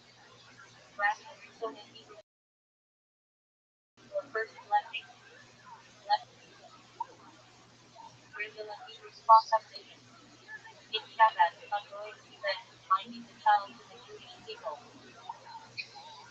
From the Jews and Yiddish programs letters. Common section insert in Shabbat home. Red Yiddish for fire, passion. In Shabbat slang describes fiery enthusiasm in prayer, hard running for his zealous service.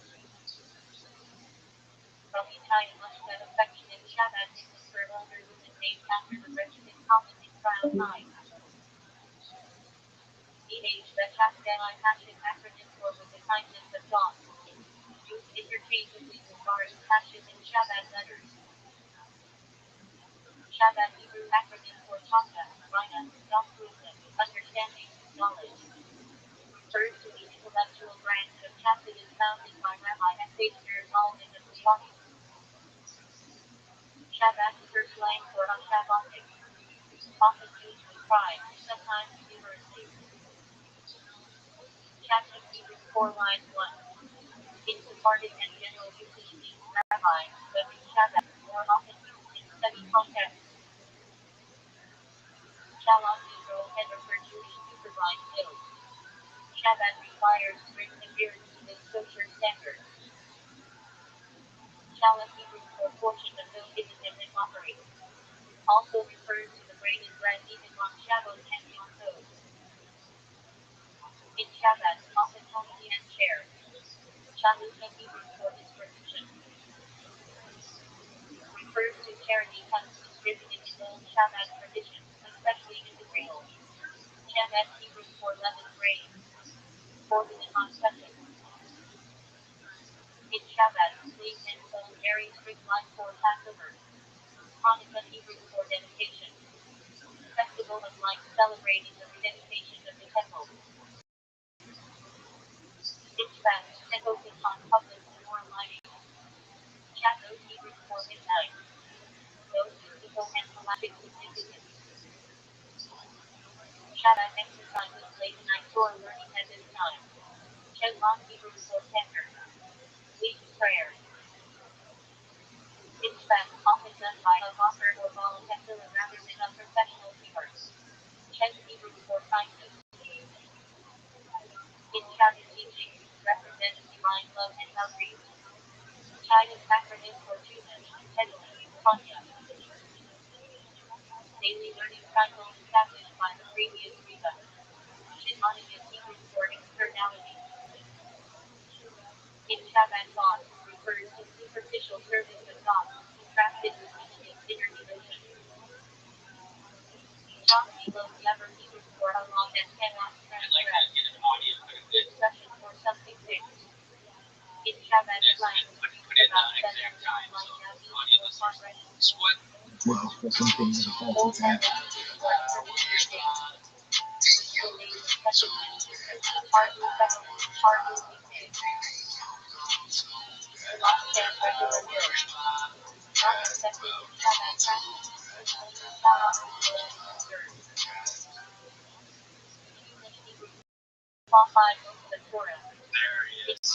Also short hand Now I can hear you.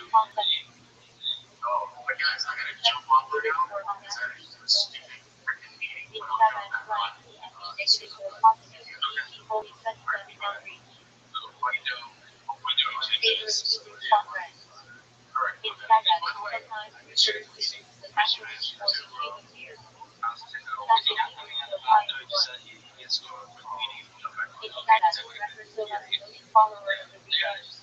Classic Hebrew Yiddish for active style. In Shabbat slang, means someone who has performed, pardon, and attachment to chastity. Chastity for far running before the gathering of Jews, Torah of life, and central to Shabbat life. Chastity Hebrew for chastity teaching. In Shabbat, usually refers specifically to Shabbat chastity. Shabbat bargain slang for someone who motivates private journey.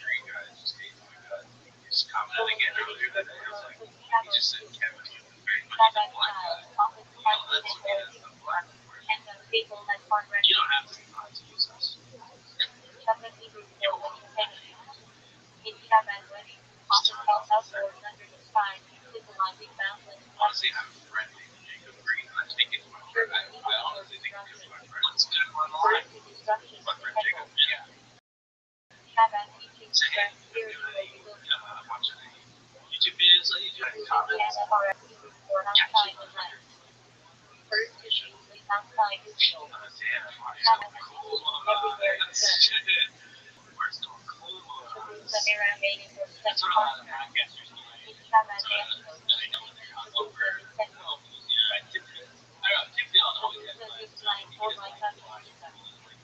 First, we head back and forth to make Torah ideas. Shabbat Hebrew is the Torah, like a Rothschild'S, understanding and knowledge. First, practice philosophy of the altar visa. Is a follower of Pius I. In Shabbat, that is someone who is like Catholic. Catholic is Hebrew for Pius I.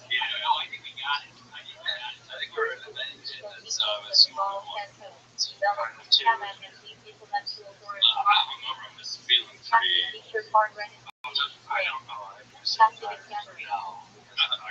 Informal get together with story, Torah, and the fire service the Catholic. Catholic teacher oil and British slang. The Catholic crowd. Sandwiches, First, we set back to the atmosphere. either I eat a sandwich and it's a big sandwich and then I'm sleepy, or I eat a sandwich and it's like, oh, dinner at 8 and I'm like, now I want it. And then today the sandwich effect that I got today is I want it. And the cool thing is I know the exact candy that I want, which is the Haribo raspberries, the white and red. They have like, it's a gummy, but you got like little balls. I'm looking up for Haribo raspberries. That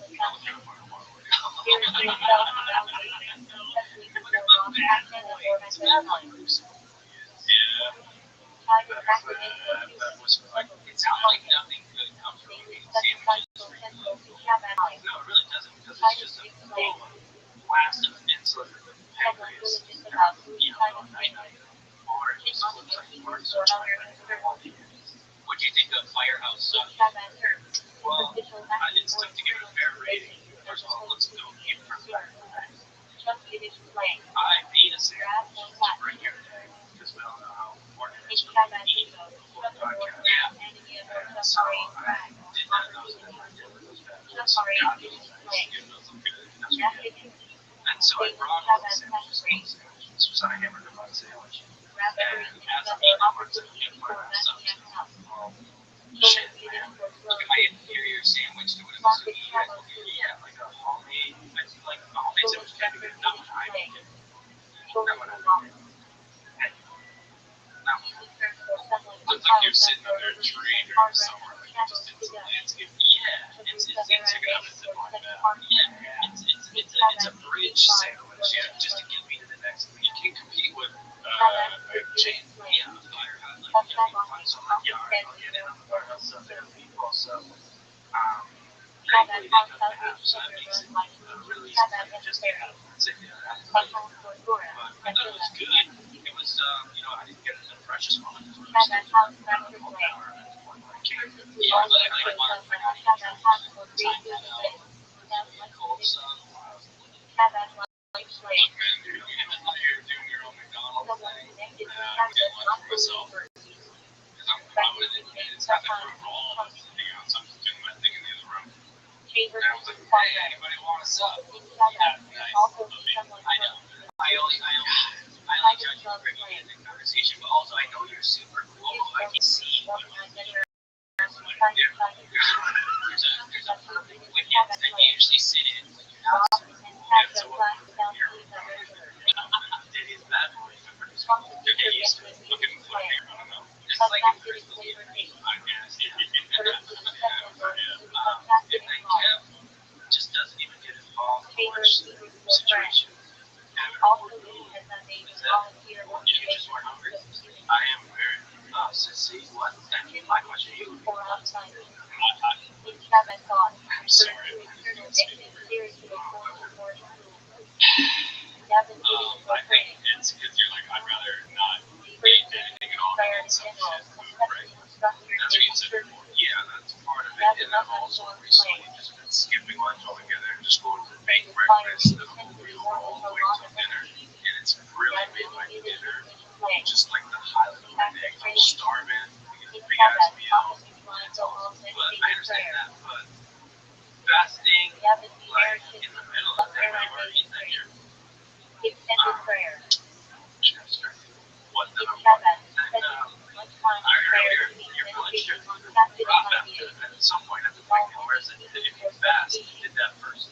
Big breakfast later. Then you can. I wouldn't have like a crash in the middle of the day. I know it's not ideal. I'm always with the problem is when I wake up in the morning, as soon as I wake up, I'm starving. Like I really want a lot of food. And Mom like Harry, it's the way I gotta play it. Yeah. Alright, well, good. I'm glad we got that figured out.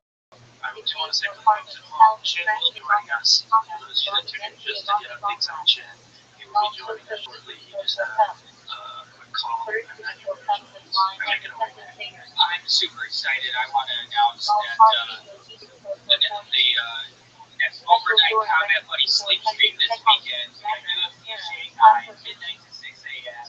I want to see all the Warriors all night, up all night. Mattress in the studio. Can't wait. We didn't last time. Stayed up all night. During car, there was that one Chinese lady. She had kicked another person. He thought the other girl was dead. So I came up with the car. It was a great time. We had about 20 people watching the first 19. Let's see what we do this week, guys. Combat Buddy, midnight to 6, Saturday. Yeah, probably till like.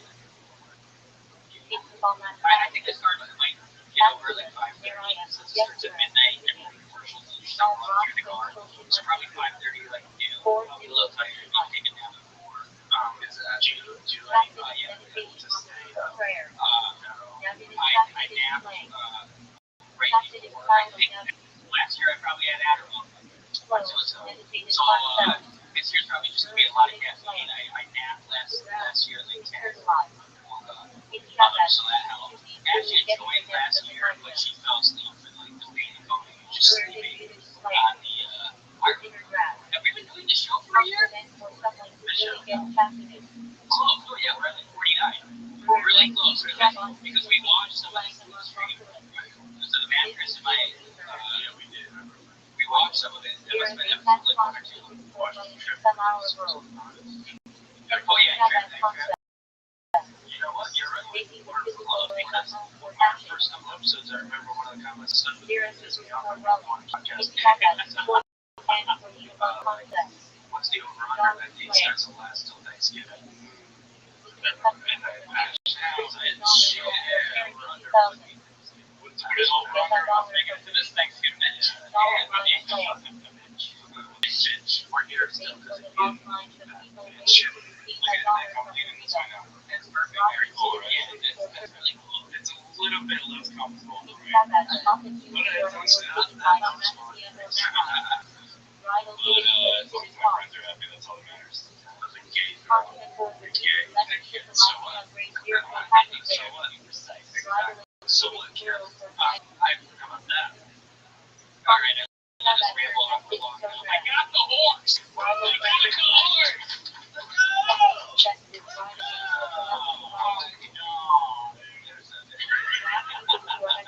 If you are ending at Lake Red Dead and you've never played, spoilers coming.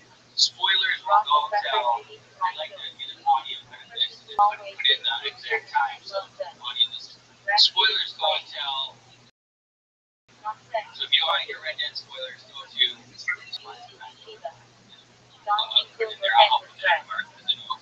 The smallest extra thing I'm adding is really driving up a wall. It really grinds my gears.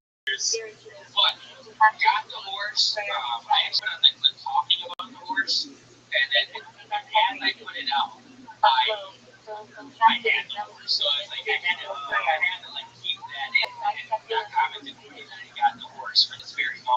We got the white rating. Makes the game so much more fun and pleasurable. Also, you don't realize other horses. It tells you you need to brush your horse. He's dirty.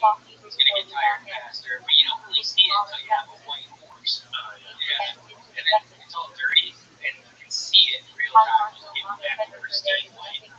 We got this guy. There's 6 chapters, and then there's 2 epilogues. Here's where it's spoiler comes. Stay away from where it goes. Spoilers. Protagonist Arthur, that's who you play with the entire time. It's a big spoiler. Early on in the game, he was coughed on by this guy who you're going to collect the debt, and this guy doesn't have it, you're holding it across your face. You didn't know that Hope was attracted to tuberculosis. I hate to see it. Yeah, so all chapter 5 and 6 are about the whole time you have tuberculosis, and then you die at the end. But there's the honor system. You have good honor, bad honor. I finished the game. I was happy for good honor. And then I saved this lady from the skills that I asked people to work me through. They just got all the just 8 people with fucking attack them. They had this one girl tied up and shot him. I was going to save her, and then you go up to her and it says, press this, tie her, press this, to eat her, press this, and I actually kicked her and killed her. The biggest chunk out of your honor. It was like a 2-inch chunk. So I finished the game not with perfect honor. You have a 2-inch chunk. I like that character, cool guy, small penis. Yeah, it's good. It's compensating. Where is all this compensation? That's cool. So in the game, if you can either, there's just a middle line, and you either finish good honor or bad honor. If you can't come in or come on. Whoa. You're not one of them. Cheers. First, if you're ready to go, this one's the ships. There's big ships and small ships. Some sail at sea, but the ships are French ships, and that makes you leave. Then everything's shot, and you do this one's the honor. Get honor, stay honor. If you can't come in or come on. You'll take the shot. So this one's the Brett bar. This one's the Brett bar. I thought you still got it.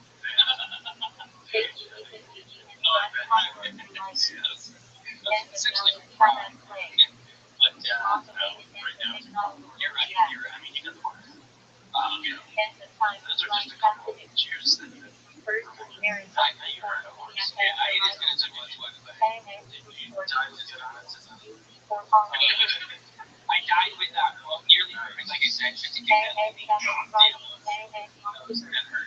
But the ending is different whether or not you have good honor or bad honor. And then right at the end, there's a book in the book where you can either help John Marston escape with his family, or you go back to get the money you guys hid in the caves. And so there's really 4 endings. There's good honor, help John.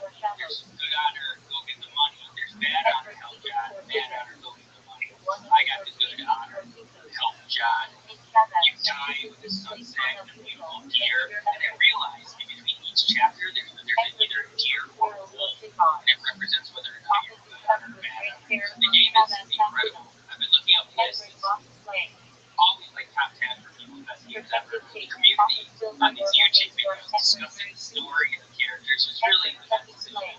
So you think that they're gonna make a show like see them do it with the same thing? Yeah, no, it was some of the show with the girl and the guy and the best guy. Yeah, I know. It will be great. It was a video game, so she does a video. What the fuck is this shit? Resident Evil plus. I would love that. What did you pass as Arthur Morgan? I can see like he looks like if you do Arthur Morgan no beard, he looks like Luke Rockhold. Luke Rockhold. Let's see.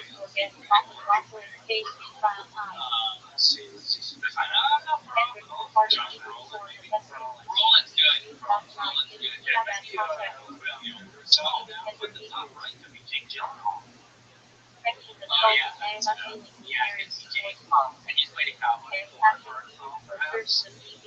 Maybe John Bernthal. There there was one guy in Charles who actually looked up and said, I can't know exactly my but Josh Hartnett, I love that game. I love that game. Well, I forgot his name, so I googled movie I knew he was in. He's in the Knuckles. Oh yeah, it was John Stewart. Yeah, that movie. Scary, very scary. The fucking aliens and shit. I like scary now. This is really scary. Just happened like last night. What movie made you start liking scary? You know what? This was probably half. This was happening spooky. Because I wouldn't make much movies, even if somebody was getting all the tissues in the chat, I would shut it down. There's a moment because I used to get nightmares, and so I kind of did like exposure therapy, watch a bunch of scary stuff. Really? And then the movie I really liked, which I watched twice, is Long Legs. Long Legs is just a good movie, even if it's scary. If you take away the spooky elements, isn't that kind of candy with the great monsters are like, no, this is the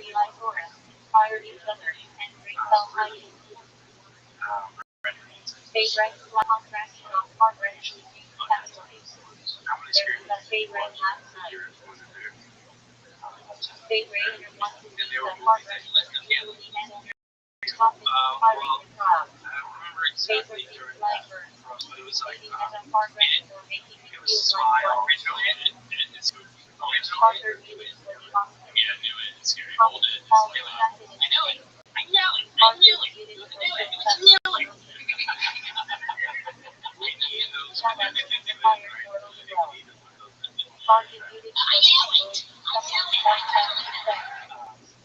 I also watched Chan in an Airbnb.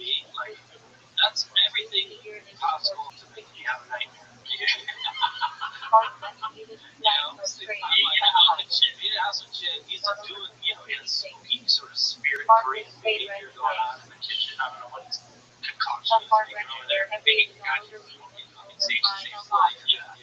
And scary shit. You're sleeping in different places. Not your bed that has freaky sounds. So, I just moved the nightmares out of my system and now I'm constantly asleep. I've got, so are you going to dive in more? So you're saying the faculty is scary and has aliens? That sounds like it's violent. I don't know if they really gives, like a quiet place vibes. Yeah, because it's like the creature coming in and they're like, what's happening? Someone's taking over and you have to like hide from it or something. And you don't know what yes, every shit that thing. I've got a bit. It's a short bit already. What's the big thing? Yeah, okay. Just do this. Just say you're going to do it. Alright, just do it. Instead of quiet place, where are you acting loud? Where everybody has to be loud? You don't know survive. That's called a Medea movie. We're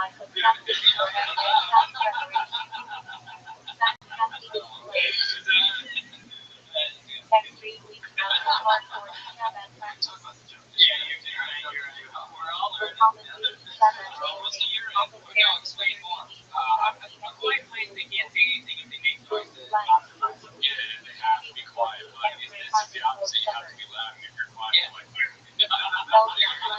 they notice it. Or like bird dogs, where you can open your eyeballs. What would you do if you had a classmate like that? They just keep singing songs. I'd be like, I'd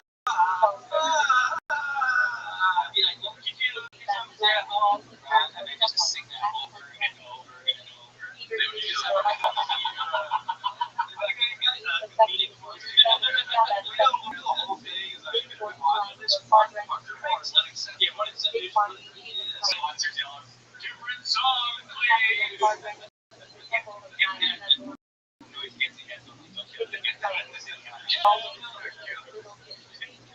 That song sucks. They should.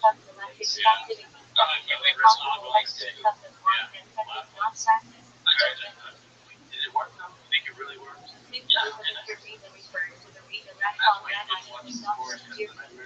Guaranteed nightmares. If there was a trailer for a scary movie, what about like during the day? You saw a trailer, you watched a scary movie during the day, you might be like scared like during all the lights and stuff like that. favorite flight for a time hard running with only 5 people. This flight Which we scared like, making everything small around 5 weeks to capture the numbers of No, now I know. Okay, here's a little first tip, usually but the reason for longer reason it's that not after involving what you're seeing on TV. Right, but that's just what I get invested in the stories, so it's tough to take yourself out of that. But here's the trick: to immediately take yourself out of it. Whenever you're looking at that scary, the camera's looking this way. Envision what's going on over here, and what really helps is envisioning what's happening. Because Twizzlers aren't scary. And knowing that whatever's going on here, in 5 minutes they're going to feel good, and they're going to be like a Twizzlers. A lot of people say go watch the behind the scenes of the scary movies, and it takes away like the scary stuff. Actually, it's like really gore and violent stuff. It always helps her, which is like, oh, I can see like balloon down his face or something, and it like takes her out. Are you looking to dive into more scary? Yeah, I mean, it actually has opened up a whole other genre. Like, I would never watch that. It's one of my, I love it. And, like, so now all this whole genre I can now get into. And it's like, there's great movies. There's movies that, like, you can watch from my childhood that terrified me, and I wonder if they can still. I love this conversation. At Cemetery. I mean, the child's play movies. Poltergeist. Poltergeist and the original It scared the fuck out of me. It's like 6 hours. I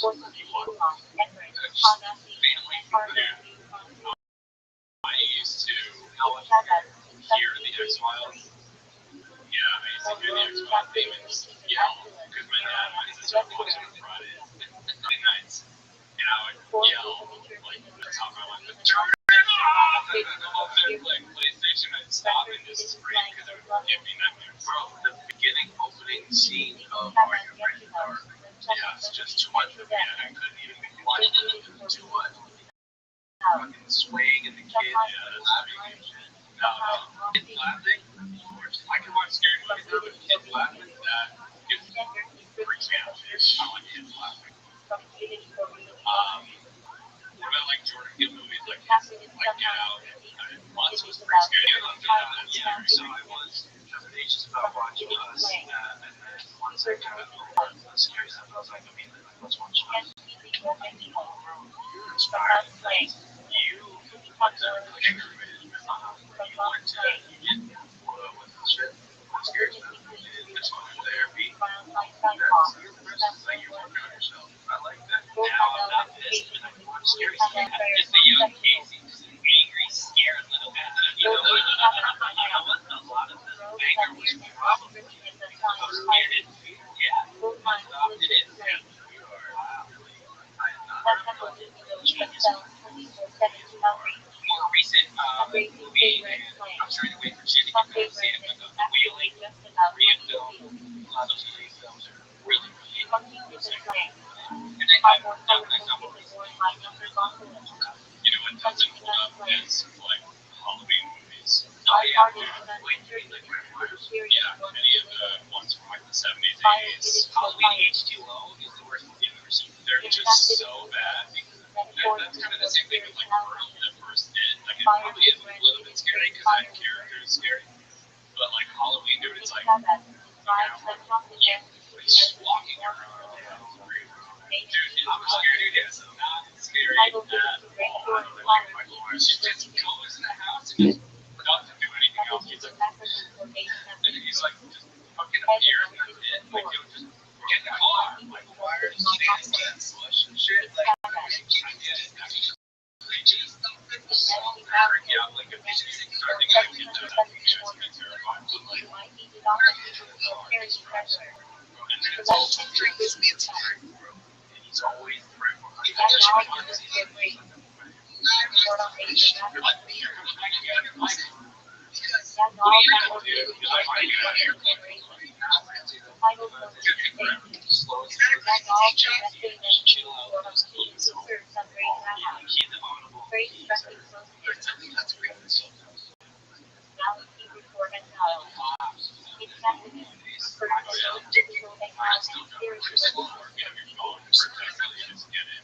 Or when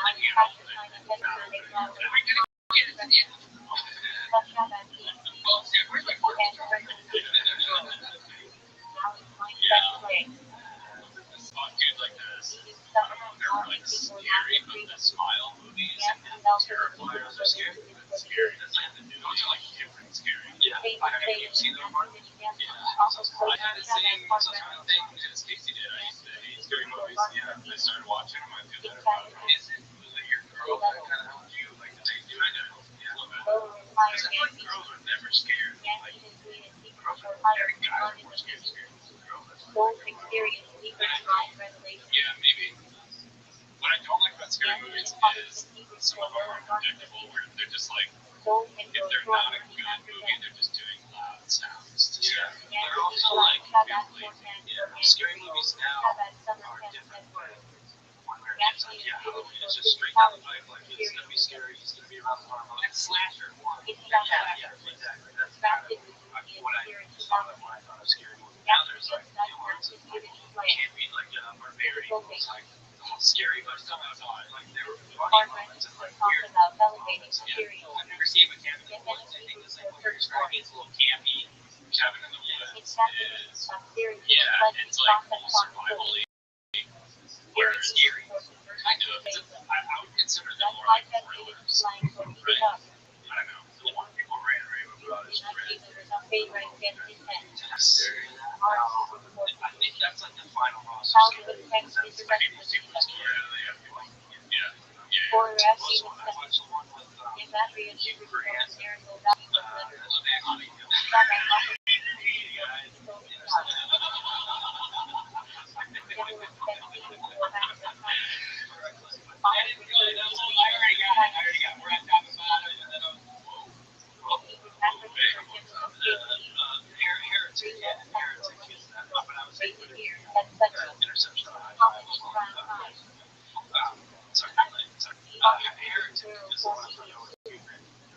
Also like, there's new scary movies. The scariest I've seen in interviews, he's like, I don't think it's funny. He's like, just because it's a definition. He's like, oh, he's not trying to be nice. That's like an English guy. Yeah. Scariest trailer I've ever seen. It's a movie I would. It's terrifying. I actually saw it, the preview before the Lego movie. The movies were really fucking 86. It was insane. They were so scared. It's just like these mountains. Yeah. That is like cabin in the woods. I feel like it's in the same way for a drama. But if you like, I also like before I went on my scary movie journey, I watched Midsummer. Yeah, that's the same people as Hereditary. Oh, really? Yeah, I liked it. That was it was scary, but it was but I feel like it was maybe you didn't think it was a scary movie. I honestly didn't. I just like Florence Pugh. Like she's cute, or you just like her actor. Honestly, she like me. What do you mean? Come on, you like it. Yeah, right. The others. Yeah, that was spooky. That was a spooky one. I've never heard of that. Yeah. That's a spooky one. Those kids were absolutely terrified. You have your eyes closed, your ears. They got home. They told their mom, "It's not scary." She's like, "Oh, then not real." And all the years, and they're like, "It's not a true story." When did they come out? 2014, maybe. Since 2001. It's a different one. Strangers. Yeah, that's on the Strange. It's Strange. Oh, I think it's the same thing. Because it's that big. Red guy movie and all. Oh, wait. Yeah, this one. It's preview. But I think like Cabin in the Woods is the same thing. Because it's like people go to this like house or whatever. And there's people that are terrorizing them in a way. Did I see this? Yeah, it's good. Let's do it. Let's watch the trailer.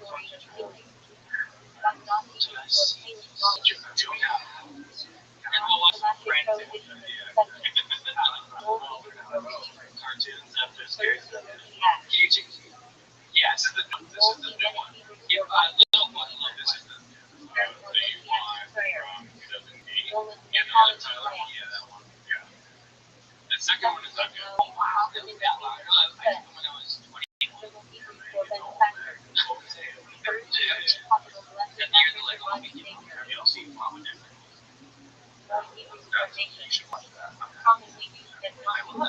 There's a guy that knows like a really good scary movie. I don't like it. The sound and the haunts. It's good. Nope, I'm already fucked. I'm already scared. Don't give me that. All of me, I'll be out of the studio. Yeah. Don't give me swings. Yeah. Why are swings so scary, dude? Creaky sounds? Come on.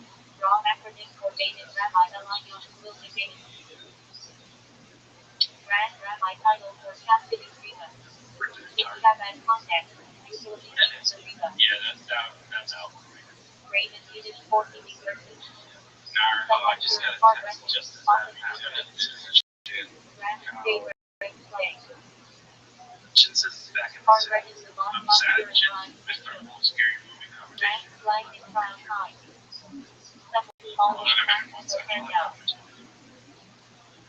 Grapple with captain line frame for struggling through lightning remark. Rest Yiddish your belt. UC flying 80% bigger. January 2006, they immediately had a coup and drove out all of the Fanta representatives. So after that one and only election, it was completely dominated. And the principal relationship that Hamas had with Israel from then was basically in two forms. One, work permits, about 30,000 work permits were issued every day for Gazans to enter into Israel and to work in various jobs, even on October 6th. And the other way was, of course, to drop it, because the hostilities absolutely never ceased from Gaza since 2006. Israel won several small wars with Gaza, but the state essentially developed a kind of modus operandi with the Gazans, part of which is related to over-reliance on technology, which was performed absolutely amazingly well. This is a photograph, of course, of the Iron Dome on the left, responding to rocket attacks from Gaza. But obviously, the Gazans were able to get around that with a low-tech solution on this side. And that was essentially a massive incursion into the state. I'm not going to say the details. You're all familiar with what happened on the day. But perhaps some 3,000 Palestinians, roughly half of them complete civilians, non-normally had any of the various factions, stand into Israel and create an absolute havoc. Even using the word pogrom is too limited to describe the atrocities that occurred on that terrible road. We're all familiar with this, and there's no real reason to review further. What we have experienced, however, is clearly directed primarily by Iran. Iran has a very controlling role in quite a few areas. Iran is the primary funder of Hamas, which is especially ironic because Hamas is a Sunni movement and Iran is, of course, Shia, but the hatred of Israel is far more significant to all parties. They also fund Hezbollah, and Israel is, of course, not war now with Hezbollah in the north. Lebanon also has factions in Syria and in Iraq, and they're also funding the Houthis from far away in Yemen, who are even launching, unfortunately, once even successfully a deadly attack on Israel. The Houthis, by the way, regard their official government slogan, "Believe God is great, death to America, death to Israel." What's up, man, Dad?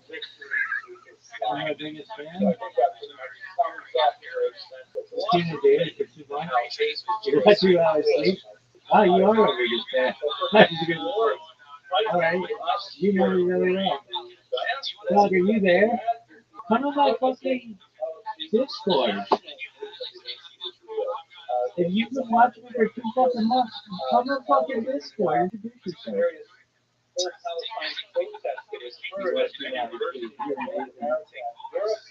Everybody loves you. You got a sick robot, dude. Chuck, what in the fuck? Play against Israel in many Arab states. Bezos, you suck so much dick. Fucking like words. I wouldn't trust your fucking dick drink to go to Tucson right now. State. Which is considered by many European countries a terrorist organization because of its deep ties to Iran, and they are clearly So the ADP. funding of many of these. Alright, is it gonna work now? There's a lot to say about other Yeah, people who want to get along, but we can't avoid the central role of Iran. All this is significantly, and this is especially frightening to me. This is a reply from the September issue of the Harvard Harris poll, which is This is athleticism. conducted every month. I've been watching it for 2 months. I have a fan. It's tight. And everybody else hates me, so it's one. What people think about the war in the Middle East as a way to gauge reflection on potential goals in 2024. And what I find out, when you look on the circle on the left, the question was, in this conflict, do you support more Israel or more Hamas? And this number is counting 79% of Americans support Israel, which is comforting to some degree, but when you look at it differently, only 1 in 5 Americans actually supports the terrorist organization, a democratic ally of this country. It's still a very frightening number. That number is pretty much held true for the past year. But if you look at the chart below, it's maybe a little difficult to see. This breaks it down by age, and people over, let's say, 45 are overwhelmingly in favor of Israel. 84%, 90%, 93%. But when you get younger than 35, the number drops precipitously. And this is the frightening thing. Americans between age 18 and 24, 41% of them support Hamas. Think about that in context of young people in college campuses today, young people in high schools today, public high schools. Half of the people they talk to support Hamas. It's a very, very frightening environment. The implications for this for the future, of course, remain to be seen, although I will note that this number, thank God, has been slowly dropping over the past year.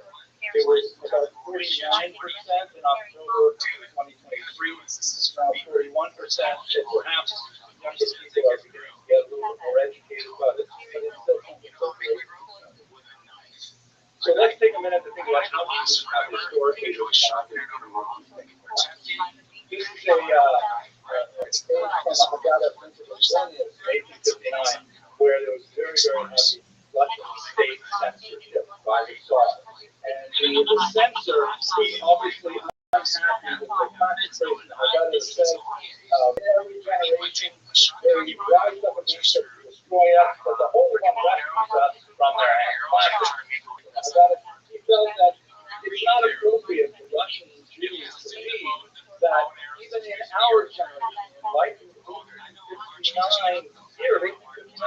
that there would be people who would want to harm us, not here in their paradise in our Russian Tsar's empire, so therefore added in the little white circle, not even homes in the Jews get up no longer. The fact that this is not used to have a struggle, and to have a work is not manipulating the president. Back then, when you were a believer, we didn't have rights, then they used to have but obviously, now it's funny because 100, almost 200 years later, and obviously we're still experiencing. And we have long had 3 basic strategies for how to deal with these things. I'm just going to sketch them out there briefly. They are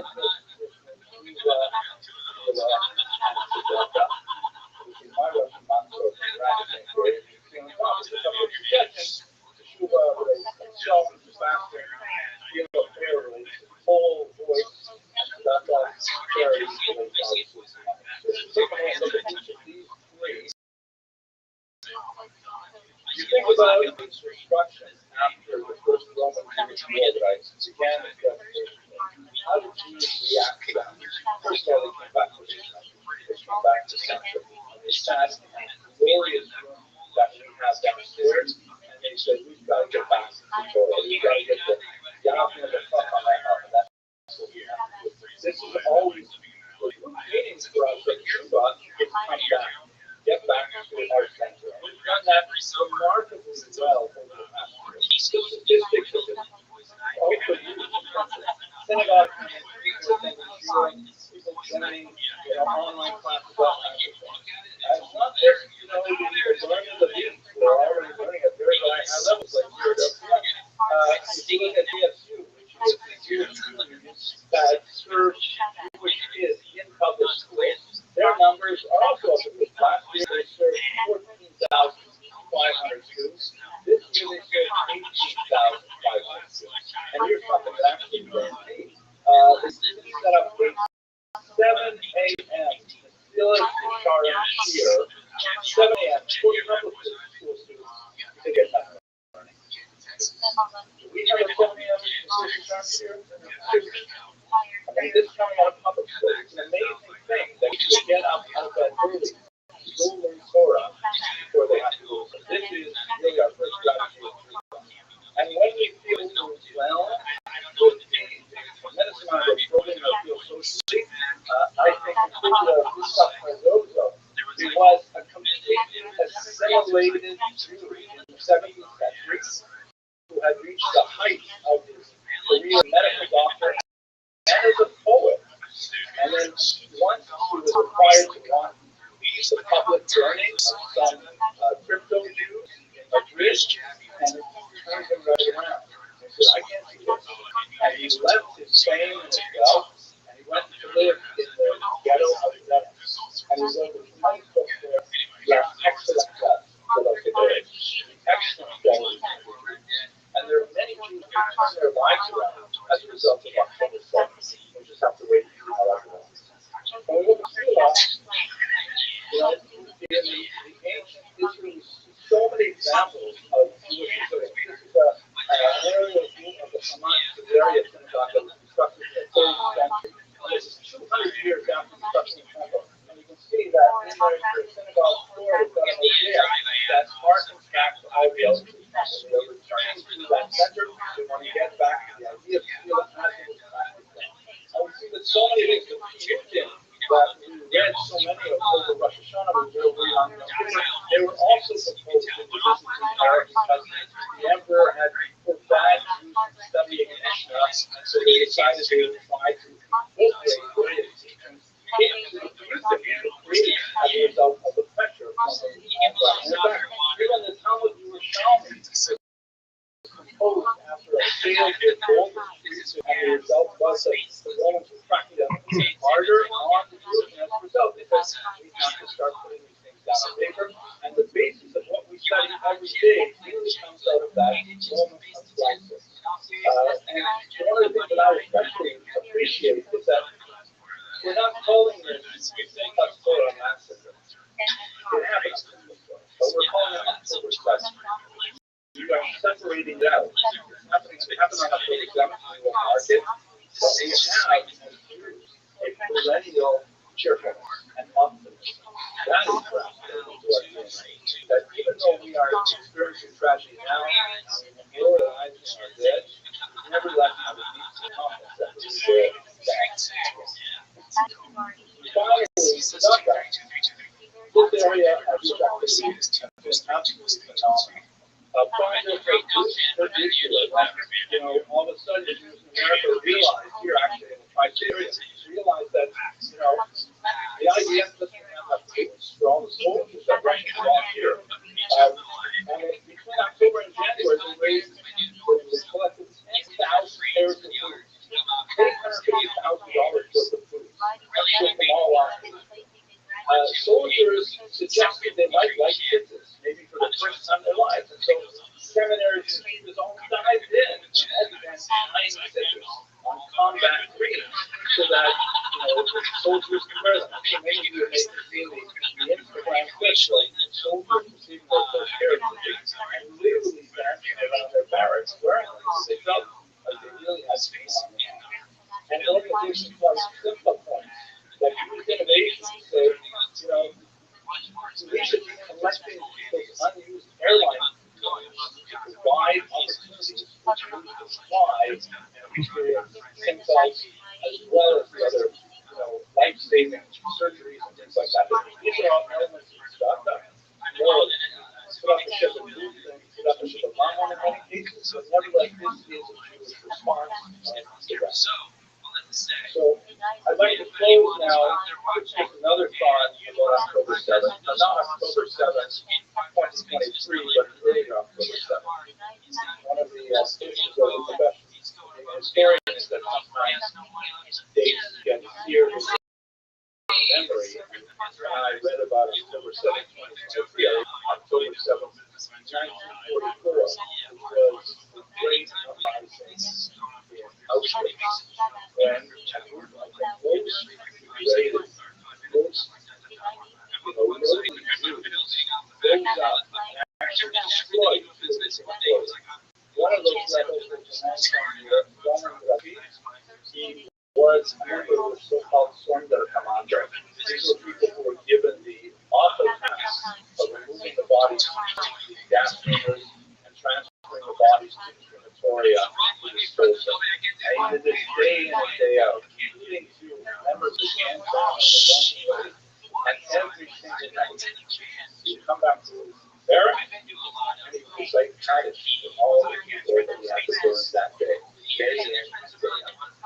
He was also something of a poet, and he decided to write down everything that he had seen in Auschwitz during those terrible years. And he literally ordered the uprising on October 7th to bury them in the ashes of the burned sheep, because he said, surely archaeologists would come and they would dig up this place to find the truth of what happened here, and they would find my way. And that's how they were found. I'd like to read you one passage from anything that happened in March. The Nazis had brought together a group of Czech Jewish women, and they wanted to launch a demonstration of the effectiveness of Zyklon B, the poison used in death.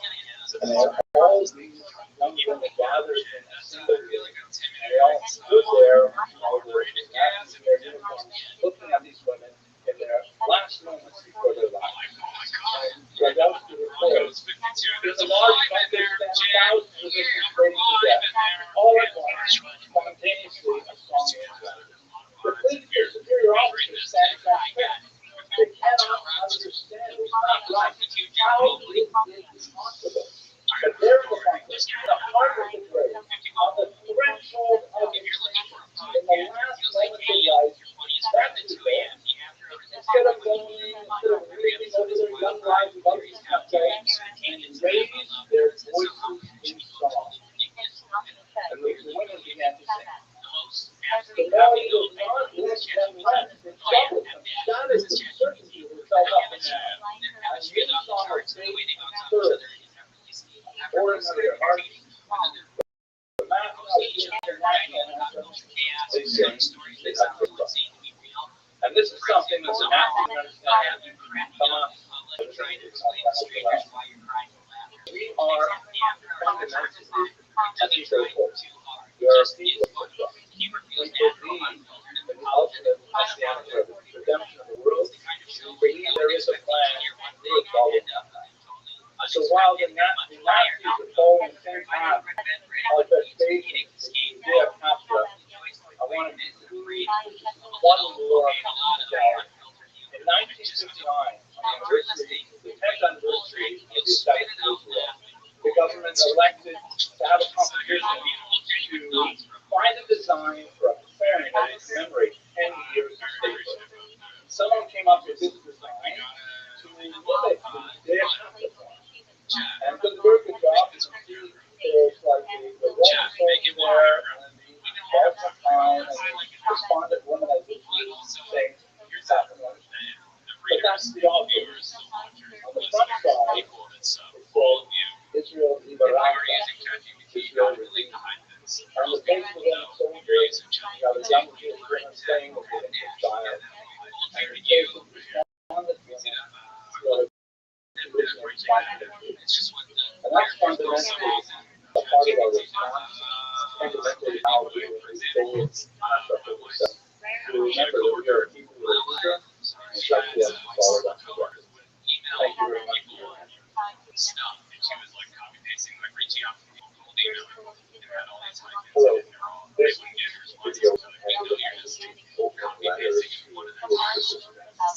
Perhaps you saw the video that you did a few months ago after October 7th. I certainly received a lot of feedback, positive and negative, and I received a lot of messages from many of you who were struggling with some of the issues that we discussed briefly in that video. Now, to revisit some of the issues right now, specifically in the context of the riots in Amsterdam, which have been most appropriately called the law. I don't use that word very lightly.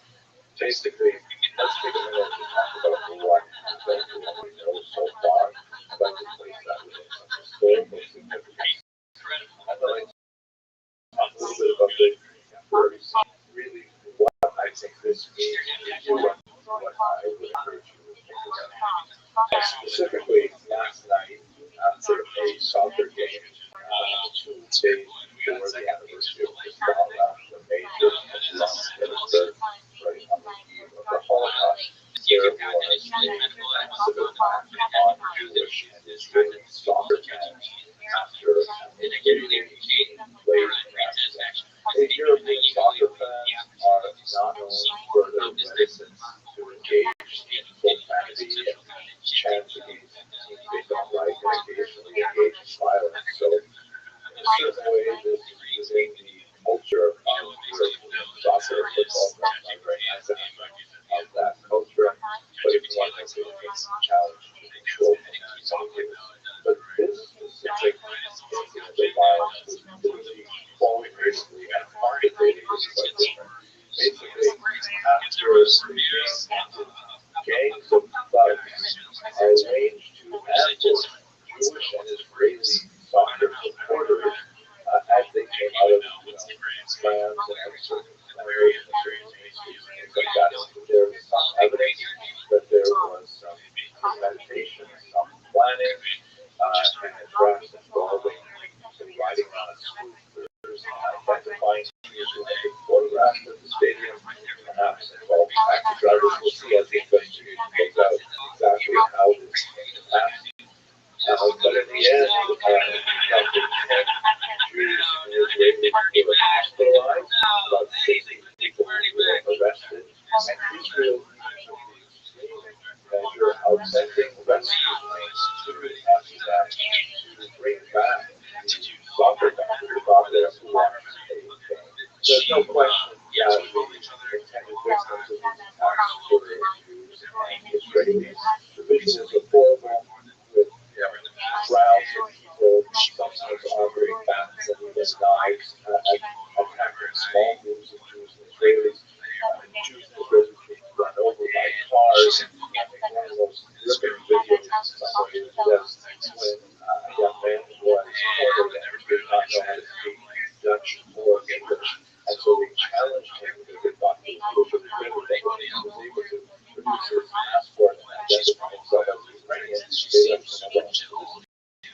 Clearly, they directed Israelis avoid social media users. We'll see a lot of discussion about that. Now, why is this historically significant? On one level, it's not, because this type of violence against Jews is something which has a long statistical way back in ancient Europe, where the responses on that industry were grown. Amsterdam is a little unusual. Historically speaking, Amsterdam was generally a very tolerant society, known for its elitism, known for its kindness to its Jewish minority. Amsterdam developed as a very, very important center of Jewish scholarship in the 17th century in particular. A lot of its cultural orientation of the Netherlands is expressed in the Dutch word "indulgent." Basically means kind of like, it's not bothering anyone, just let them do what they're going to do. A kind of tolerance, mind your own business attitude that required social cohesion. Literally, working so that everyone could literally above sea level. There are some remarkable moments of tremendous friendship that you such as, for example, dog workers guys where I was once when the only example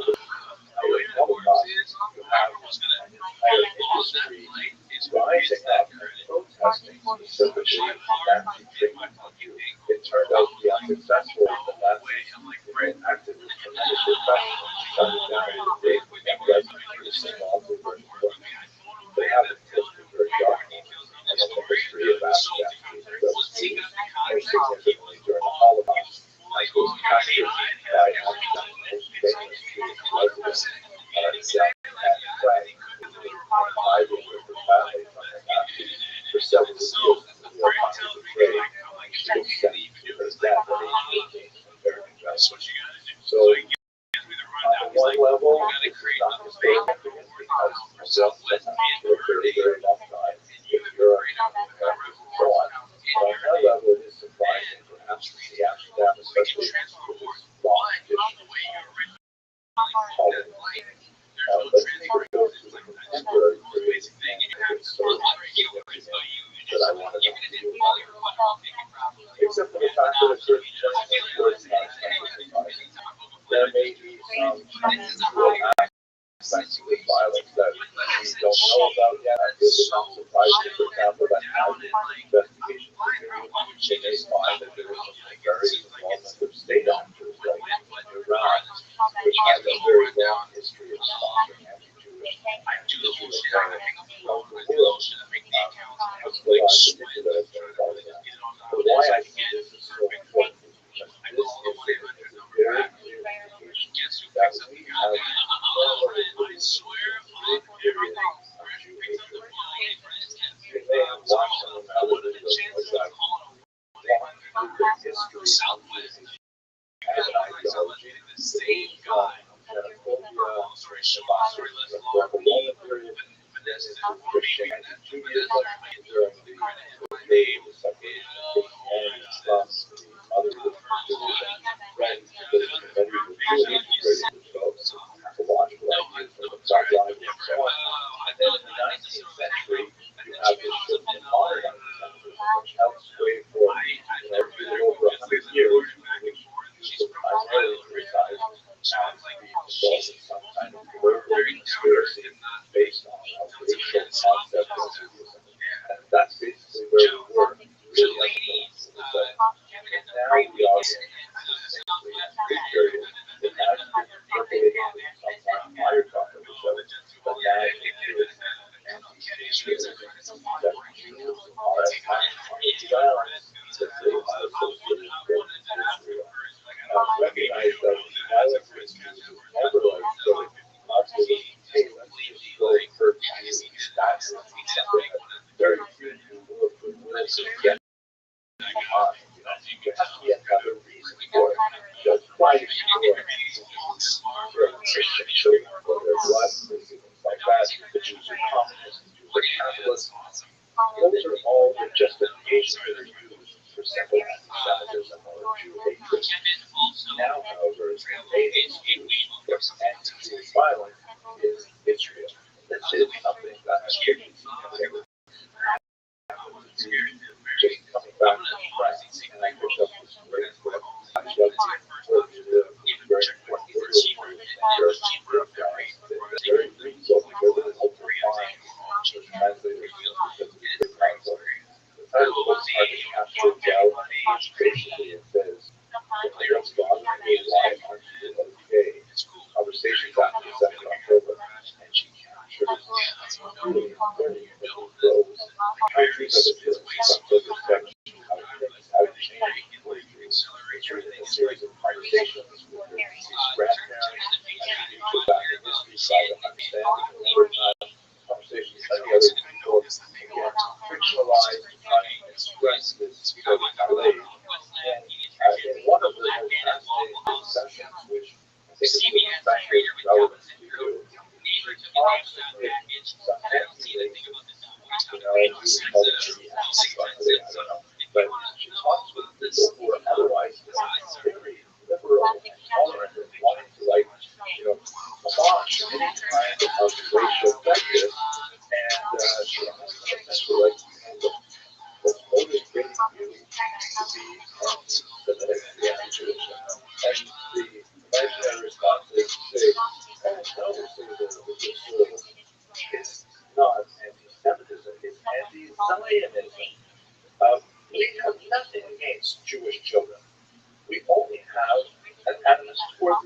Israeli children. And the response is, oh, well, that's the difference. They are certainly to blame. Right? They're saying culpable these Israeli children. Do you hear how absurd this sounds? When you contemplate what's going on in Israel, it's very difficult. It's complicated. There's a tremendous amount of suffering in Gaza. And the really people like to realize brothers who were aged 9 months and 4 years old when they were kidnapped. Now it's 399 days into this war, and they're still being held hostage. So what does this have to do with you and why am I talking about this? I want to express and have phenomenal respect and regard and admiration for you. You are motivated by the same spirit that motivated the prophet Isaiah and Amos. And you want to see justice done. And in fact, you are the inheritors of that prophetic tradition on a genetic level, not only on a intellectual and spiritual level. But I want you to understand that the Jewish opposition to the abuse of authority is intrinsic to the Jewish heritage, and it is vigorously exercised in modern Israeli democracy. And there is a place, a very healthy place, for your objections to Israeli policies, whatever they may be. And in your opposition, you may proudly stand shoulder to shoulder with many, many other Jews and many, many other Israelis, both Arab and Jewish Israelis, because this is the nature of the Israeli democracy. It is certainly not uniform. But please, I would hope that you would take some time to think about where you are standing right now. Who are the people who are on your left and on your right? Are they the people who chant to mobilize the Intifada? Because Amsterdam is an example of the mobilization of the Intifada. Are they people who say resistance by any means? Because attacking soccer fans is resistance by any means. Amsterdam and the violence that occurred there is the next logical step to those kinds of slogans and statements. And I'm speaking to you as a fellow Jew.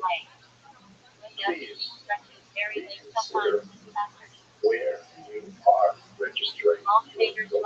I'm not asking you to shut down your protest. I'm not asking you to reconsider your position. You do that all know. But please think about who are your fellow travelers. Thank you very much for watching.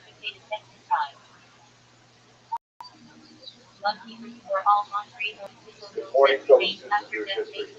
I'm right now in Jerusalem, and I'm sitting on the balcony of my hotel, and you can see the Jewish city behind me. It's so amazing to be back in this country that is, as Herzl put it, old and new at the same time. Like going on right behind me. And this is just such a resilient society, steeped in ancient tradition at the same time, resilient in a modern future. I'm delighted to be here in my capacity as a dean of Latin culture and speaking to many yeshivot about the tremendous value of studying arts, mostly Americans who are returning back to America after their yeshiva studies here. And, you know, what a privilege it is. I'm seeing so much strength in society here after a brutalizing year of horrific conflict, which is still ongoing. Everywhere you go, you see all kinds of posters and signs demanding the return of the hostages. On the buses, you see the slogan, "Yachad Nenatzeach," together we will win. And this is society determined to all of the hostages and to return to a level of peace with their neighbors, especially give them some of the But I want to say that I'm so grateful to the many people that we've had around the world. I want to especially call out Larry Brent, who's a really nice message for people in Missouri, and his grandson Ian, who have been supporters for decades of Israel and the study of Jewish history. And, you know, we're really grateful that we are not completely alone in these very difficult struggles. But as you can see from the cityscape of the new Jerusalem behind me, this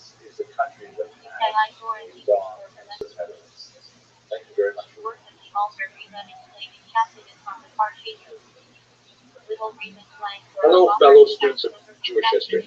I just returned from an amazing visit to the state of Israel. I was there in my capacity as Dean of Leonard College for Men in Queens, New York, speaking at largely English-speaking yeshivot to students, mainly from America, but also from Canada, the UK, and other places who are interested in returning to the United States and taking a degree here at our college.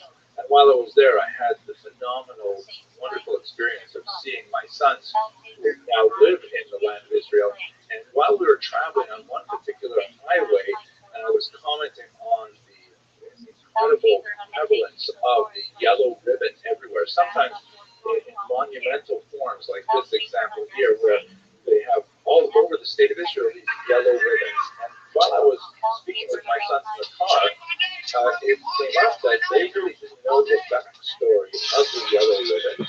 So I thought I'd take a minute to tell you about it in case there are those of you who are born, let's say, out of 1970 who may not be familiar with the famous song associated with it and the unusual Jewish element to that backstory.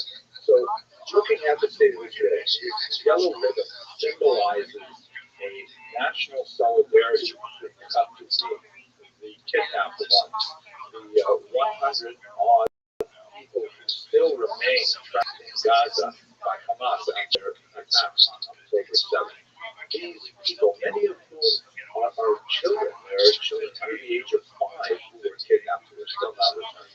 So as a symbol of solidarity, you see these yellow ribbons everywhere. I myself picked up some of these yellow ribbons. Saddle pins have a color yellow is especially important. Quite often you'll see it like with these yellow chairs, the empty seats that are placed in installations all over for the people who are not at the table. Really, very, very moving and powerful kinds of demonstrations. So, what is the story behind that color yellow, and specifically the yellow ribbon? So, it is a very old tradition. It's been traced back to European colonists in pre-revolutionary America, and it seems to revolve around certain themes. One of the most important is the idea of women wearing yellow ribbons as a reminder of their loved ones who are far away, often taken off of the war. It has a military context. The American military has adopted it as a symbol as well. And it was popularized in 1917 in particular by a song composed by George Jordan. You can see the sheet music.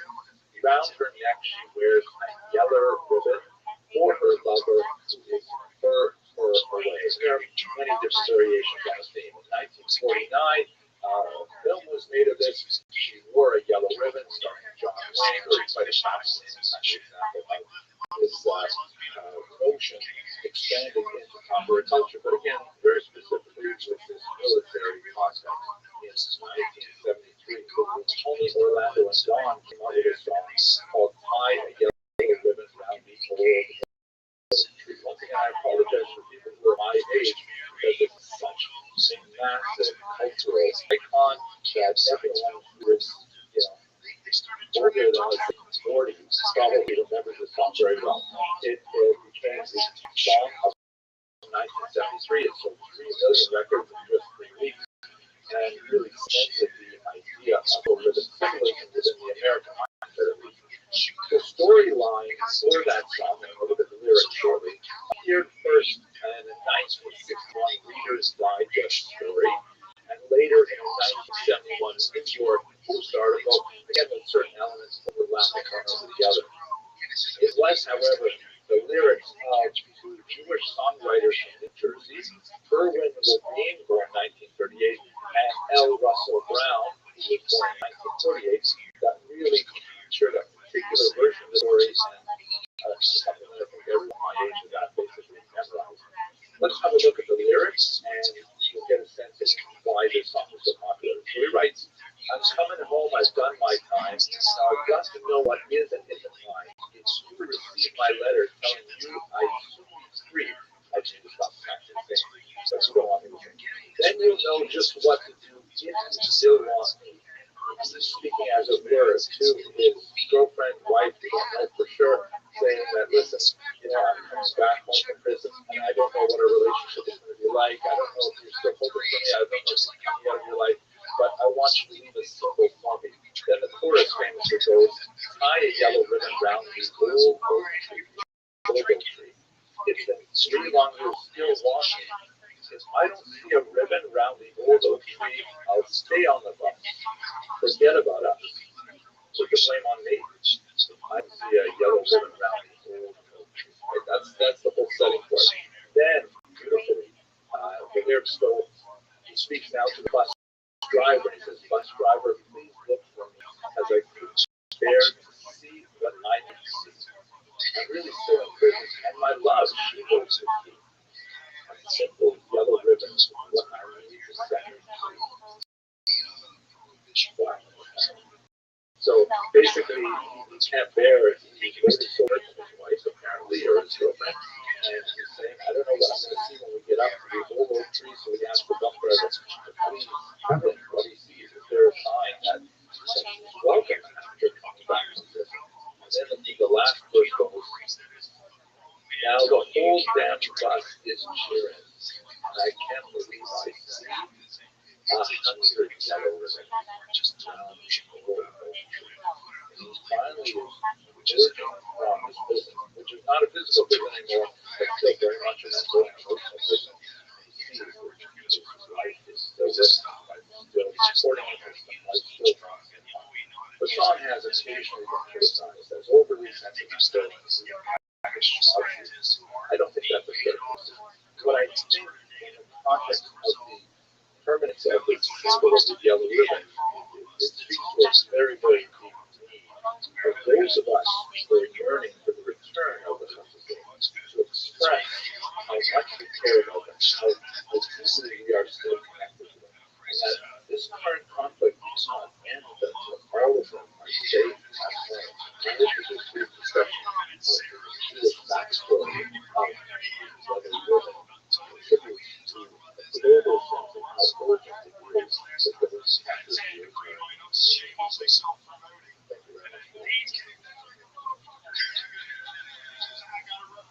you very much.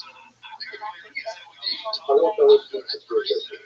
I'd like to take a few minutes to do a quick review of Gaza in very basic sense of the long stretch of interaction between the people of Gaza and Jews in very serious domestic issues at present.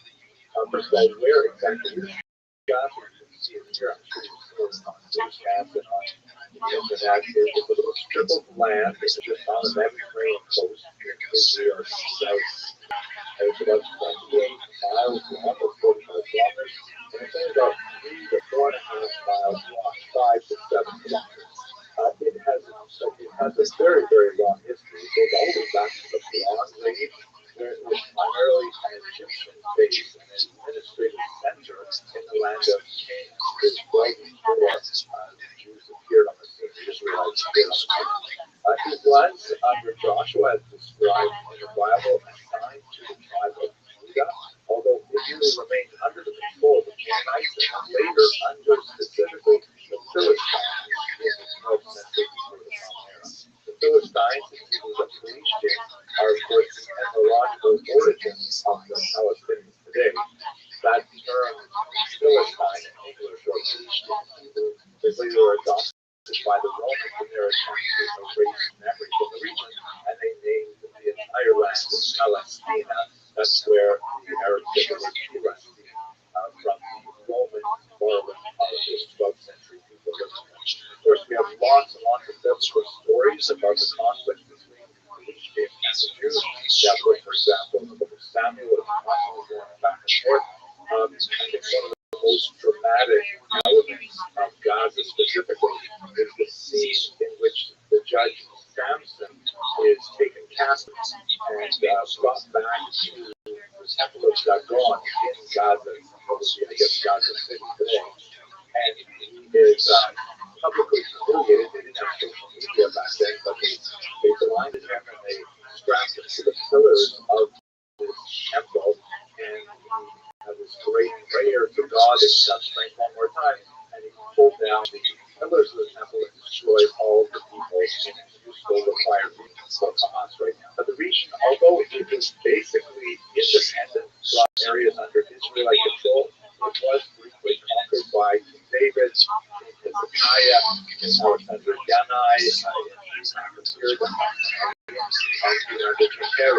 But the Talmud considers it as not technically part of the borders of the land of Israel. It's always been somewhat separate and recognized for its distinctive. That doesn't mean, however, that Jews did not live in Gaza. In fact, we have observed that the long history of Jewish living in Gaza. We have some great archaeological discoveries, such as a synagogue dating from the early 6th century of the Common Era. We have a representation of King David here, labeled in Hebrew. And it's clear that Jews lived in Gaza after the Muslim conquest in the 7th century. His tendency throughout the Jewish population dropped after the Crusaders entered in the 12th century, but basically began to grow again in the 14th through the 7th century. It was only in the 20th century when the Jewish population there finally disappeared. That was primarily because of the uprising in 1929. A lot of conflict between Arabs and Jews in the Eastern movement, that is, before Israel became a state, and Jews decided to leave Gaza at that time. So when you get up to 1948, which is of course a crucial period in the history of the region, you have about 20,000 people living in Gaza. The vast majority of the population, about 700,000, is under the British mandate, and they have mandated over the United Nations for a solution. And they came up with this kind of bizarre plan to divide what would become the state of Israel into 7 regions. 3 of them would be Arab, 3 of them would be Jewish, and Jerusalem would be an international zone. As is well known, the Arab nations surrounding the future state of Israel refused to accept this new land, and they attacked. And this resulted in a very bloody war of independence. Amazingly, the state of Israel was not only able to maintain itself, to not have all the Jews put into the sea, but they actually even consolidated their territory somewhat. Gaza, however, was left under Egyptian control. The Arab population of the Gaza Strip expanded tremendously, as tens of thousands of Arabs fled the conflict and made their way into Gaza. So it expanded to about 88,000. And then after the armistice, it actually ballooned to 360,000, which is characteristic of the Gaza Strip. It is a phenomenally overpopulated piece of land. There were 8 refugees camps set up in Gaza for these 1948-49 refugees, and they largely remained there through this day. The area is plagued by huge unemployment. Gazans were not allowed to work in Egypt until 1952, and the unemployment rate was hovering around 50% at that time. Terrorist attacks from Gaza into Israel caused Israel to briefly conquer the period in November of 1956, and then to retreat in 1957 once diplomatic arrangements were made. Unquestionably, however, the most significant date in the history of Gaza and its relations to land Israel is June of 1967, when the remarkable 6-day war occurred. In 1967, Israel was preparing for a massive attack by the Arab armies that surrounded it, particularly from Egypt and Syria.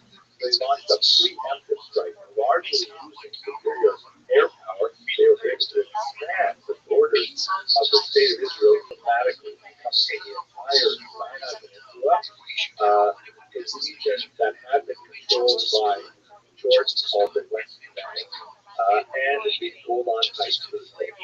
The Gaza Strip, of course, was also part of the region that the state of Israel was responsible for. However, and this is really crucial, the state of Israel had to determine what it was going to do with these territories. Some territories were annexed, were made part of Israel permanently. That includes Jerusalem, for obvious reasons, because that is the historical capital of the Jewish people, and the Golan Heights in the north, which had a significant military advantage because it overlooks Damascus and it also overlooks the Galilee from the other side. So that is very significant. But the Sinai Peninsula, the West Bank, and the Gaza Strip were not annexed, and they were rather occupied. And there was a lot of mixed thoughts in Israel about what to do about these territories. A large body of public opinion felt that now that Israel has really demonstrated that it is here to stay, would come to the negotiating table and they would be able to exchange land for peace. Surprisingly, that did not happen until 1978, when President Anwar Sadat of Egypt made a very heroic gesture and essentially traveled to Israel, met with Menachem Begin, the prime minister, and together with the work of President Jimmy Carter, they hammered out the Camp David Accords in 1978. As part of the Camp David Accords, this is very important for our purposes, the entire Sinai Peninsula was given back to Egypt. So Israel pulled it from 67 to 78 and gave it back in exchange for a peace with Egypt, which has basically held. There have been some moments of tension, including in our own times, but nevertheless, it's basically a peace that is held. But the thing is, Egypt did not want to take the Gaza Strip. By this point, in the late 1970s, Palestinian national sensibilities have grown significantly.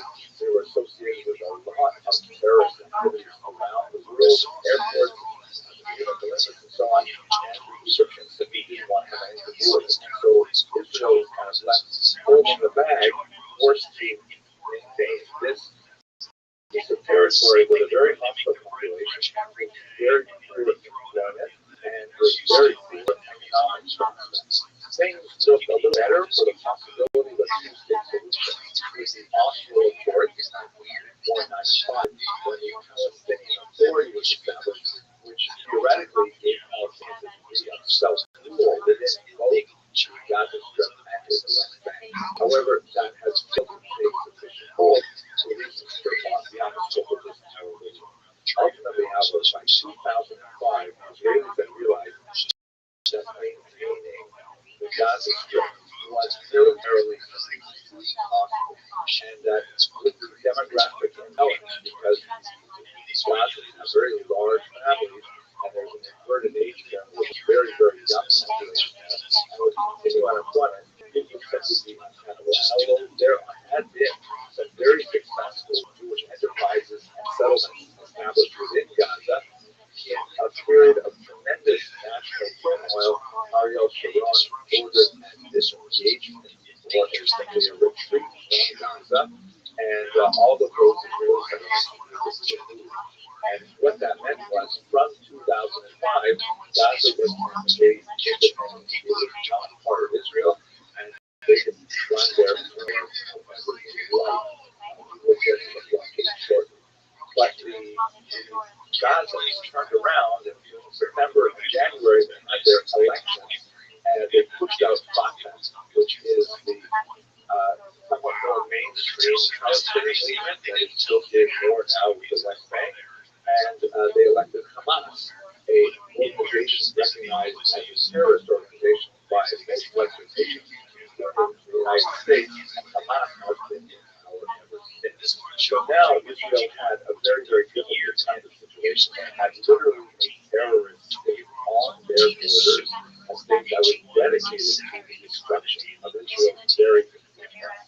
And Israel had to figure out how they were going to have these very, very hostile neighbors. The blockade was intended to make sure that the Gazans and the Hamas could not export weapons, and then later so they could not export secondary materials that could be made into weapons. That is proved to be not very successful because Hamas has taken much of the foreign aid that was stored in Gaza, humanitarian aid, and has diverted building more and more rockets. In fact, rockets are the primary way in which Gaza interacts with Israel. That and after 1967, there was actually a period of some prosperity in Gaza as in an attempt to develop some kind of normalcy, some kind of relationship with this population. Israel allowed Gazans to work in the country, and they issued thousands and thousands of work permits. In 1971, 32.7% of Gazans worked in Israel, and the unemployment rate was almost zero. By 1979, the number of Gazans working in Israel was 42.4%. By 1996, it was at 46.1%. The steady increase of economic interrelationship between Israel and Gaza. The Gazans were largely working in menial labor and construction and things like that. But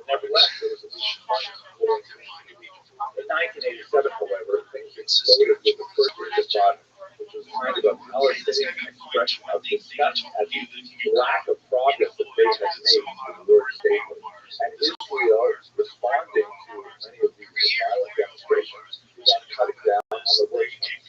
By 1993, the percentage of Gazans working Europe had been reduced to 26.5%, basically half of what it was in 1986. But suicide attacks increased. Before 1995, horrific bus bombings and things like that, orchestrated from Gaza, meant that the number of Gazans who were allowed to work in Israel was reduced to 3.3%. Now, this is the part that I think is especially significant for what we're doing today. According to what I think is some quite insightful reporting by Reuters, Israel was apparently caught off guard because they were kind of lulled into a sense of security, thinking that things were getting better. It looked like the Gazans were beginning to realize that, working for a living and living in your home is much better than trying to destroy it with barbarism and war. And in fact, the number of work permits that were given to Gazans was going to be increasing. And so Israel let its guard down, thinking maybe we're slowly, like we are with many countries in the region, maybe we're finally getting to a normal kind of relationship. But that, in fact, was not the case because Hamas was controlled. Hamas, throughout this period, has been launching rockets, particularly in cities in the south, like Sderot, and with newer technologies, to reach further north, like Tel Aviv and Jerusalem. And although the Israelis countered with the dome, a remarkable device, Iron Dome, which is the equivalent of hitting a moving pilot with an bullet, that essentially collected the impact of much of the rocket fire. But then the Gazans under Hamas began to use the strategy of kidnapping. In particular, Gilad Shalit, who was kidnapped in 2006, was held for 5 years because of the Israelis' vaunted opinion that no soldier should ever be left behind. They actually negotiated a controversial deal of releasing 1,027 Palestinian prisoners, some of whom had been jailed for violent terrorist crimes, in order to get them to Gilad Shalit. And that's basically where we are today going into this particular conflict. Hamas has clearly learned that the Israelis are sensitive to kidnapping, that the Israelis value their population, and that they want to get their people back. And all I can see from a historical perspective is that Hamas worships death and wants to increase the suffering of their population.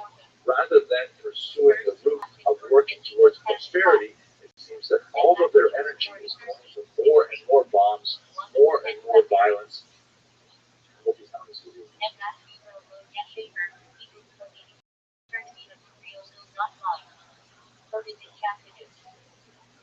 Hello, fellow students of Jewish history.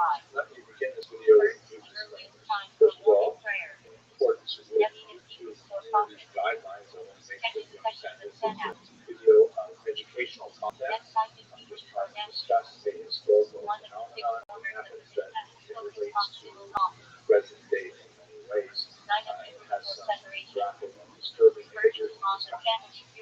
Secondly, I want to give you a spoiler alert. If you look at the title, I'm going to say that anti-Zionism is basically a form of anti-Semitism or Jew hatred. If that disturbs you and you prefer not to listen, then just leave a nasty comment and then go watch something else. I would recommend something relaxing, like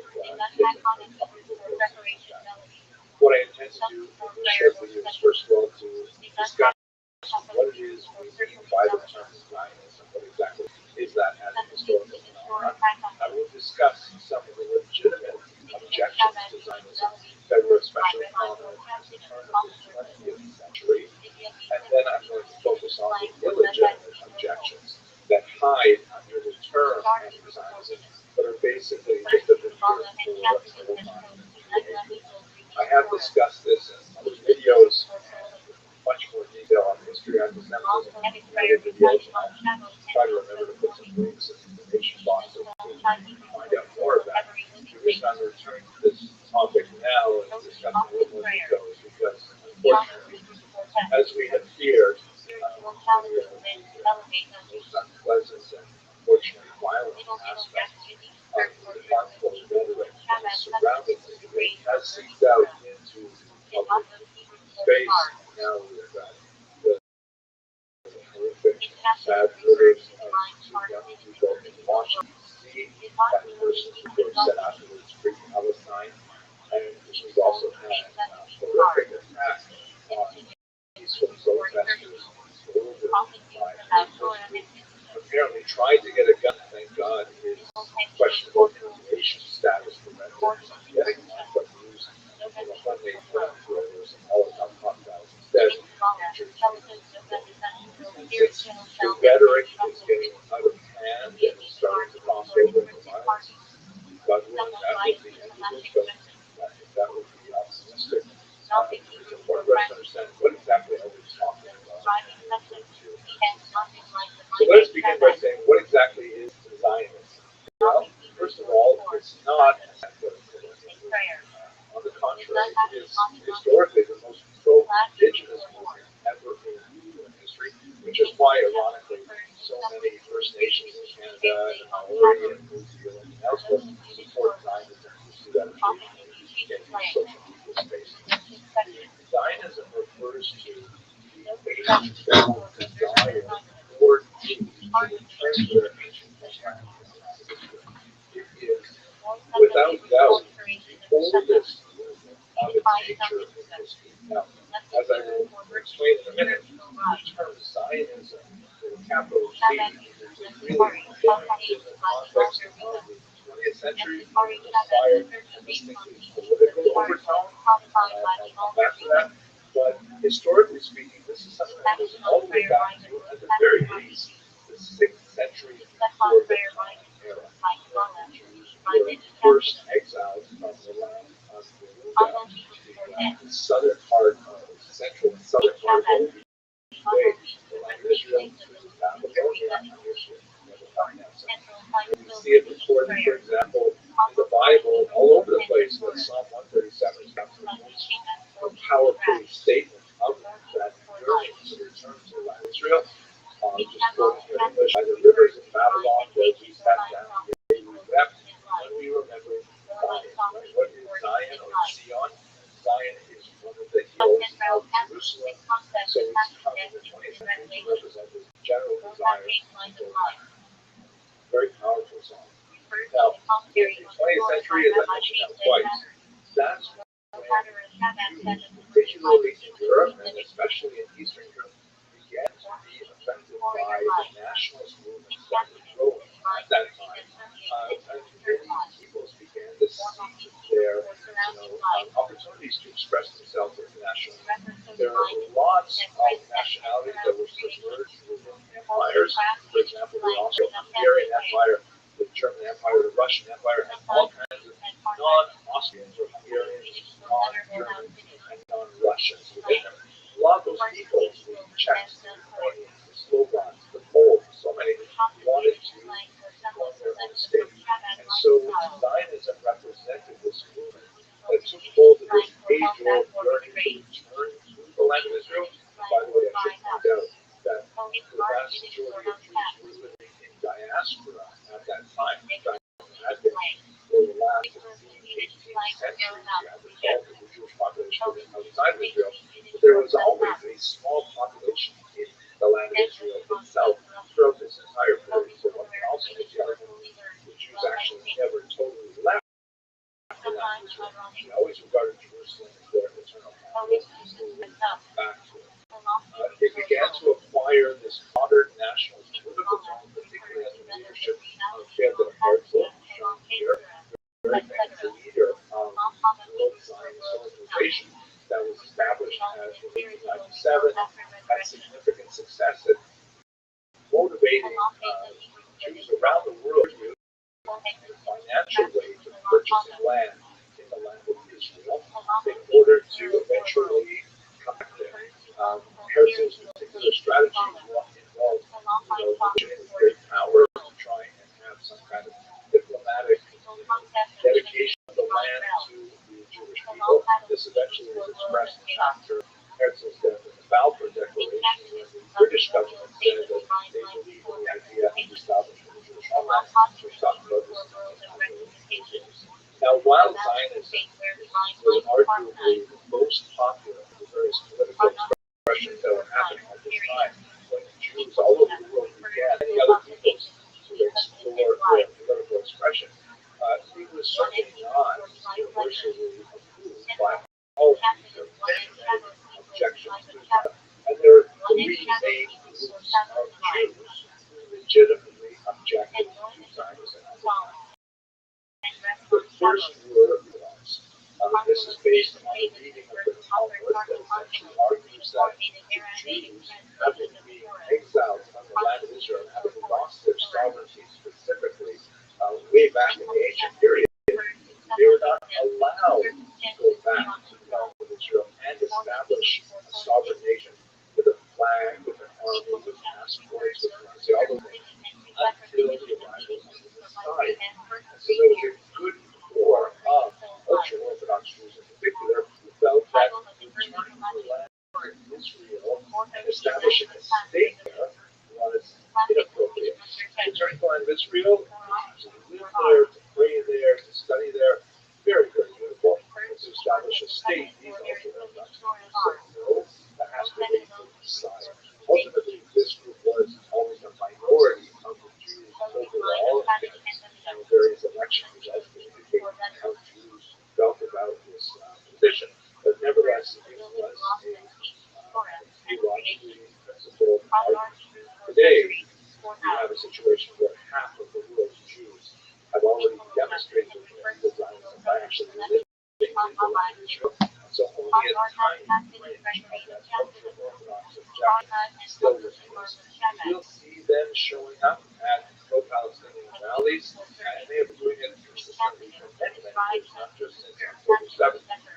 They're associated with groups like Missouri Charta, or pretty much universally disliked by the rest of the world Jewry. And you can see them here in the German protest. They have a non-rabbis or non-Jews apparently standing beside them, carrying signs that say, authentic rabbis are opposed to Zionism. There's a pro tip, by the way, if you believe authentic, you're certainly not going to convince anyone by putting it on a sign and saying that you are in fact authentic. And it's especially difficult for most Jews to deal with this kind of thing because, as you can see, the other flags that are being represented here include, for example, Hezbollah, which is one of the most murderous terrorist organizations that is dedicated to the idea, as you can see on their flag, they've got like a gun on the flag. They want to destroy Israel and the Jews who live there. It's just very offensive to most Jews to think of Jews participating in these kinds of rallies. Enough that they're learning this kind of media racing, things like that. That is, nevertheless, modern vestigial remnant of a theological objection to Zionism, which was more prevalent at the 20th century, but dramatically dropped off after Israel became a state in 1948. There was also a socialist objection to it, and you see this most dramatically in the political party called the Jewish General Socialist Workers' Party, known in Yiddish as the Bund. And this was a group that said, no. Zionism is a bad thing because it's going back in time to a kind of bourgeois form of government, whereas we want to move forward with a social democratic government, specifically kind of communist government. So they oppose Zionism on political grounds. The Bund basically also disappeared in the 20th century. Stalin got rid of the most leftist section of the Bund. It survived to a certain degree in America as a Jewish workman circle and so on, but that was also a principle of opposition to Zionism on the basis that it was moving in the opposite direction of what all societies were doing. This is why the Social Democrats and to oppose Zionism, Social Democrats in the turn of the 20th century as well. Finally, much smaller group, but still nevertheless significant in some ways. The so-called diaspora nationalists, who were led by Shimon Livno and had some success in implementing their notion of the appropriate form of Jewish political expression in the interwar period in the Baltic states of Latvia, Lithuania, Estonia, and also in Soviet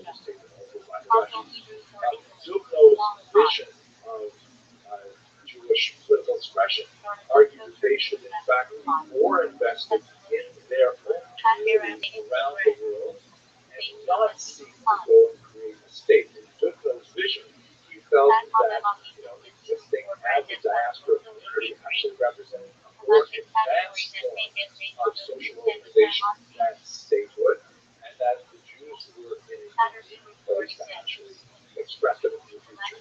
So you will see occasionally a kind of a diaspora nationalist objection to Zionism, but it was especially prominent in the 1920s. It faded away in the 1930s under the influence of federal nationalism and fascism and so on. Nevertheless, these are three principal oppositions to Zionism that existed when Zionism was still kind of like an idea as opposed to an actual expression in a state. Let us move now to what is anti-Zionism and what is specifically anti-Semitic about it, since I've just described to you three kind of reasonable forms of anti-Zionism, although they're very hard to find in actual history. So let us understand that anti-Zionism is unfortunately basically the fifth stage of the evolution of a form of ancient hatred. Hatred is, arguably, this form of hatred we have on the planet, just like the Jews are very old people, and typically to the Jews, it's also a very old phenomenon. But, we see it in much the same ways, and, when it happens, we recognize it. I think to myself, for example, how many times have I walked to synagogue on a Saturday and some car drives by and rolls down the window and some expletive, F you Jews, that kind of thing. Nowadays, they roll down the window and they yell, Free Palestine. It's the same thing. It really is just a different form of expressing hatred of Jews, but I'm going to demonstrate exactly how that's happening. Let's go through the first four ideological forms of anti-Semitism, and we're going to focus on anti-Zionism. The first form of anti-Jews is actually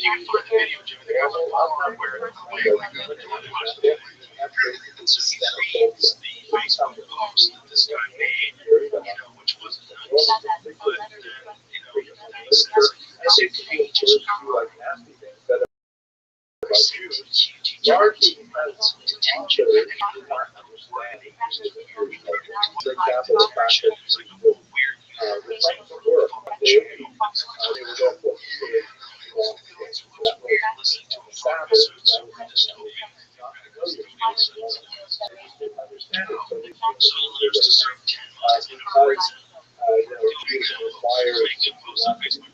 Judaism requires a fairly wide bar. So they felt that Jews were clannish and felt so much that they felt that. And so it basically represented a form of misunderstanding of the basic function. Here's another one, for example. Jews keep kosher. So if you want to invite the Jews over to the home, they will have to go to breakfast or something like that. And if you say, I can't exactly so that's just understanding these European cultures why they're not eating these because of some so there's something that happens but they're pretty sure there's some evidence that whether one type of science was transferred from Native Americans to Europeans. Native Americans were very bad resistance to it, just like we had resistance to smallpox, the flu, when the Indians came prepared. That's what the Indians did, and that's what they got wiped out. They were resistance to the syllables. It's like, as a result of the mother-daughter relationship that does not have, for example, with Hinduism, or to a lesser degree with Islam, which is kind of like sort of a granddaughter religion. But the relationship of the mother and the daughter is especially important. And in this context, this early form of Christian anti-Judaism is basically a theological thing. Who are the Jews as a chosen people? If they're the chosen people, what is the Christian people? What does God think of this relationship? Who is Jesus and what is he doing for these? We have the Bible at the beginning of the Christian Bible, how do we define our distinction? That sometimes expresses itself in activity we do, and that's something that is possible about something like this. So let's take a first example. The third period There's going to be a is bunch of people from other countries that, and it's criticisms are a level that will be just like there's not doing China doesn't America. There's a lot going on with social media and these kind of clips and posts and stuff. There's a lot going on that makes sense. the idea that Jews must somehow ritually murder a child. You can't bitch about America. The whole rest of the world is way worse and trying to wonder how you're able to express yourself, the consequences of expressing yourself. Like, this is a pretty good spot. It's just like, Especially and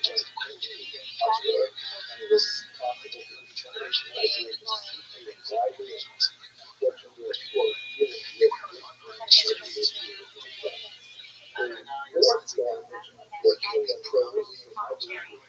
likely the final it's all, you know, it's just, we're so tribalized. We have to get over this is it. when the actual Terms, decide that those people that they hate everything about them. And then, okay, now you got 50% of the country that you can't associate with that's not on your team. What did you do? So now you have to justify everything you are basically the concept of modern shit that doesn't make any sense. represents Shit that is departure from the you know, especially when you get into like trans kid surgeries and shit like that. You're saying to sign off on that, right? You don't. And you're signing off on these right-wing bigots that want to fucking, you know, put the Bible in separate everything. from You're nuts. It's like, it's bad. but now they have some kind Fucking of version is so bad on both sides. You look at it from the other side. It's all very cheap. There's supposed to be all in the middle. Shit. the way this church is whole diabolical plan. Just fired. That's basically where the religion is going. That's what you're looking for all day long anyway. So it just throws it. It's taking like because we're just inundated 24/7. Sometimes you just gotta stop, get outside, watch a TV show. What is how is it different from the objections that we talked about earlier?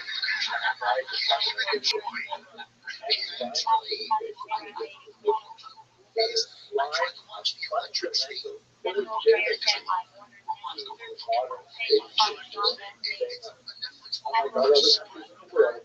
Israel somehow allowed to exist based on fundamentally flawed, fatal flawed principles that couldn't even get something like eradicated. Don't say it much.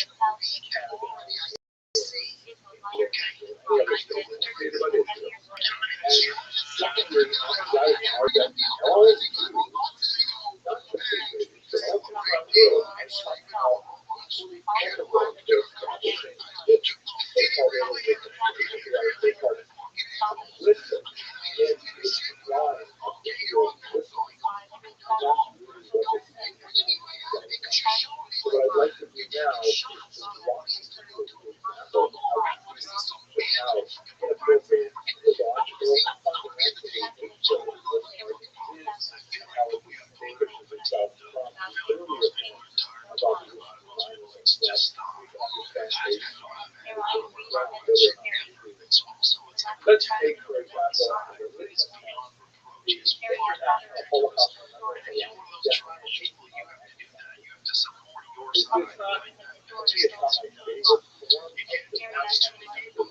financial interest is too much money, there's too much shit going on, there's too much. Why is there probate and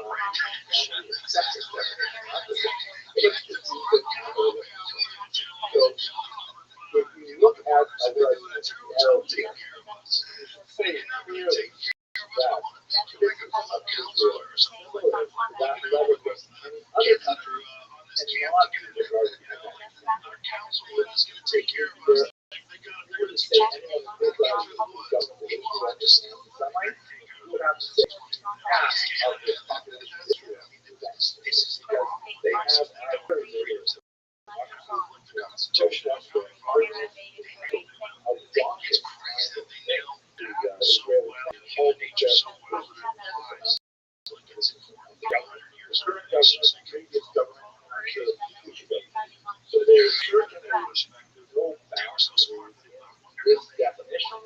criticize the education decision given government a political orientation and there are, however, some things which go beyond it and that's what we're really concerned. Here, have a look at the second page, which sort of expands the philosophy of social.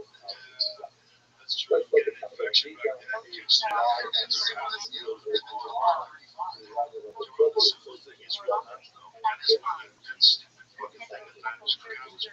First of all, the Jews as a people, or Israel the state, was a nation to Holocaust, Zionism, and the reason why was a part of why these guys also will these guys were like, the socialites. They were the celebrating people. Or the freaks, the Jewish citizenship. More known in Israel, or to the majority of Jews worldwide, then in the so they got also getting civil wars they can cover up. That's crazy.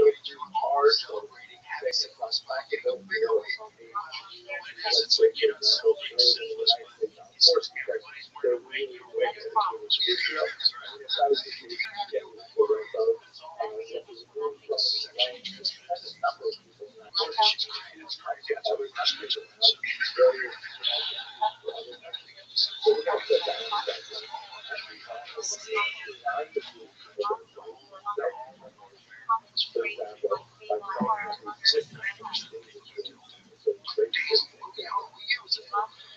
All other countries established until the 1800s, it was 90%.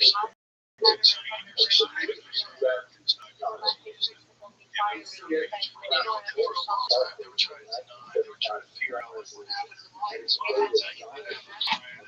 Disease is a spectacular civilization. Everyone's seen it. They don't want to change it up. They're changing it.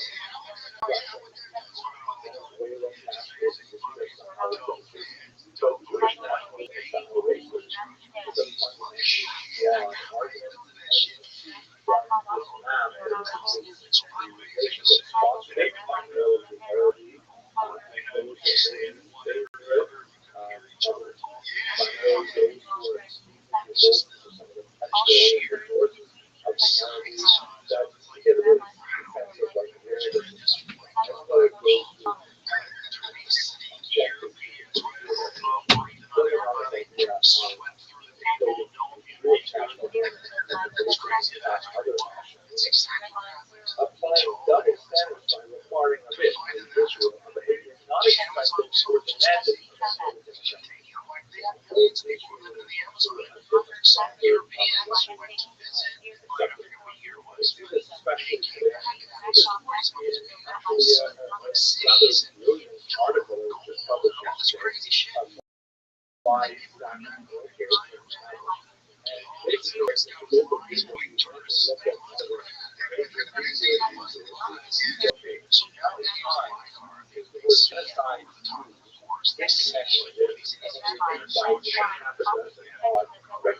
It's just massacres that may recreate genocide.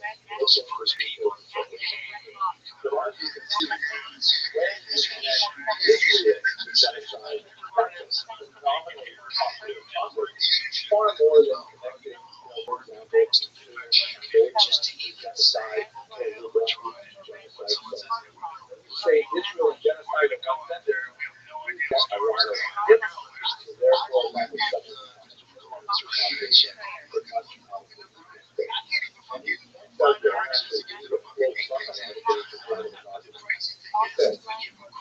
Israel and Gaza qualifies as a genocide. It would come to a striking historical outliers. Perhaps the first such genocide triggered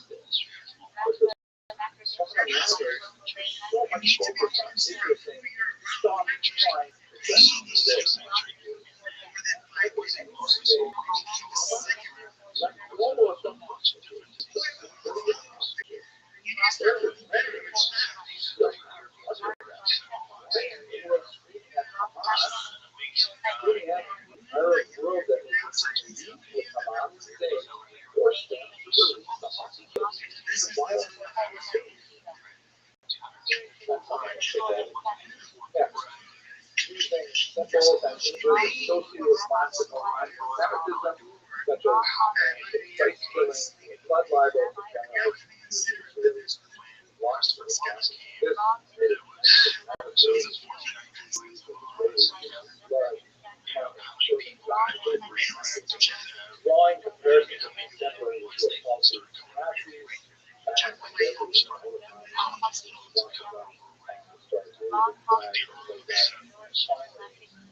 saving Jews collectively. That's why they're talking about this right now. This is something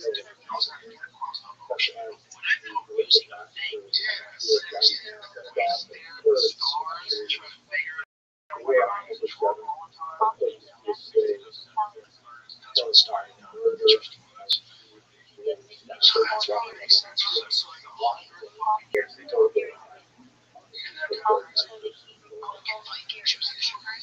Okay, I hope this video is yes, there is a possibility of yes,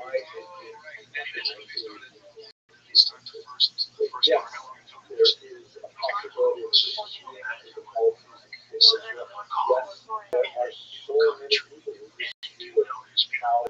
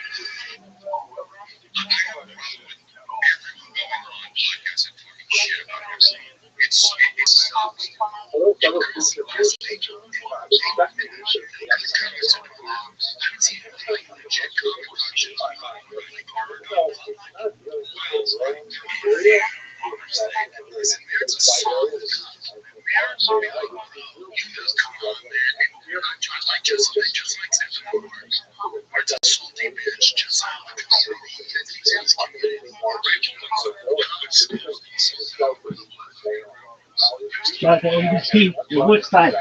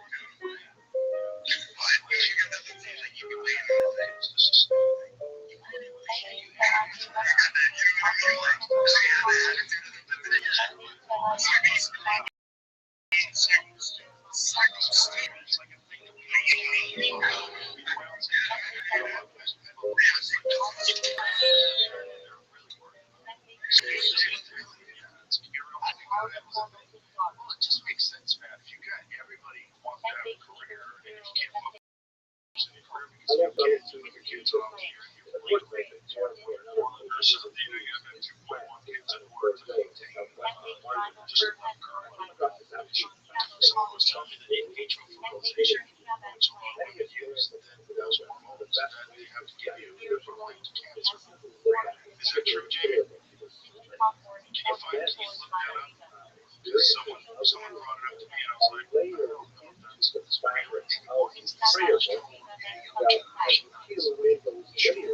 microplastics to be effective when how strong evidence to suggest this is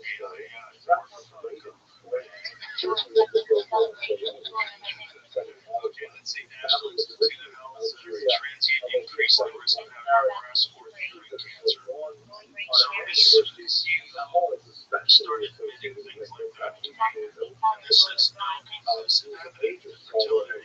Yeah. Right. What does it say? Like, it just doesn't. So the first part of the book goes into some of the like first certainly lost in the minds of by the time of course he had records of You know what I'm saying? As opposed to yes, but I wonder how much of that would be available.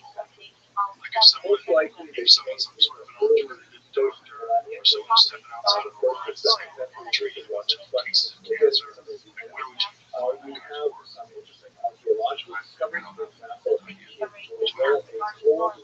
problem, right? You see a thing on doing it later, start files, right? Is this guy relevant? If a person told me something I trust, I was like, that stuff causes cancer here. Because you gotta do something much more close when ladies do that in vitro fertilization.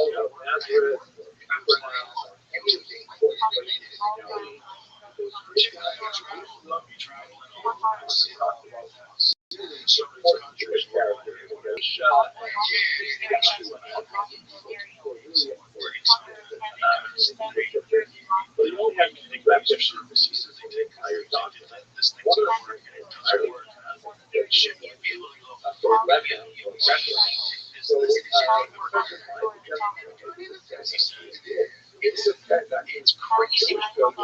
But he left this very travel on, and that's how just recently have but anyway, that's sort of a open-ended question that I want to think about today. There's people that are dying with COVID. So there's people that are dying, and they also have COVID, but they're dying right? And that's the difference. That's why the numbers of death cats were elevated so high. So you gotta get to a fucking shot. Shark attack, it's not good. Everybody died because they were financially incentivized people to treat deaths as COVID. So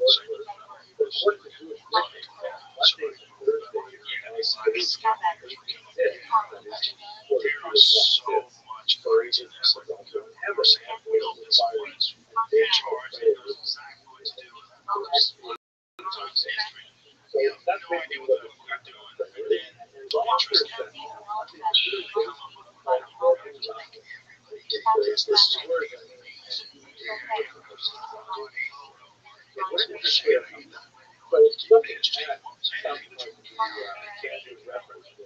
is where there was a reference to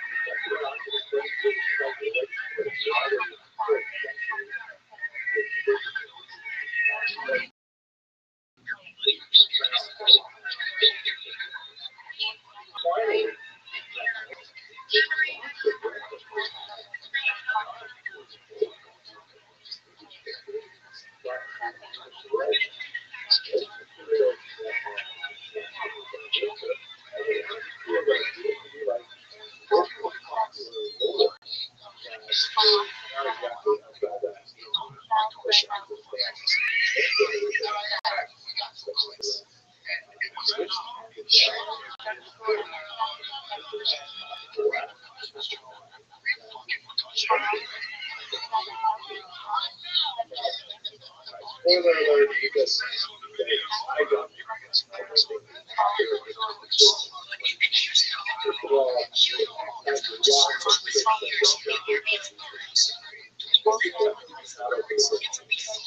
Perhaps the film writing the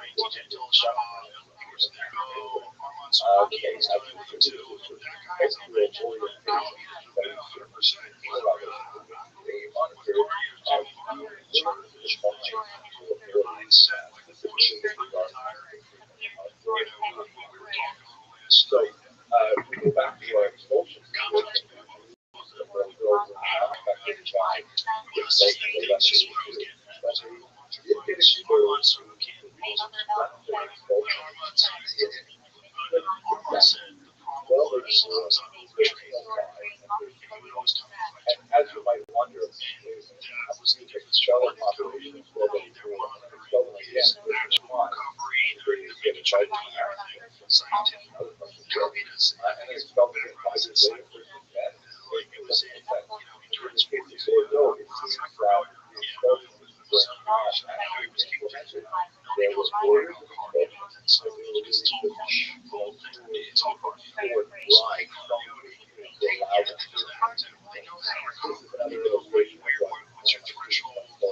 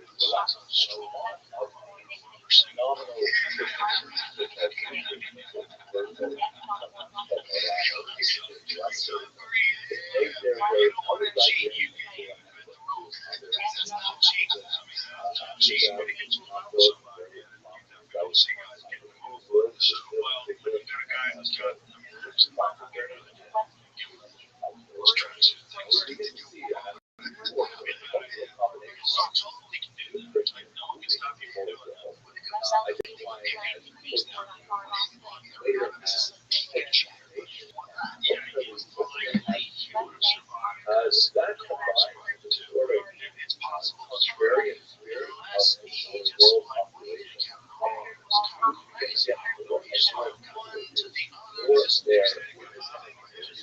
even though they're still country, we see that they develop separate families, we see that they develop even process their marriages, which are reported in church documents that they feel married with little Portuguese rights, which is they're married. By 1722, because I know that, it's not like Ron Walls can't prepare for this. This is Ron Walls as how much he had been training. At this time, we also see migrating from neighboring states, where they were also told that they were not initially recognized pressure was placed on Jews on how they feel.